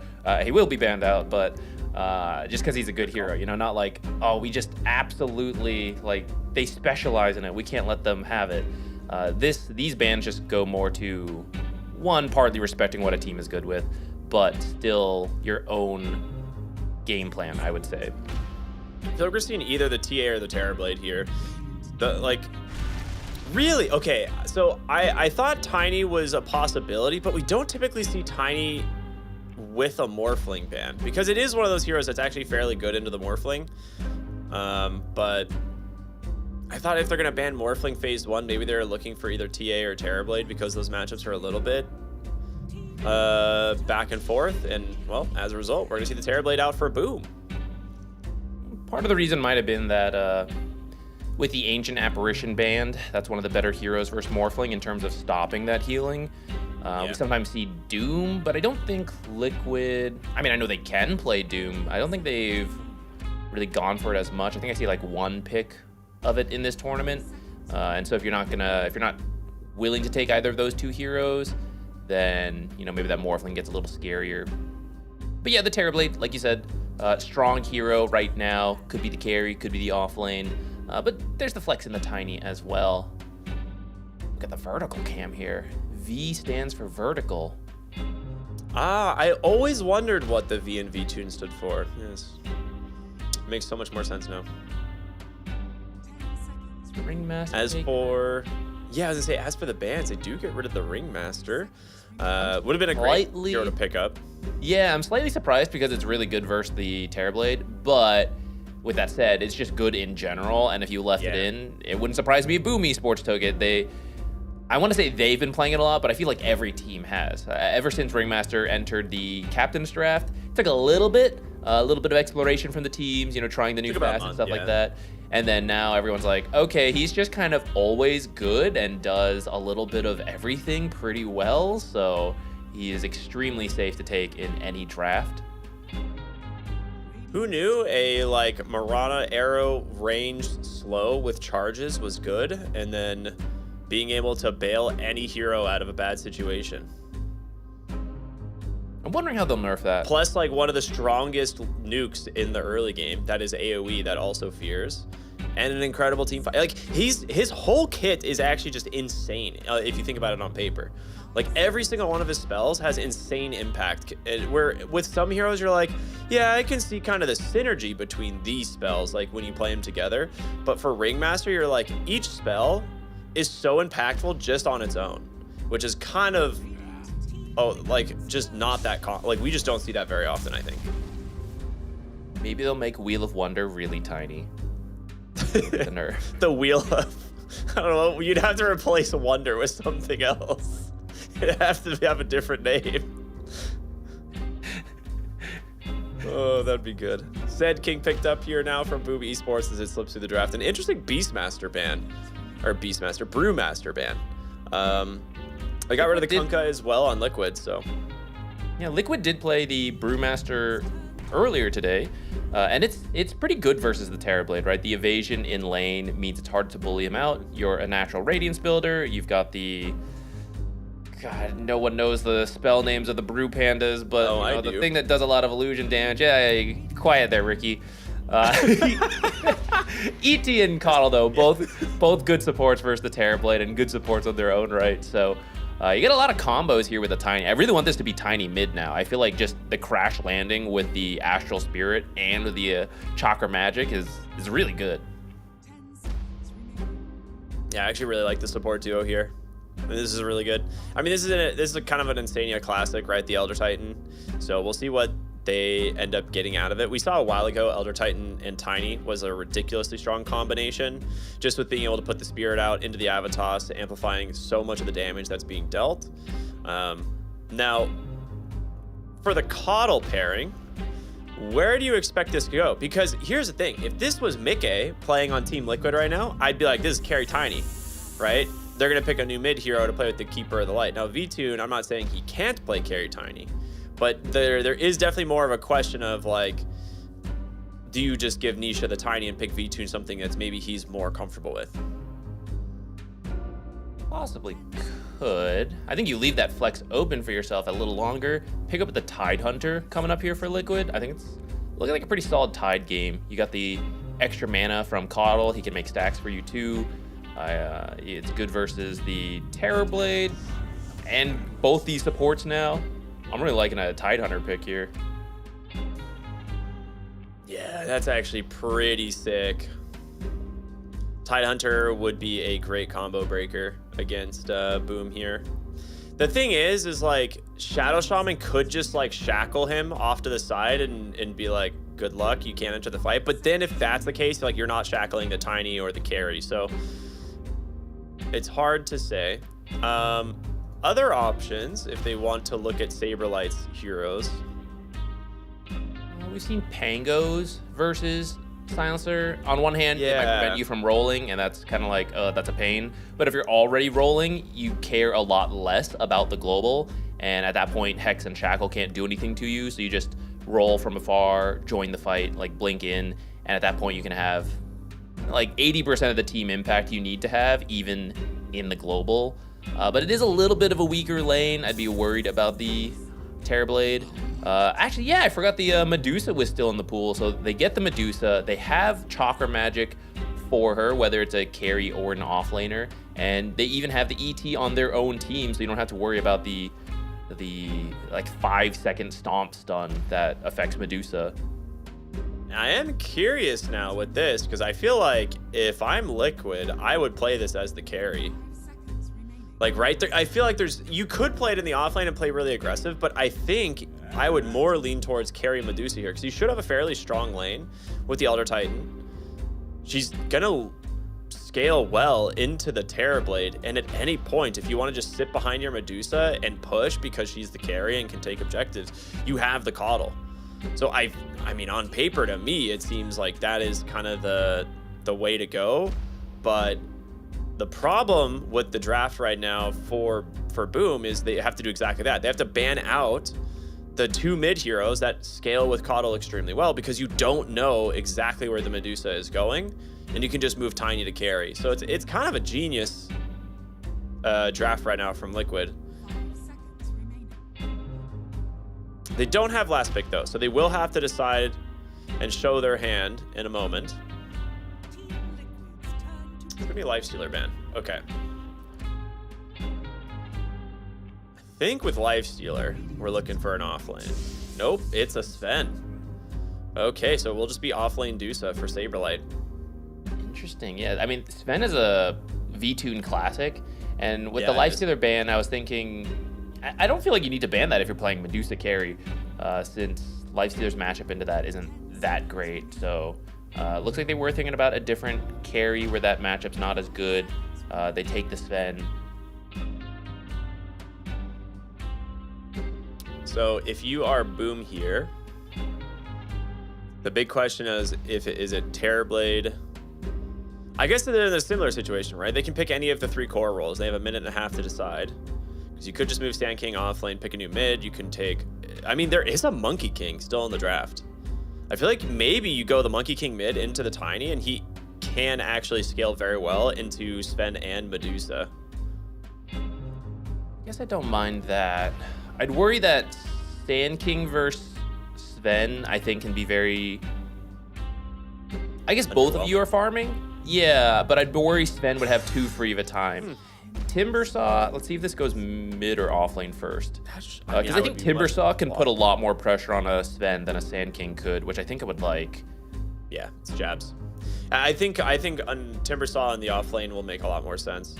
Like you said, puts a lot more pressure on Sven, but also there's like few heroes that can create a lot of tempo from the offlane. Like typically you rely on your mid lane for it, but like Timbersaw alongside like heroes like Beastmaster are some of the heroes that really come online quickly with just levels. So I like it. Nice way to round out the draft. Are you feeling one way about either of the drafts? I think I want to see how top goes, because I think this Shadow Shaman and Timbersaw could get a lot done, and then once you're potentially winning that early lane, you get to leave jabs alone, Tims gets to rotate around, do things, and that could be very strong for them. But that's also a matchup that I think you can mess up easily, especially into a hero like ET. It's like, oh, didn't realize he had like 3 times the damage right now, you know, like, and you lose a fight, and then suddenly now it's swapped. Like Sven is farming and you can't stop him, and then you're gonna struggle to deal with the Medusa, which I think Terrorblade eventually becomes good at handling a Medusa, but in the early game, I don't think it's quite enough, which means Saberlight, with the aid of Boxy on the Keeper of the Light, could be in your face the entire time, preventing you from really doing anything, because he's just threatening all your tier 1s, your tier 2 towers. Oh, it is about that time. For those of you that are just joining us, hello and welcome to DreamLeague Season 26. We've got Boom Esports here versus Liquid in a very exciting series. Good drafts from both teams, but one of them will need to get some wins here, as Liquid currently sitting in 6th in their groups. Liquid's at 5th. Boom is at 4th. So very evenly matched, at least according to that. But looks like Insania, I didn't quite read the logs there. What did he say is happening? His router is lagging, so he's got to go reset it. He has to leave the room. He's making sure to follow all the rules, communicate well. So I'm sure he'll be back in just a moment. Give us a second We can to use that time to do what? break What do you down the wanna game do? a little bit. We can talk about the Oh, game, okay, and then that's fine. depending how long it takes, we can get into unhinged Dota ideas. I've got a couple new ones to share with you. We should just do those first. Okay, you want to do those first? Yeah, let's do unhinged Dota ideas first. All right. So I've been thinking about what I like seeing in pro matches. Currently, I'd say the base meta is like, do well in lanes. You rotate to the power runes, water runes. You try to take the mid into like the wisdom shrines. Set yourself up, early towers, early items, and then you go Tormentor, Roche. Tormentor, Roche. And every time you have Roche, you like push objectives. Every time you don't, you like wait, repeat that cycle. And that's cool and all, but it's kind of linear. The most interesting trade-off to me is when one team goes for Tormentor, which any team can, as long as you bring like 4 heroes. I'd say any composition can, but some heroes are better at it, especially when you have negative armor. Those same heroes can also threaten Roshan early. So I find it interesting when we have games where it's like, oh, Beastmaster's going for Tormentor, we have TA, let's go steal Roshan, right? And it becomes this idea of 2 different objectives that are both viable. One's maybe a little better in the Roshan, I would say. Both are viable, and depending on your draft, you could threaten that. But very few drafts can actually threaten Roshan early. So I would love a new objective that is different, where negative armor is good versus Tormentor and Roche, but like we need a magic damage objective. We need a damage over time objective, and that way when one team goes set up for Tormentor, you could choose to fight that if you also have a draft good for that, or you could be going for this other objective somewhere else. The unhinged part, which is not necessary for everything I just said, but I would love if this objective moves around on the map. I think that would be very fun because it makes the game more dynamic. Where right now, Tormentor and Roshan technically move homes, but like it's very brief and no one does Roshan while it's moving. I need a moving objective so that you can't just say like, oh, let's go set up top and put all our wards and sentries there. No, you don't know where this objective's gonna be. You gotta be ready to move and fight as it goes. That's what I want to see. That's the chaos of Dota fights that we're lacking right now. So what I'm hearing is we kind of want to bring back a little bit of roaming, but also this like idea that you can just grief one of your lanes and just run around the map trying to find this objective. Now, I think that could be really good. It'd be funny if there was no actual designated spawn location and it is just it's in a random spot of the map, excluding the base, and you just have to find it. And there's no hint, nothing. It's like the first team to find it is, just put a treasure hunt in the game, basically. Exactly. It's the dynamic aspect of the game, which especially when patches get long, and the game gets older, one of the complaints people have is sometimes it feels a little formulaic. It's like, oh, Ringmaster's available, pick Ringmaster. These heroes are good, ban those heroes. Go for Tormentor, it's too good to pass up, can't do anything else, we must go for Tormentor. That level of creativity and adjusting on the fly is, it's there a little bit, what runes you get, how the lanes go, you adapt. But I think a moving objective, which isn't like, oh, it always spawns here, so just go there and snipe it at the start. That's not what I'm talking about. I'm talking, you gotta scout it. It's like, oh, it's spawning here this game for the first. Oh, it's spawning over here this game. And now you have to suddenly adapt your drafts. Like, wait, we were losing that lane. Now we're not gonna be in a good spot to fight for that. So we have to like bring a lot of attention there, right? That kind of way you adjust into a game. Arguably, different game from Dota. I get that. It all depends on the game design you want. But I would love something like that because I do think it would encourage roaming to come back rather than the 2-1-2 static lanes that we've had for quite a while. Even though I know with the power runes and everything, the supports do leave at the pro level quite a lot. It's really not rewarded at all in pub games, so it's very rare to see it pay off, except for like the grief version of that, which is I don't want to support, I'm jungling. That's not what the people want, It wants to feel legitimately good to have someone rewarded for moving around. All right, you want my unhinged take? Yeah. You can only stack camps once. Ooh, ever? Or like there can only be 2 sets of creeps in a camp at one time.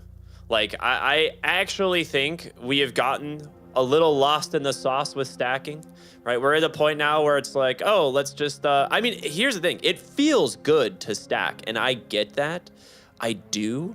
But I think it's also really boring at times where we're like, guys, our game plan is to literally sit back and stack these 4 camps, and then we'll clear them all. And then we just go back to farming. And you're like, God, come on, do something. It's but very true. Yeah. I like, think we're it going to would see be it this game. Yeah, I was gonna say it's a little bit of foresight into this game. I think it would be amazing to make it so that camps can't be stacked more than once, not forever for clarity, but like you said, only once at a time. So like you can stack it once, there'll be 2 sets of creeps, and then if you try to stack it again, nothing happens. I think it also makes it interesting for the warding game. Like you don't know if your camps are blocked or not, or if there's wards near them, so you're not gonna get like D wards, or you're gonna spend less sentries trying to block camps type of thing. But B, it also just gets rid of this annoying meta of like a support's job is to just sit there and stack, and now other supports get to be more meta because we're not having to play things like Coddle, an Ancient Apparition, and Shadow Demon because they're just the best stacking heroes in the game, right? I think for too long the meta has actually revolved around stacks. So I'm hoping that's my unhinged take. Get rid of it or punish it somehow. Like the stacks are worth 50% gold in experience now or something. I actually really like that idea. Let's see, we have a little bit more time to talk about it. Well, currently looks like we got some smokes going on, but it doesn't. Oh, actually, they might run into V2 in here. Hold up, top lane, V2. Okay, get out of here, V2. And I want to talk about stacking. I was like, next question. Thank God. What if we don't talk about the game at all and we just keep rambling about unhinged Dota takes? Do you think ESL will be happy with us for that? Look, we'll talk about the fight here. When they're laning and everyone's just laning, I'm going to get back to this stack idea. Because it is going to be relevant in this game, actually. But for now, it looks like they're going to scout each other out. And yeah, nothing happened in the end. Okay, we're back to it. It actually will lead to a 3-for-1. Yeah, that's always nice for a team. It's not as crazy as 4-0, at least. So, Boom Esports, they'll be okay. The stacking, to wrap up the thoughts real quick before it gets too crazy, I agree where the stacking has become part of the reason you don't need to roam, and it's not worth it because like, oh, why go through the jungle now when I could go through it later and it's been stacked. So it doesn't matter if I clear it now. We have a set spawn time and the support is making it so I don't have to go there right now. That's part of the reason you don't need a jungler and or roamer, because it doesn't matter when you do the stacks as long as you eventually do them. So I do like the idea that there's a limit. It's like we're losing efficiency until you come over here. And that does encourage having someone who moves around and does it a little sooner. Okay, something very interesting here is that we did swap lanes though. Sven came down here and Medusa's in the safe lane. Okay, that is a little bit odd to me. Because I thought like Coddle Dusa would be a pretty strong lane, but yeah, I guess they are just gonna go for that. I bet it has to do with the Timbersaw versus Sven. Though some of it could also be the Reflection being good versus Medusa to some degree. Though I'd say less good. That's really good versus carry Medusa as opposed to offlane Medusa, which is probably part of the reason they chose to do offlane Medusa instead of carry Medusa. But we talked about this Timbersaw being a good pick because we wanted to see pressure onto the Sven. And yeah, meta is scary, but once you relax it, like relax in this time, wait for it to end. Sven, I don't think is that threatened by a Terrorblade. Yeah, that's a good point. That's actually a really good point. I'm trying to think if there's like something about I guess they just really don't want the Sven into the Timbersaw. Like even though this isn't a great lane, I guess the Timbersaw lane they just view as being far worse. I mean, you're a melee strength hero into a Timbersaw here, right? Like, yeah. It's going to be scary, and it's going to be much easier to set up shackles on a Sven than it is a Medusa who's got the ranged and can be further back.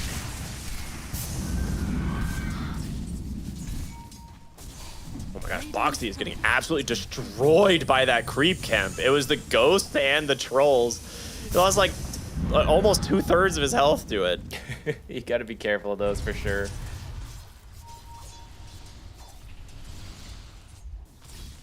Looks like this lane's not easy peasy either. They are trying to do some creep dragging and such, so still taking a little bit of a beating. This is a tricky situation with the stand-in.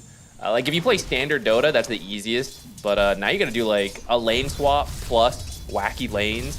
That's where all the practice as a team and as a laning duo pays off. So it's a little bit of a struggle right now here for them. We see Sven towards the bottom. Keeper picking up some of the last hits, though. And that is a hero who, if he gets a strong start, is pretty good. Oh my goodness. Yup. Okay, he doesn't have Timber Chain yet, actually, so Jabs won't be able to finish that kill. 2 points in the, you know, whirling death is the reason he took so much damage in the first place, but really nice stuff there. That's true. Yeah, you have Timber Chain and you can chase, but maybe don't do enough damage now.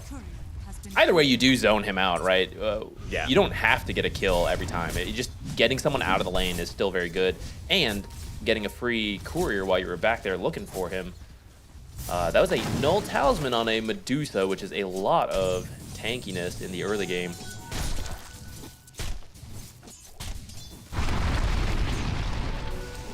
Because we haven't really talked about the mid lane here. Pretty even. Armel with a very slight advantage at the moment, but overall, kind of what we'd expect from a Tiny versus Sand King lane.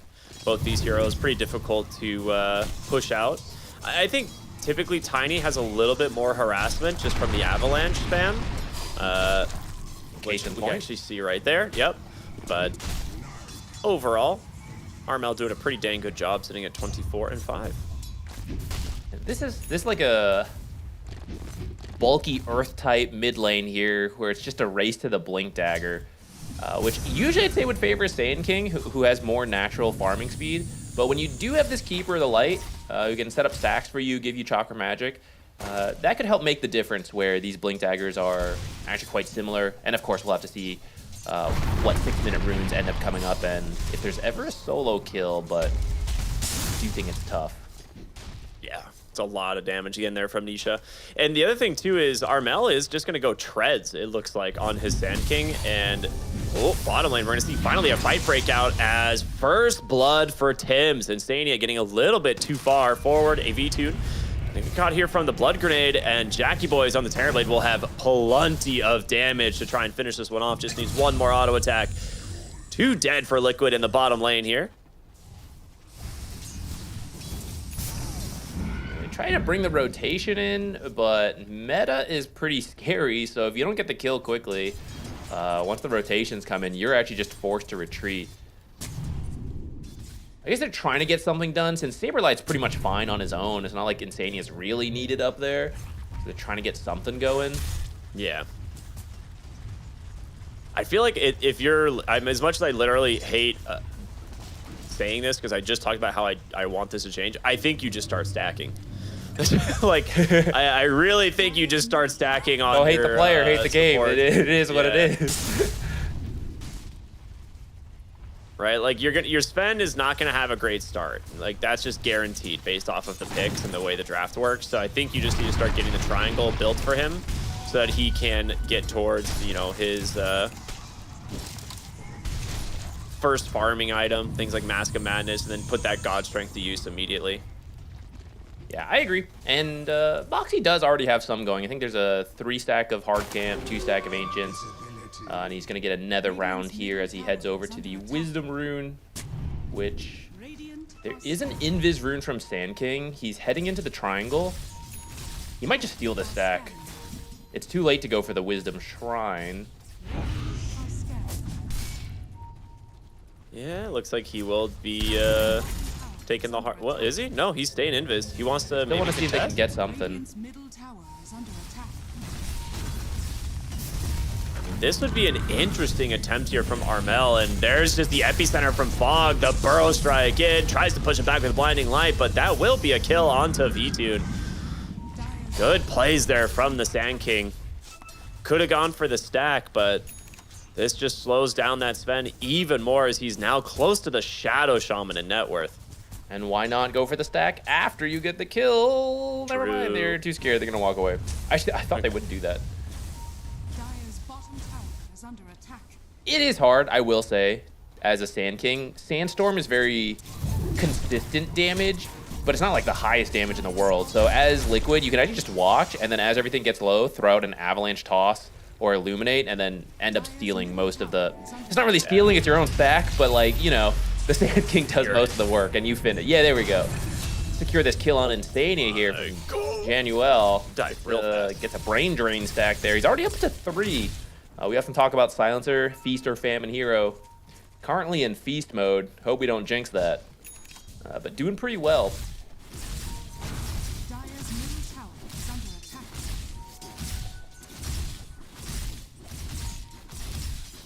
This lane swap so far, I mean, it's paid off for the Medusa. She's farmed, but look at this Terror Blade. 4.8, about to break 5K soon. Yeah, pre 9 minutes. That is. Yeah, that's terrifying. Yeah, I don't know what the solution is going to be here for this Sven. I don't even think he gets to play carry anymore. I think you actually have to have Saberlight build like Manta into like Aghanim Scepter or something this game, because I don't think your Sven's going to bring the damage. I was thinking about that earlier in the laning stage before he committed to the Meteor on the Medusa. It's like, well, couldn't you actually just do Medusa carry and then this Sven off lane, which is not really a thing anymore, but like, you know, better if you've got like 10 last hits at the start, you know, maybe you gotta. But he's already committed to the Meteor, so I think it's a little too late for that. And it might also be really hard with a stand-in. You know, it's like, hey, can you stand in and also play a different role? Like, it's getting really out there. Carry, but hear me out. Hear me out. What if I was carry? Foxy? Flanked by... Okay, that was actually such a calculated TP. He's like, I had exactly this much time to channel. Never even worried. 5,500 net worth for the Terrorblade at 10 minutes. That is an unbelievable score for Jackie Boys, as he's got his Yasha completed. Radiant's middle tower is He will continue to pull away. I don't see how anyone catches him at this point. Because Medusa is not going to be the farming hero that we typically see out of Medusa, since this is essentially an offlane Medusa. And, well, the Sven, he's less than half the net worth of the Terrorblade. You do have good heroes to kill the Terrorblade because his health pool is not that high. Typically, though, when you're this farmed, it's getting up there pretty quickly. But I think there's still a window where Avalanche Toss twice, because you have Chakra Magic, with like ET Astral Spirit can kill him. You get a couple kills in a row, you slow him down. But like you said, at this rate, it's a small window, and the blink is actually still quite far away for the Tiny. So yeah, you might be right. Maybe they'll never catch up. Yeah, this Blink's is where it's on like the way for Sand King with an amplified damage. This is where I'm just so confused with the Medusa as well. We'll get to it in a moment, but they will look to dive Saberlight here as the meta comes out, just try and force him off the lane and just take this tier 1 tower. The Medusa needs to use Meteor Hammer. Like, absolutely must use Meteor Hammer. Armel with the blink, actually off with the Burrow Strike, and it might keep Boxy alive as the Epicenter nearly finishing the job, but Jabs will do it instead. Saberlight forced to pop the Stone Gaze and disengage. They get the tower. Just like that, another big win here for Boom. As you say, the Medusa needs to use Meteor Hammer, and when you're in the safe lane, you're as far away from a tower as you could possibly be. So you're never getting to use this thing. Yeah, it's a lot harder. She did hold that lane. They just lost it at, you know, almost 12 minutes, let's say. If it was a Sven, that lane would have dropped way sooner. It would have been like 8 minutes where you just get kicked out. So in that sense, I see the value of the Medusa, but then counterpoint, you look at the Radiant save lane, and that's a near full health tower. It looks like it took one creep hit it a single time. And that usually would have fallen a lot sooner if you had the Medusa off lane instead.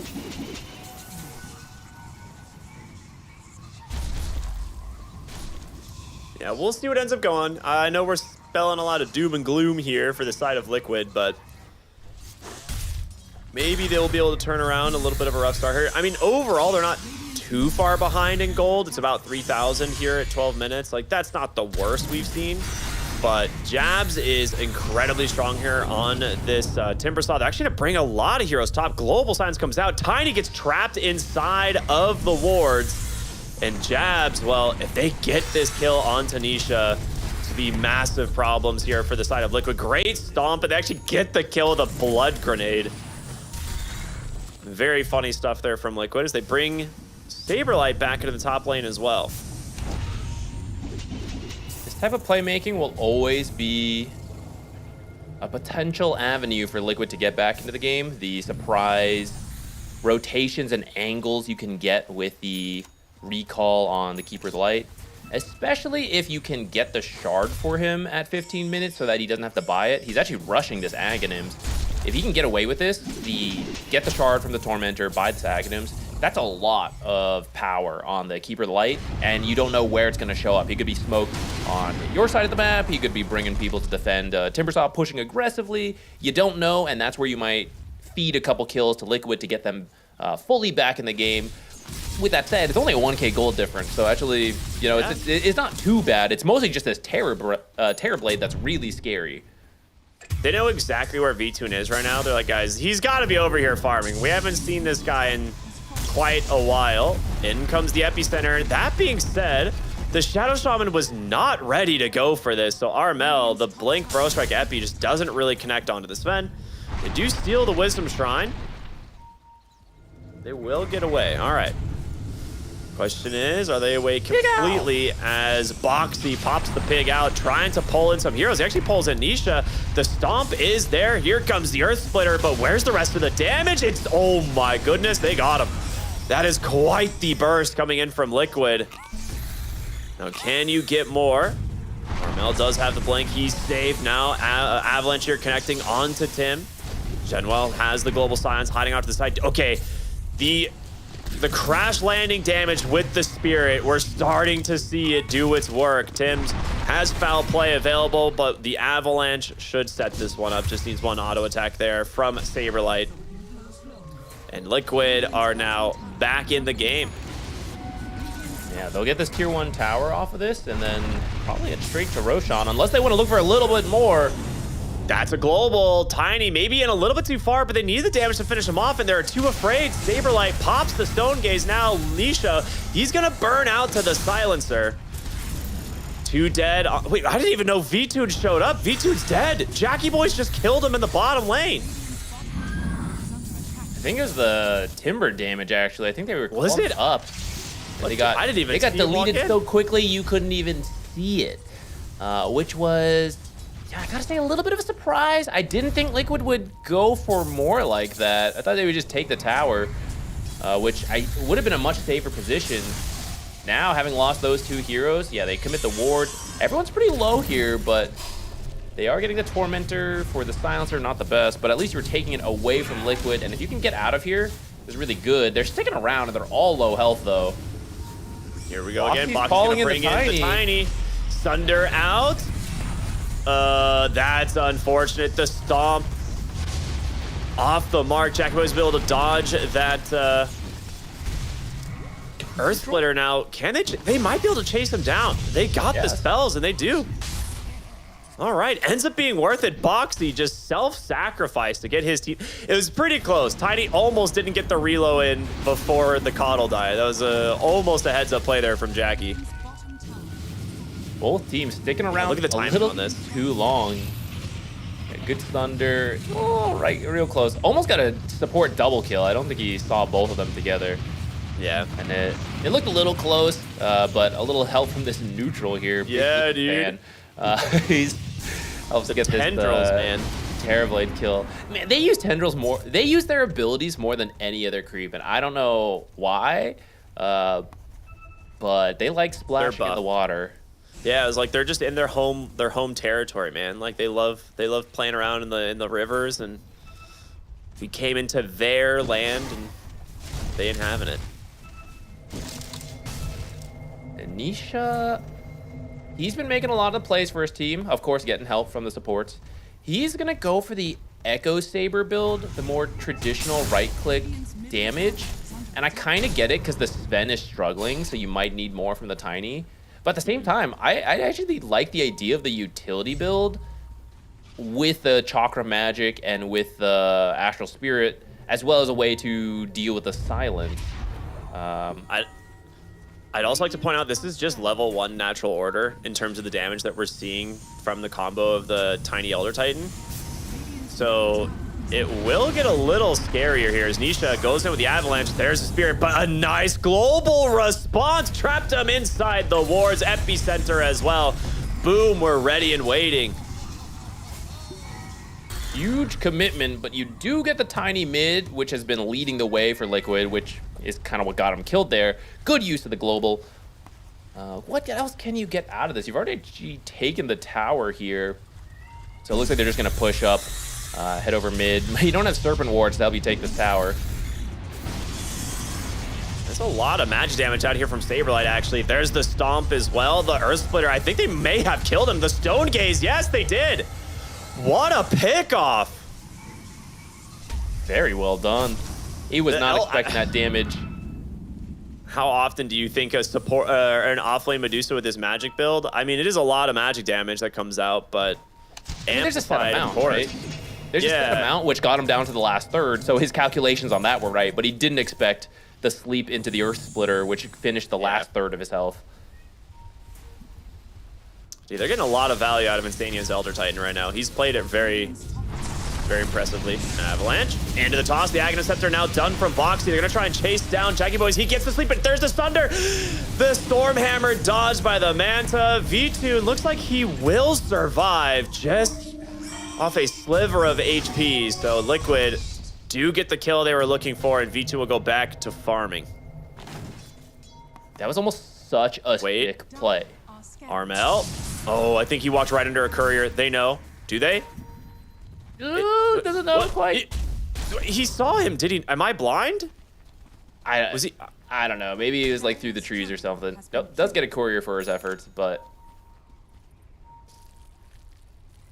that was so close to being awesome for Boom. The Manta dodge into the Sunder was sick, and he almost gets at least a carry trade. Though I'd say that still favors Liquid since Terrorblade's doing so much better.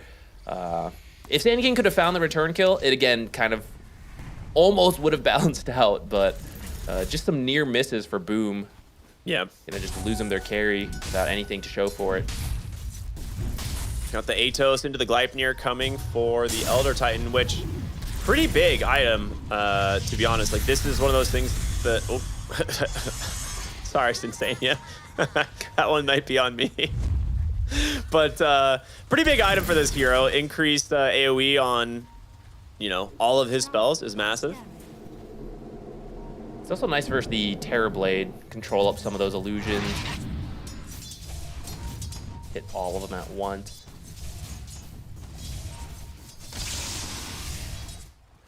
Radiant are scanning. Right. Roshan is doable for both teams, but you do have to respect your opponents. You got to find a pick off, maybe like Dude, this. No way did Armel just steal this.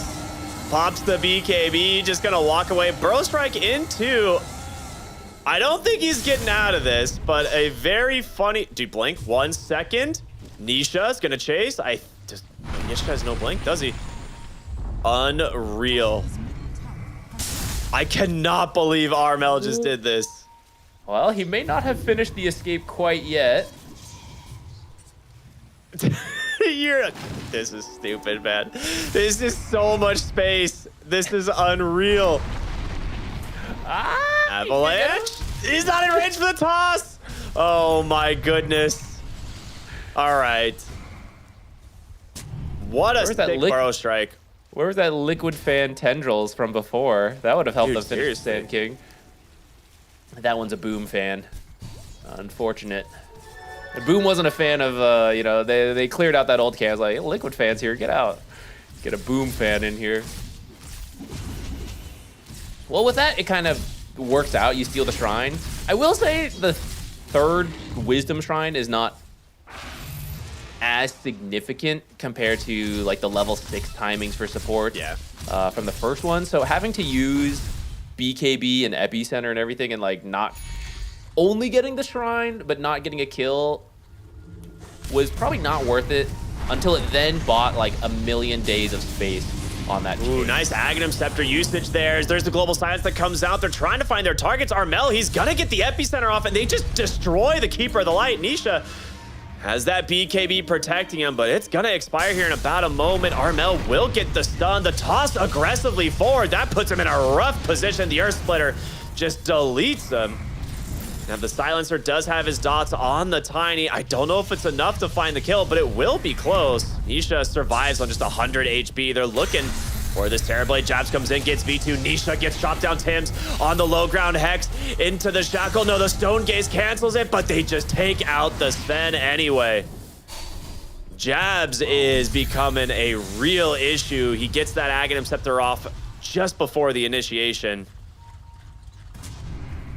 I wanna highlight reel later of Jackie dodging every single Stormhammer so far with the Manta, allowing him to sunder in these fights, which is so critical for a Terrorblade. Like, once you pop meta and you are standing and fighting, if you get burst, I mean, it sounds obvious, but like, you can't do anything after that, right? And that's where we see so many Terrorblades fall flat, which you're this high damage hero, but low health, and so you're this glass cannon. So the fact that he is so consistently dodging stuns in the middle of fights and getting the Sunder off to give him more life and get these return kills, actually they just won the fight, it's so important for the carry. We're gonna see the Radiance picked up on the Medusa as well. This has become a lot more popular recently as well. It'll also be very good versus this Terrorblade. Yeah.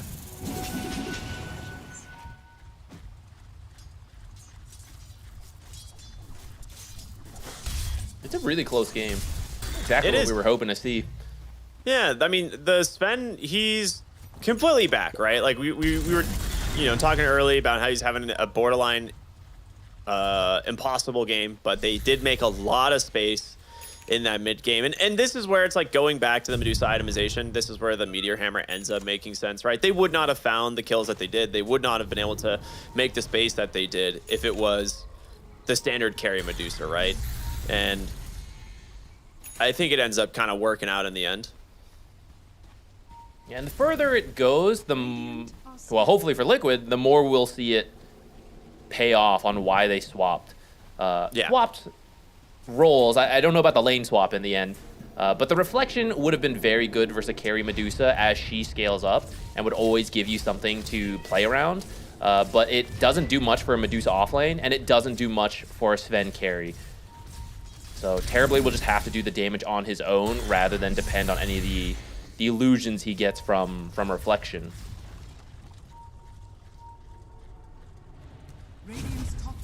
They're going to go for the next Tormentor as it spawns here.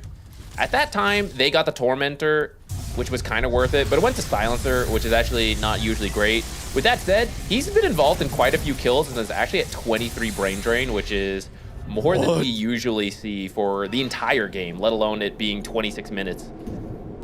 I did not realize it was that much. I knew it was a decent amount, but 23 Brain Drain stacks, that is... Yeah, that adds up for sure. I mean, that's the difference between him being able to use a Refresher and double global, right? Like, we talk about a lot of times, like, Silencer's abilities are very expensive, so if you want to play for, like, a Refresher on this hero, you either need to invest into more mana, or you just have to actually have stolen enough mana at that point in the game.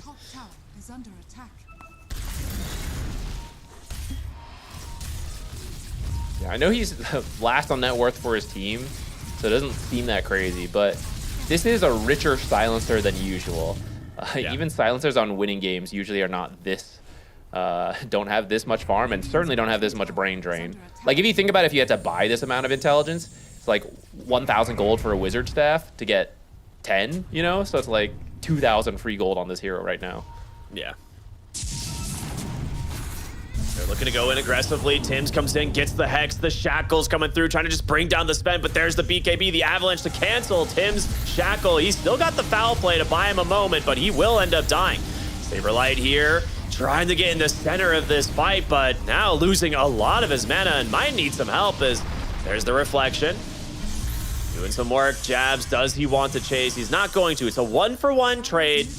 4 position for 4 position, but with Roshan on the table and Liquid out of gas, this one's going to go the way of Boom.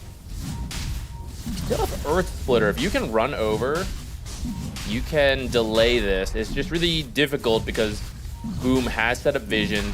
They're posturing aggressively because TB can do Roche on his own, trying to keep Liquid off. Oh, well, yeah, Liquid in some trouble here. BKB actually comes up from Armel just to make sure he's not going to get caught in these chain stuns. Heads up play for him. Meanwhile, Jabs going aggressively, still has that Axe going. Good amount of burst damage here on Tanisha, but Vtune's going to pop the ult. There's the chains, the combo in from this Saberlight Medusa, but there's Vtune once again just hacking through these heroes. That epicenter with the silencer almost kills him, but the heals from the Coddle should sustain it for now. Maybe you should have stayed in the Roche pit, Boom. It's hard to say, but this one gonna hurt. As they look to go even further onto the high ground, Boxy continuing to just dump mana into his team. He will pull Vtune back in off of a recall as well. God Strength just ended, so I don't know if you actually have the damage to get Roshan after this. They're pinging it. Maybe they're thinking about it, but Vtune's not there, so it looks like Roshan will continue to live for now.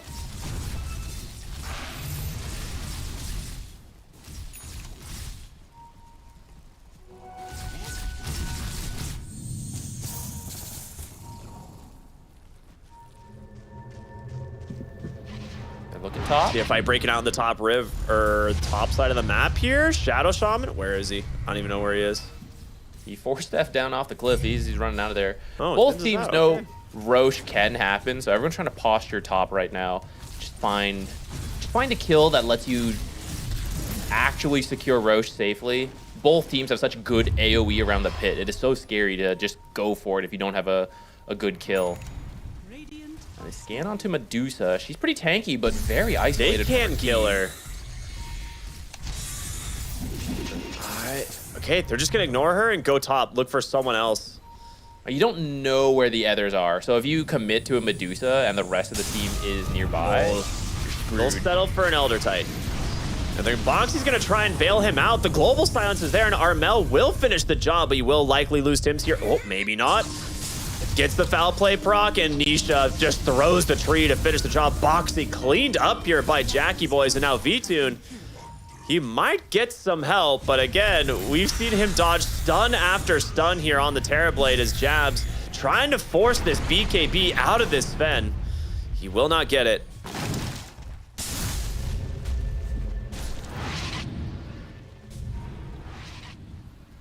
Meantime, it looks like bottom lane pushed in, so they actually went back to defend. I don't know if it needed 2 core heroes for this. Liquid does not manage to find anyone remaining here. Roche went bottom, though, I think is the idea. That's true. Yeah, so right. They want to just start pushing out bottom and get the lanes in a good spot. Yeah, right, I think that's what we've been seeing is like both teams kind of playing on, or at least Boom trying to force things to happen on the Roshan side of the map. I think they just feel stronger, and if they get a fight, maybe they can transition it into Roche. I thought we would see that before, but they ended up, pushing for a couple extra heroes there, end up kind of dying, but right now, they're actually not in a good place to contest Roshan at all. The Radiant Scan does connect. So they might think Roshan is happening. Timbersaw's proven to be very tanky, so as long as he's the one you find, you should have enough time to respond. If you catch the silencer, though, that's a different story. Much squishier, and the global is part of the reason that they can protect Jabs. Do you manage to get on top of the Timbersaw? The global silence will protect him. He will just go ahead and pop the reactive armor to make sure he's not going to die here. You didn't really commit much on Liquid for that. Yeah, no you did. Global now. They're beelining over to Roshan. Jackie Boys wants to finish his butterfly. It looks like he's closing in on it. But with the God Strength, V2 should clean this up pretty fast. Keep the illusion on the pit, so they don't know how low Roshan is. Yeah, kind of interesting. Boom maybe falling a little bit asleep at the wheel here as the Roche, I mean, this is the big attempt. They're going to be able to find themselves the Elder Titan with the shackles in from this Shadow Shaman, and Saberlight's just going to put himself in the front line, and, well, Roche, it's dead. One more auto attack from V2, and he cleaves it down, gets himself the Aegis. The question is, does Boom decide to fight still? There's no God Strength. V2 pausing the game. Suska.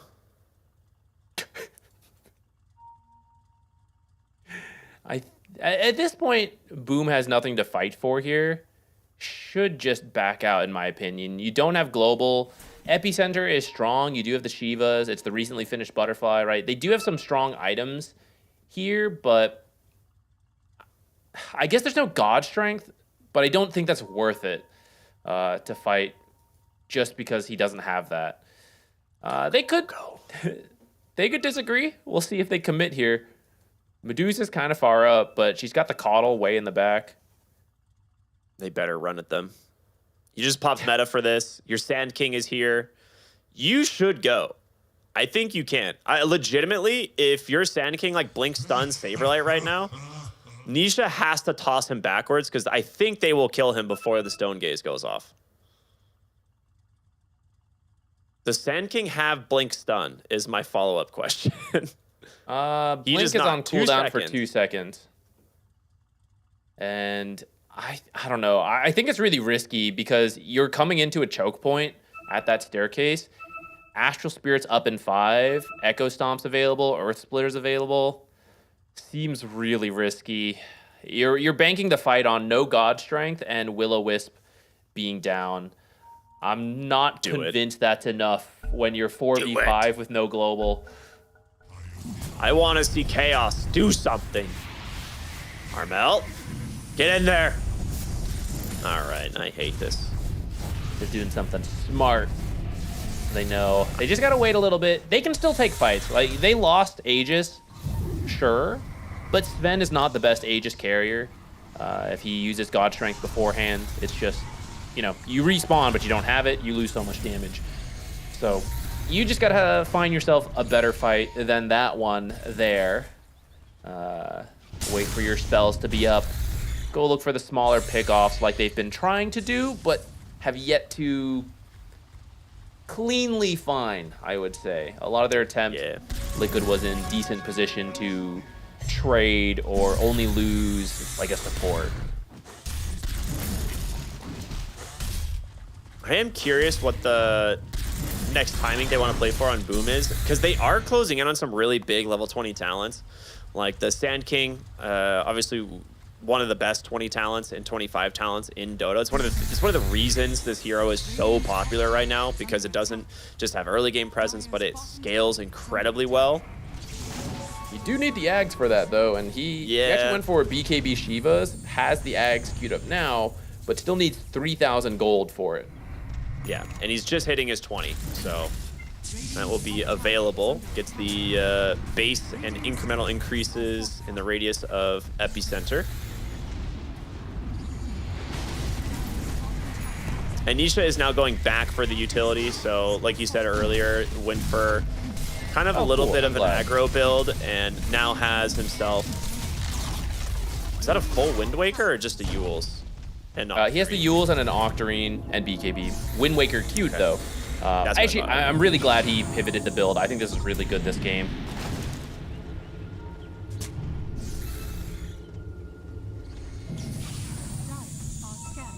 Now, a lot of times for these mid-tinies, we're seeing kind of the Blink, Force, Yules, Octarine as like the cores items. For him though, in the wrong he's running right into death. I mean, that's a good wraparound here from Boom. Now V2 will be able to clean up the Shadow Shaman. And the question is, can they get anything more from this? Jabs, a pretty tanky hero, does have the BKB and the reactive armor, wants to chase. Great dodge on the Burrow Strike there from Nisha, and we'll turn around with an Avalanche. He needs the BKB on Armel here. They do have an Epicenter coming up in a moment, but with the rest of the team backing away, it looks like Boom will retreat into their base. Wait out the rest of this God Strength. It's about to fade now. I don't think Liquid will push too hard without it. But you have enough time to wait for the next God Strength and go for another push. So in the meantime, if you can open up another tier 2, then you can threaten 2 racks at once off of a winning fight. And I think with the Medusa just sitting in the front, they should be able to get this even without the God Strength. I can't believe, man, remember this game started? Look at V-Tune fighting for the top net worth now dude. with the Terrorblade. It's inevitable with the Sven. This man is farming incarnate. Ward Sentry's gonna scout V-Tune. Saberlight will walk forward, hit it with the gem, take those wards out right away. I mean, they want to find Boxy, right? That's the big hero if they can grab him. Instead, they're gonna get their hands on the Shadow Shaman. A great Force Staff, and a second one will bail out Tims. They turn around with the Shackles, a Meteor Hammer. Funny enough, we'll be able to cancel this. Big Epicenter in onto the backside, but V-Tune helps finish the kill with Insania's Earth Splitter, and now Jabs in a really rough spot here. Trying to finish off this hero. Sven, it's low. 40 seconds on the Aegis as well. Can they chase? Timbersaw goes in aggressively, blinks in. He just deletes the Tiny, and now Saberlight with a nice Gorgon's Grasp, but Jabs not stopping here. It seems the Globals. Oh, what a shot from V-Tune. Crits down Jabs. The Silencer will burn Insania as they continue to chase. Tims with a long shackle here. V-Tune coming in now on the Sven, looking for an opening, trying to bait out some heroes. Again, 19 seconds on that Aegis. He needs to be a little bit careful. Can't afford to lose this, but the chase continues on to Saberlight. The reflection is there. Will just burn these heroes. There's the Sunder. Tims gets him. In comes Boxy. A buyback from Insania as well. They've gone too far, and V-Tune, that Aegis, well, it's about to expire. He's going to get all of his health and mana back. Into the trees he goes. Tims force staffing away, and it looks like Liquid will end up finding what they wanted. Very good set of buybacks there from Insania, but also just keeping 2 very important heroes alive.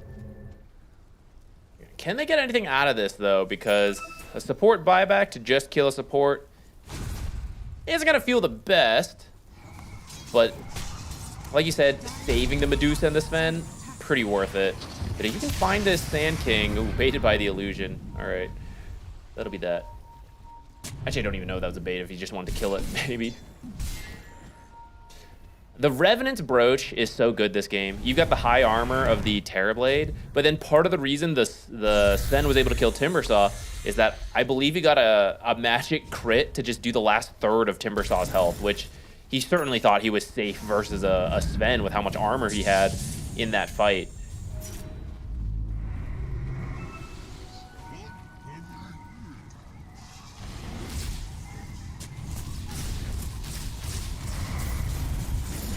Liquid, ready to regroup whenever they need to. They've got another Spirit Form available. This tier 2 tower. Been something they've been poking and prodding at for a while, but unable to actually take it quite yet. Trying to get a little bit of their own vision established here and kind of remove what vision Liquid have placed with this gem.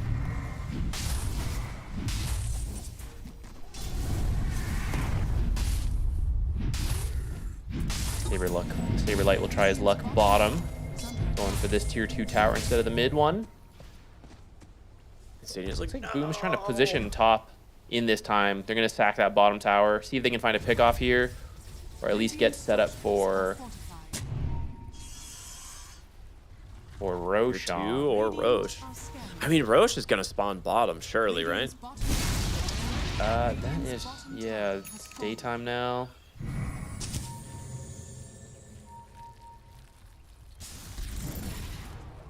Very close game, though. 23-19, almost no gold advantage. They are still sitting at the top of the net worth with this Terrorblade, but they need to start grabbing some more big items. Specifically on this Sand King, I feel like Armel, he needs some damage to start coming through from his spells. Yeah, I actually think you should just avoid Liquid until you finish this Aghanims. It is such a big power spike on the Sand King, especially because he already has his level 20 talent. You need this. So he's like 200 gold away. Yeah, just right, like, let him go just farm. Let him get it. I see the Disperser queued up onto the Terrorblade. I mean, he doesn't even have the Diffusal yet, but I do think that'll be really good, not only versus the Medusa, but being able to just move yourself around these fights to make sure you're doing damage is pretty important. Who's gonna get this Tormentor? Ooh, Boxy. Finally. Finally getting the double recall.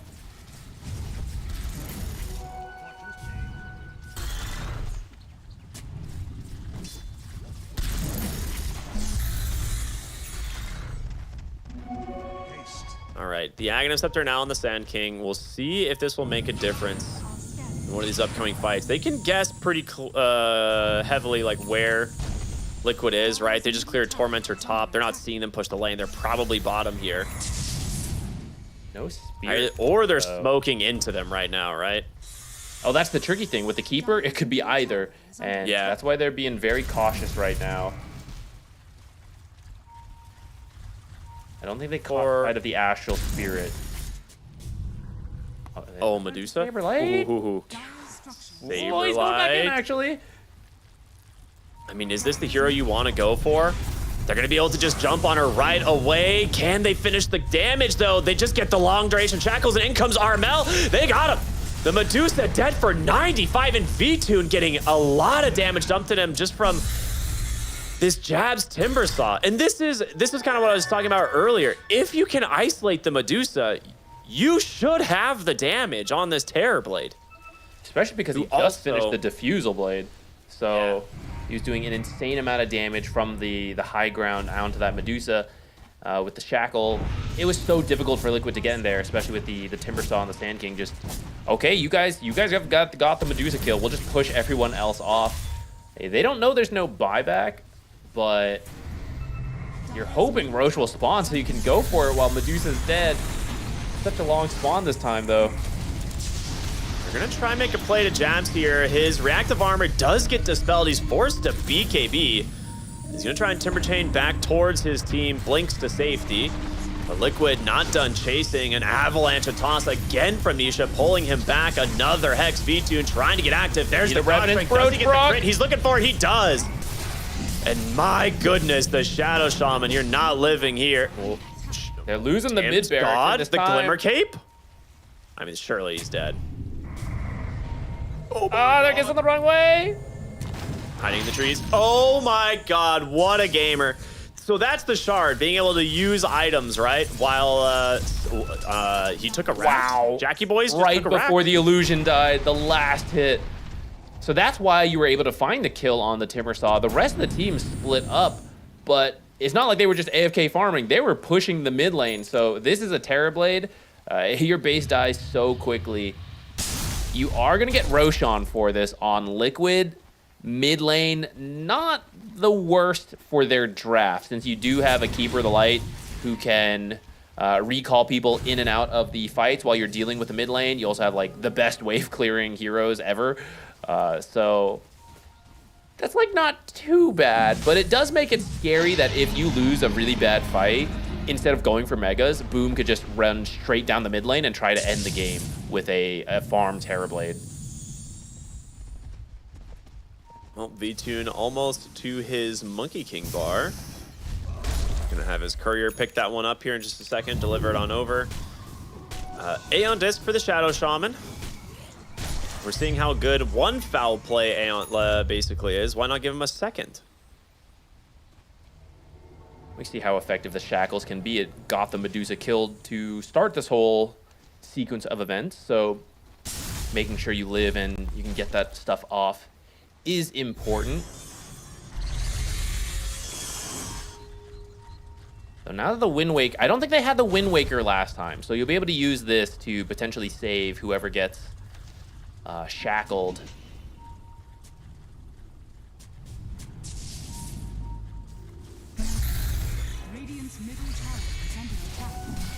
Final tier 2, you have Aegis for 4 minutes.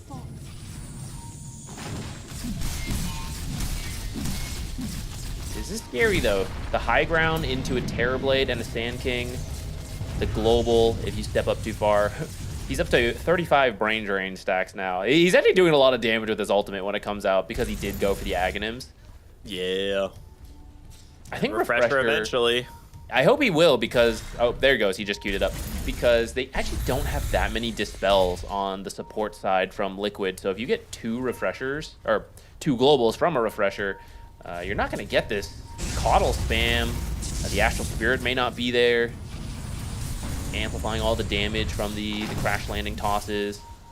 They just baited the God Strength out. There was a bug a while ago with Refresher Ags on Silencer where you could like Arcane Curse an Ancient Camp and then press like Global Silence, Refresher and Global Silence, and it would apply to all the creeps on the map and instantly farm the entire map. Because every creep on the map would get hit by like 16 seconds of Curse and die.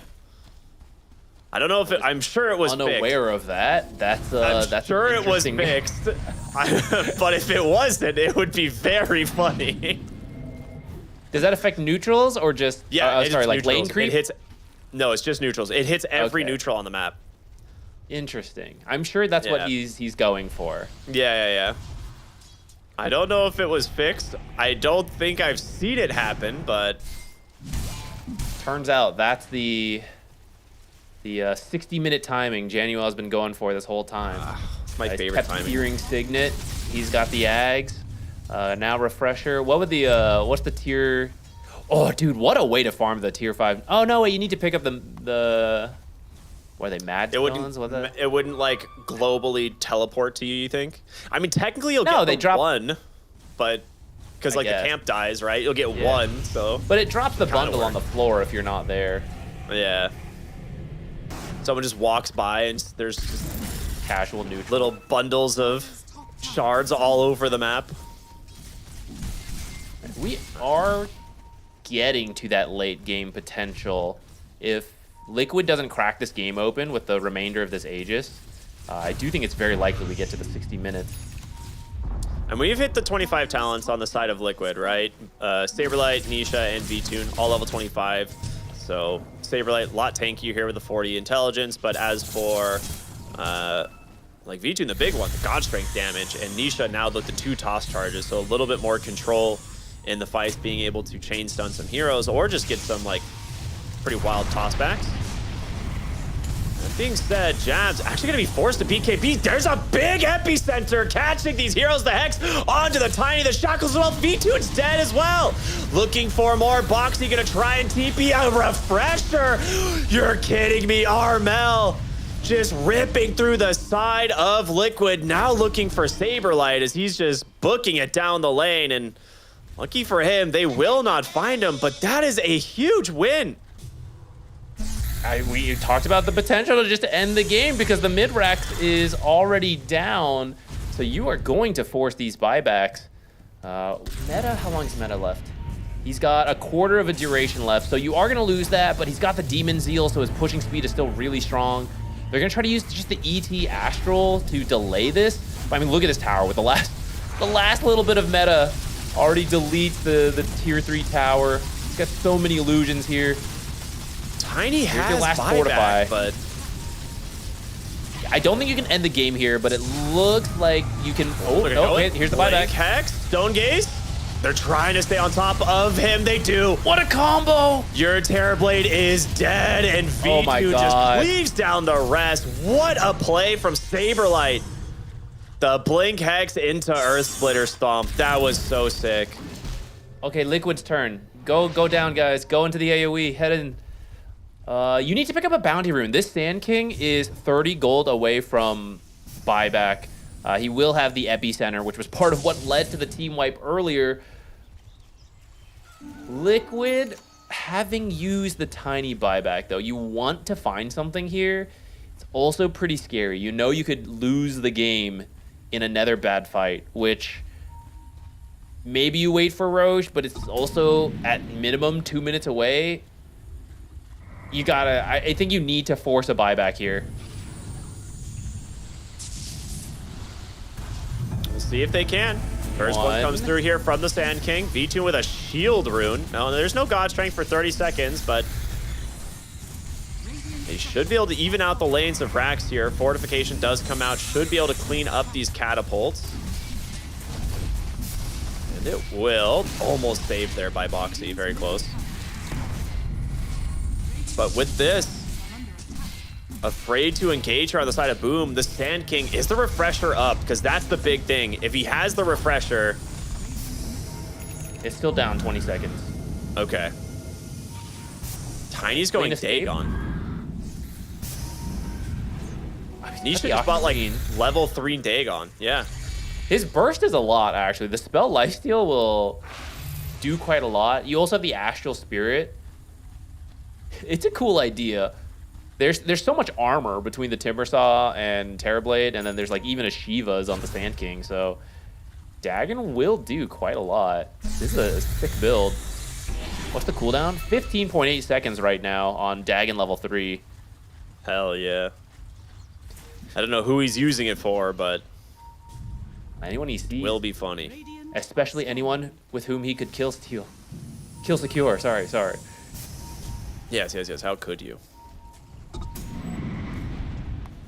All right, as the team starts to just carefully wait for Roche, part of the reason Liquid lost that last fight at the enemy triangle is that Recall does give you a lot of global map pressure, but it's not instant. It does take time to show up.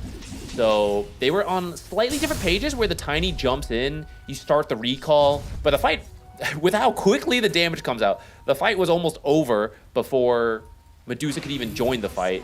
And it was, so then Medusa just gets out of there, right? That's where you need every hero available at once, as we're in this 50-minute game where heroes will die within a second if you are not there to immediately win Waker save, to global, like whatever you need to do. And so they have to be careful as they try to play around recall. You've got to make sure your whole team is actually available before going for this stuff, especially Medusa, who is the tankiest hero for them to go to take the point and disrupt Boom trying to rush in. This is the refresher here for Yanwell that was just finished. So this is a huge timing for them, that they can catch Liquid off guard. They do not know he has this item. As the smokes gonna come out here, is trying to scout the high ground. They do manage to get the Hex here onto the Shadow Shaman. He's a big find if they can kill him. The Aeon Disc will protect him for now, as Jams will put his life on the front line here. Timber Chains out of the Will-O-Wisp. You gotta be careful because you know there's a Sand King lurking in the shadows here. And boy, is he scary. He'll back away. Here's the thing. Fighting Roche against Refresher level 25 Sand King sounds miserable. It's so scary. At the same time, you can't clump up either because Avalanche Toss, Earth Splitter, Sven Cleave.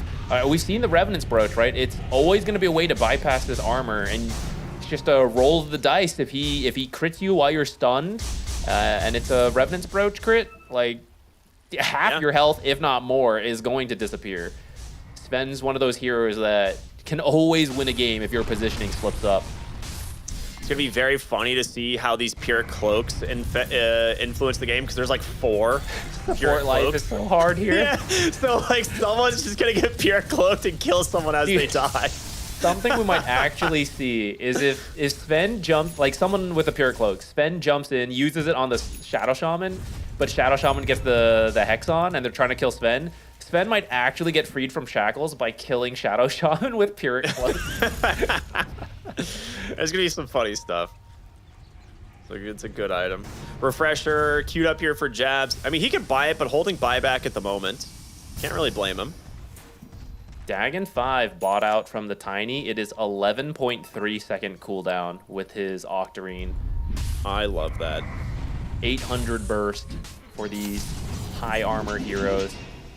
He didn't have buyback anyways. It's still down for 2 minutes, but he will have to farm up the money in that time.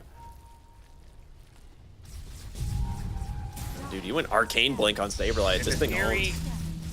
Glimmer Cape. Hold on. I was like, are they looking to go aggressive? They get the Hex here onto the Shadow Shaman, but the rest of them actually smoked behind. They don't know this. There's the side. They're able to just hold him down, but Jackie Boy's a little bit afraid to go in. Here's the first epicenter. The global silence doing some work as well. The second Bro Strike's done its job. Saberlight's dead as well. Up onto the high ground. They found Boxy. He needs to get out of here, but Tim's Hex up controls the Elder Titan as well. That is going to be 4 dead on Liquid. Oh my goodness. What a wraparound from Boom. And they still have a global. There's no buyback on Tiny. If they kept track of the timer, they know. And in fact, ETs is also down for a minute. Do they dare push for the end? I think you should. They have to. They have global and epi still. They have a whole nother set of spells. They're not going though. They're debating. They might just get top racks. You can't get megas because the bottom tier 2 is still up. Maybe they didn't keep track of the buyback timer. I mean, it is tough to do in the middle of a fight, but you know it's soon, but not the exact time. That is when you make a decision like this. Sven comes in, gets the stun. Does he burst No out? way. He does again. Unbelievable. He's going to buy back into the game. Stone Gaze here onto Jabs. Chain stuns him down. 2 dead on Boom, but here comes the epicenter. Does Armel have the damage himself to take down this Sven? It's not enough. He pops the Satanic, continues to chop through the side of Boom, and he diebacks instead. A 3v5 hold, getting 3 buybacks from Boom. They're gonna get the Roche for this, but they had some indecision there, man. They seem to be going in and out, undecided on how they should approach the winning fight they just took, and that cost them. It gave Liquid the chance to find the opening and just burst the Terror Blade down. This is going to be really close here. Vtune comes in, gets the stun onto the Silencer. He's not going to get out of this one. He's dead, does have buyback. Now, they did get the Roche. They cleaned up all the items, and they will try and disengage here. A banner dropped on the high ground for Vision.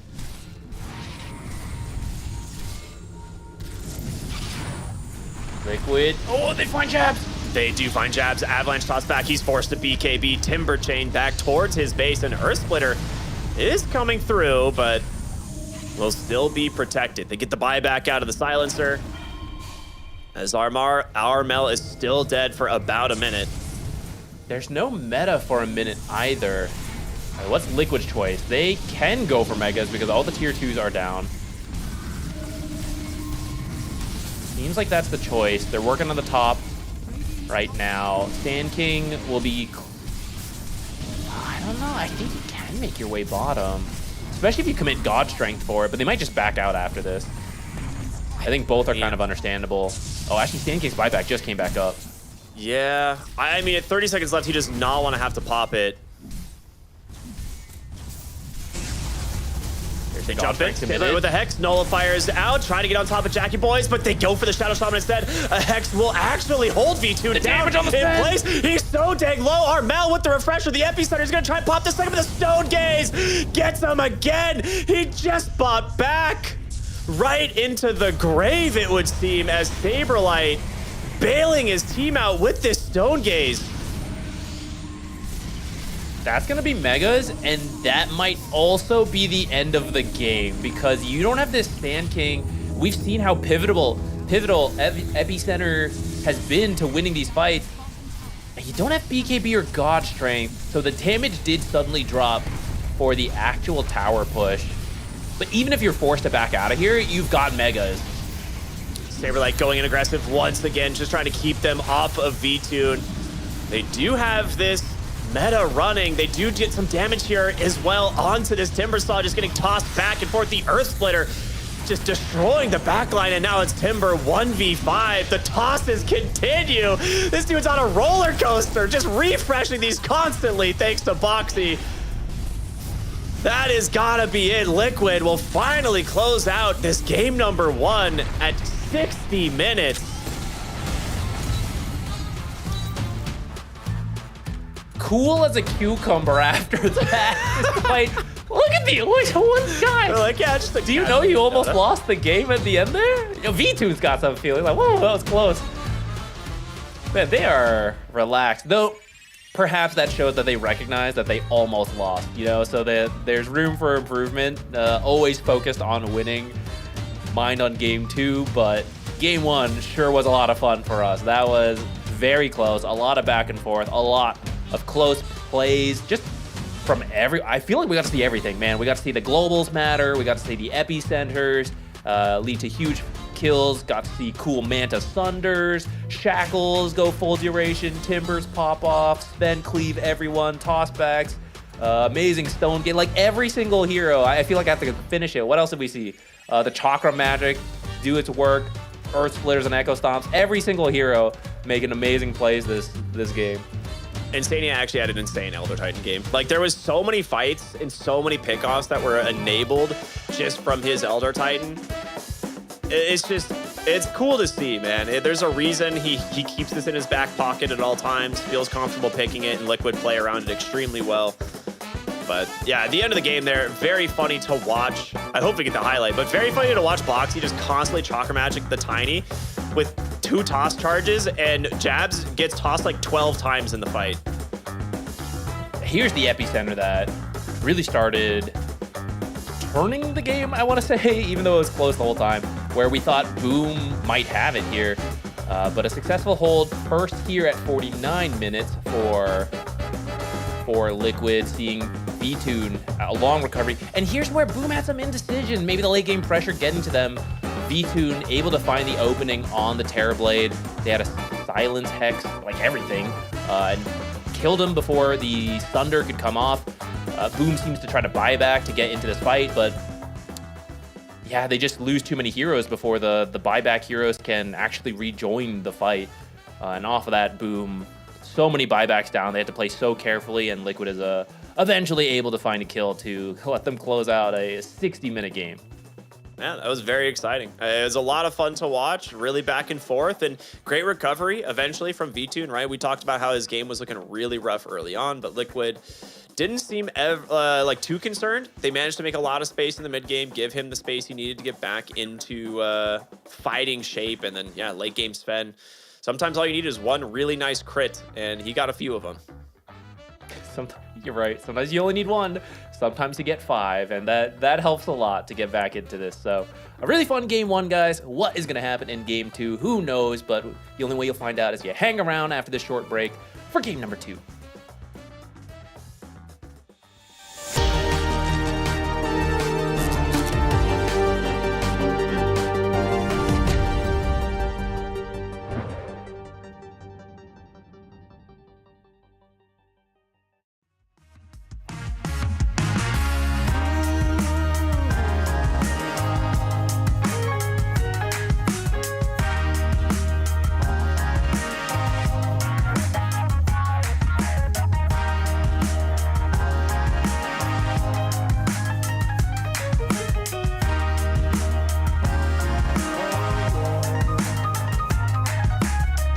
Turned on the dime when I saw you walking by.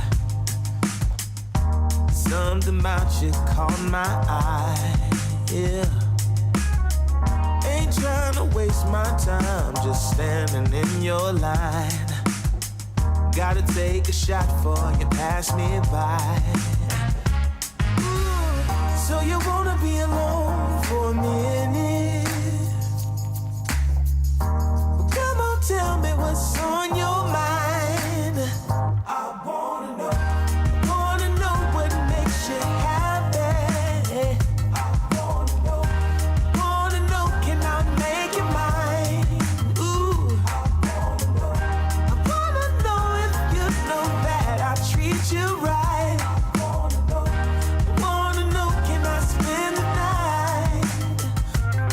Well, I had my eyes on you for a little while now, but you never noticed 'cause you had me. Ooh, yeah. And it's plain to see how bad I want you, girl. Trying to be much more than friends. Hey, so you wanna be alone for a minute? Come on, tell me what's on your mind. Tell me, baby. I wanna know what makes you happy. Wanna know, can I make you mine? Ooh, I wanna know if you know that I treat you right. Wanna know, can I spend the night?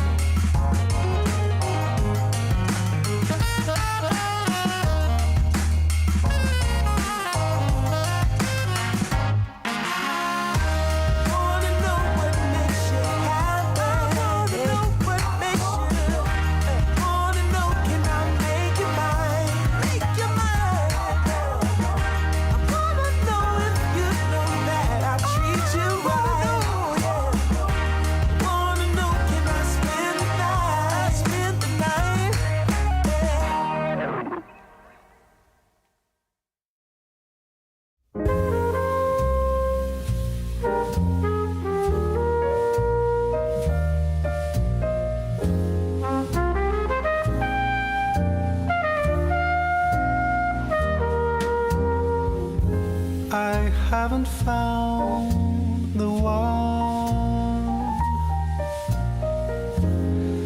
I never knew what others do. I hope and yet again, what do I know then? I believe it's all meant to be. All my dreams are so out of reach. I fool around, but we never know. I fell in love, but a long time ago.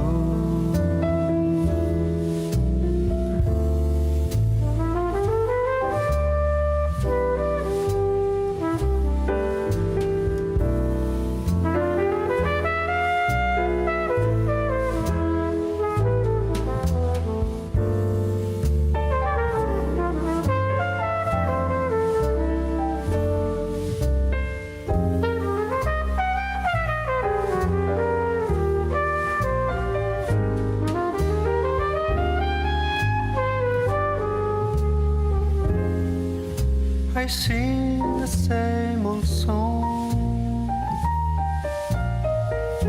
been going on for far too long. I hope and yet again, what do I know then? I believe we're all meant to be. All my dreams are so out of reach. I fool around, but we never know. I fell in love, but a long time ago.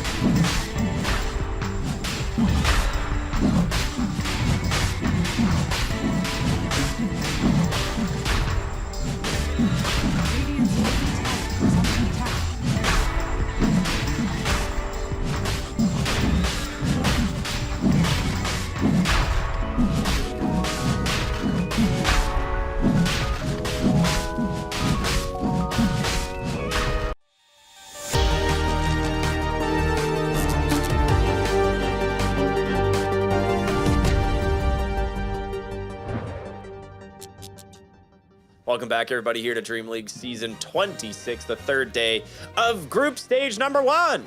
Now, Boom Esports versus Team Liquid, that's the series we're on right now, and a very exciting back-and-forth game, but Liquid end up getting the win at the 60-minute mark, almost on the money. So we'll see if we're in for another long game or if something's going to change this next time around. How do you feel, Zach? I feel like I didn't even get to see the Tier 5 neutral, so I would like us to run it back, get through the 60 minutes, and at least go 2 more minutes beyond that so we can see some of the Tier 5 neutrals. I'm disappointed we didn't get to see who was going to win in that Roche fight, right? Like, there was 2 Roshans going head-to-head this whole break for, like, 5 minutes, you know, tension building, and then they just cut away to us. Kind of disappointed, honestly, if I was a viewer. That gives me a great idea. I'm gonna write that down to pass to the production team later for some interesting content. Good idea. Yeah. All right, good stuff. Really looking forward to what you got. Yeah. As we get ready for our draft here in game number 2, obviously this a lot of what happened in game 1 set off the back of the Elder Titan getting some like really big pickoffs in teamfight contribution. Obviously VTune fully recovering into the god strength scaling hero that is Sven. So yeah, it was close though. They almost lost on multiple occasions. They almost lost. Yeah, I think both teams had something going for them there. So I don't think you say it's a draft loss, and it doesn't have to affect you too much here. But of course, you try to adapt a little bit. Like, I think the Timbersaw pick forcing the lane swap from Liquid, and then they struggled in that lane swap. At least VTune did, while Jackie had such an amazing start, like 5K, I think we said, by like 8 or 9 minutes. He was absolutely popping off. You know, maybe you don't want to have to play into that next time, so we might see some changes there. But I think both teams had really good concepts going into the game. Yeah, I was a little bit surprised with how farmed he was, and he did stay at the top of the net worth for a long time, but there was a couple of those late game deaths where you're just like, something needs to be used, or they need to commit to something to prevent Terrorblade from dying in a single stun, right? Like, Terrorblade shouldn't be able to just harpoon Stormhammer you and kill you in 3 auto attacks. Like, there needs to be an investment from some hero to make sure that doesn't happen. I'm not sure exactly what that is, right? But I feel like we had enough time to get there. That's true. Perhaps the Wind Waker, like Nisha built, he had many great Wind Waker saves into like tossbacks, things like that. It was a very good build for what he needed to do, making it very difficult to burst the Sven in a very similar way as the Terrorblade. Maybe it could have been as simple as that. Hard to say. Those kind of late game situations there's a million things you could go through and point like, oh, if we just change this, we win. And they'll do it later, right? But going into game 2, you don't have enough time for that. So I see some adjustments. They don't want to give the Tiny, so that's banned away. Boom does not want to play the Coddle, or at least they don't want to first pick the Coddle, and they don't want to give that to Liquid. I'm not surprised. After how Boxy played this last game, hero is very annoying. That means there's a lot of strong picks still available here. When it comes to like the most picked, most banned, most contested, the Sand King is on the table again if they want it. Ringmaster available, Shadow Shaman still available, and of course the Terrorblade. You mentioned the Morphling? I did not, but the Morphling, yeah, is up. Something that was first phase banned last game. The also first phase banned last game. Okay. All right. Now, hero typically banned. Never doesn't get picked that much because it is almost always banned in the first phase. I'm curious what Liquid want to respond with. We've talked about a couple different ways you can handle a Tinker. You either find ways to catch him all the time in team fights so that he doesn't get the long-term value out of Marks the Machines and spamming all the spells. You can also push a really fast tempo. This hero likes to keep the tier 1 towers alive as he hits 6 and until he gets to level 12, so that then he can teleport to creep waves and it's much easier to play the map. So if you push a very fast early game tempo before he's online, that's one way to prevent him from getting the farm he needs, and that's something like Templar Assassin. This hero with the negative armor can do this. strong lane so that can't be countered too hard, especially with, you know, one more ban coming in here. And you'll just try to take towers and objectives that Tinker can't get to in the early game.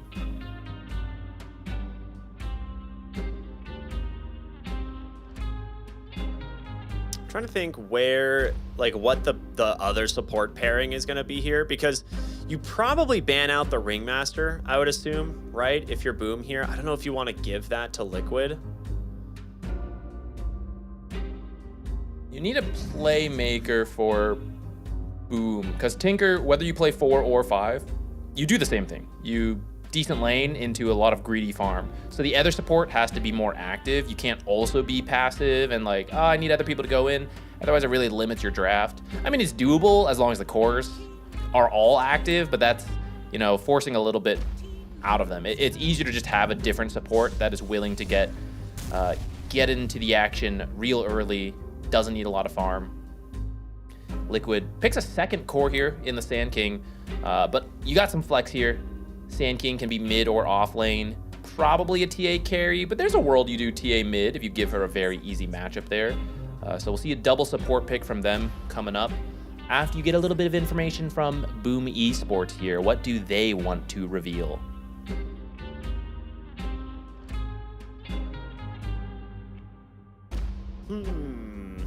I think right now you need to pick a flexible hero and your other support, because we know Sand King can move around, we know TA can move around. They're gonna go back for the Terrorblade, which is a good matchup in a Templar Assassin in general.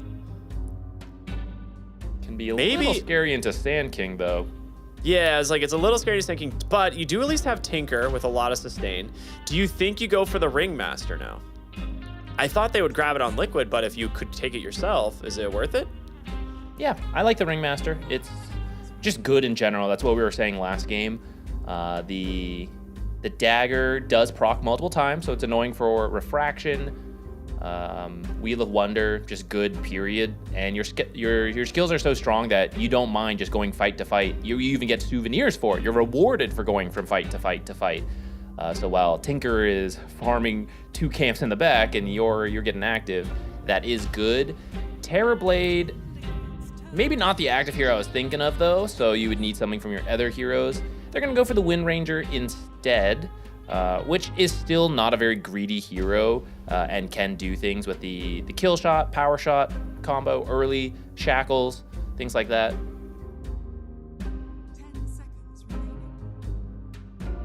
I just had a great idea. Okay, yeah. Hear me out. During the game, if there's ever a pause, we get a replay of the Roche v Roche matchup, and we get to finally see who wins. We only need the last it's still minute. on my mind. I'm not even joking. I'm still thinking about it. Let me tell you, I'll spoil it for you. Roshan won that fight. I know Roshan won the fight, but it matters which Roshan. It's living rent-free in my skull right now. I don't like it. It's actually such a good Shadow Demon game if Liquid's willing to play it. That is true. It's not in the meta, but it's so good versus all 3 heroes. Both supports are wrecked by the ultimate, and then you can copy the Terrorblade. Shadow something here, though. Shadow Shaman plus the Ringmaster. That's so much control. Yeah, Ringmaster's really good versus Terrorblade. You've got the Spotlight and the Wheel of Wonder. Tame the Beast, too. A whole bunch of AoE things that kind of wreck the illusions. You can insta-kill a couple with the Shadow Shaman. Got some wave clear and the lockdown for this annoying Wind Ranger zipping around everywhere. If you catch the Tinker with either of these supports, it gives you time for the cores to catch up. I feel like this needs to be offlane Terrorblade now. Like, into this lineup, it feels absolutely gutted as a carry. And I know Jackie Boy's just played a pretty good game on it, but especially now with Ringmaster and just the availability of Spotlight, which is why I was hoping they would pick the Ringmaster. I feel like you need to eventually flex this Terrorblade to the offlane. We're gonna see the Kunkka come out. This is probably gonna be mid for Armel, but not guaranteed. They ban out the Monkey King. Okay, definitely leaning more towards mid now if they're gonna ban the Monkey King there. If you're willing to play pipe Terrorblade, I wouldn't mind moving it to the offlane, but lately we just see a bunch of offlane Terrorblades just play carry Terrorblade. And if you're gonna do that, I really don't think it matters. At that point, you know, like you're countered by the same stuff. So if you're going to be carry offlane, you might as well be carry Terrorblade. Be a bit countered, but have an offlaner who can maybe make space for you and get that same, like, what was it, 5.5k start, right? Then you're not as, like, who cares if you're countered? You're just super rich. Of course, you'll see how the draft goes, but now as you get down to the last pick, you have to reveal something here. So you have to commit to the carry or the offlane, and then Liquid will get to last pick based on that.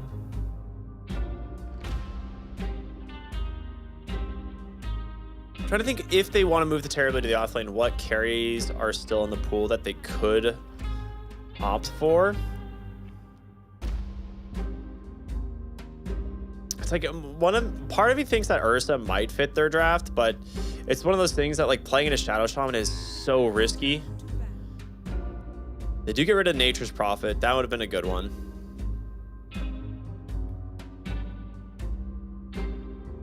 What about Razor, actually? Razor does seem kind of sick here. For Boom? Yeah. Like, what if they just pick carry Razor? Can it be punished?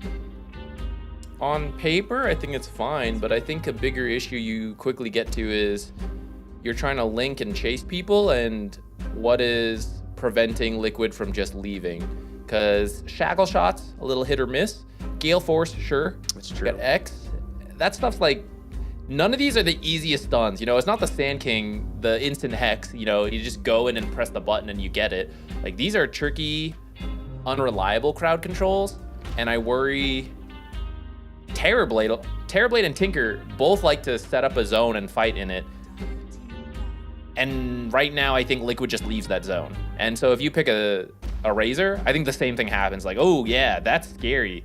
Let's just leave, right? And I don't know. Maybe an X catches you. I know it is kind of good at keeping you in a certain area, but I think actually starting a fight becomes pretty tricky for Boom if you don't pick some form of catch in this last pick here. Timbersaw, yeah, I was gonna say, I think you have to ban Timbersaw here. It's too good for Liquid's lineup, even if you want to go for a different hero. Yeah, the Lifestealer ban kind of indicated that. I like the Magnus. That has Magnus the carry swap potential. Like, you actually could be carry Magnus and offlane Terrorblade if you want. But the RP and the skewer is the actual catch, and keep people in your zone, right? As they try to leave, you RP, skewer them back.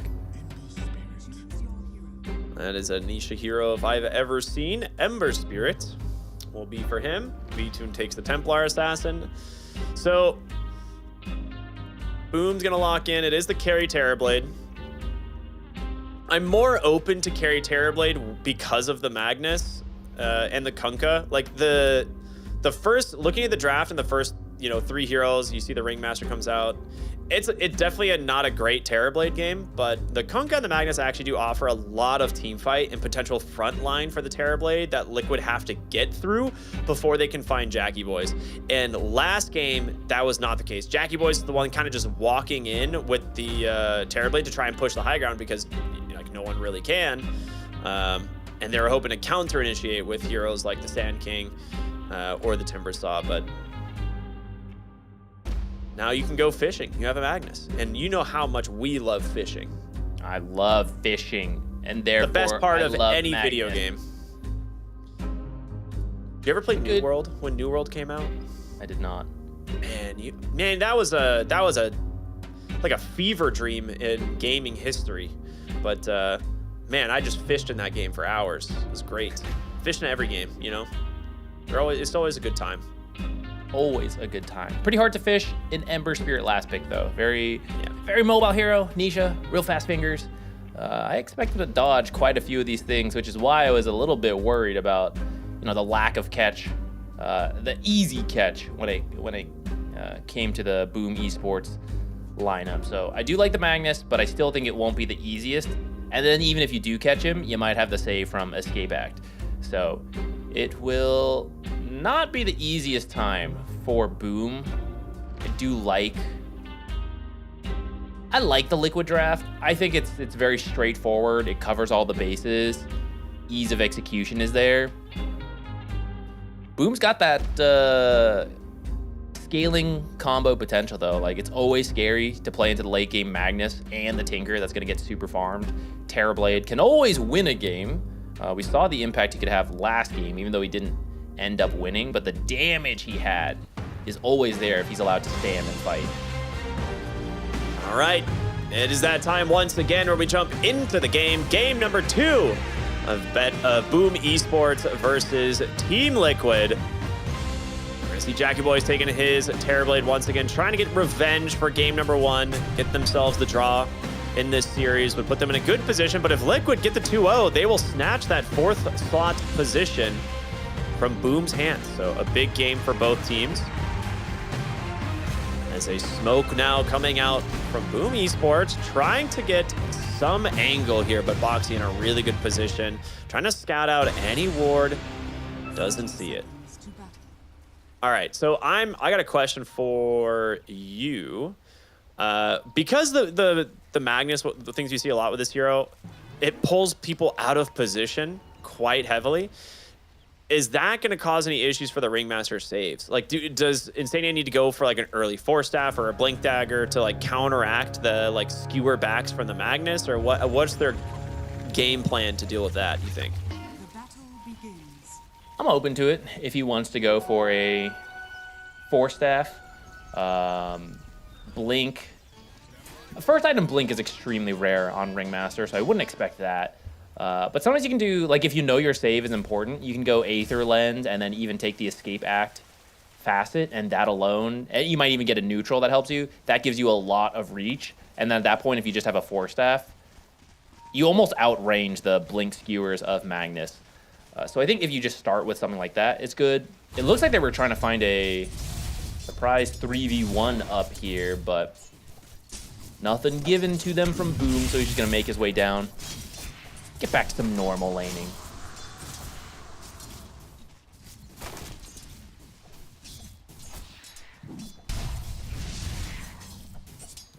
Blink Dagger on Magnus, I think is the first timing I'm really looking at. Yeah, he's usually a pretty solid laner, but you also got a Wind Ranger who's really good at double stacking.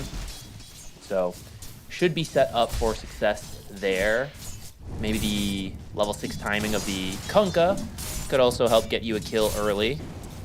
Landing the damage on Nisha's got to dodge his torrent. That's pretty close. Yeah, the Deny actually just gave him level 2, funny enough. Yeah, a lot of damage out from Armel here.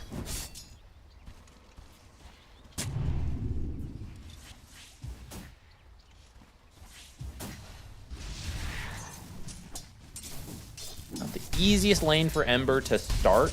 It gets easier as time goes on, and especially once you're 6, you have a little bit easier time making plays than the Kunkka. But the Tidebringer is very annoying for all melee mids. Oh, he did go Void Blades. Okay, I just saw him Meld Strike a creep and it splashed to the Wind Ranger. I'm like, wait a minute. That's not right. Yeah, he went Void Blades on the TA this game as opposed to the Refractor, which we almost never see. Most people choose the Refraction talent, or the Facet. Yeah, I wonder if it's due to the Magnus or to the Terrorblade that you might be able to hit all the illusions with the meld bonus. Yeah. I wonder if that means he's planning on going Maelstrom. I thought it only works on meld. Does it work on other things? It might only work on meld. Yeah, meld bonus applies. I'm still okay with the Maelstrom because it's the Terrorblade. Though I think with Deso being ever so slightly stronger, it is something we just see a little bit more now. Yeah. Even in cases where in the past we might see the Maelstrom.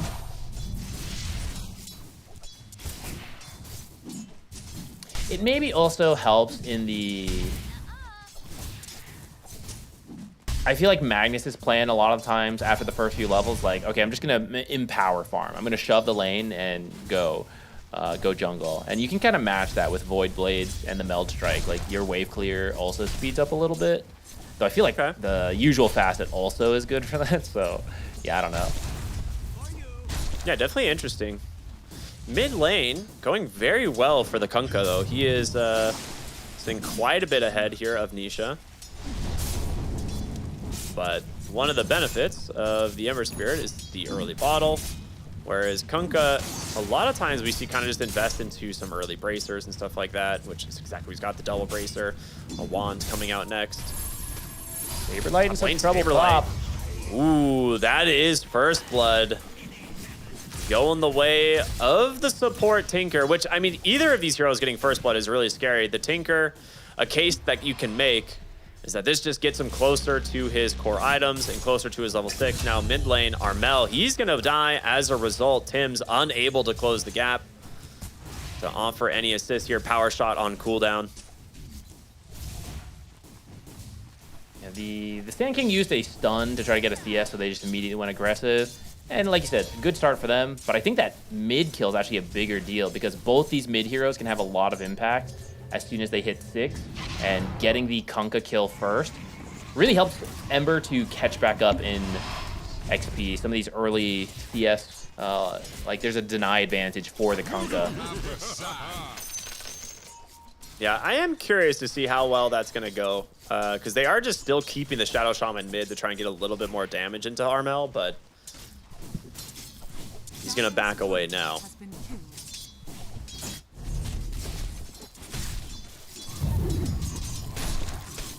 Saberlight doing some new age laning over here. They're going to commit a sentry. There's a lot of creeps here. He has to Burrow Strike away. Does manage to get out okay range of the bots. Yeah, so he's going to be okay. But he's really low on resources. He might just have to walk back to base. And while mid lane, Boxy's going to rotate in here once again. Power shot is there. They might be able to stop him, but there's no shackle from Tim's quite yet. In comes the Tinker. The blind actually just saved Armel. No way. Okay, that was a ridiculously good timed laser. Misses on the sleight of fist, and as a result, Armel will live. And if he's lucky, could even get a regen rune here so he could just stay forever. They should have this rune secured with the Shadow Shaman kill. Gonna have to spawn. Oh my god. Spawns bottom as Instania walks in. Ooh. That power shot very close to finding Nisha as well. I don't know how many times we've seen that, but been pretty something you gotta keep your eyes open for. Tim's is low, and Instania with this amplified damage, I don't think you really want to be anywhere near this Ringmaster. 2 wards placed mid for Boom. You really want to put pressure here. Not allow these rotations to continue. Kunkka rotates bottom. Boxy with an offensive salve to try and survive the tower damage, but now just gets pulled back in as Armel will not let him get away with that one. They do actually run into the Ringmaster here. I'm curious if they'll be able to find that because you do have X and the boat, but we're going to see them get aggressive instead for the Wisdom Shrines, and Saberlight, you are not going to be able to stick around for this one. He's going to take a lot of damage. Does have a Burrow Strike. He is definitely holding his ground somehow. The Burrow Strike onto 2. Jackie Boy's forced to leave. Is there any way to stop this? Do they have sentries? They do. Finally, a sentry gets delivered, and Saberlight will be forced to give it up. Got Burrow Strike again. He's thinking about going in. Especially as Instania TP's in. They get the dagger here onto Jackie Boys. They connect, tame the beast, Burrow Strike aggressively. They got him. Strongman tonic? Not quite enough. And Boxy's here to catch Januel now. Saberlight will die to the machine. But you get the kill on the Tinker. The good thing about that exchange is that although the Wisdom Shrine did get stolen by Boom, because the supports end up with the kills, it helps prevent that level disparity that otherwise would happen for losing the Wisdom Shrine. Rune's gonna spawn top. Close. Nisha had a Remnant ready to go, so he will pick up an Arcane. Mouse lag. This is why I preferred wired mice. Do people actually use wireless mice? Is that a thing? Yeah, I see it in the player cams all the time. They like the wireless mice. That's crazy, dude. Maybe I'm just a boomer. I don't know. I think so too. I'm a boomer. I'm like, back in my day, we had a trackball at the bottom. I've already stepped up away from that using a wired Anyone who laser. used the actual trackball, like, did you ever have a trackball mouse? The one with Yeah, like, I the grew up giant with ball that. as the thumb? Yeah, okay, me too. I used to play StarCraft with that. Oh wait, no, you're talking about the trackball mouse, like with the trackball with like a giant ball on your thumb. I bought before. I never did this because I didn't like smurfing, but one of the ideas I had was to start a new account and play with that trackball and see how high I could get. Holy. Because you know people always want that like educational Smurf series, but like your mechanics are just way better to showcase the concepts that you're trying to teach. You're like, oh yeah, you should push lanes, but also I mechanically outplay everyone. I thought if I restricted myself with a trackball, it would balance it out. You know, really show how high can you get off of knowledge versus mechanics. You should so idea trackball, but also Dota 1 classic keybinds. That would really challenge you. Yeah. I don't think anyone. Anyways, I can't believe Saberlight plays with the trackball mouse. Yeah. Just insane. Some people are gonna be like, I knew it. Oh, these freaking Saberlight haters. I don't know why. Dude, I feel like they're like Liquid gets an abnormal large amount of hate as a squad, and I will never understand. I mean, they're such a likable team. Yeah, but any popular team then also has a large amount of haters. It's how it That's goes. true. Every sport's like it. That is true. See, if you're like me, you just don't like sports. You like esports. Yeah, I do like esports. That's true. They're okay. Regular sports, giga boring. As No trackball mice Irony's knows not at all. lost on me, I promise. There are timeouts in real sports.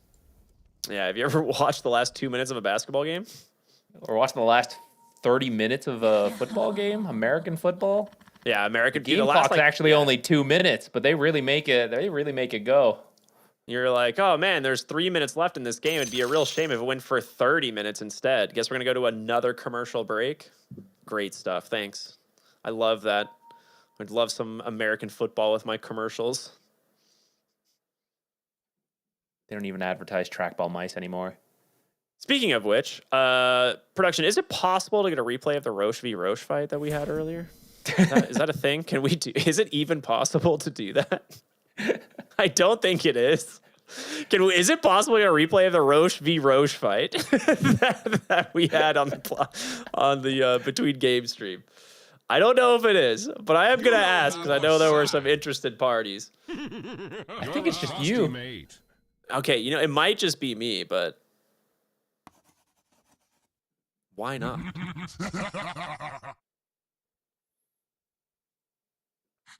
I would like Roshan to be like when he's moving, I want that to matter more. It doesn't feel like it does right now. It's very rare to ever see him throw anybody, but also for like you can't even kill him while he's moving. But I think that would be really interesting if it was more feasible. Yeah.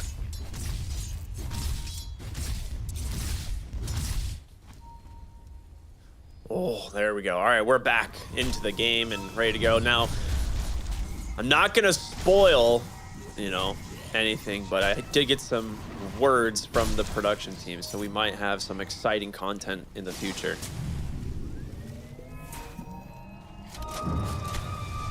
Find Is two the heroes here in the behind mid the tower. lane.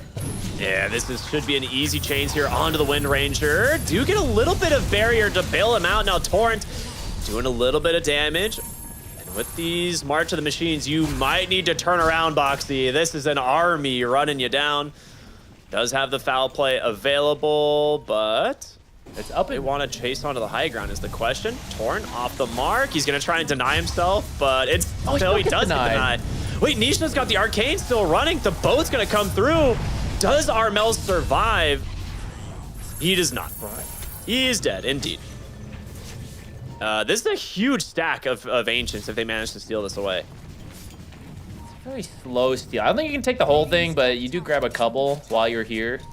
Like a lot of the smaller Ancients. Sticking around for longer is kind of scary. He does because he had an arcane rune. Okay, now you can try to steal it actually because you got a safety remnant down. V-Tune's on the way as well. Oh, actually gets the under tower though. They have an RP, but you need more damage. It's gonna be Januel coming in as well as the Terrorblade. He's getting low. V-Tune is dead. A Chains will hold 2 back now as Jab's starting to kind of melt, but dude, this healing from the Tinker is insane. Power Shot will execute Insania, and Nisha has to run now as well. In the end, they get kind of baited by this Ancient stack. They wanted to steal it, but the path V-Tune ends up taking allows him to be skewered under tower, and that baits the rest to try to save their carry. It would have been better to just leave that Ancient stack and continue on your way. Now, that hindsight really coming in strong right now. Facing some tower pressure, but not quite enough to actually lose their tower for now. Dire's top tower is under attack. The other side, Sand King made use of this, starting to catch up. He had a bit of a rough laning stage. But the Blink Dagger is at 1,600 gold in the bank, so not too bad of a blink time once he farms some of the stacks already made for him. That'll make it a lot easier to start some of these plays. We're gonna start seeing a Tinker problem this game. All 3 tier 1 towers are still alive. Tinker is level 6, almost level 7, an immediate Holy Locket already done. And he will be cleaning up these double stacks and this triangle on repeat.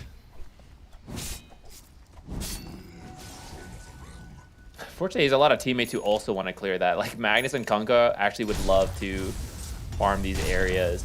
So this is where you do want to maintain your own tier 1s. You also want to take the enemy tier 1 so that your team has space to go so that you get these back jungle camps. So that's going to be next on the list for Boom if you can organize a push. Maybe in that bottom tower, already halfway down. It also sets you up for the Tormentor later on. They might be waiting for Jabs' Blink before grouping up, so that's 1,200 gold away.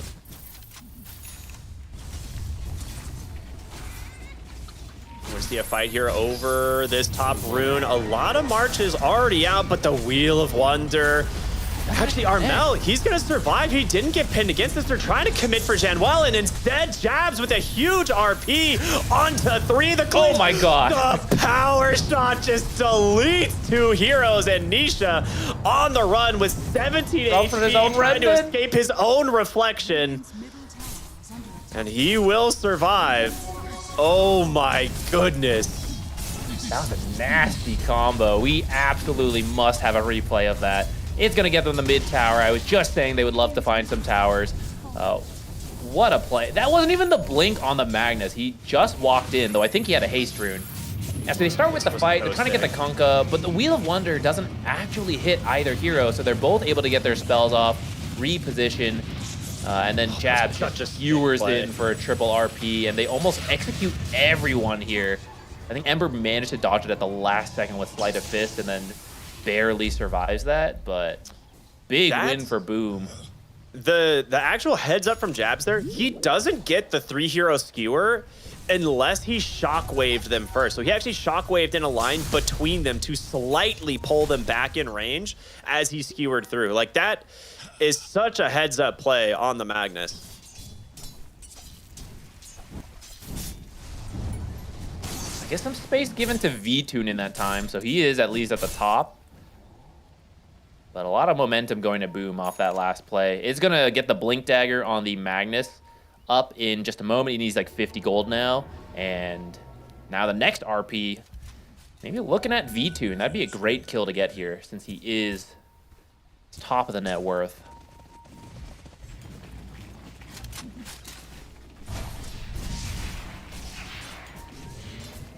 Mid rune. Mids are fighting over the bottom rune, but it's a shield rune top that Nisha will make his way over to. Shield rune should do a lot of work here. I mean, right now, Liquid have this very farm Templar Assassin at the top of the net worth, right? But I feel like the Tricore on Boom is going to be pretty strong here for the next few minutes as you got the Blade Mail on the Kunkka. Jabs, I think, has his Blink Dagger, and they are smoking up right now. Epicenter will easily kill a Terrorblade, but he's already headed over through the Twin Gate to get in position for not only this tower off their Magnus's Blink, but also the Tormentor right afterwards. It's a very fortunate move from Boom. Yeah, they're not going to find the Templar Assassin down here. They definitely would have liked to, but Dire's top tower is under attack. might just be... Oh, mid lane. Epicenter comes out. The Fear, they will get themselves a kill. This one on to Tim's. Insania picking it up as the Wheel of Wonder pops. The trade will be for the Tormentor. Doesn't feel great, but Liquid didn't feel they had the strength to come contest a Roshan into what I'm sure they expect the Blink to be up at this point. Off of that mid fight, the Blink RP, Bow, Terrorblade. It was a little too scary for them to go for it. So they'll get what they can in the mid lane. But getting the Aghanim Shard for the Wind Ranger, that Gale Force, be very good for them this game. Yeah, I mean, you talked about maybe struggling to actually catch heroes on the side of Liquid. That's why one of the reasons they picked up the Magnus, but an early Gale Force will also cause some problems. Just gotta be careful. Some of their spells are a little slow, so you just gotta be careful not to, you know, Gale Force them out of Boat and Torrent. But yeah, it's true. I'm sure they'll be okay. You see like a Skewer come in, and then they all get pushed out to the side. Dire's top tower is under attack. They never managed to find a Blink kill with the Magnus, but the threat of it got them the tower and the Tormentor. So I think that's an okay, you know, Blink reveal in that sense. But it's still available, so they're on the hunt. I think this kill on the top side would be pretty huge if they can find Stairblade, but he's not an easy one to grab either. He does have his own Blink. Immediately Bro strikes to safety and will TP back home. They'll put some aggressive wards topside here to see if they will find another hero, but not gonna happen. Ringmaster, hold up. Through the Twin Gate, he's safe as well. Nisha found Jackie. Don't think you can Who's actually found do this who on your own, here? though. That's true, actually. Nisha losing half his health instantly. Has a Remnant down. Once he gets caught off guard by the Shackle, doesn't connect. Just The far enough rest from the of trees. Liquid is coming, though. Like, Boxy nearby gets the Shackles. Insania is here as well with the Wheel of Wonder, and that will just taunt up the Wind Ranger. She's dead. Now they've got to get aggressive and find more. Jabs on the backside of the fight here. Forces an escape, and, well, Boxy actually just TP's out in the center of it, so good stuff here from the side of Liquid. That's meta down and a full rotation bottom. And that rotation will give enough time for Nisha to get the Radiance before the next fight's forced. He just needs about 500, 600 more gold.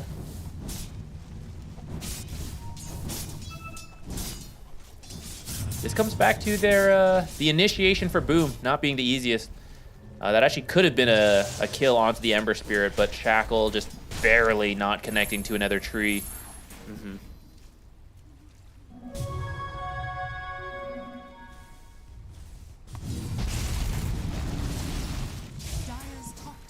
Trying to find Boxy there, but quick movement. Actually dodges out with the Blink. That being said, Jabs is standing right under a trap. Tims will get the D ward here, but the Blink Epicenter, yeah, sometimes a TA trap is all you need. That will find their opening. They take down the Magnus as they will continue to chase for more. Armel. He's gonna get caught from a dagger, and well, Genuel will be here on the Tinker. He's under a ward completely. The Meld Strike hits too. Now Armel on the run. A Wheel of Wonder completely block off the backside, and Boxy has trapped Tims. He's gonna be forced to pop the Wind Run, but Armel, he's tanky, but not tanky enough. It's 3 dead. A really good series of kills here for Liquid, as they will be able to finish off the tower as well. I think Boxy might have actually had chicken fingers available to cancel Tim's TP. But either way, still an amazing fight. I think all of those set up off of traps. First to see the Magnus, then the Kunkka, then the Tinker. That's the strength of this hero. TA just, you never know, right? You can put the traps in different places and you can put them in weird spots because it's not an observer. You don't need, like, there's kind of set places where observers are good, but traps can be anywhere. So Fantastic play from V2, and he got the early shard as well. So not only seeing those heroes, but silencing them up. Dire are scanning. He's gonna get a fast MKB on the TA too. Kind of like this because you already know the Radiance is being worked on by the Kunkka, and then Terrorblade likes to buy Butterfly, but also just a really high armor hero. So if you can bypass some of that with magic damage from an MKB, you have a better shot at killing him when you're trying to burst him before you can get that Sunder out. Yeah, I like it a lot. I wonder if she'll go for the Revenant's Brooch this game, or if we'll see kind of like the Daedalus eventually, but... Or, I'm sorry, the Daedalus and the Revenant's Brooch, but... Game's still very close, 10 to 12, similar to what we saw last game, right? Both teams finding net worth on the map. Top side, big epicenter here. They get the Terrorblade. He's dead. Boxy actually saved here thanks to some raindrops, and Tims will be able to walk away from this one, but you get the big kill. Terrorblade's dead. Epicenter plus the shackle is all you need.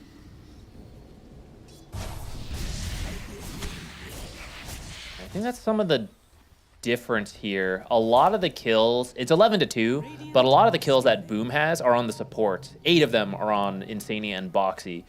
Whereas Liquid is finding the cores a little bit more often. 2 kills on the Terrorblade. Oh, finding a Tinker He kill. gets the mech off, it'd be huge, but not too long of disables. And they're gonna look here for Armel to see what he can grab. They just TP out on one, and they just don't have detection for Saberlight. Well, they do. They have a sentry on Tims, but opt to not even bother going for him.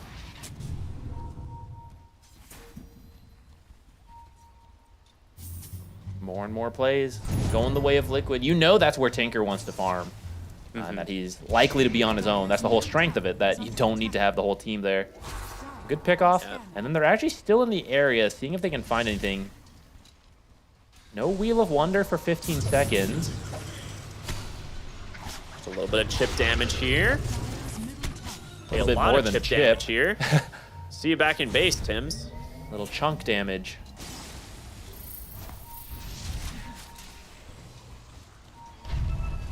Radiance SNY nearly, SNY gonna be the item here for Ember Spirit. Has the Sange on the courier.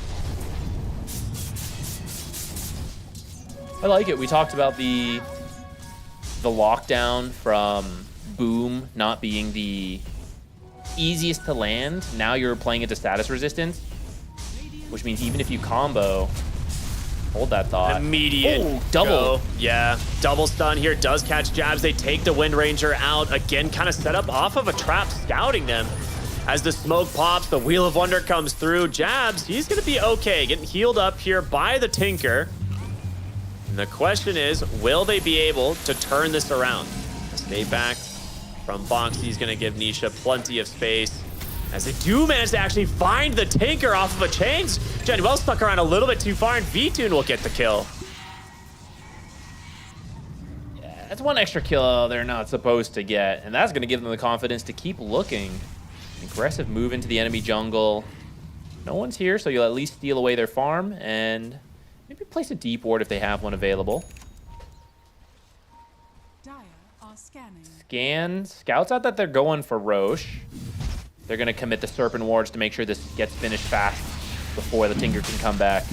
It's a pain to fight in the Roche pit into the machine, but that will not be an issue. We see another of the strengths of this Templar Assassin. Not only do you have the traps for good scouting to get you good fights, but once you win those fights, you've got the negative armor for any objective, towers and Roshan.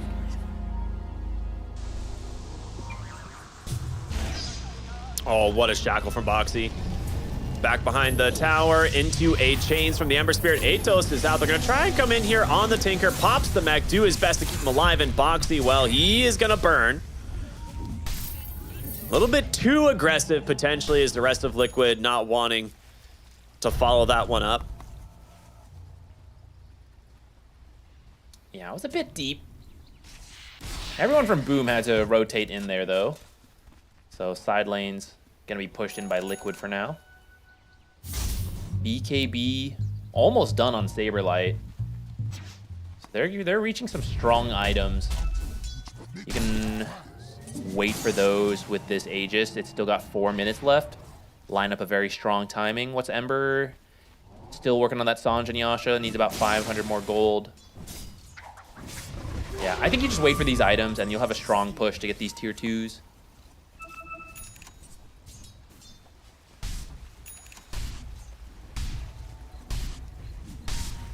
What about Boom? Are they close to anything? Halfway to a BKB on Armel. Magnus taunted up, in trouble again. Tries to get healed up here from the Tinker, and he does.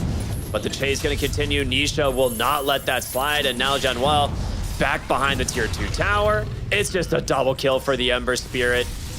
Meanwhile, on the other side of the map, Boxy fighting a battle of his own. Gets ripped down by Jackie Boys on this Terrorblade. Ken, though, like, you're trading kills, but it's the Magnus and the Tinker, which are far more valuable than a Shadow Shaman. So that seems to be the story of this game. You know, the target priority just working out a little better. Maybe that's part of why, you know, Boxy jumped in, V-Tune didn't hear him. He's like, oh, sorry, my bad. I could have helped you. Oops. It's kind of like a funny, like, oh my gosh, Boxy, you know, LOL, as like chat typically will. But both those heroes had TPs and could have easily responded top if he's not making that play at the exact same time, right? Like, we could have seen Wind Ranger TP in there, get a potential Shackle, Gale, and like actually either bail out, you know, one, if not both those heroes. So, yeah, I mean, it's actually a legitimate play there from Boxy. If you're not dying on Shadow Shaman, you're not playing Shadow Shaman. This hero racks up the death throughout the game. But the important thing is making sure those are meaningful deaths. Like that last one, like you said. And you're still just waiting for the item timings anyhow. It's not like you needed to do anything else. I feel like Boom needs a gem and soon. It's one of those things that, like, when you're playing against TA, you need to get one eventually. And I'm not really sure exactly when that's going to be, but I feel like it's got to be sooner rather than later. You cannot have another scenario where that Magnus just is standing on a TA trap and dies as your initiator. He needs 200 gold for his BKB, but Liquid is on the way now. They have their items. There is a ward that will see Nisha, but here's the TA traps once again, potentially setting up another grab here onto this Wind Ranger. There's the Shackle and the pushback. Tim's with that Wind Run might escape as the two blink after him. So good play there from Tim's, able to escape and dodge out this gang. But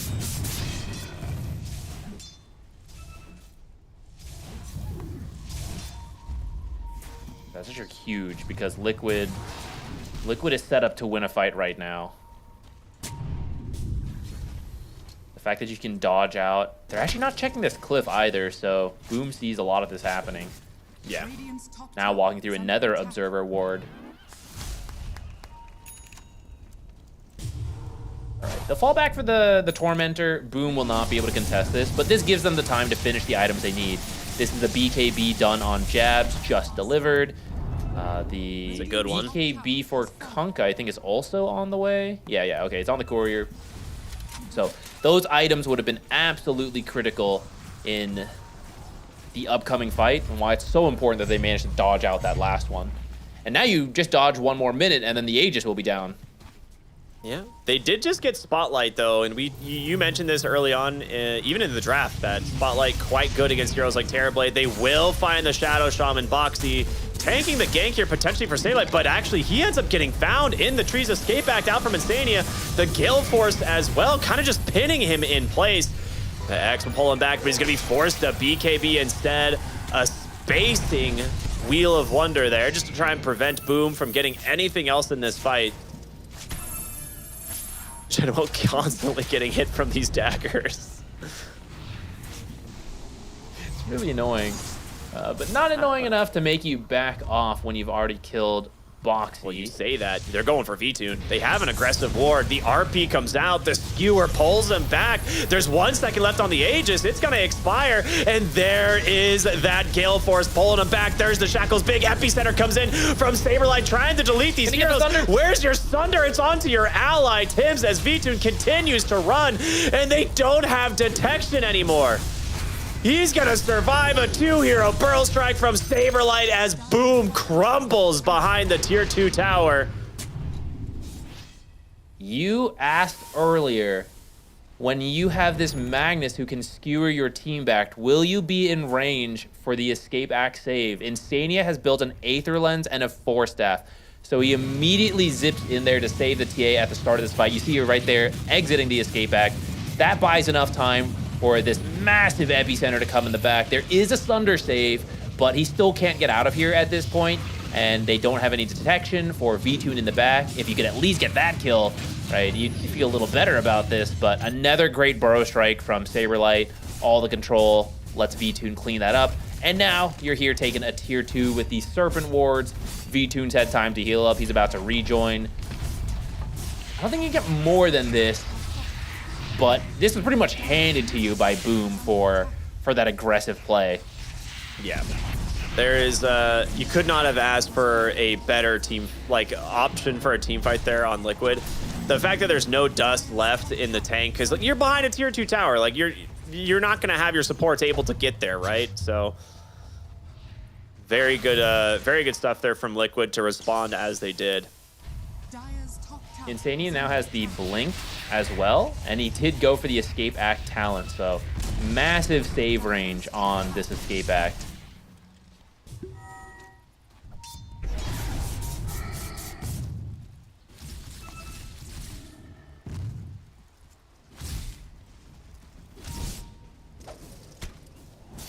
Ember is getting real close to a Shiva's. That is a very strong item versus a Terrorblade. V-Tune has decided to go for the Daedalus rather than the Red. Oh, that Burrow Strike catches the Tinker. One of the biggest pickoffs you can find as he does so much for these team fights. I mean, it's just been such good grabs. And Saberlight, a lot of the times, him and Boxy are the ones that are actually finding this Tinker.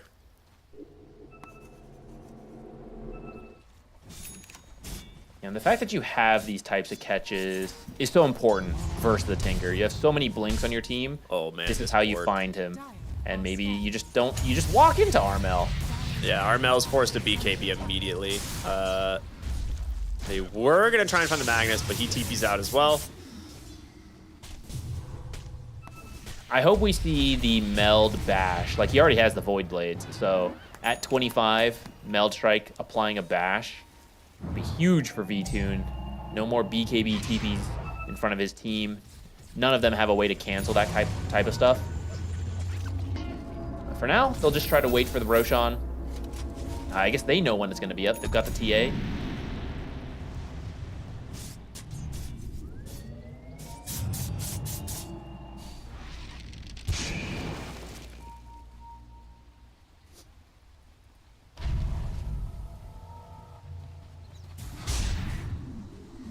I feel like suddenly it's a 15k gold lead. It was close for so long, and then that fight in the top tier 2, it jumped to 11k immediately. Like that fight actually swung so much momentum and gold for the side of Liquid. Now bottom lane, Nisha will find a Wind Ranger sitting right on top of a trap. No Wind Run quite yet, and Tims is just dead once again. Places an observer, but I don't think he noticed that they just bought the gem. Insania passes it off to Ember, so an immediate D-ward on that observer.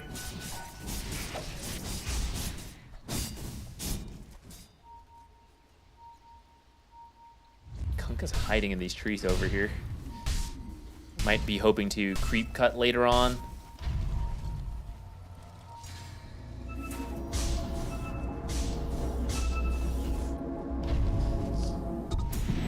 Liquid have pretty much full control of the map, it feels like, and they're just going to wait out for this Roshan, right? We'll see when they start moving their way over, thanks to the TA.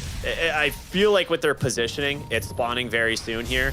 Actually, they do find the Magnus for a moment. Saberlight actually comes in, just drops the Burrow Strike on top of him. He might be in a rough spot, but the Nullifier comes in. He's got to get the Epi. He's looking for a skewer back, but Jabs, he just can't make up his mind. And now the Burrow Strike's found Tinker as well. He's dead. Jackie Boys scouted by the Spotlight as they chase for more. Thunder does come out at the last second. It grabs Nisha, but can they actually finish the job? They're going to be close. They do get his life, but it's going to cost you Jackie Boys in the process. An escape act, bailing out Boxy as well. Insania is doing so much work on this Ringmaster. 4 dead for Boom. An incredible fight once again. Talked about the ease of execution at the beginning of this game. You just press your stuns on Liquid. You know, you jump in Hex Shackle, you jump in Burrow Strike. That's pretty much what won them the fight here. They were able to go in, deliver the damage, but the RP was not able to connect. He wasn't sure where to use it once they started the fight. You see how many heroes are low on Liquid, so if they had even been able to RP 2 heroes, that fight could have gone completely differently. But that difficulty in finding the exact right jump, that extra pressure. He has Yules. Oh no. Gonna bleed another hero here. He can do it again. Does he have a Burrow Strike? One? No, so close. Okay. He tried his best. But you're right. Yeah, continue what you're saying about the fight. The Magnus RP. He just didn't use it. He had a hard time. I thought he was going to RP the Sand King. I think he decided, Sand King's already used his stuff. You know, I guess I got to go somewhere else. But then by the time he rejoined, right? He's dead. Yeah. It's like you stop the epicenter if you RP him, and maybe that's worth it. It's hard to make that decision in the moment because you want to RP and skewer someone towards the Terrorblade. And he just couldn't skewer because he's BKB'd up on the Sand King. So maybe he like RPs him and it stops the epi, but then he'll still just epicenter afterward. I don't know. It was a hard decision and ends up resulting in no RP and a lot of deaths. I think they lost their gem as well, so now they're going to struggle into the Templar Assassin wards. Also Templar Assassin herself, because she now has an Aegis. Daedalus done now as well. V2 will buy that out as he gets the Aegis. As they're looking up here, they know someone is nearby. It was the Kunkka, but he's made his way back to the base. Aggressive ward sentry place here from Insania.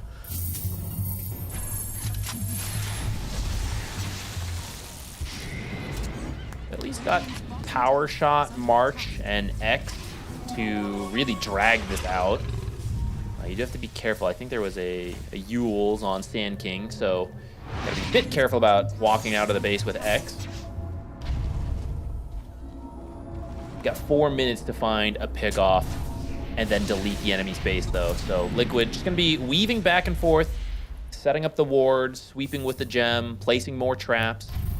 And they're just gonna patiently look to find one of the Boom heroes just a little too far out of the base. Radiant's bottom tower has fallen.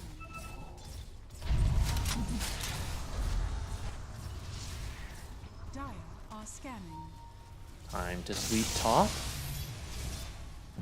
Boom will head bottom in this time. Back and forth we go. I think that's some of the power of Void Blades right there. I don't think you kill all those illusions if the meld isn't applying to everything. Now, I was wondering if we'd see a Revenant's Brooch on TA. She did go Daedalus. I think BSJ made a video on this where there's a certain threshold of armor where the Revenant's Brooch is better than Daedalus. And I think TB is there, but everyone else is below where the Daedalus is better. So, trusting his team to kill deal the with other heroes. TB. Yeah, especially when you got like the epicenter and everything. They're gonna easily get Armel here, rewarded for sweeping back and forth. It's not like you can't just sit in your base on Boom. You'll fall back. People have to slip out like Kunkka was trying to, but eventually you might get caught, and that will now give a window over to Liquid. You can at least try to force the buyback, but maybe you can look for a bigger fight, which is actually Boom They're trying to catch Liquid off guard. You think we lost our Kunkka and we're playing scared. They're looking for the Sand King. Finding Sand King would be huge, but who can initiate? Like, how do they find him? And instead, they have to TP back. V-Tune's on your high ground. They've dropped the banner as well. Do you have the Ags on Magnus? You do. Okay, so you do have Horn Toss Skewer. The problem with this is you might need to BKB beforehand because Boxy can just be sitting there holding the Hex button down. Oh, he is. So we'll see if that happens or not. The Insta-Hex, always a counter to the Magnus Skewer back, so whenever you're in this position, you are ready. There's the, yeah, they're just so ready for this. You're not gonna get out. Oh, that hurts. Thunder will save them. They do have another chance at this. Jabs will have his BKB, but you're gonna lose a lane of barracks. That wasn't even pop the create TA trap. Yeah. Yeah, TA that was trap V-Tune interfere. protecting himself. And that's the thing. If he's not BKB'd, it's easy, right? You can do that. So, I mean, someone did it. It's like you share a lot of times. You share control on Templar Assassin to pop the traps. So like someone on Liquid did it, but saying he got tipped. Perhaps it was him. Yeah.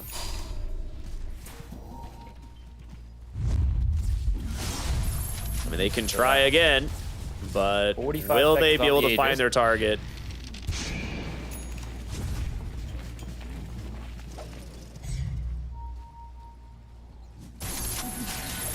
TA's just always making sure to stand on top of her traps.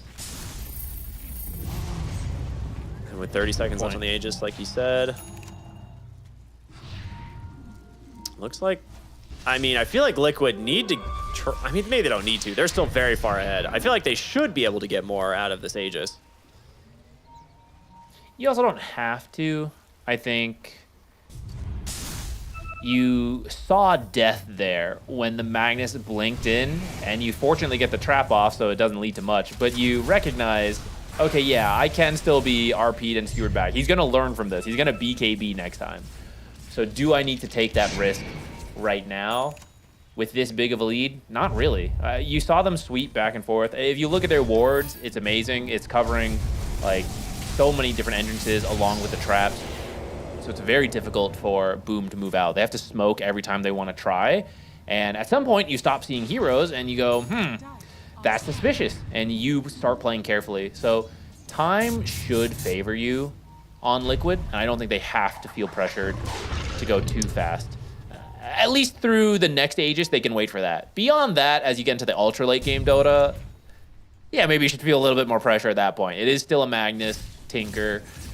The scaling is here. Terrorblade, always a hero that can kill you with meta. Kind of an interesting idea here. They're struggling to actually reliably hit the high ground, so Boxy's gone for the Aghanim Scepter. Which, I mean, they can clean these up somewhat quickly, but if you have to, like, commit onto another hero... Oh, wait, I don't know why I'm saying... Different like, one, yeah. This is the old... Yeah. This is now the Shackles. Wait, and I think he's doing this to kill Terrorblade illusions. Yeah. I forgot, dude. I completely forgot about this change. But it also... No one does it. On the other hand, if you're sitting on the high ground and you're shackling your ally, kind of funny. Oh, yeah. I forgot you can use it on your ally. Yeah, you just shackle your ally who's on the high ground. Yeah, whoever goes in, it's really good AoE damage. And you can do it from really far away, like you said. Do it on an ally and they go in. The real question is, does it persist? Yeah, it's like, does it persist through Ember's Remnant? I doubt it does. But if it does, that's hilarious, and I want to see it. Well, you can do it on Sand King, too. So, I mean, there's tons of options here. Radiant are scared. Or he just wants to farm. That's also a possibility. I mean, speaking of the scaling, right? Shadow Shaman, one of the best, even with the change to his old Aghanim's Refresher. Refresher's still good. Wind Waker is still good. Right? There's a lot of scaling potential to BKB, very good. Can you blink Yule's Armel? Oh, he went for the Burrow Strike first. Well, that's a nullifier. Quick kill onto Tim's. Nisha just deletes him from the game. An aggressive jump in. They actually find the Magnus, taunted by the Wheel of Wonder. He's dead for 60 with no buyback. In comes another epicenter from Saberlight, and Jackie Boys never gets the chance to sunder. 4 dead in just a blink of an eye here for a Boom. And it is not looking good. They're gonna buy back the Tinker. They buy back on Botsky. No. They want to end this.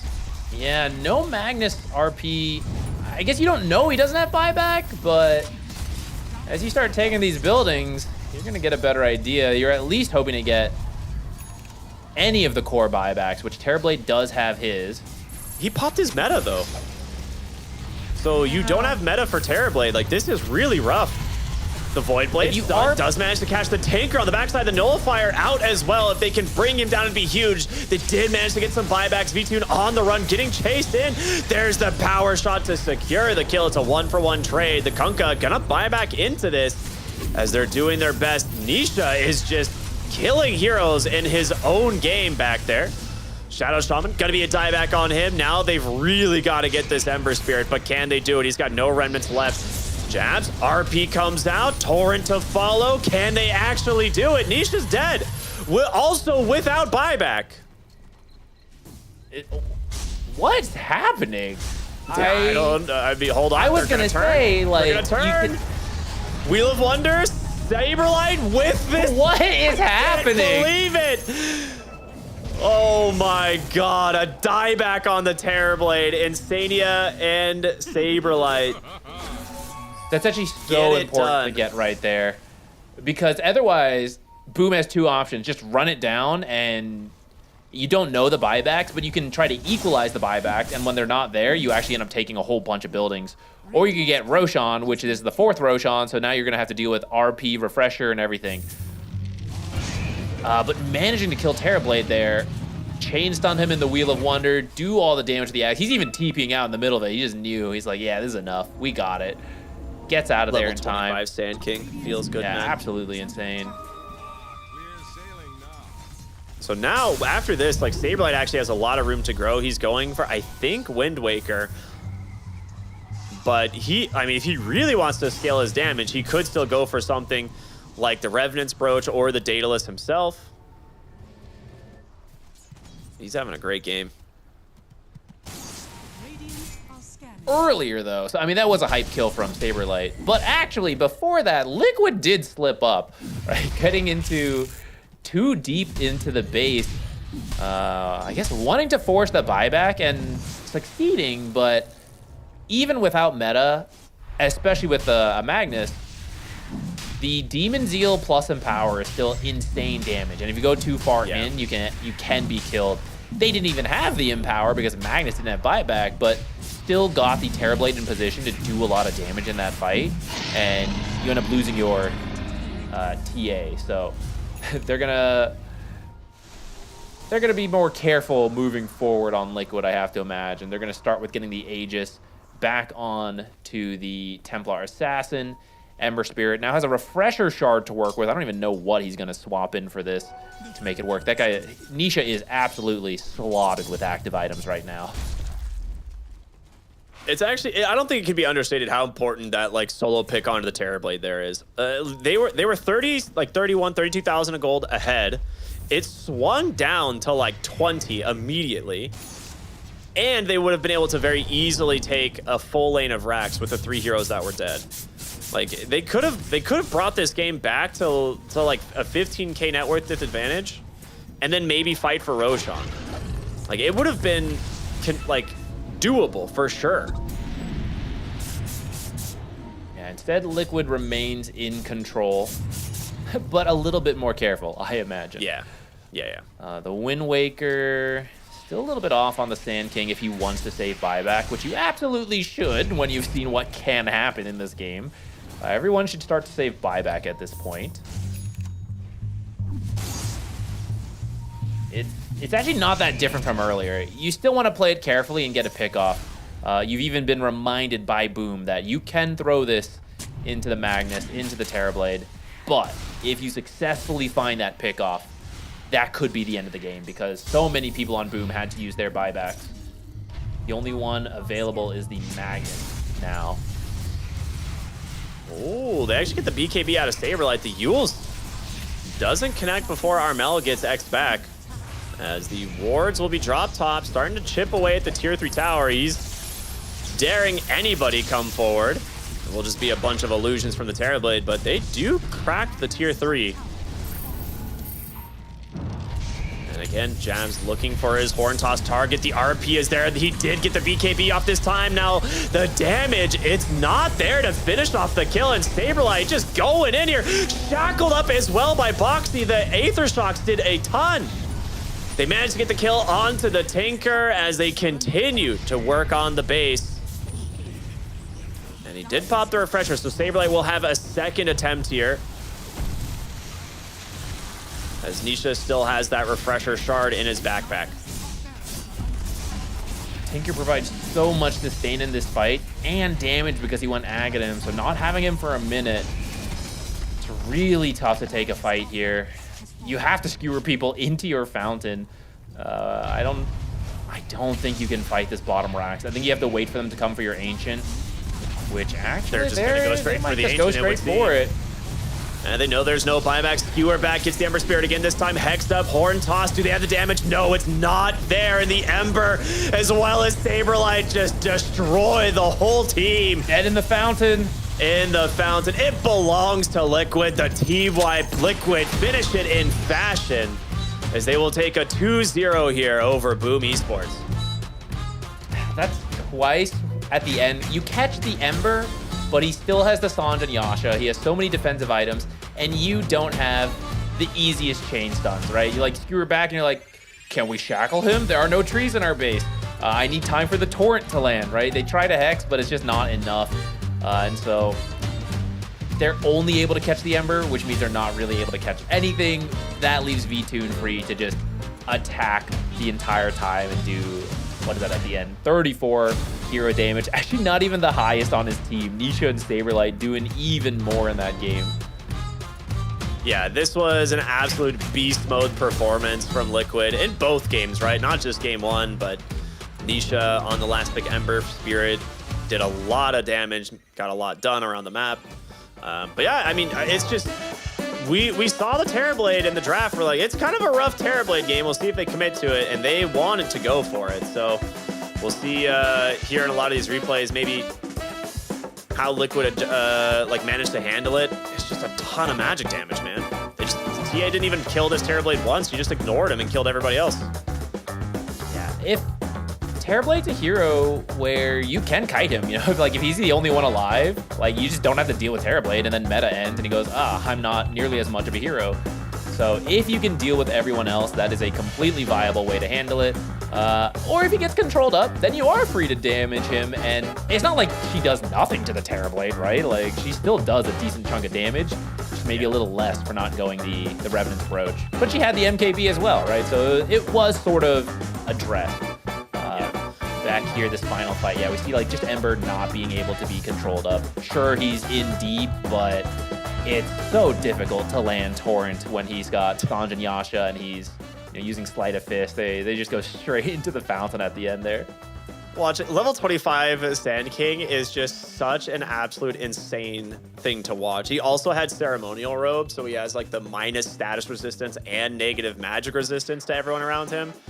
He bought like a Desolator in their fountain, I believe, right as he was going in as well. So even that being applied, like there's just so much that this hero does. It's so cool. Meanwhile, Boxy's just sitting back with the shackle on his Saberlight Sand King as he's just running through the fights. He's like, I'm helping, guys. It's funny. It's such a cool draft. Such a great team coordination and great play from them all around. I want to see how much damage that dealt, because ever since they changed that Ags, it's been unclear if that's good and worth it. I'll have to look for that later. Yeah, I don't think it was a ton, but it was very funny.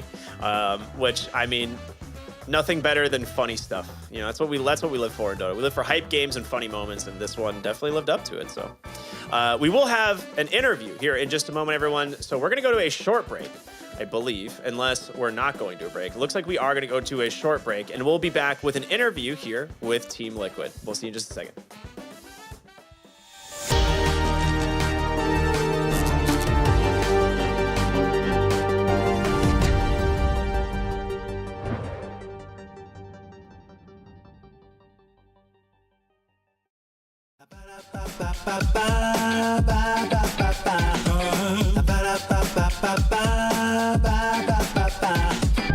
If you wanna get with me, all you gotta do, call me when you need me. I'll be waiting for you.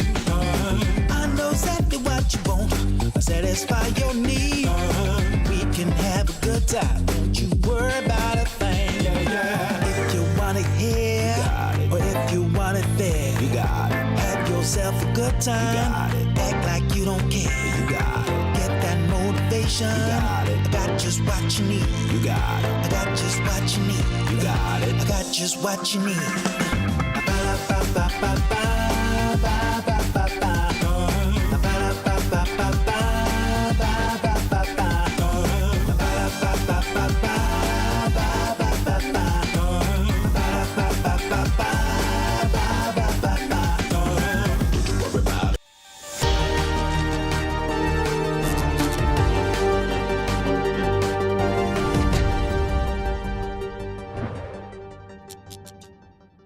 As promised, a very short break, everybody, and we will have an interview here in just a moment. But Liquid coming off of a very important 2-0 victory over Boom Esports, stealing away their spot potentially in that upper bracket, or rather the qualification for Group Stage 2. Zach, very fun games though, right? Yeah, they really went the distance. We didn't get to see the Tier 5 neutrals though, man. We got to an hour, and then we also got to 50 minutes, but Liquid closing it out before we can get to the wild neutrals. But of course they would try, right? No one wants to deal with that. That's when things get too crazy. Yeah, it was fun, man. There were some great plays being made by both teams, but it really kind of felt like Boom's game fell apart after that Tier 2 tower dive in the top side, where it was, kind of even for a while, and then suddenly a 9,000-10,000 net worth advantage for Liquid. I mean, Liquid just played that fight perfectly, and it looks like we do have our interview ready, so let's hear from Insania himself about how this series went. Congratulations, Insania. Great 2-0 performance here, man. How you feeling? I'm feeling good. Thank you. How are you guys? Yeah, we're doing good, man. We've had some fun games. We've gotten kind of lucky, so thanks for putting on a good show. I want to ask a little bit about how the team's feeling overall, because I know it's kind of a meme. DreamLeague is a little bit of a curse for you guys. But now, after this 2-0, you're at 6-6. The comeback is real. You guys are looking like you're in a potential 3-way tie for that top 4 slot. So how's the team feeling? Lovely. I mean, it's always sad to not play with Mickey. But I think VTune has been great. He's like an unbelievable good vibe during the games and outside the games. He's very, very fun. I really, really enjoy his vibes. No, team's feeling good. Today is Blitz's birthday, so shout out to William. So we kind of had to win for him. But tomorrow we'll be back in DreamLeague shape, so don't worry too much. Okay, it's great. Just William's birthday. Yeah. Love to hear that. That explains his Instagram post. I was wondering what was going on there. Okay. So I know Zach has a couple questions for you, so I'm gonna let him take over. Yeah, speaking of Mickey not being here, I think I've heard he does a lot of the late game shot calling for you guys, and these are 2 pretty late games. So how did that go without him being here? Vito's honestly just like, he's a Chad. He's just like telling us all what to do. He's like the boss of our team right now, but I feel like, which is good. It's good because we're kind of coming off of like maybe not the most practice since Slovakia, and he had a really nice run with BP recently, so he's coming in with like a lot of good ideas, and I think a lot of credit to him for the positives that you see in our gameplay. I think that's much thanks to him. That's awesome. That's good to hear. What about in that game number 2, there was one fight where you guys went a little far. You lost 3 heroes, but then you and Saberlight managed to kill the Terrorblade on your own. Who made that call? Because that felt like it really saved you guys from getting heavy punishment. Yeah, we had no buybacks, and like Saber's like, Aiden, stay. We're gonna F him up. And then everyone's like, Niche, Boxy's like, we have no buybacks. Saber's like, that's exactly why we're going. And then, yeah, he called for it, and it worked out. I was a little bit worried when I threw my ult, and it was like a little bit off Slightly center. to the left? Yeah. But I obviously knew that Terrorblade was going to just look straight ahead, so Of course. I didn't even have to whip him to get the angle right. And it was not just that Saber canceled his like blink 10 times and baited me. So yeah. No, I was a little bit nervous there, but all good, worked out. Sounds like a bunch of Chad calls to win this series. Yeah, for sure. I mean, I think a little bit of like not being full roster, the pressure is off a bit. So you're a bit more comfortable doing some stupid shit, which I think leads to entertaining games for viewers. So in that way, I guess I'm pretty happy with, our games anyway, despite them not being so clean. Yeah, I thought it was a lot of fun. Ricky, did you have? I think you had one more question. I was just curious because game one, you said like V-Tune's like good vibes. He had a pretty rough vibe from the beginning of that game. He was, he forced into the off lane, playing with the, Caudle as the Sven. You're like, this is not a great lane. But he bounced back. So were you guys like trying to encourage him, or is like you said, V-Tune just like indomitable spirit, plays for that ultra late game? What was going on there? Dude, it's like straight up the opposite. Like, he's like not even after the game, he's like joking like how his games are too easy when he's on safe lane, so he has to go like off lane and make the games a bit harder for himself. And then like I called this gate move that was like absolute disaster. He's like level 3, the lane is already rough, we die under the tower, we like all die. It's like a complete shit show, and he's just like laughing about it. Like, it's all good, guys, I'll carry this game, don't worry about it. Yeah, it's kind of maybe to some degree too encouraging, to do dumb stuff, because he doesn't seem to mind. Enjoys playing the game. I mean, it worked. He ended up doing it. Eventually 3 shots of Terrorblade as boom feeds one by one into V-Tune. So that was sick. Really good performance, man. It was a fun series. So again, thanks again for putting on a great show, and best of luck going into your guys' final day here in Group Stage 1. Hope you guys do well. Thank you. Bye-bye. Thanks for joining us, man. Bye, thanks. Always fun to hear about the inner workings of Liquid, especially when there's a stand-in right now, and it's cool to hear that V-Tune is just a fun guy to play with. Fits the vibes for sure, it seems. Exactly. I was gonna say, every time we cut to the camera, he's always laughing, having a good time, and that's such a breath of fresh air for Dota, which I think a lot of people can experience the high pressure, the high tensions. It sounds like, yeah, it's too easy in the safe lane, put me in the off lane. You want to feed under the tower? Yeah, that's fine with me. Let's go. Like, that's great. That's awesome to hear. That was so good. Great interview. Good stuff.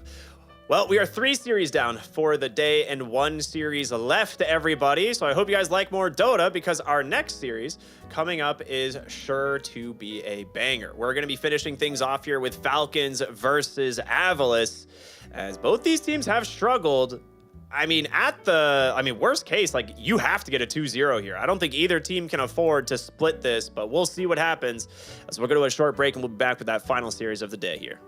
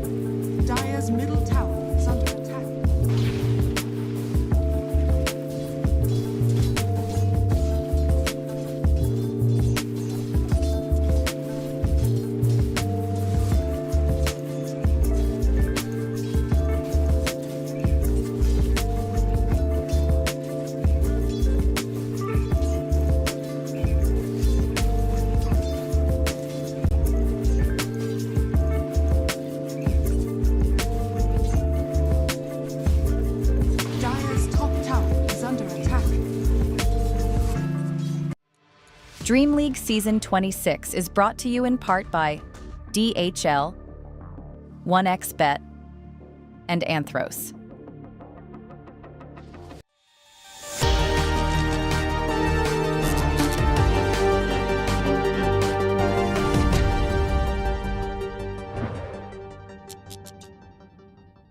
Welcome back, everybody, here to Dream League Season 26. We've done a lot of these. It's been a lot of fun, but we've got one series left here today. My name's Cryptic here with Z Quixotics. Now, Liquid just grabbed themselves a 2-0 in their last series. And what's coming up next is Team Falcons versus Avalis, and both these teams kind of need a 2-0 themselves. Yeah. Avalis especially, they are at 3-7 right now, so you gotta get a 2-0 to have a shot. Falcons is 5-5, technically a little bit more wiggle room, but you don't want to have wiggle room. You want to be secure in the upper, I'm gonna call it upper bracket, but you know, making it to the second group stage. That is the quality of team that Falcons is. You know, just qualifying isn't enough. They want to be winning. They want to be crushing people.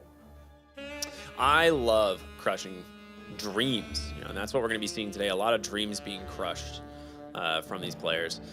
Looks like there might have been some problems with the Dota clients. I'm actually going to restart mine real quick. But as we take a look at these teams, I feel like Falcons, like you said, yeah, they're definitely at 5-5. They're in a decent spot, but it's not where we are used to seeing that team. Ooh, that I like. This is the new Team Falcons roster I did not know of. It was too easy on Liquid. We're going to go play over on Falcons now. We're going to play a third series today. Here we go. Here we go. Team Falcons, Snaking, Crit, ATF, Malrina, and Skitter. I mean, these guys, they're really solid players, but they have struggled a little bit here in Dream League. So we'll see if how this ends up going for them. But Zach, I'm going to let you take over talking because I have to get to the lobby and I can't for some reason. Yeah, Dota swapped to offline mode for a moment. Maybe the patch is coming out, guys? We'll see.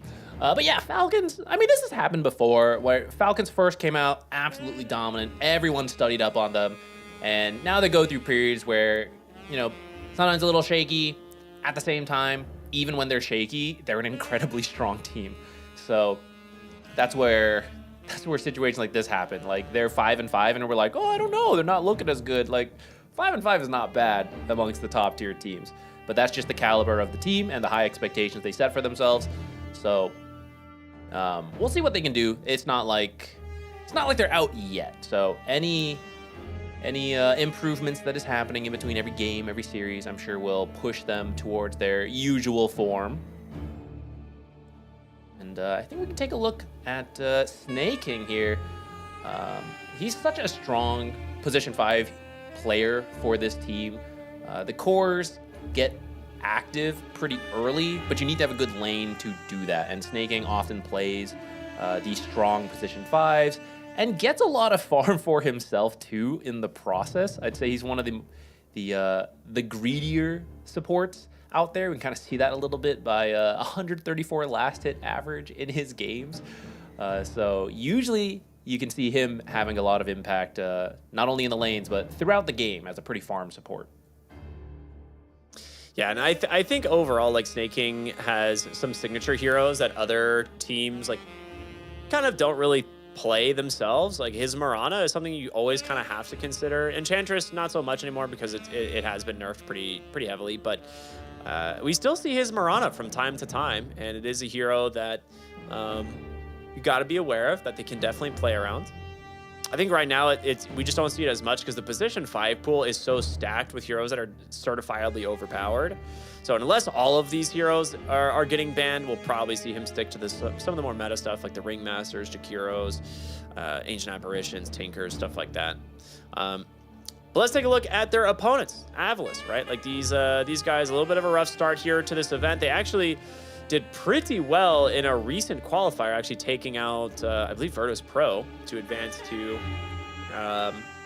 the main event there. But this time, not as solid of a showing. So not exactly sure what they're lacking, but hopefully today they come in full force because they're gonna have to bring it if they want to try and grab this 2-0 against Falcons.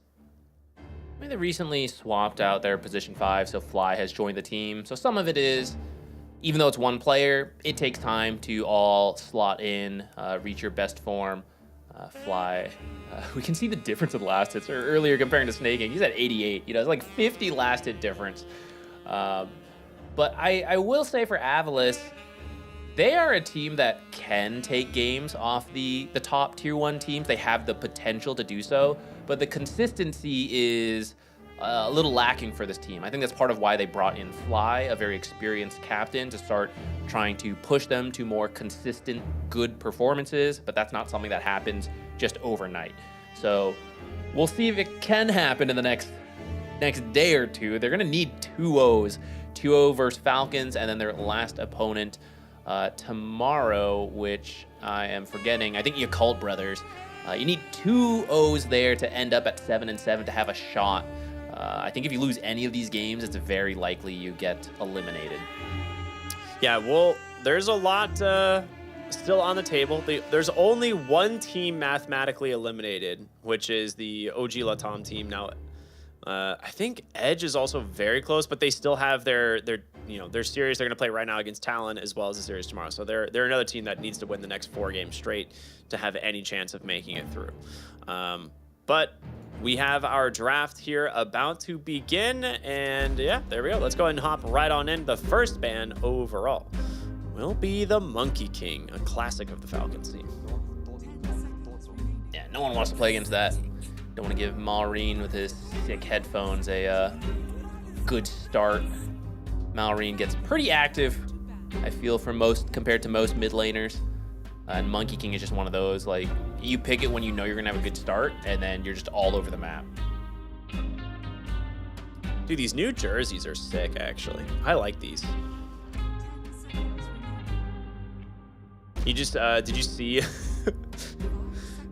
Oh my gosh. Never mind. It's all right. I was like in the background. There's coach just hanging out, Owie 2000, just feet up on the desk, relaxing, drafting for his team. I guess Amar is actually doing all the drafting right now, huh? I'm sure he's still getting input from his teammates.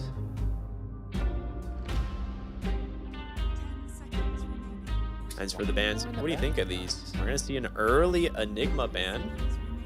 Well, it's pretty unusual, but a hero that Avalis likes a lot, they are even willing to first pick that hero. So might as well take him out of their comfort, remove that Enigma, which can provide a bit of a challenging laning stage for a lot of the melee carries that Skitter likes to play, as well as the, Falcons is known to do like this triple strength core lineups, which Midnight Pulse and Black Hole are very strong versus. Yeah, absolutely. We'll be the first pick of the Nature's Prophet. Pretty solid hero, but also a little bit of deny pick. This is something Falcons love to grab, especially early in the draft. We'll see what Falcons come up with here to deal with it. There is a Darkseer in the pool, and I typically like the Darkseer against the Nature's Prophet. We just don't, I don't know, something about me says that we don't really see MR play it that often. Yeah, so they're going to go for an early Pango pick. Pango's not too bad either versus the Nature's Prophet. You can swashbuckle and shield crash either in or out of the Sprout. You can roll through it as well, so Natures can't easily escape, nor trap you to kill you.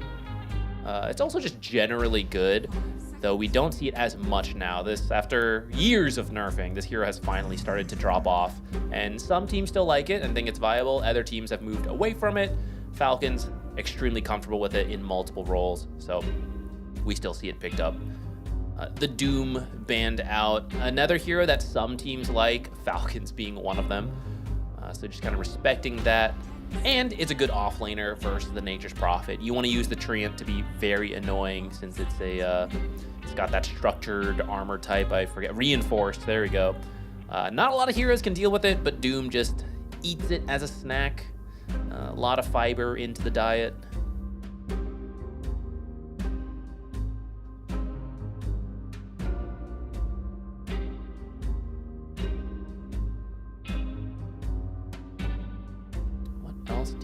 Ban here. Pango, we've seen some teams go for Bane versus the Pango.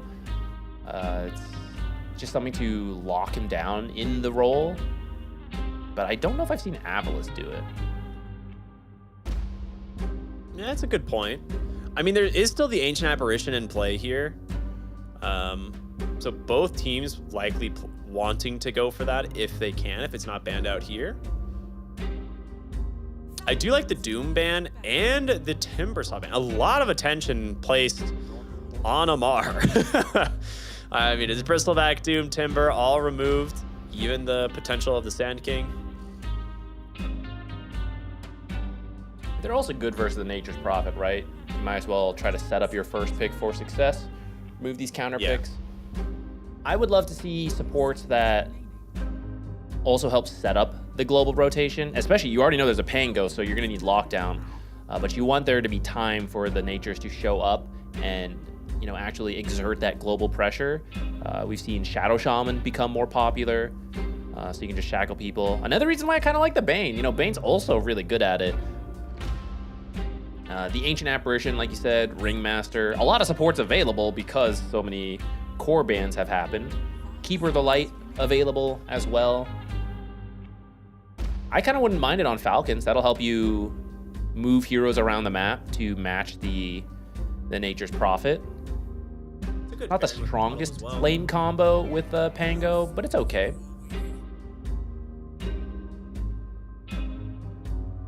Do Ringmaster for now. Strong pick. One of the heroes that can actually play into Ancient Apparition and still keep people alive. I mean, we've just seen it dominate almost every game it's in. It's such a good hero. People are finding more and more ways to combo the Wheel of Wonder. And it is just such a long lockdown. Terrorblade, okay. Nature's Prophet, TB lineup. Very kind of greedy, but it depends on how you want to build the Terrorblade. Some people we see just completely ignore all defensive items, just build as an actual carry from the offlane. Picked into the Ringmaster and Pango is a little scary to me.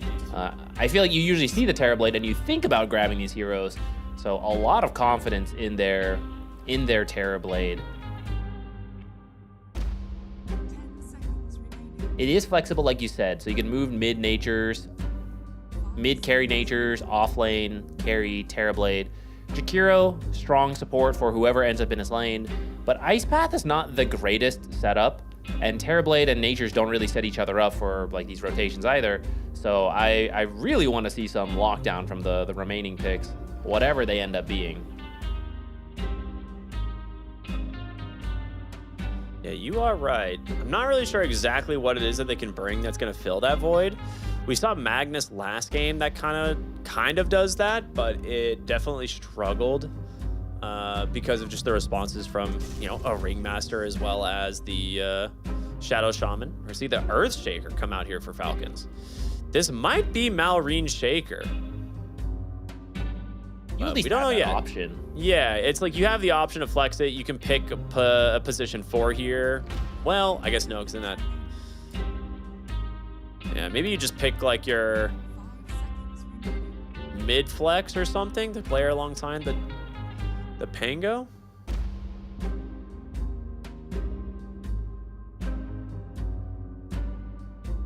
It's so hard to get an idea of what Falcons are going to draft because they just have so many kind of like signature heroes that are just impossible to deal with. Yeah, they've got a lot. Maybe... I think another flex hero that like goes between everything. Ooh, okay. Oh, okay, never mind.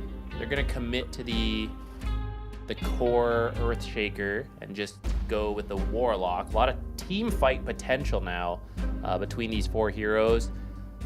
So maybe the idea is, okay, they're gonna try to like rotate around with this natures, be real greedy. Let's just get strong real quick and just go. And there's no way they can take team fights into us. I really like the Shaker into Nature's Prophet. It's definitely a challenging lane. But with this, they will actually grab themselves the Tidehunter. I was gonna say, I think now you just put Nature's Prophet mid. And I don't think he's gonna struggle too much against an Earthshaker lane. So with this Tidehunter pick, we're going to be seeing most likely a last pick support here for Avlis. And I'm curious what that's going to be, right? Because there is still the Ancient Apparition, and when you have a Tide Hunter, I think you're a lot more happy to pick something like an AA. I wouldn't mind the Ancient Apparition. I still kind of want to see more catch. I don't know if I'm sold on Tide Hunter being enough, even though you can get Dead in the Water now. It is a shard you have to buy, so another support that just has it for free a little bit sooner. Shadow Shaman's not bad, but there's a couple different ways to cancel it from afar, like the Wheel of Wonder. In fact, Ringmaster is good versus Shadow Shaman in general, but you also have Fissure, Golem, and Roll. Tusk would have been smart. Strong off lane, and it can punish the hero like Warlock. The shards are just generally annoying for Pango. And then you have the snowball save. Yeah, Tusk was a really smart ban, actually. I like that a lot.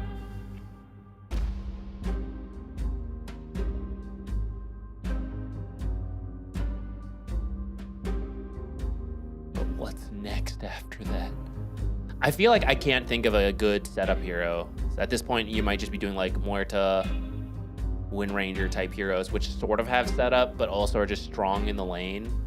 I wouldn't mind Muerta as a way of like reaching the Warlock. You don't want him just channel upheaval in the back and you can't reach it at all. You can like dead shot him now from afar. Yeah, that's actually not a bad idea. It's okay with the Tide Hunter. It's not really the best, but support CK. Oh heck yeah.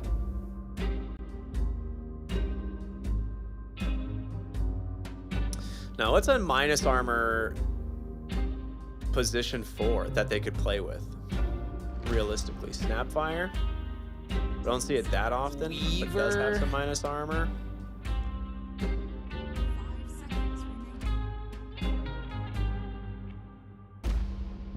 Get a Slark. I don't know if it's any good, but it kind of works. Yeah, you can save. You can kind of save when like Nature's and Terrorblade needs to stand and fight, and once you get jumped and they have BKBs going, I don't think you can do anything. But if you could Depth Shroud them, maybe it helps them out. The issue is a lot of the damage that would kill them is magic AoE that doesn't need to be targeted. So I don't know if it'll do enough. Do they have to set up a different room? Like when one player likes playing in the dark and everyone else is like, yeah, we can have lights on. You have to get a different setup. Dude, right? It feels like it. The Tiny ban was actually pretty smart as well. And as Avlis approaches their last ban here, going to be their carry to play into the Tide Hunter. I mean, we don't see PA that often, but it is one of the classic Warlock count. Yeah, there it is. I was like, we don't really see PA, but it works well with the Warlock, and it will be something as simple as the Shadow Shaman coming through, despite being played into so many stuns. I worry. Yeah. I think it's one of the better picks left, but it's just a hard game for him. Dude, honestly, not sold on this last pick. What if they would have just like picked Venomancer and just jungled? Because like Tide Hunter's into a Warlock lane, and I don't think there's a carry that completely dumpsters him.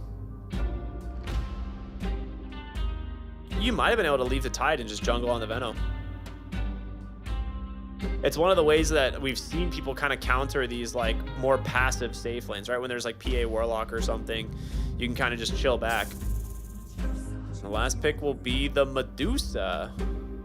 I mean, obviously hindsight, right? But now you definitely could have gone Venomancer.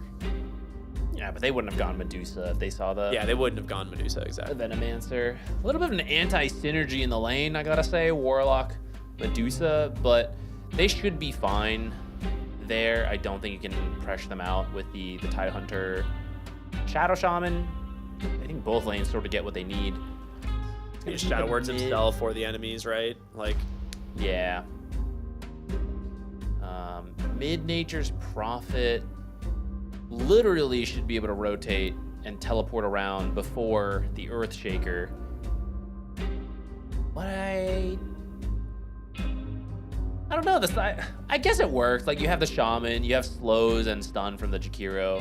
I'm just trying to envision how likely he can actually successfully rotate. I think to the safe lane it's hard because they have the Pango. I think it's easy to get out of that. So maybe he's going to put more pressure on ganking his off lane. But then it's into a Medusa and a Warlock who are actually pretty tough to kill.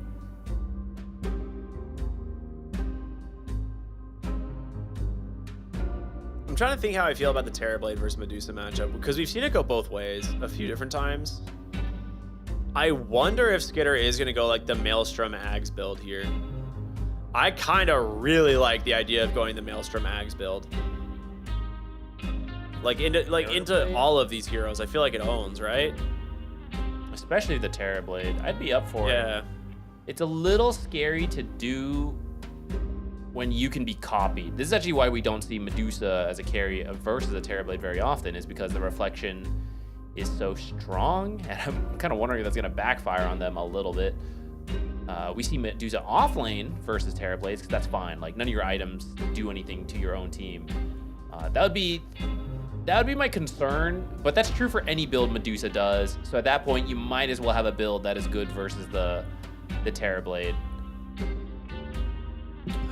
Yeah, I mean, the illusion won't get the split shot effect, will it? I actually have no idea. Or like the reflection.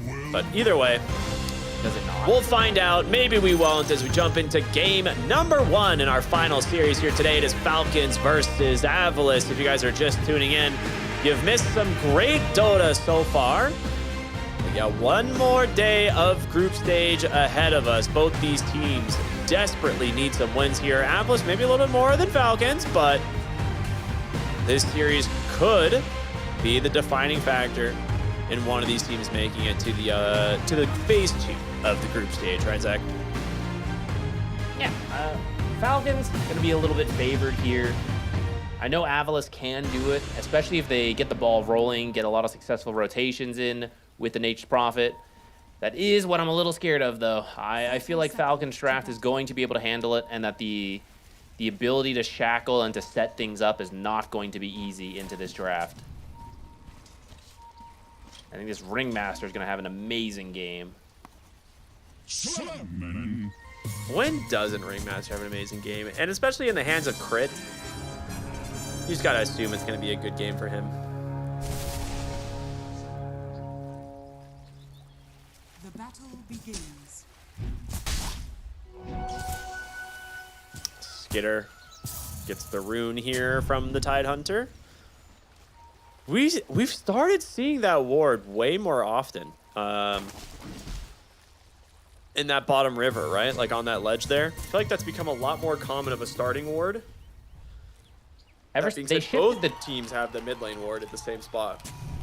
Yeah, they shifted that tree line a little bit, so that became better for invading or defending, depending which team wants to use it, as well as seeing rotations over, which, seeing as Falcons placed it, they're looking at Shadow Shaman, right? Tidehunter's an offlaner that can be left alone easily, so Shadow Shaman's going to look to do other stuff, like impact mid, and that's what that Observer will help with. Yeah. It's going to be the first few levels of the mid lane are going to be just Earthshaker trying to get as many denies as possible and slow down the Nature's Prophet, because the lane will get harder as the Nature's Prophet gets more levels. But these early, there's the early like wave 1 and 2 where you just have the enchant totem span. Easy to secure CS. I like this. Desire actually blocked his own hard camp. It's actually quite rare to see, but something that you can do on the Warlock is Fatal Bond, and then just do a bunch of AoE damage, which Medusa can do. So you pressure the enemy a lot, shove the lane in, and then you pull the hard camp yourself to fix it, and Fatal Bonds it to the enemies again if they try to contest. Avalis just wants the lane to come out naturally, or doing their own, like Medusa and Warlock can't help but shove the lane, and they don't want to give the options to Falcon to fix it. I do like that idea. It's actually kind of cool.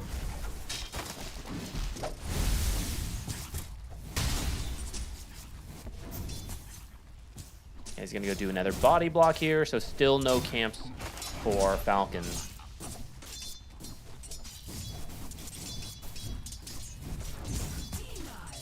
Mid lane, 11 and 6, 6 and 2. Yep. Very good for Malrine so far. I mean, maybe he was expecting the mid Nature's Prophet, and he's, I mean, obviously this guy has played an absurd amount of Dota, so he maybe just feels a little bit more comfortable in the matchup than maybe some would, and he's got himself a really good start to the lane. Like I said, I think it should tilt back to the Nature's Prophet at some point here, where he should be able to just harass the Earthshaker once he has more levels in that Summon Treant, but maybe he will just go for like Sprout spam. I'm not sure. It's also a lane you don't have to crush. Like at some point you'll take teleportation and you'll start moving to the sides, and that can be how you recover. Mm-hmm.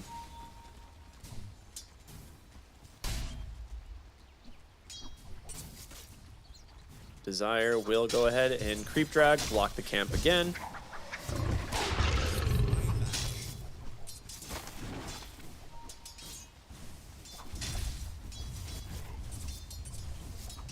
Lane also shoving up a lot. Falcon trying to do various tricks to keep the lane near the tower. Pango, not the strongest laner. Jakiro and Terrorblade, actually some of the strongest laners.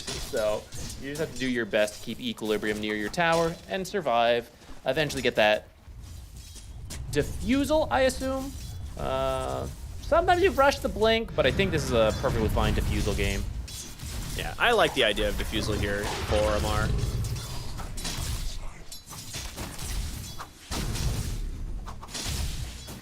We'll see if they can do anything with the level 3 timing on the side of Avlis in that lane, but it looks like Fly is just going to back up, try and get a pull going to try and keep this equilibrium back in their favor. There is no pull. It is warded, so he will not be able to do that. Oh, they used a sneaky spot. Crit actually started with the Quelling Blade, disguising it as, oh, I'm playing against Natures, I need the Quelling Blade, but you can also use it to actually cut some sneaky trees in the small camp on the Dire side to block it. Fly, aware of it though, eats the right tree, opens it up, has it unblocked now.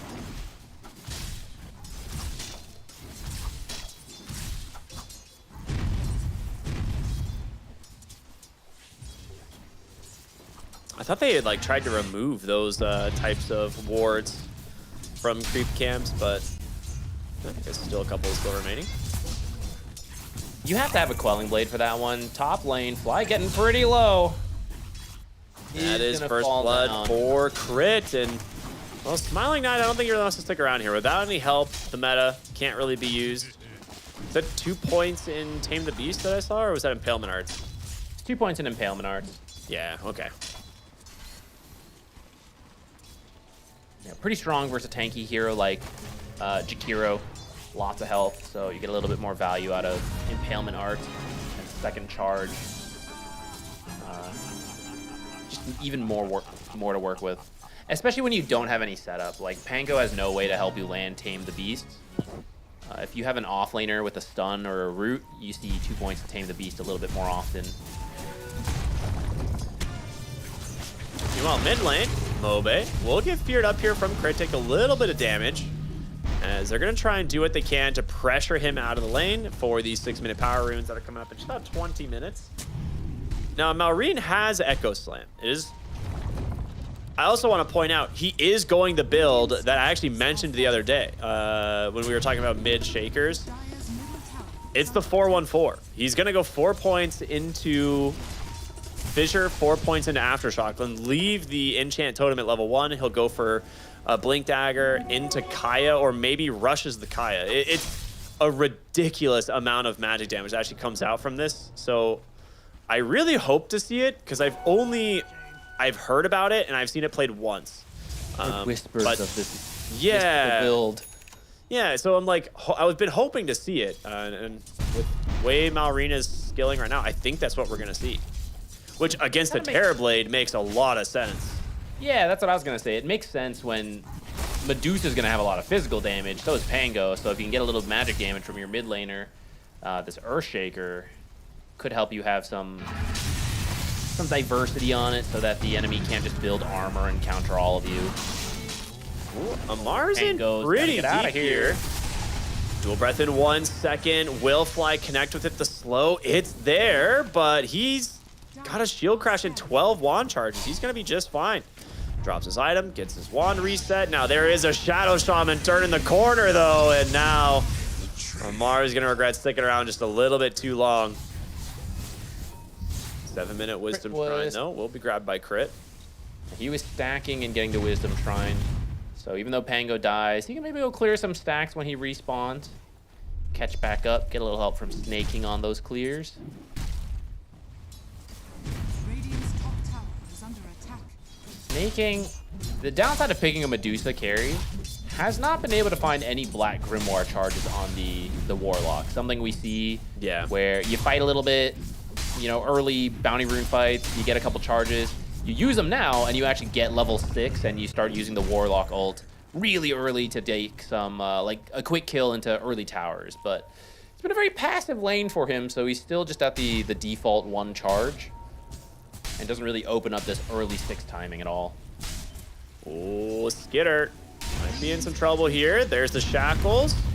Dual breath. Nature's Prophet coming in as well. He's got 18 wand charges, but surrounded by 4 members of Avalis. He is not going to make it out of this one. The kill goes the way of Mobe, and, well, Malrine commits the Echo Slam. I don't know if we're going to be able to get a replay of that. He just deleted an entire jungle of creeps. But what we often see from the early Echoes, it's just get the farm for your blink, because without the blink, it's so hard to land an Echo on a hero. Maybe against a melee core in the mid lane, but versus the Nature's Prophet, it's pretty impossible.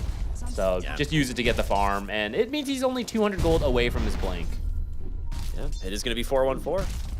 I love this. I'm so excited. I can't tell you if you, or I don't know if you can tell. I'm very excited to see this build on the Earthshaker, because it is surprising the amount of damage it does. Those jungle camps were very surprised, I'll tell you that much. Yeah. He just like blinks on top of you, presses fissure, you lose like half your health instantly. Radiant's middle tower is under attack. He's got an amplify damage smoking top lane here. There it is. It's doing a lot of work. Fly down to just a fraction of HP. They go for Smiling Knight here with the Rolling Thunder, but the Fissure actually kind of blocking Amar off for now. They will continue to dive for more. They'll grab themselves the first kill. And without an Echo Slam, obviously you can't really find the kill there, but Amar in some trouble now as Mobe is going to TP to the top side. They even commit the Ravage to make sure that he does not get out of this, but he's healing up quite a bit. On the other side of the fight, they do find the Earthshaker, saved though by the Escape Act. You talked about this early on. It is so good. Fissure into the Wheel of Wonder, almost kills Smiling Knight. He needs a Sunder, forced to get Desire. He'll take that, though. Amar gets out, but you kill the Warlock. I actually thought they were going to pressure a little bit with the Natures and the TV. Thought maybe this pays off in the form of an early tier 1 tower. Yeah, it feels a little less like it's paying off now. That was a big rotation to just get a support kill. Looks like they steal some stacks of the triangle, so maybe not too bad.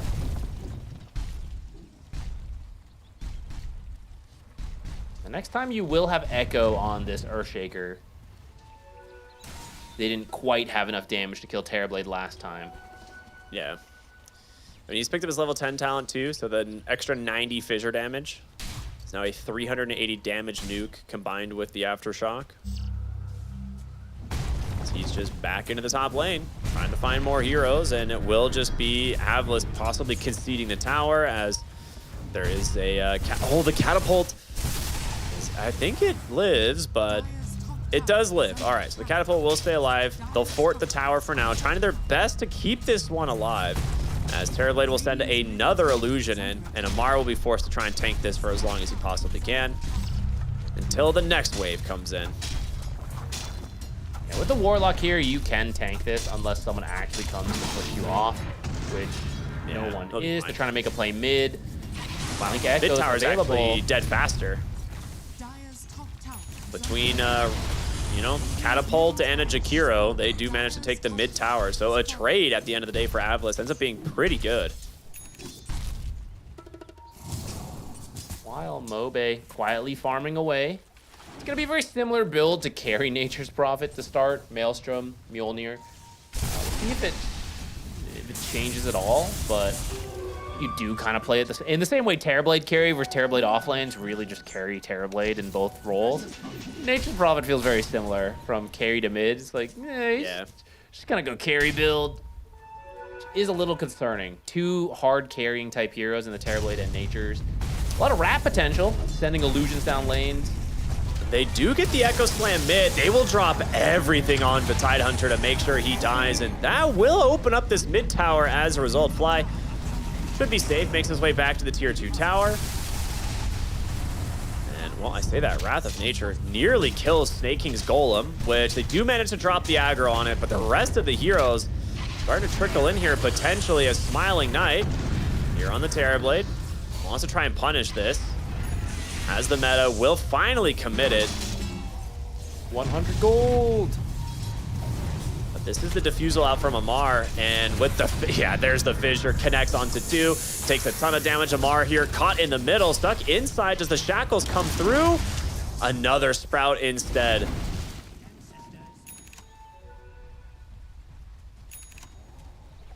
All right, good hold. I thought the tower was dead for sure. I think they overextended a little bit, giving Avilice room to rotate the heroes in and get that defense in. It did take your Shaman wards though, so you're not going to be using that to push any towers. But I guess there's not that many towers to take because the mid tier 1 and the bottom tier 1 are already gone. Maybe you'd like to get that offlane tower, but it's not so important on the Dire side since the Tormentor is down here. So you can just save the next Serpent wards to help you with Tormentor. Yeah, or pick off before that. I think Serpent Wards for Tormentor is always really strong. It's like, right, Serpent Wards for Roche or Tormentor, right? You see that every once in a while, but I like being able to commit it for that. You'll have Ravage up. They will have Echo Slam up, so we'll see which team wants to actually fully commit for it, or maybe neither team will, and we're just talking about it for nothing. We'll have to see. I love talking for nothing.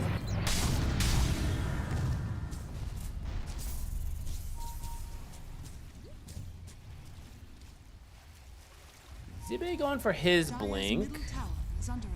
Sanj and Yasha on Terrorblade. I'm trying to see when they actually want to group up, because so far they've played mostly defensive, just responding to Falcons. They seem pretty patient here. Maybe Falcons does that as well. It's 4-4 as we get to the 15-minute Tormentor. Only Falcons is in position right now. Avilice might be giving this up, no contest. Maybe take the tier 1 top as a trade. I mean, they could just go right into Roche, honestly. They do have the Serpent Wards, like, it's a possibility, but the rotation not fast enough. Tormentor, it is dead. Scouted out here by the Trid. Dude, what if it gets the last hit, actually? Ooh. That Wrath of Nature? It's gonna kill Snake King? Okay. That was close. But with so many low heroes... Wait, where's Roche? What is it doing? It's so slow. Slowly walking, yeah. Oh, I'm telling you. No. I'm telling you, it's too slow. It's 15:30 to get over here, you know? He's got to pick up the pace.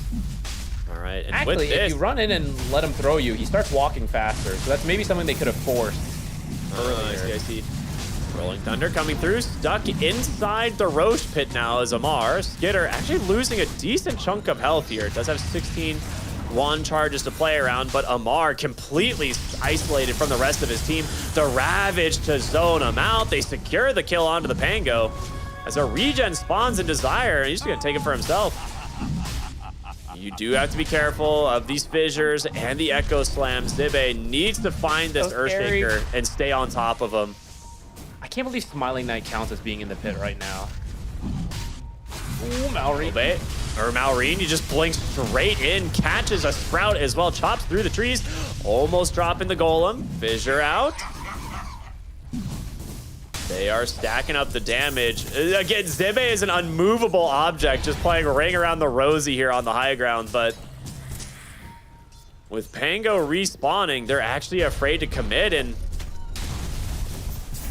They might just find themselves a kill onto the Tidehunter instead. Ice Path out, Gorgon's Grasp connects. He's gonna pop that Kraken Shell to try and buy himself some space, but the damage is there. 30 seconds without the Tidehunter now, and it will be Falcons, the ones claiming the Roshan in teams. Macro Pyre, you can maybe fight. I guess not. Yeah, forcing Roche that early is tough. They needed to do that trick where you like get Roche to throw as he leaves the bottom pit, so he moves a little bit faster. But this is the issue with Roche. I've complained about this. He's too slow. He never picks anyone up in fights, but it also just takes him ages to get to his second home. And that actually cost Avalis the chance to steal Roche in exchange for the Tormentor. Though I think once Falcons gets there, you shouldn't force it as much, because Falcons can't do Roche unless you had already done most of it for them, which is pretty much what happened there. Yeah. I feel like maybe they should have contested the Tormentor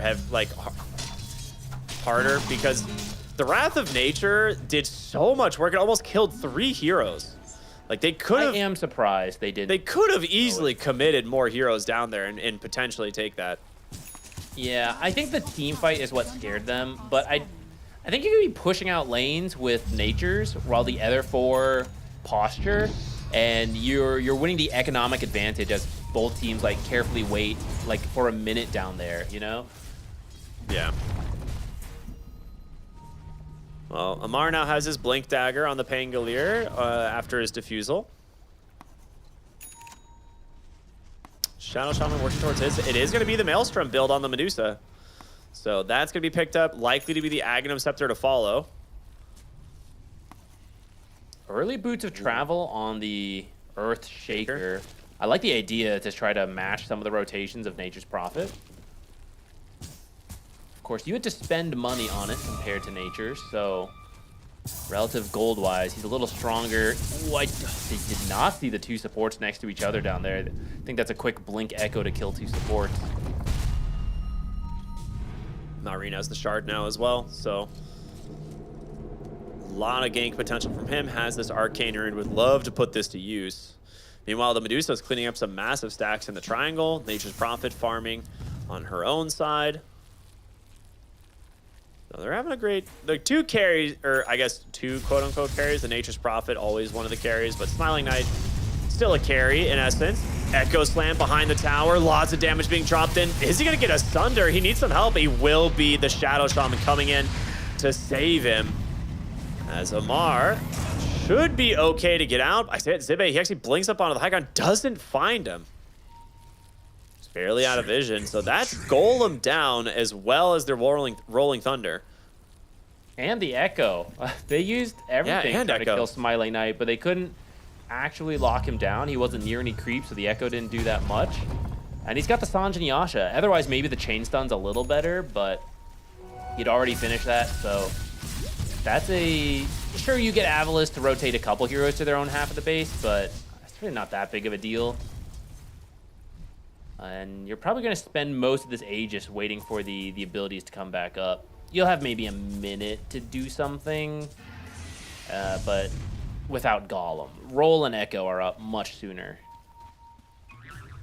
They're trying to find... Oh, Blink Ravage! On to 2. They need to be able to grab this Earthshaker. They do. He's taken out. That's going to be the Aegis. Ice Path as he respawns into the Macro Fire Malrine. Ripped apart here from Avalis. A great 2-hero kill and a perfect Blink reveal from this Tidehunter. What a find. Earthshaker and crit next to each other. Can't even use the escape act to save anybody. Did they get the Wisdom Shrine here too? There seems like it. Yeah, they do. Yeah, Tidehunter stole it away. So Dead in the Water actually purchased from him as well. So he wants his own shard. Mobe on the other side is going to go back, get their own Wisdom Shrine. And he can rejoin his team in just about 5 seconds.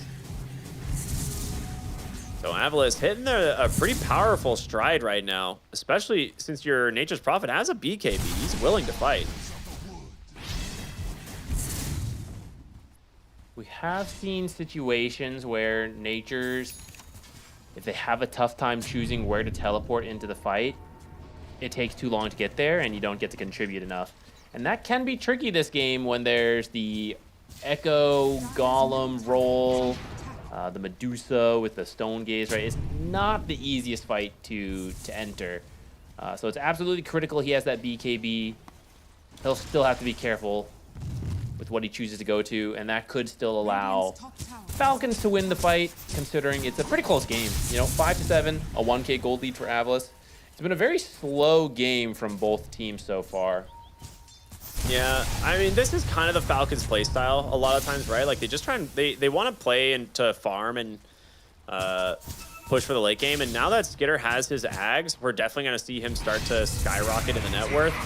I don't know if he'll ever stay in front of the Nature's Prophet, as this is just, you know, he's the best farming hero in all of Dota right now. But you have to worry about the Terrorblade, and this is the part from the playstyle that worries me, right? You're going to be going late game into two of the best late game carries. That's true. Do you think Medusa farms faster in terms of like when you're at farm? It's the map efficiency from the natures that allows him to potentially farm faster. But if you do have good wards down and you start taking more towers, that's where it gets scary as a natures to try to play the map. Though you can always do stuff like he's doing right now, which is you just go farm the enemy's half of the map. Well, I TP'd back to his own half of the map. I mean, he's cutting the wave as well with his Treant, right? Like, so he clears some jungle camps bottom, he cuts the wave, and they're going to try and start grouping up behind Skitter here. Meanwhile, top side, they are working on a tower of their own. And Falcons smoked up, but Avalis, they're not falling for this bait at all. It also means they lose half their tower, though. And he's still there, so... Oh, Zibe kind of stuck. He's very stuck, actually, and he's very dead if he doesn't get some help here soon. Amar with the Rolling Thunder making a lot of space onto the backside of the fight here. With this, Rolling Thunder is spent, and he will have to... Oh, I didn't even realize. Pango went Midas to deal with the Nature's Prophet. Oh, yeah, that's why he Or got just it. to farm. Yeah, it's hard Wink, to tell. wink. I mean, there's a lot of good Pango items this game, so wanting the Midas to farm a little faster. But also feeling the pace of the game, right? He's like, I mean, this is a pretty slow game, guys. I think we're going late. Might as well get the Midas, and it'll totally help with the Treants. That's why I'm getting it. I see, yeah. Don't even disagree. It has been a slow game. He's got his Ags queued next, which is very strong in general, but especially versus a Terrorblade. I think Basher's not bad this game as a way to... Another way you can cancel something like Shackles. They scan the Shaker. They know he's here somewhere, and Desire is trying to find the angle, but fortunately for them, Shaker went north. They will not find him. It was a decent read. They almost collided there, and that would have been a huge kill. They're still chasing, but now he's going to TP bottom, so Malrine will be safe. Mjolnir now finished up for the Medusa. Tormentor again. Dire's middle tower is under I've already checked for observers. See if a Treant walks in, gets another kill. So who gets the second shard here? Okay, it goes to... Oh, that's interesting. You don't normally see the top net worth player, but I guess they almost all have their shards except for snaking. Feels bad to be snaking right now. It's like, come on, guys. I didn't even get to use like Grimoire this game either. All I've done is press W on people. You know what? He doesn't even have a point in upheaval though, so maybe it's better this way. He actually went for a 4-4-0 build. Gotta invest in your supports though. It always pays off in the end. Why do you think he doesn't have a point in upheaval? Because he doesn't have a shard.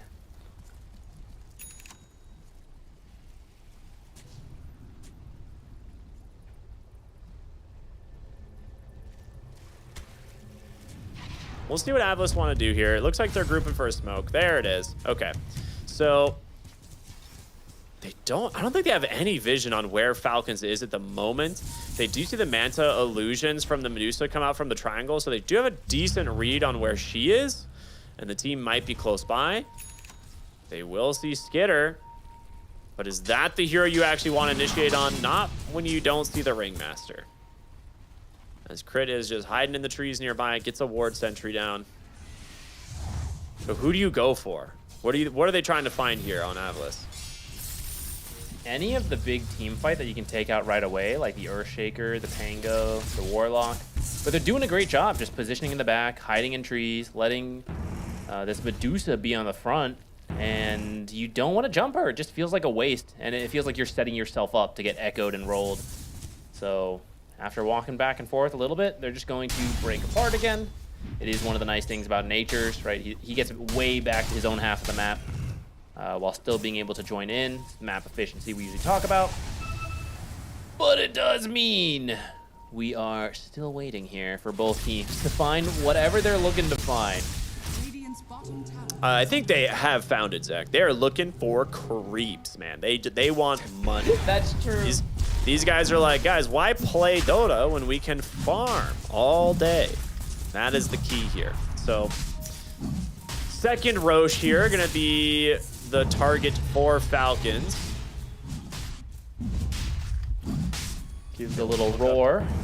Got rid of the ward in the river there as well, which is a big deal. Treants are pushing in the bottom lane. So if you don't finish this up soon, you are going to start losing buildings. This angle is very awkward for Avlis, though. They're scattered on different sides.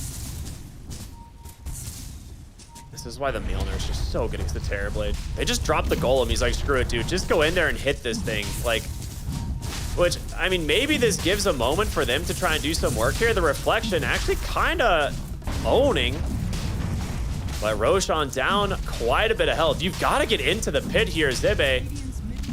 Might get some vision here from the Terrorblade, and does. The Ravage would be massive. Is there another Reflection? There is. The Ravage does come out. Everything's on the deck, but no one's picked it up. Skinner gets in with a sliver of HP, and he will clean up.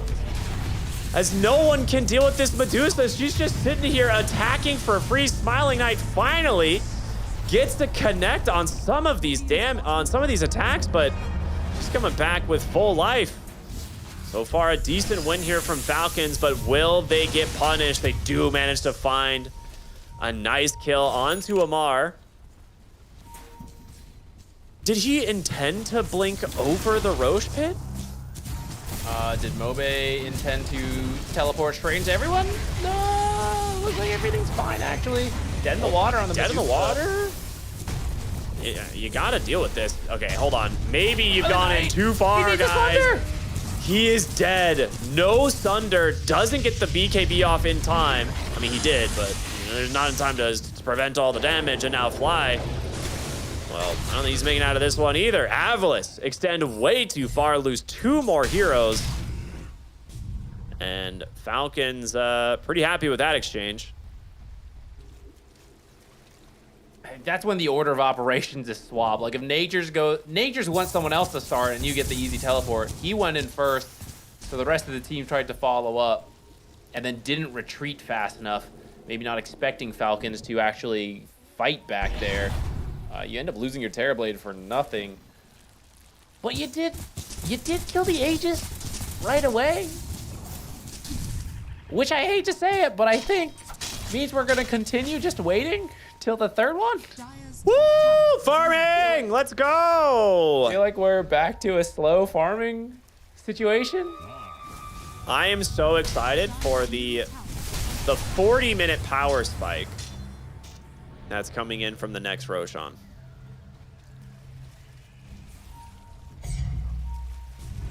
You do have Golem again in a few seconds, so you can do something. I think Medusa is still quite strong, even without the Aegis, right? They would have loved to have that. And then you just like sit behind her. But with all their ultimates, I still think you can do it with just a little bit more care. Yeah. Dire's top tower has fallen. Please do it, guys. We're going to see Go on Mobe top. continue to try and creep cut top lane. This will slow down the push. I mean, you have this essentially this one wave because you don't have mid or bottom pushed in. So this is your one shot to try and crack the high ground here as Fly. Well, I was wondering if he might drop the macro pyre, but for now, holding off. He will just try and pull the creep wave back, and Skitter gonna do a lot of damage to this tier 3 tower. He might get this before the backdoor protection actually kick. I think he will get this before the backdoor protection kicks in, unless they want to pop the fortification, which they will not. All right, tier 3 cracked. Onto the melee racks. But with no creep wave, this is going to come to an end. Just not wanting to fight into the team fight that Falcons has. Echo, Golem, Fatal Bond, roll, everything is too scary. So trying to rat in that time. I think that we didn't see the macro pyre because he assumed they would have the banner, but banner is actually still in the pit, in the chaos of that. Is it actually? Yeah, because I mean, Wheel of Wonder came out, blocked the vision of everything, right? And it was all, it was a mad dash to pick up the Aegis before it gets stolen. And I think they forgot about the banner. Both teams assuming the other team must have taken it. Someone's gonna check that later, get a free banner. Okay, Earthshaker does a lot of damage now. He's not only finished up his Kayayasha, he finds a Whisper of the Dread, and he's now picked up the Aftershock damage. So Aftershock's doing like 260 damage, and his Fissure is doing 470 damage. So this guy is, he could get some work done here. Top lane, Fortification gonna come out as they crack the ranged barracks, but Reflection will continue to slow Skitter down a little bit. I mean, this is... his illusions are scary. Yeah, the Reflection does split shot as well, I noticed, so... that's something you have going for you. As strong as Skitter gets, you'll get your own copy, though he can Manta it off. And then you'll get another copy later. So something to keep in mind. The stronger Skitter gets, the more his team needs to stay away from him. Atlas very much need to prevent this Medusa from getting to their high ground now. And they've done a pretty decent job. But if Skitter gets to the high ground, I feel like we're going to see the barracks start to crumble, because they will be forced to fight. There is another... there's no more fortifications left. They've done a decent job at split pushing with the Shadow Shaman and the Terrorblade bottom, but the creep wave dragging from Mobe has been on point. I'm not sure if you can see this, but he has a Treant just dragging waves constantly in the top side. Actually, a little bit of a mistake. It outran, and now the creep wave lost vision, so it will be reconnecting. Caster cursed.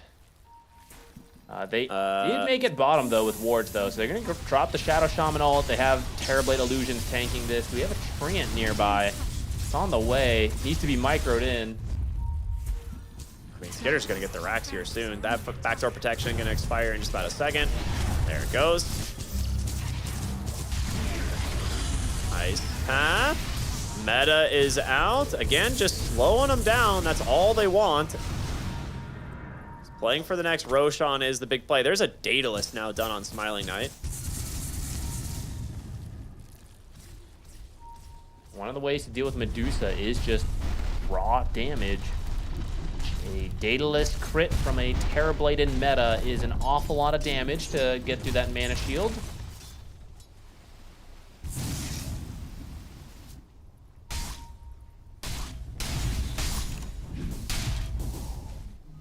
Oh, someone found the banner. Who got that? Malreen's got the banner. He got the Echo damage talent now as well on Malreen. Multi-hero Echoes are just going to melt heroes. Like, honestly, if this Earthshaker finds like 2 or 3 heroes in an Echo Slam, I think they will die. Pretty bold of you to assume 2 heroes are going to be standing next to each other for the next 20 minutes. That's a valid point. Only Falcons has looking to cut bottom. Oh shit, there they are. Get them. That tower did not live very long. They also have an Aghanim Scepter on the Tidehunter to also try and de-push. They did see the Nature's Prophet for a second, and here comes the bots. Malreen's trying to find him, but the Force Staff to the high ground. Mobe will be fine. And now that Malreen is here, this might be the green light for Shadow Shaman to have some fun bottom lane with a Nature's Prophet. So they will... Corruption. Just Ravage to stall time. You're going to trade barracks at this rate. I mean, yeah. They're trying to kill Terrorblade.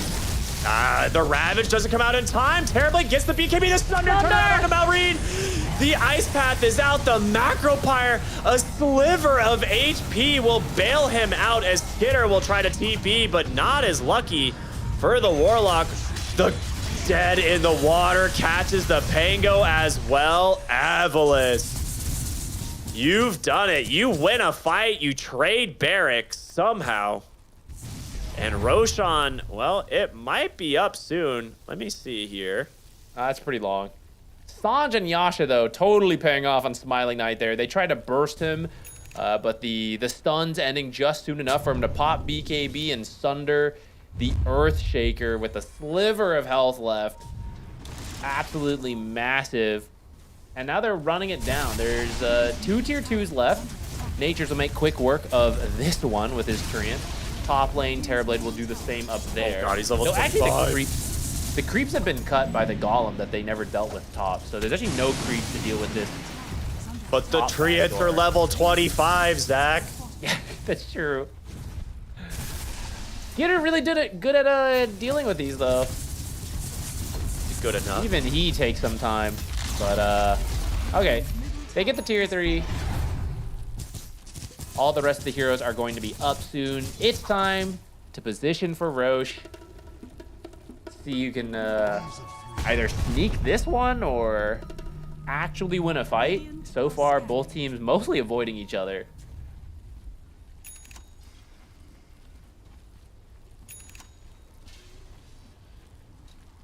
Who do you think's... Oh, wait, did they just find the banner?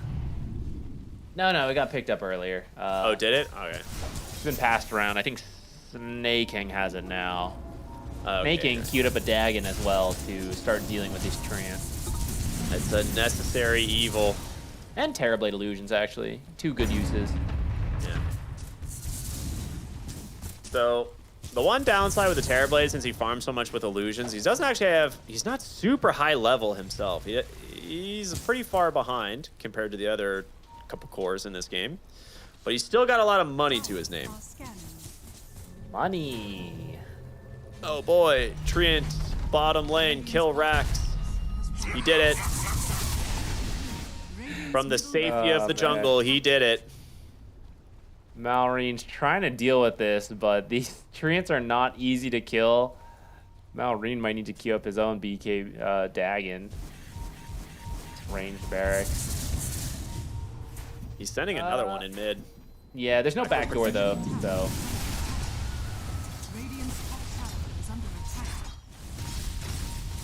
Oh, they're getting the top tier 2. Tier 2. Ward's wrapped as well. Wow. Rat potential now opened up. Amplify damage, Terrorblade, gulp.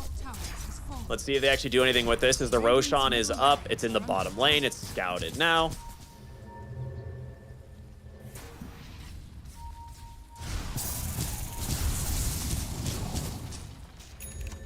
Medusa also has her own butterfly now. I'm not surprised that Avalis is playing this way, since the Shadow Shaman final pick is catch, but it's not catch that can easily go in and live, so it ends up being pretty passive and waiting for the enemies to do so. But Falcons has been unable to find these fights. They've been getting ratted and struggling to deal with it. That Roche died try to find so a kill fast. as people are leaving. I mean, you got a refresher shard on the Tidehunter. They're going to go in and try and go for him. Ogre steals over the fissure. And now he will be perfectly safe.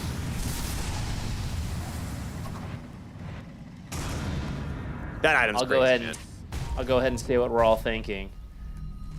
Thank God there's a Midas on this Pango, because we are going late game and he's getting the money from it. Yeah, that is true. He is. This is definitely value. I don't know if it's enough, but it is getting there. They just haven't been able to find these fights. They're gonna get rat down at this rate. Like Nature's keeps creep dragging like this. You have to set up some wards on your own half of the base, which they've started to do, and you need to catch this Nature's. Dude, he's just dragging creep waves constantly. They're like top lane and mid lane have both been dragged into their own base. Backdoor's about to go down from the bottom. Yeah. As well. I was gonna say backdoor's about to expire from the bottom side, so he's gonna get some damage on this barrack. Oh, it's happening. There's no this way range is gonna die. It's gonna die. It's gonna die. Oh. Wait, there's one more. There's one more tree. There's one more tree going for it. Get it. Meanwhile, into the jungle they find Crit. Sprout with the nullifier. He is dead. Looking for Snake King. He's gonna be able to force snap to safety, but Desire's found. Uh-oh, Pangolier. You are getting absolutely mind flayed on the side of Falcons right now. You're desperately trying to save your base from these Nature's Prophet treants. Meanwhile, Avlis making plays elsewhere, finding important pickoffs. Maybe this is where Falcons wants them. Finally, a team fight about to happen as Avlis comes to us. We can land our spells, except Pango is dead, so now you're gonna have to stall out until Pango respawns. And then you can finally find the team fight you've been looking for 42 minutes. 3 minutes on Aegis, so you can patiently do this. Team fight? I think so. They've been trying. They were like pushing top and stuff. They just got ratted, and they weren't able to like hold any position long enough. It's the annoying thing about this Terrorblade Illusions plus Nature's Prophet, right? You can push so many different things at once. And you try to match it with the boost of travel on the Earthshaker, but it's not quite been enough. I kind of like the idea of the Bloodthorn for the Terrorblade. Pretty cool idea, dealing with the Medusa, right? She also has the Butterfly. You don't necessarily want to build an MKB because you can get some value out of the Bloodthorn elsewhere. And if you happen to catch her with Manta down, your Reflection plus Bloodthorn does some serious work. Yeah, and you can force the Manta because you're using the Reflection. She doesn't want to let that Reflection live, so she Mantas. And then as long as you can figure out the real one, you can use that Bloodthorn. And will top himself off. Yeah, just under the Medusa illusion. And it is time to start threatening the base. Another Treant. Okay, there was a ranged Rex there, and it's gone. 2 lanes down now for Falcons. Feeling the pressure as Pangolier still sidelined for 30 seconds. What were you saying there? There's 1 barracks left. That makes it even easier to micro the Treant. They just easier go top. to defend. Guess that's surely he can't backdoor the 1 lane of barracks, right? Oh, can't he? All right, Pango's back up. You can take a full team fight now. And I do still think the actual team fight for Falcons is stronger when you finally get to connect the spells. But boy, has it been hard to connect the spells. This is where Shadow Shaman like feasts as well, right? Because like you're forced to get dragged around the map, and Shadow Shaman's one of, if not the best pickoff heroes in all of Dota. He's got a BKB queued as well, so he can finally just jump in safely. You'll have to be a little worried about the Medusa Stone Gaze, I suppose. And we never got a basher on Pango actually this game. They found him. Speaking of There's the pickoff. Yep, and in comes the Nature's Prophet Nullifier out. The damage gonna come through. Even the Swift blink for the attack speed. They get the kill. That was really scary. I thought he was going to get too close, and the Blink Echo was about to get in there. Yeah, that was very close. But successful pick off. Pango dead again. Straight back top. Send in the illusion. Send in the Treants, but don't get echoed. Yes. The Echo Slam. Oh. Doesn't quite get to... Okay. Dude, Terrorblade is taking a lot of damage. The Ravage, the turnaround, the second Ravage, but where's the follow-up? It's going to be an Ice Path Macro Fire out from Fly to take down the Ringmaster. And that's 2 Ravages down just for the support. Oh, they did kill Smiling Knight. How'd they get him? Just skitter things. The Medusa. Hold up. Okay, yeah, this is a the banner kind of backfiring. That's a lot of Maelstrom procs or Mjolnir procs. So I feel like this is the story of the game, right? Skitter will kill everyone, but no one is getting close to him, and his team has not been able to lock them down, lock Avalis down, and allow Medusa to just walk up and hit. It's just constantly been summons, backdooring, sending in illusions to push in lanes. If you can finally have Medusa deliver the damage, you will kill them.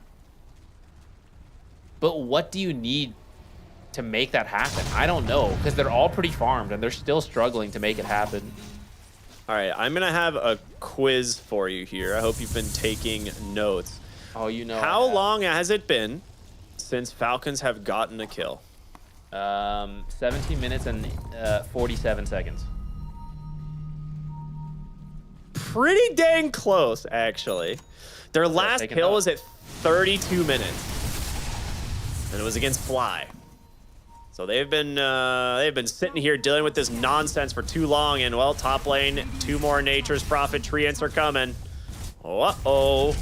Now they're just gonna go straight onto the high ground here with Skitter and see if they can actually just force back Avalis. They need to, but you might be getting Mega'd at the exact same time.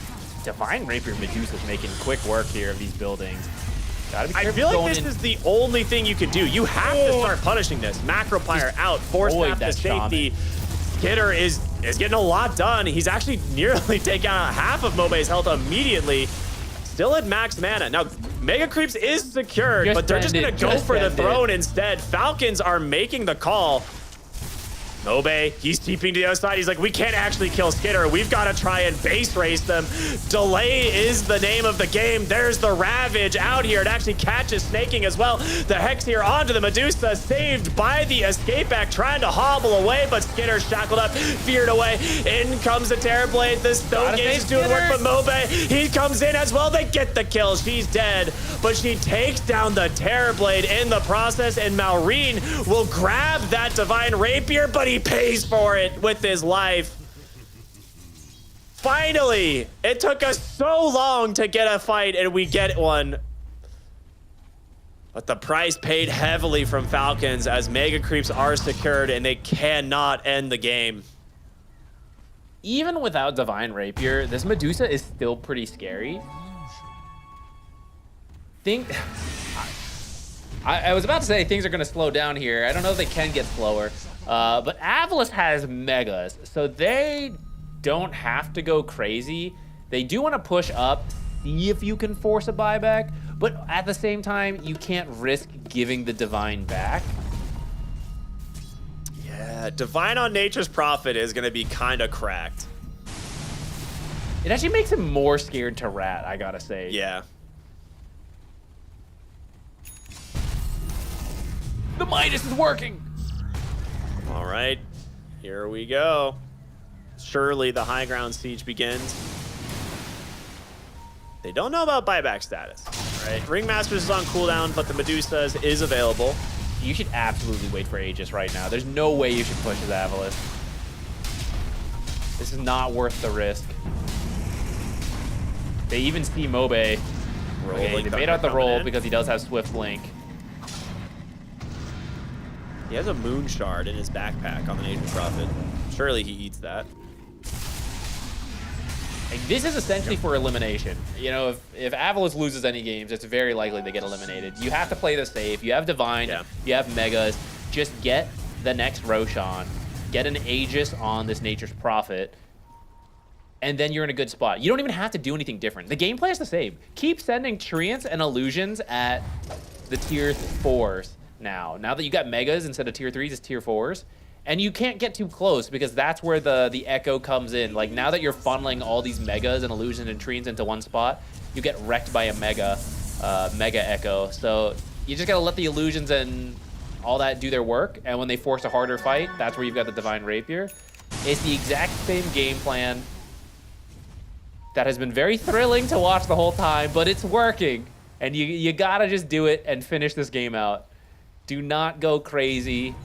and give the Divine Rapier back. But also don't take too long, because if a second Divine Rapier comes out on Skitter, we're gonna sit for another 10 minutes. And he's it's almost done. He's foregone buyback on Medusa. He needs another 100 gold for this second Divine. Yeah. Oh, here it comes. Has it locked on the Courier, I believe, at the moment. As you should, pub players. Lock your components. Don't just send a Divine on Couriers. That's wild behavior. All right. Aegis on to the Natures. And surely another refresher shard. I don't know who you put it on. Maybe you drop it on the Shaman and he just double ward drops. Yeah, he does have it now. It's like maybe just double ward drops the high ground.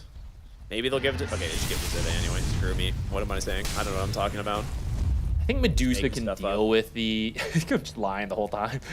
You can deal with you can deal with Mass Serpent wards as Medusa. So I think the double Ravage will be a little better.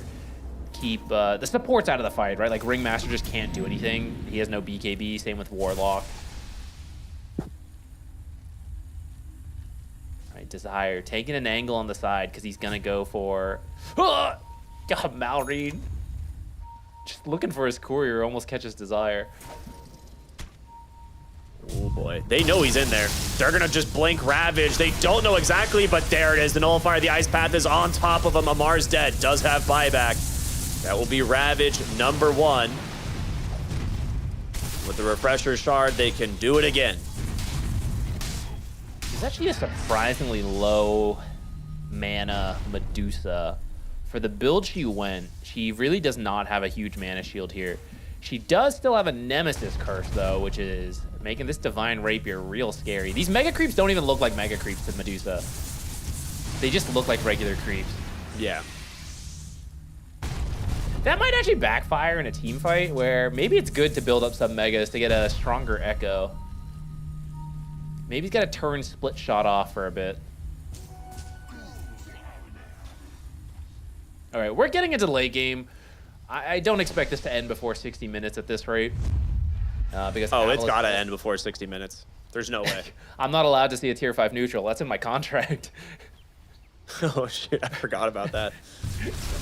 Might need to renegotiate. I don't know. I mean, for tier 5s, I don't even know if you need to take Book of the Dead for Avlis, which is more rat potential, but I don't think Medusa actually even cares. Spider Legs, free mobility is always good. I think you want Book of the Dead if you're Falcons.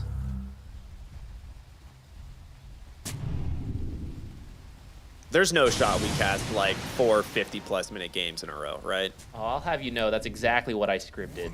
So you gotta share these things with me ahead of time. Buckle up, buddy. You didn't show up to the meeting. It's not my fault. Oh my god. Yeah, it'd be nice, you know, trying to plan my day out correctly. I mean, we're just in the holding period right now. Would you believe me if I told you we were only halfway through this game? I would believe you. Looks like they were waiting for a refresher on Fly. So he's got Ags, Macro Pyre, ×2 with double Ravage. If you can catch him no BKBs, that's a lot of zone control in the team fight. And in that zone control, just send Illusions and Trance at the base. And then come back in 180 seconds and do it again. There's the first Ravage. The Ravage! He gets the Aeon Disc to protect him, instantly pops the BKB. They need to punish this. They need to get more. The base actually just getting sieged here by these Treants. They've got to deal with it. In comes a second Ravage, but the follow-up not quite there. The rest of Atlas is sitting back. They do manage to take down the Pangolier. Mobe and Desire grab that kill, and the Medusa trying to fight heads up here against the Terrorblade. He's forced to sunder and get away, but your throne being taken down here by these summons. Body blocking up the Treant. They do get him with the Dagon, and now, well, I feel like everything's been spent. Can Avlis do it, though? Can they go back in and close out this game, or are we about to see a full another reset and wait this is a for full these reset.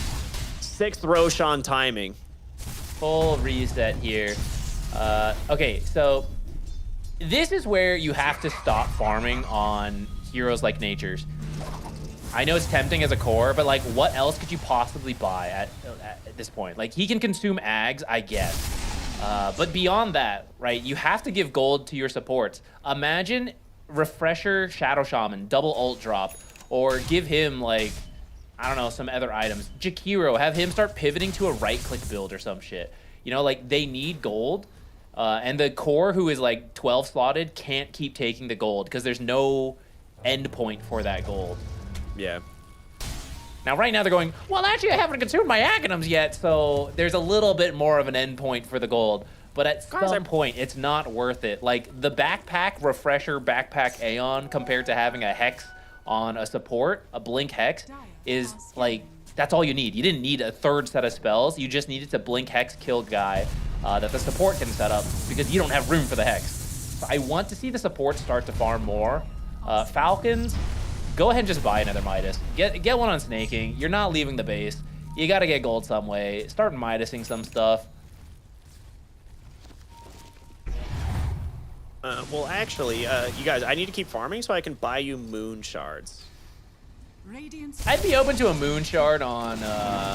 give Jakiro a moon shard. Yeah. Get him a Deso, tier 5, second Deso. We saw a Morphling copy of Jakiro the other day, and the attack speed was crazy. Fly did go to Interra this game too, so like, you know, everyone else, you're focused on the Shaman, the Natures, the Terrorblade. Surprise! Jakiro in the back, double hitting the Ancient down. Let's go, I'm ready. He should just sell all of his items, pivot right into a carry build if he gets like a tier 5 that allows him to hit throne. I think so. He's got this Greaves queued up. I think that's... It's not going to do anything, Fly. That's like one auto attack from a Medusa. Get Diffusal. Get Disperser, Fly. Think how much effective damage that is versus the Medusa. Actually, Disperser sounds sick in general. Yeah. All right, bottom lane here. Hexed up here on Skitter, but the Rolling Thunder out from Amar, going to cause a little bit of damage. He's just immediately TPing out. He's like, I've seen this happen a few times, too many. They do need a Crimson Guard on Falcons. Otherwise, eventually their base will be ratted down. Someone's got to get a Crimson Guard because it helps to absorb the illusion hits and treant hits. Granted, the treants hit like crazy, but still, you know, you need like something.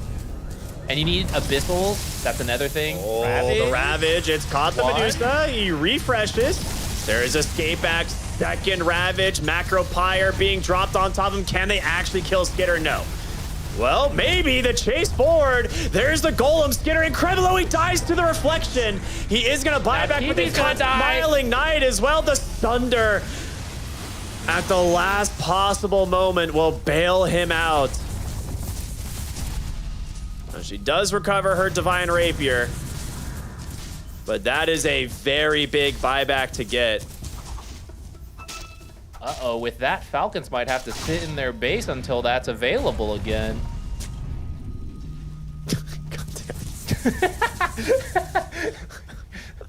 All right, in another 2 minutes, they'll have another refresher available. There's a 6-minute window here where buybacks on cooldown, and you wait for your double refreshers all up on Avalis. You try, it works, it doesn't work. You wait, you try again, and then eventually she'll have buyback again at that point, and then you're like, you're waiting. We're actually gonna see tier 5s this game. It's happening. 30 more seconds. What do you mean don't jinx us? It's 30 more seconds. How can we not see them? What if Falcons smoked up and died outside of the base right now? That's certainly a play that they could make, but I don't think they will. Okay. They're down, not dumb. A man can dream, a man can dream. I'm dreaming right now of tier 5 neutrals. This is exact. Finally, let's go. All right, so realistically, neutral items don't have as much impact as they used to. The tier 5s are kind of the main exception, right? Because there are some really big items that you can grab, so they're gonna have to start farming this. What is this stuff even called? What stone? Something stone? Mad stone? It's not mad stone, is it? Oh. Is it not? I don't remember. Yeah, it is mad stone. Is it actually? Doubt me again, Ricky. I wanted to say Desire. mad stone, but that Found didn't sound Earthshaker. correct. Nullifier. dispelled, but gets the BKB. All right, he'll have to sit in base for another 2 minutes. Uh-oh. Watch out. All right, come on. Who's getting close to a tier 5? Nature's Prophet, I think is... Terrorblade has his. He can get his. Right. What's he got? Magic Lamp, Book of the Dead, Pirate Hat, and he just has to take Minotaur Horn. Yeah. All right. We got Book of the Dead on Terrorblade. Maybe you can get enough Book of the Dead and Medusa accidentally kills herself when she takes all the reflected damage. Ooh, Magic Lamps for the support, I think. Yeah, and a Meteor Hammer. Fly, become a core. You know you want to. Look in. Hurricane Pike from that 4 staff. Disperser from nothing.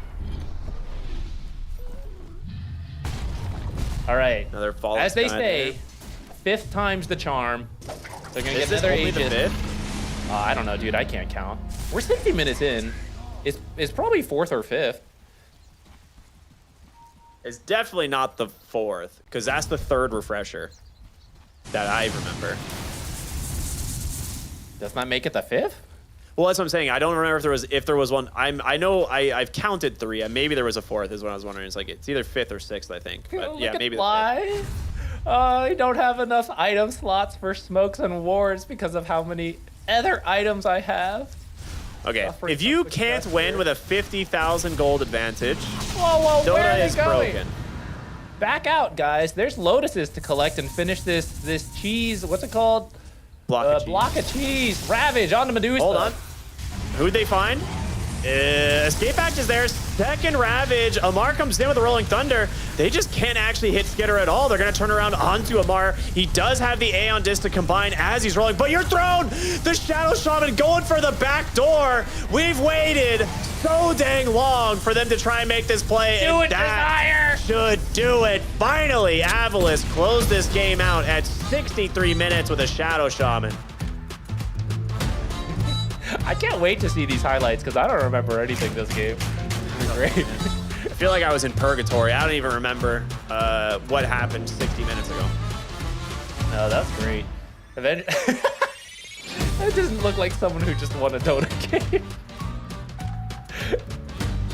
That was Look how low these hero damages are. A game of Dota. Yeah. Not a lot. Not a lot of hero damage being dealt this game.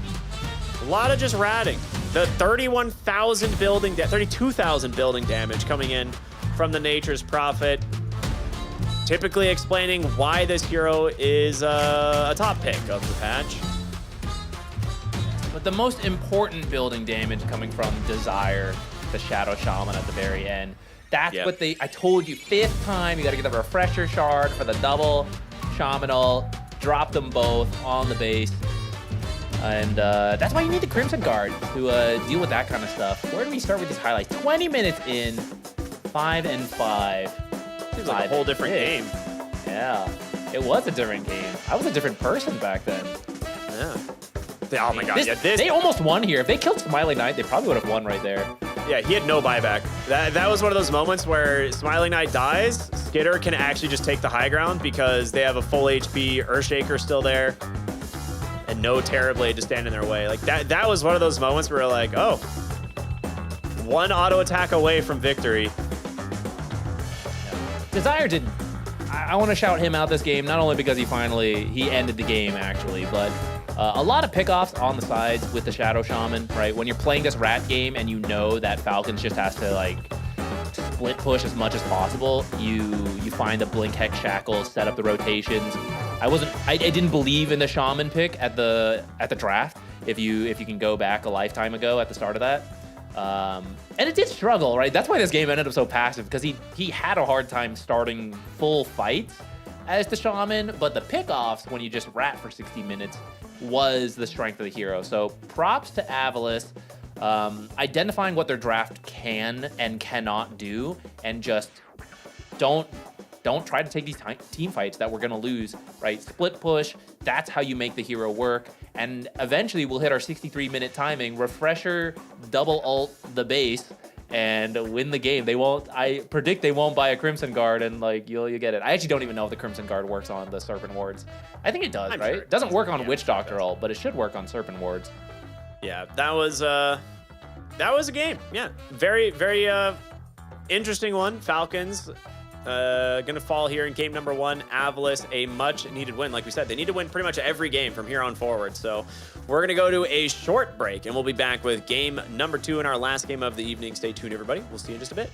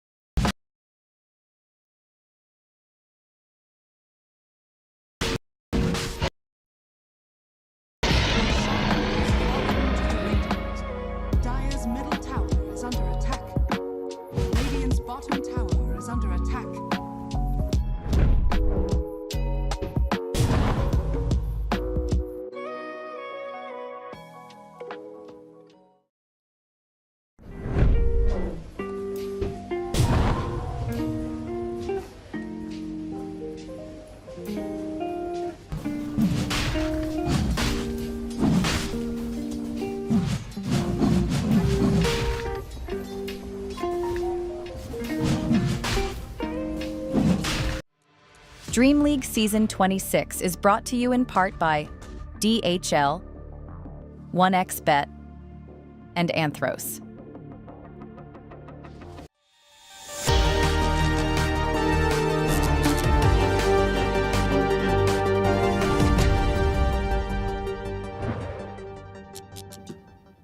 Quite the tense moments there between the games as we get to see Roshans bash each other into oblivion.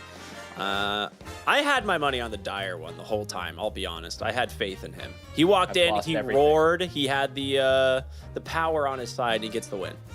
I've lost everything on Green Roche. I should have known. The challenger advantage for Red Roche there, coming in, feeling bold to challenge. Yeah, it was a good one. It was a lot of fun. You know, argue whether or not, you know, well, I'm not going to make that comment. I could have, but I'm not going to. Game 1, however, from our last series, very fun in a way, as it came to a conclusion, or after the 60-minute mark, thanks to the Shadow Shaman refresher. But now we've got Game 2 about to begin. What can we expect here, Zach? What's gonna happen? Just predict it. Tell us the script you've written. I'm ready to hear it. This one's 80 minutes. Oh, nice. Okay. Look how fast these bands are coming out. They're so ready to get going after that last one. It's swapped. So we have Falcons first pick this time, second pick for Avalis. They'll be on the rating as well. It's just like a complete reversal of the first game. Nature's taken out by Avalis themselves. How will we get to 80 minutes without that ratting, though? Good question. I'm sure they'll think of a way. We just need the Medusa. They're thinking right now. Templar Assassin is out after the ban of the Enigma. Somewhat faster hero than Medusa. Opens up a lot of objectives. Tormentor and Roshan.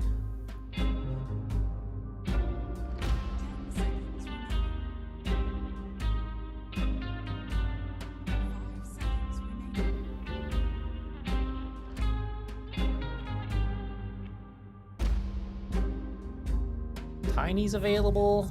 Oh yeah, you get Terrorblade as well. Terrorblade, use the illusions to drag the game out to the 80-minute mark. Got high armor versus the TA.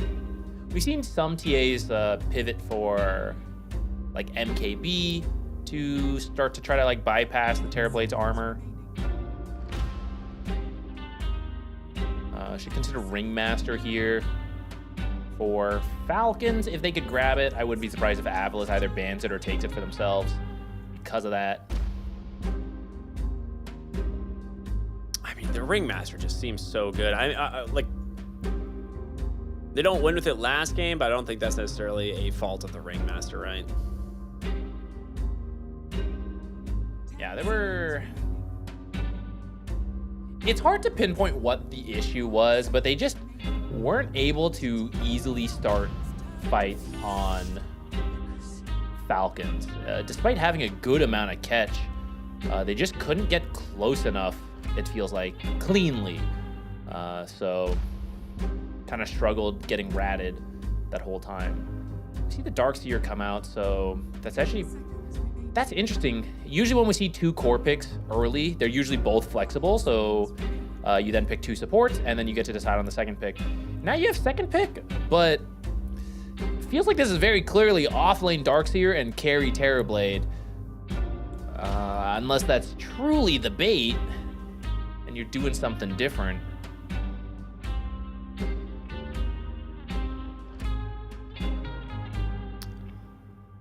I really do like the Darkseer, to be honest. I think it's just such a good pick into the Templar Assassin.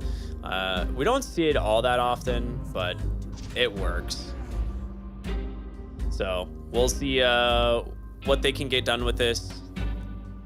The Mirana. We mentioned this game 1. Kind of a niche pick that they like to pull out for snaking every once in a while. And they go for it. I feel like against the Darkseer kind of makes sense, right? You can arrow the Ion Shell creep. So, yeah, it could work. A decent idea. Help them start some fights, something that was a little lacking last game. They're actually going to go for the Timbersaw pretty early. This could be the flex. The mid or offlane Timbersaw, pretty good versus the Terrorblade. A lot of early burst damage. Though later on, Terrorblade's a natural Scotty builder, so you got to be a little bit careful of that. This is something that we saw banned out last game at the tail end. So they opt to just pick it up a little bit earlier. I think this is a much more comfortable hero for Amar to be on as opposed to the Pango. It's just much tankier, allows him to be a little bit more aggressive, but also greedy in his itemization. Grant, I know he had a Midas last game on a Pango, but you know what I mean. Pretty much every support is available here, which is kind of crazy. Do you not just go like Ancient Apparition and something that has a stun? I would be okay with it, though I think AA Terrorblade is maybe a bit of a weak lane. There's the Shadow Shaman again. Much better Shadow Shaman game, right? No Ringmaster, at least yet, to deal with it.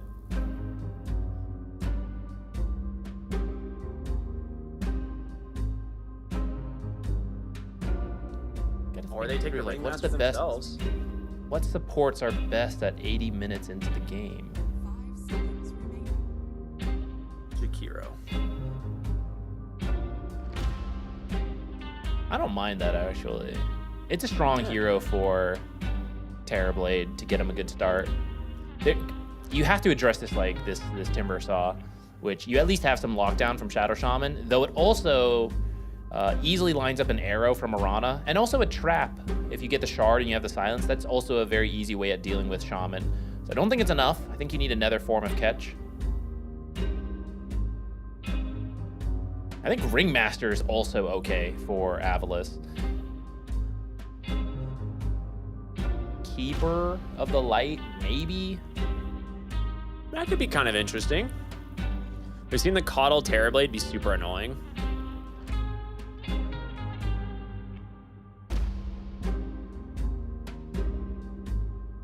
They're really sitting here considering, like, if we don't give them, they're like, if we take Ancient Apparition, like, you know, they could respond with Ringmaster, but at the same time, if they, you know, pick something that's not Ringmaster, Falcons has a pretty good Ancient Apparition game. What stun can you grab for what I imagine is Crit's hero here? Tusk? Feels kind of weak into that support, and they'll go for the Pango. All right. Potentially Amar's hero, potentially Maureen's hero. We don't know. They could swap these around. Yeah, it is good versus the Terrorblade. In general, last game kind of struggled to get close. I do think whatever they end up going for Crit here, some cleaner initiation would help a lot. I don't hate the Tusk. But it's also a little awkward. It's not the easiest setup with the Mirana arrow. You know, you have to like snowball punch, and that's not the longest time for the Mirana arrow to connect. And if you don't have a setup with the position 4, then there's literally no setup from the course, because roll is not consistent setup for arrow. Yeah, I wonder if they, I was gonna say, I thought they might go for like a Dragon Knight or something because of that, but they go for the Pango. I mean, it does allow you to find and potentially roll into the backline, get heroes like Shadow Shaman and Ringmaster. We actually saw last game, once the Shadow Shaman had his blink and was kind of lurking around the map, he's the one that was actually picking off the Pango. You don't have the global presence from the Nature's Prophet this time around.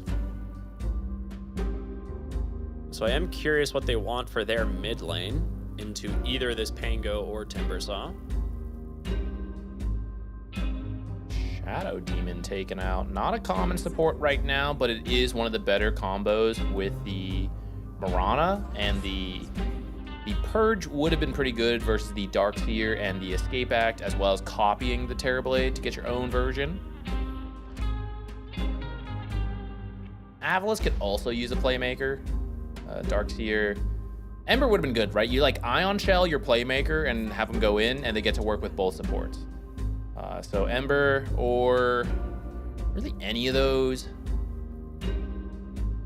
melee heroes wouldn't have been too bad, though you have to play into potentially a Timber, which is kind of scary.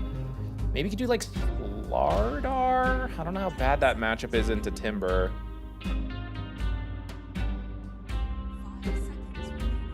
Pucks maybe okay too, just because they don't have a lot of catch. Like someone really mobile could be good.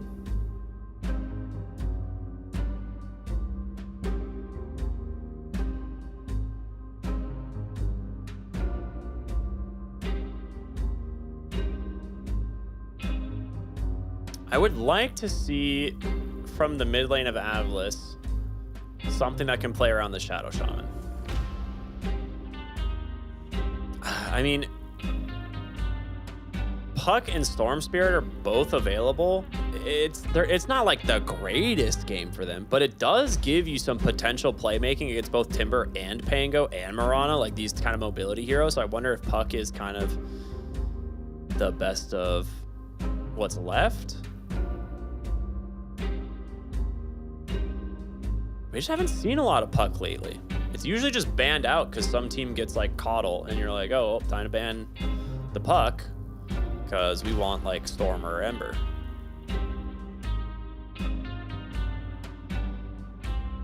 Could still see the Coddle. Falcons could decide stuns are for suckers. Just cast spells. Didn't cast enough spells last game. Chakra Magic, Recall, use more spells. I don't think it's even that good with these. Well, it's okay. And the Viper, that would have been a sneaky pick for mid. Shut down the Timber and the Pango. Oh, there we go. There's a stun. Forgot about the Lion. I mean, I didn't really forget about Lion, but like, when was the last time we saw this hero? I don't have that info for you, but Yeah, he it's will be been able a to kill minute. the illusions pretty quickly, which is not bad. Only with Sure. Hex, though. Mana Drain does not kill illusions anymore. That's true. But it's a much needed stun. And so many were taken out. Like, I don't even know who else to go for. What the heck is this hero? Death Lion's, Prophet. Lion's kind of like Shadow Shaman at home, if you think about it, right? You're like, I want Shadow Shaman, and then, you know, Amar's over here like, we have Shadow Shaman at home, guys. Don't worry about it. Death Prophet is pretty good versus melee heroes, and it's going to be versus Pango, who at least has a way to get away from the Soul Spirit Siphon. There we go. Forgot the name for a bit because it's been a while since we've seen the Death Prophet. So some ways to break Siphon. That means it's difficult to use them to secure CS. So you should have a good time in that mid lane. Maybe going for a faster tempo. Don't want to play another 60-minute game, so they're going to push faster with the Darkseer, Auras, the Exorcism. I wonder what facet he's going to go for. I imagine the one where you get extra spirits based on who has died on the map. That's usually the best one. I don't think I've seen anyone else go the like damage reduction one. What is it? Morning Ritual. Yeah, that one's kind of interesting, but the Spirit Collector got buffed a lot, like multiple times in a row. Even when Death Prophet has just like still been unpicked, they kept buffing it to try and make it somewhat viable. Even though Death Prophet's like definitely off meta, this is a very good Death Prophet game. And it's not even like it's just the damage and the lane presence. Her silence actually owns this game. It's really strong. Yeah, I like it on paper. The idea of old Death Prophet in my head worked. But like the numbers, right? The meta, like how good is she? Obviously, Avalos believes in it. So I'm looking forward to seeing how it does here. And I do think if it's as strong as it, not like strong as it used to be, but as long as you can play well with it, you can reach that point, you know? And push a faster tempo, like you said. Silence is really good. You'll have the auras and the Darkseer. You don't really have an aura builder on Falcons, right? So I see some early potential here. All right, it is the final series, final game of the day. If you guys have been watching Dota on other streams, well, ours is the only one still running, so you don't have many choices left. As it's going to be Avalos versus Falcons here. Fighting for that upper bracket. Avalos desperately need the win. As for Falcons, they're still definitely in the middle of the group. They could, they could end up in the, elimination. Barely squeaking by. It's a close group, man. It's a very close group between these teams. Yeah, you want the wins. It's too close of a group to feel comfortable saying like, we'll get them next time. You need this win here. Malrine does not believe in the death. Courier gets killed with a stick on it. What in the world? How? I missed where it was going. I think, did it go through? What did it actually get Through hit the by? It doesn't tower? even say. Did he go through the tower? The battle begins. I guess. Listen. He Unlucky played a for 63-minute Desire, I game. guess. Okay, he's tired. So Snaking, we see him do this a lot on his They're gonna support kill him. Mirana. He's dead. He goes for a lot of stats, and with this, it should be first blood. They're gonna try and give it to Skitter, but Snaking. Just take a Snaking. You deserve Okay. it. Just take a Snaking. Well, nice pop of the Fairy Fire to make sure it does go to a support. Snaking gets himself first blood. Well deserved, though. Fortunately, Crit didn't get an attack in, so he doesn't even get an assist. But he helped. I saw that body block. Absolutely essential. I want to point out that Crit is ready to go 60 minutes because he took Fist of Death. He is ready to scale. Top lane, a bit of a bad start, losing the courier like that and giving the first blood over. That's going to make it tricky. But part of it was that he was placing a deep ward. They expect to just creep drag this lane anyway. They have no intention of playing it normally, so the fact that you're giving first blood is not as bad as usual, I guess, like when you have to fight it out. Actually getting a pretty good trade versus Snaking here. Yeah, he's actually getting a lot of damage and not able to finish the job, but a lot of damage. A lot of damage coming into Amar down here as well. There's level Shackle timing is though. meta? Instant cancel of the shackles though from Crit. They knew this was coming. So that's meta down. He will use this to CS pretty aggressively here. Maybe get a little chip damage or just some denies. We'll have to see.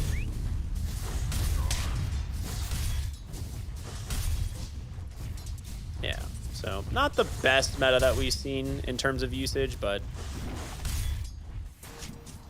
Part of it is Shaman to did get shove some in. space. Yeah. Yeah, shove in the lane and start to reset the equilibrium just a little bit.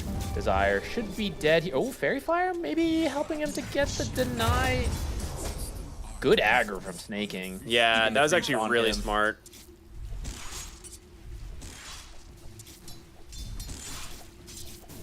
Still, this is attention away from the lane, so Zibe farming up here. The lanes themselves are not their strong point, even though I think Avalos will come online earlier. But it's not through the laning, it's more the level 6s, early aura items that they're willing to buy compared to Falcons. You just have to get through this next like 5-ish, 10-ish minutes. Get through the next 50 minutes as well, till we get to the true late game situation. God, please no.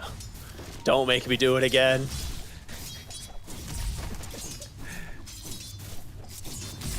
I'll tell you, we barely got to see the tier 5 neutrals last time. Yeah, that's true, that's true. Bottom lane, having some fun here, getting aggressive with this Timberblade. He went 2 points for active armor, so he's just kind of looking to sustain through the last hits and the damage. It means they're probably not going to kill the Terrorblade or this Shadow Shaman anytime. But Desire, again, okay, surged off. He's going to survive. He is still level 1, it looks like, right? He's having a rough game. Yeah, just been creep dragging this whole time, trying to get some stacks in as well. I don't hate the idea, but maybe you need boots if you're gonna, like boots or a windlace would have helped a lot with this idea. Snaking, good zone, making sure the water rune gets taken away from Mobe. That's kind of big.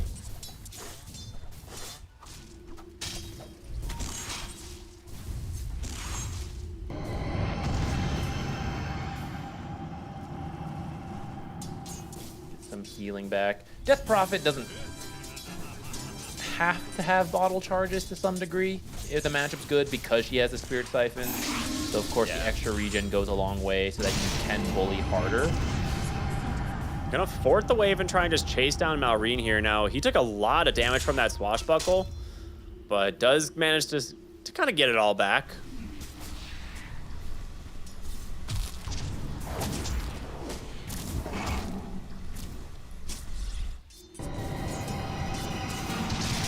How many times are we going to see this over and over? At least 6 more times, I would say. Okay, that's a good number. Bottom lane, Smiling Knight in some trouble. Shadow Shaman not here to save him, and, well, Lamar gets the kill behind the tower with a 2-0-2 build. Kind of uncommon for the side lanes, right? We usually see a lot of points in the Timber Chain, but Fly, Hex immediately to cancel the Shackles, and he's dead as well. A double kill for Lamar. Falcons off to a great start in this offlane. World's best offlane Timbersaw player right there. Knows exactly what build to do in any given matchup. And now going to pressure Smiling Knight even more. Maybe less pressure than I thought there, actually. He's going to be okay. He can't walk up to get the lashes, at least. Yeah. That's pressure.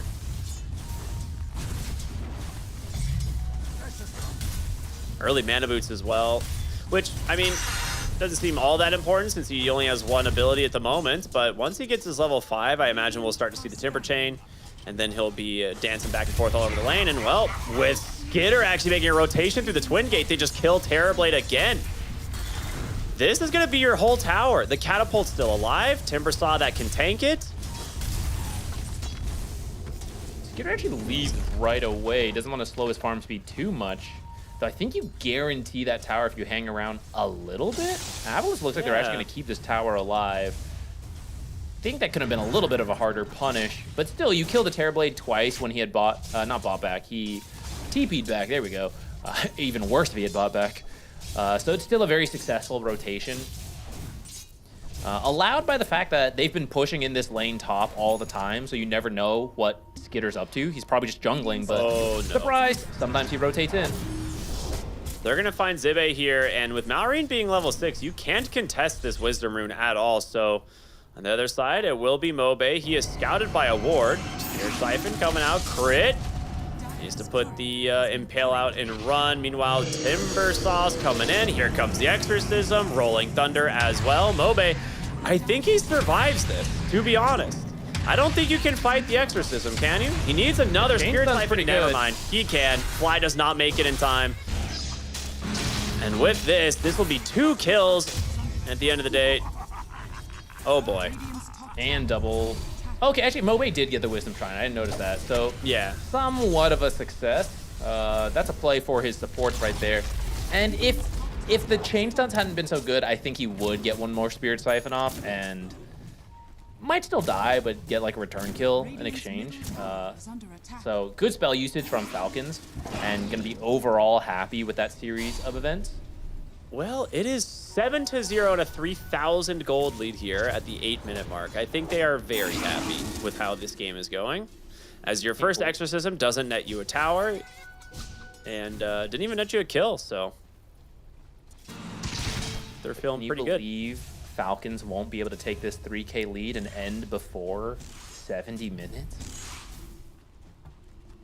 I would lose my mind. What is the TA building, by the way? Is it just going to be the Dragonlance in the safe lane? For now, it's a Dragonlance. Yeah, we'll see what she goes for after that.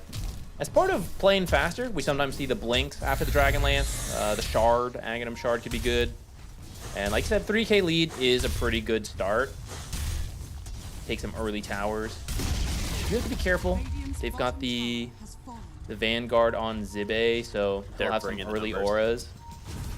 They really want to punish this Timbersaw, and you kind of need to, right? Whenever he gets this aggressive this far down the lane, you have to find a way to punish it. There's going to be the Shackle coming out here in a moment, but do they have the damage? Amar trying to turn it around. There it is. The Shackle finally coming through. The kill goes to Fly as Mobe looks for crit.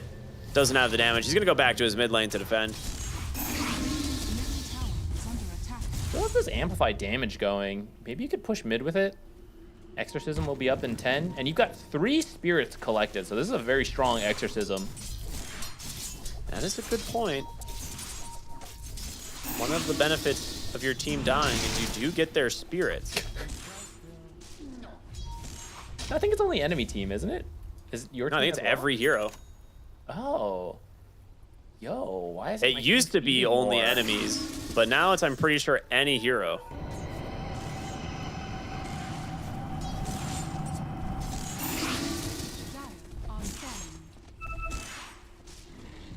Well, get in there, guys. Give me more spirits. Right? Like, don't you really want to contest this rune right now, Fly? It'd be really cool if you did. Top lane. It's Contested from their stairs. Yeah. Ringmaster will get himself an invis. Got Invis Wheel of Wonder. That could be a good old surprise. Just looking around, stealing a bounty for now. Looks like Mobe does want to push mid. They've got a catapult here.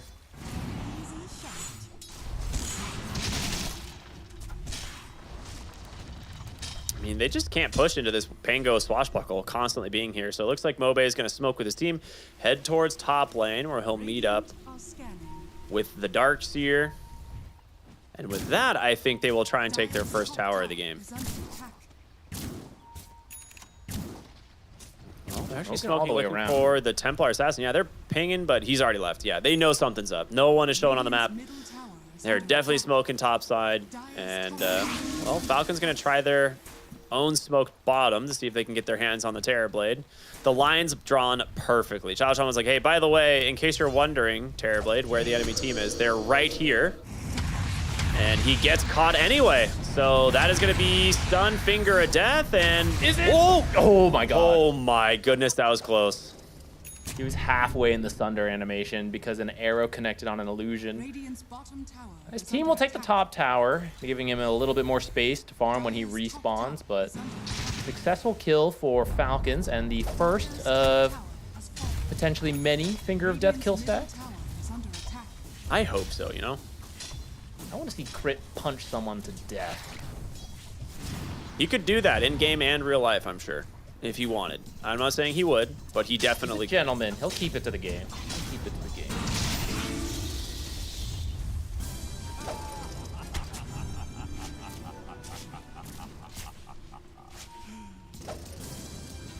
Shield rune going to the Tango here. Yep. So much dive potential with the next swashbuckle or next rolling thunder.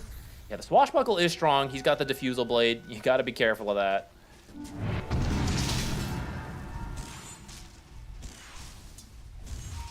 Top 3 net worth spots for Falcons, growing to a 4K gold lead now. Haven't found a lot of kills. I mean, it is 8-1, so I guess they kind of have, but. I mean, it's really hard to find an opening here on Avalis because the Death Prophet, she does a lot of damage, but you need the catch. And so it's got to come from the Shadow Shaman. So they're making a play topside here. I mean, Snake King's not the best kill, but they will take it. Atos is out. There's the Silence, the Hex, and the Shackle. They will be able to grab themselves a pick off on a Snake King. I guess on a killing spree ends up being kind of worth it. There's no objective to go for top, though. And they'll just take the Watcher and... Oh, if you go defend mid, it's a little too late. It doesn't feel so worth it, getting a Mirana, losing your mid tower. Yeah. They'll head bottom, but it's a little bit early. It's only 13.5 minutes. You'd have to sit here for quite a while for Tormentor, unless you want to go for the Wisdom Shrine. Which, you know, maybe you could go for the tier 1 tower in the off lane, use Exorcism for that. Mirana ult, sneaking the Lion and the Pango in deep, looking for another Finger of Death kill here. Think they caught sight of the illusions walking out? It's too far. They don't want to chase that far. I don't blame them. That's it's a good gank trying to find him right before the Tormentor spawn. They do have a ward bottom that's kind of giving them some vision, and Fly will use this time to steal away the Wisdom Shrine. As he gained like over a full level. Well, his team, his Ringmaster also got the Radiant Wisdom Shrine. Radiant's bottom tower is under attack. The prize is mine.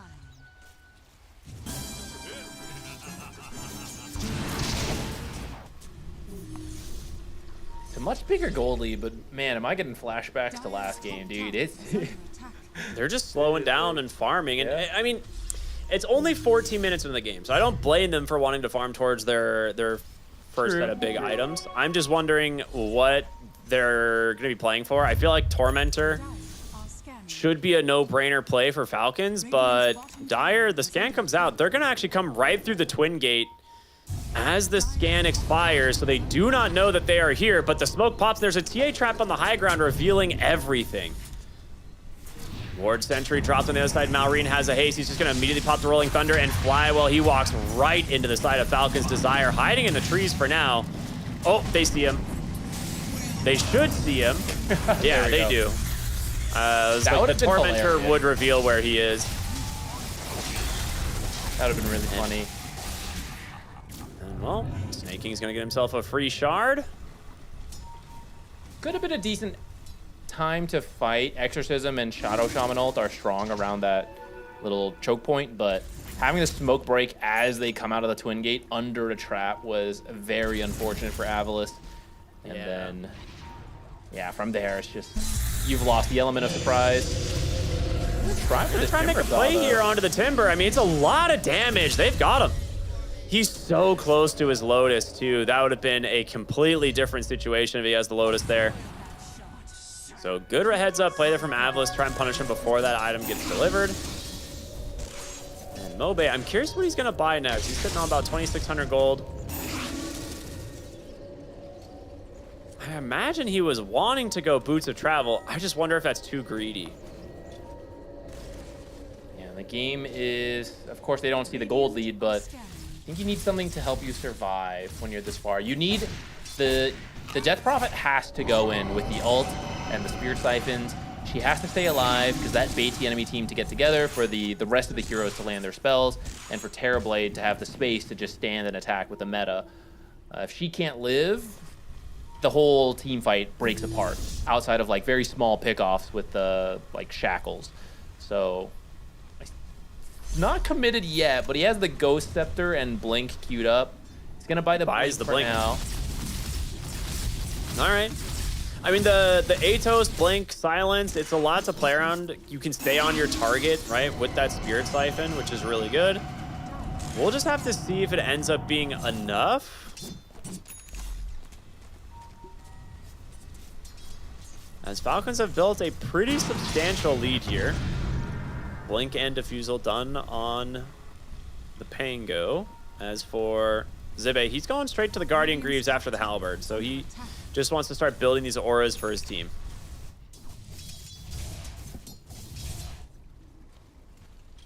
There's smoke up. You got the Lion Blink. See if you can find anyone pushing mid. Wait for that 18-minute rune. I feel like Falcons is mind flayed from game one. Like, they have a pretty big lead. I think usually they'd be a little bit more aggressive, but they're being very cautious with how they go about the game this time. Well, Rolling Thunder comes out. They find the Death Prophet, and she is dead immediately alongside the Ringmaster. That's about as good a find as you can get, and that means Roshan is free for the taking. So a 10,000 gold advantage and now a Aegis advantage will be there for Falcons. And the real win is that Crit did manage to punch the Ringmaster, so he got 2 Finger of Death kills from that play. Funny enough, I was actually going to ask you that exact thing. I was gonna say, you know, in terms of scaling and what to look forward to, it is really that Lion.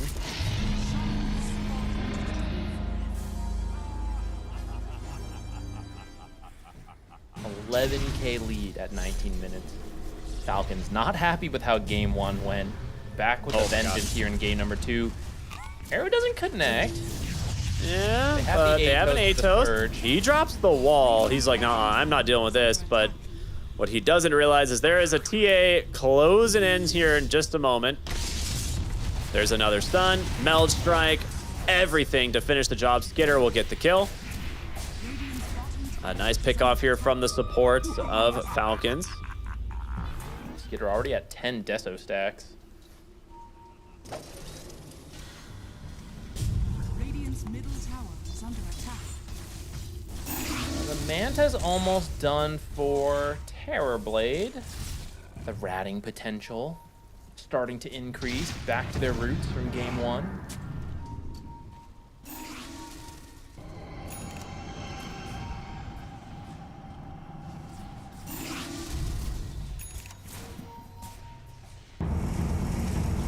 lane, Malrine looking for a Rolling Thunder target.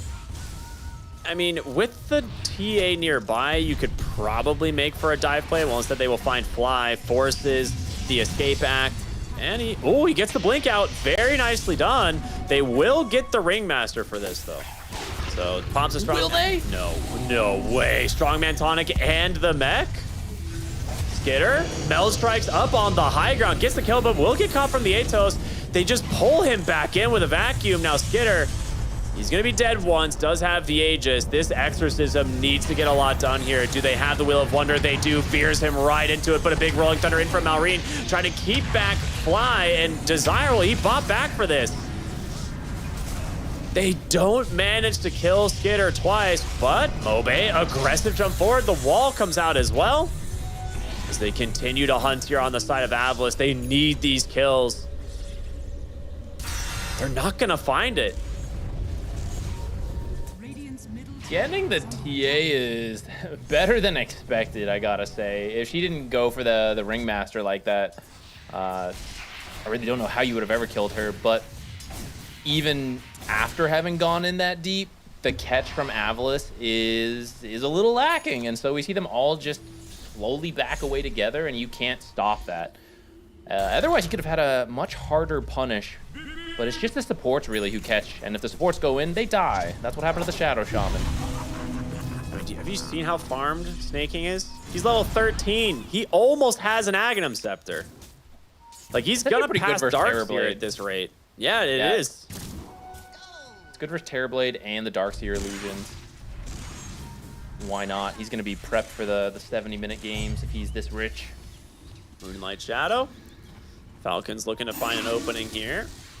I'm not sure if they saw them on a sentry somewhere, but yeah. They're going to continue to chase. Rolling Thunder. He's just going to commit it. They actually just find Desire onto the high ground. Really nice stuff there from Falcons.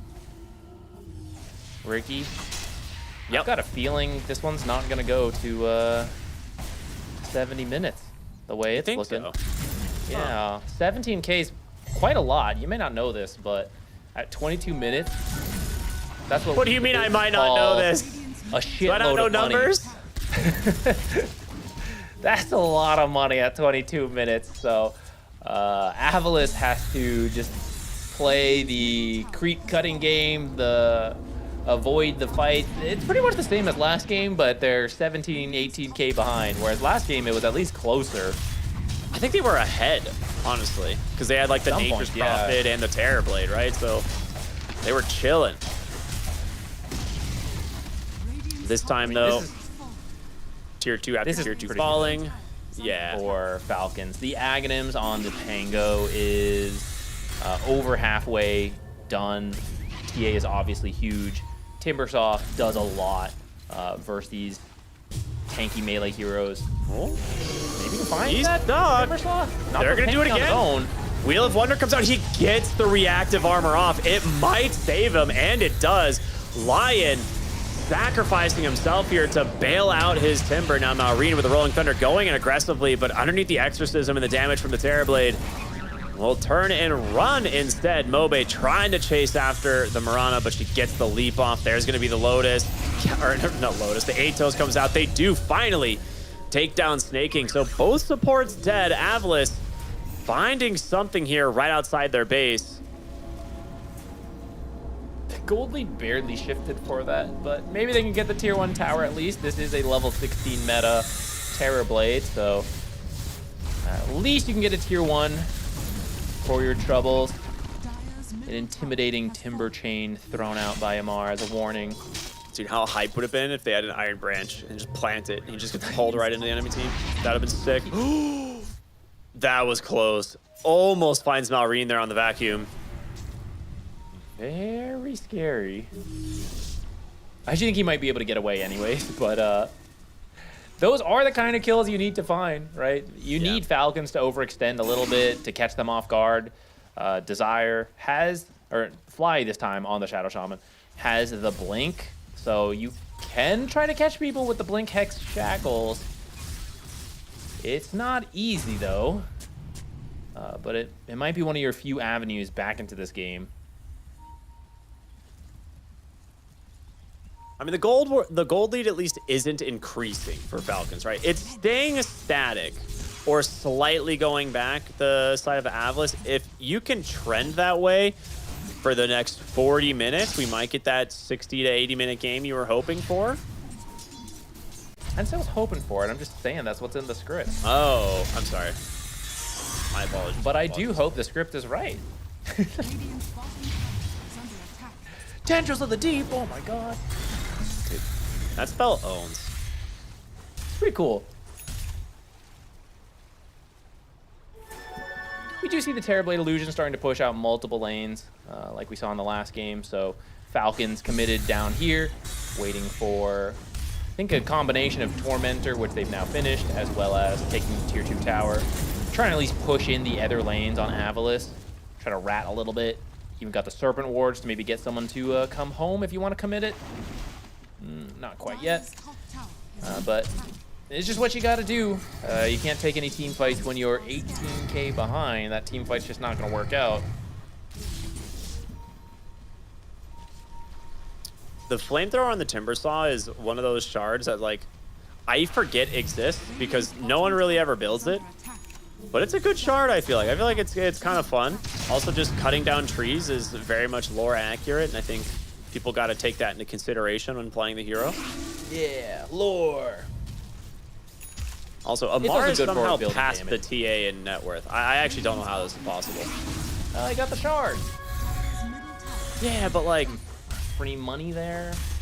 That's not that much of a difference. He's just huge. Level 18. He's just farming a lot. I mean, he can play so aggressive, right? He's died a couple times, but he is near unkillable lest the enemy team commit everything. So he's just been very aggressively farming while his team stands behind him. So it's funneled a lot of net worth into him. It's also just Amar, so that's true. He Valid just point. gets extra gold. Yeah, it's in his contract, right? That's the idea. Exactly. Falcons playing it safe, though, just waiting for the next Roche. It will be up shortly. And I think with that second Aegis on the TA, you can look to try to end the game. Get the Nullifier on the TA now. You can remove Escape Act, remove those Surges, some of these Ghost Scepters. Looking for a smoke, potentially. Positioning from Avlis is not bad. What? Look away. Look away. They're like, smoke up, guys. We got to do something. We pressed the button. Meanwhile, they've definitely scouted it out. Denied shield rune. Kind of nice.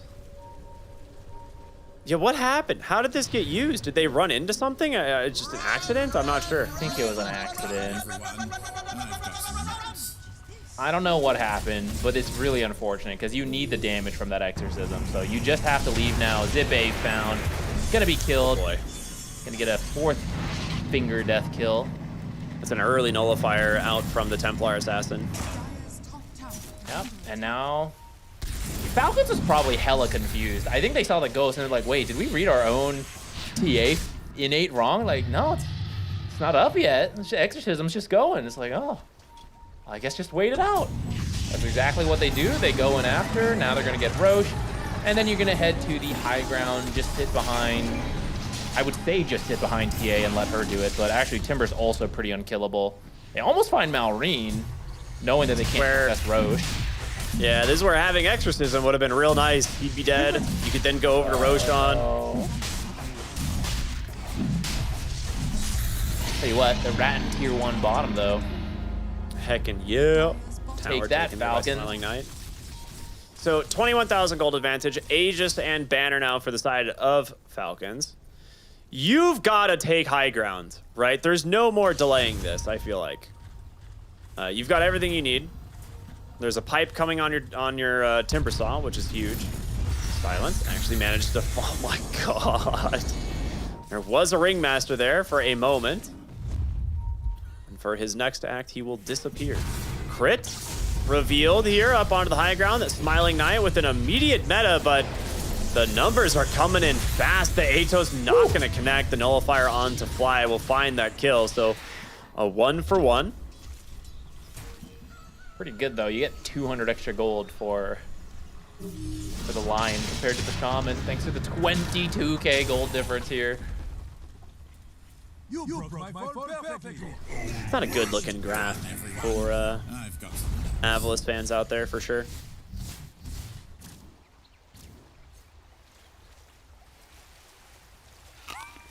There's no other items they're waiting for, right? What do you have? 3 minutes and 40 seconds on the Aegis. It's not like you're in that much of a rush, but here they come, bottom. Get to work. I mean, they can definitely go high ground with Amar. This guy is so tanky, it's insane. They just need to get together. Amar on the way. Banner down. Banner. Can at least use the Terrorblade illusions to slowly work down the banner, or I guess the tower can do it too if there are no creeps to tank for it. Okay, there we go. All right, well, that will be the first tier 3 as they can look to turn their attention towards the actual lanes of barracks here. Terrorblade continuing to try and just shove top, farm towards his, I'm assuming, next big power item. It is a BKB, which, to be fair, he does desperately need. It's pretty close. I think he actually can buy it if he wants to come home and join this. And here he comes. All right, gonna be done. A very difficult hold here. Yeah, too little, too late potentially is your tier 3 tower in mid is now being sieged as well. Falcons.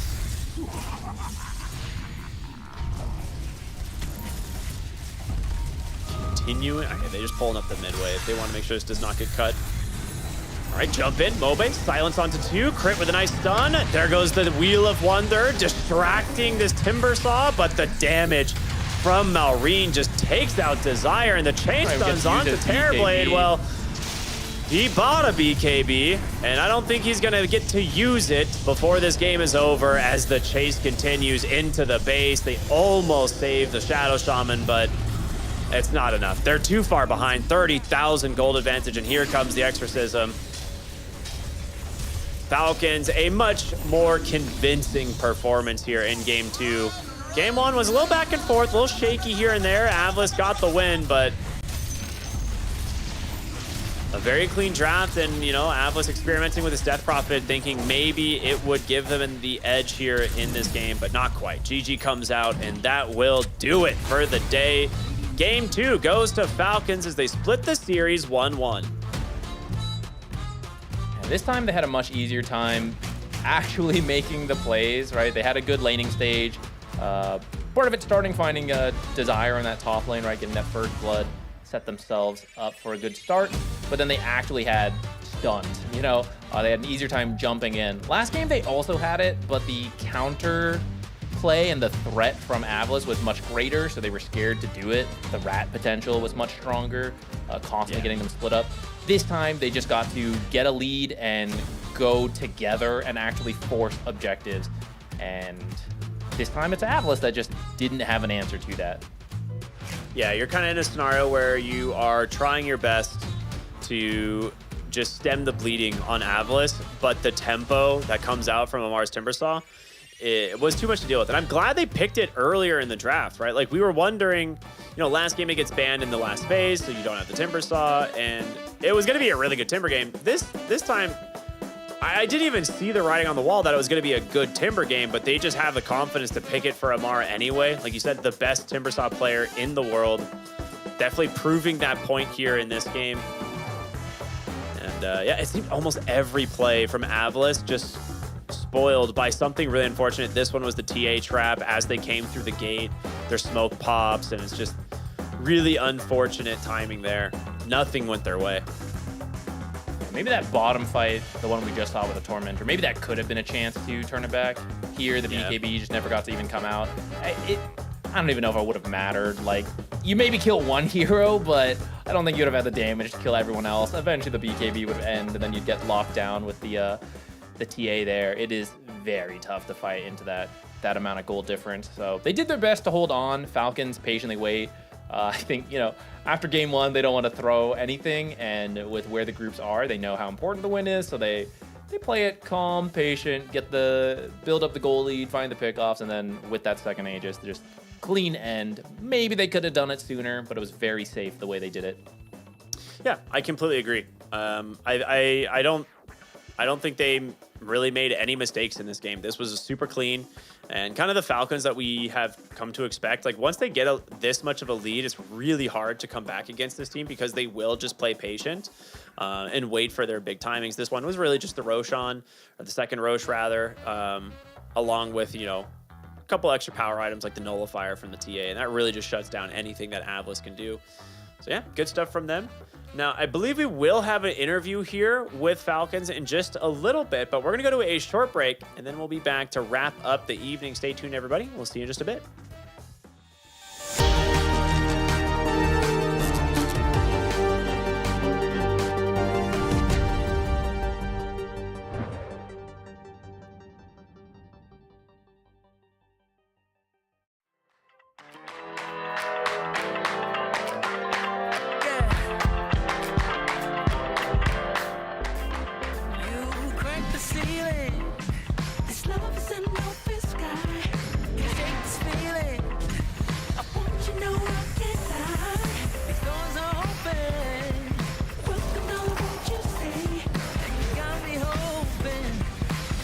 Rivers here, today's the first day.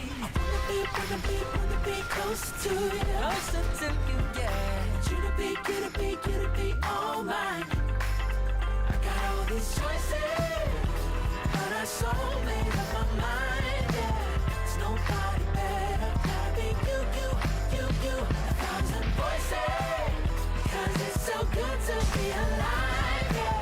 There's nobody better, so it's gotta be you. These myths are busted. The grass is greener on my side. It's done and dusted. I'll never get off this ride. Life with you is golden. So how can I go back to silver love? I'll be holding. Oh, I'll be holding on and getting up. Wanna be close to you. Closer to you, yeah. You to be all mine.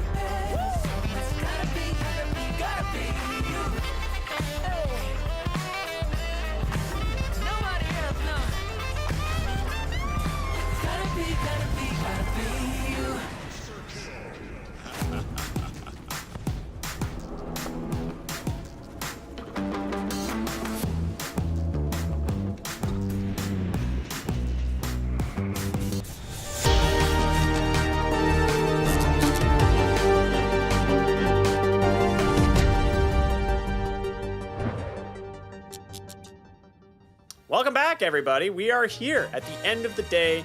DreamLeague Season 26, the third day of groups. It's over, Zach. We made it after some very long games. Now, there's a really long game over on the mainstream right now, but how you feeling, man? After, yeah, should have been us. We're not going to have an interview. Spoiler for everyone. We're here with Falcons, but that's okay. We got some other stuff we can talk about still. Yeah, game one was a headache. I can't blame them. Maybe they're refocusing, they're regathering themselves. Though that game two performance really looked quite clean from Falcons. So very, very quick bounce back from what is maybe a frustrating way to lose game number one. Yeah. Well, as we always do at the end of the day here, I think it is time to take a look at our standings, kind of see where things are and how things have shaken up. As Group A, we have 2 teams through, Nigma Galaxy and Aurora at 9-3, very impressive scores. OG Latam not doing so hot at 3-9. They are mathematically eliminated.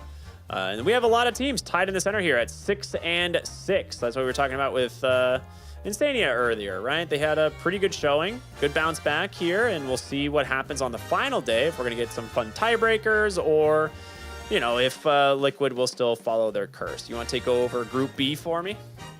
Sure, it looks like Paravision has qualified at 10-2. Not too surprising if you've seen Paravision play lately. They are very strong and kind of leading the way with the meta development. Edge, unfortunately, mathematically out. And the rest are technically still in, but certainly a tough road for Avalos and Navi, I would say, in particular down there. They're going to have to for sure get 2-0s and hope for some tiebreakers, but the odds are pretty against them, I would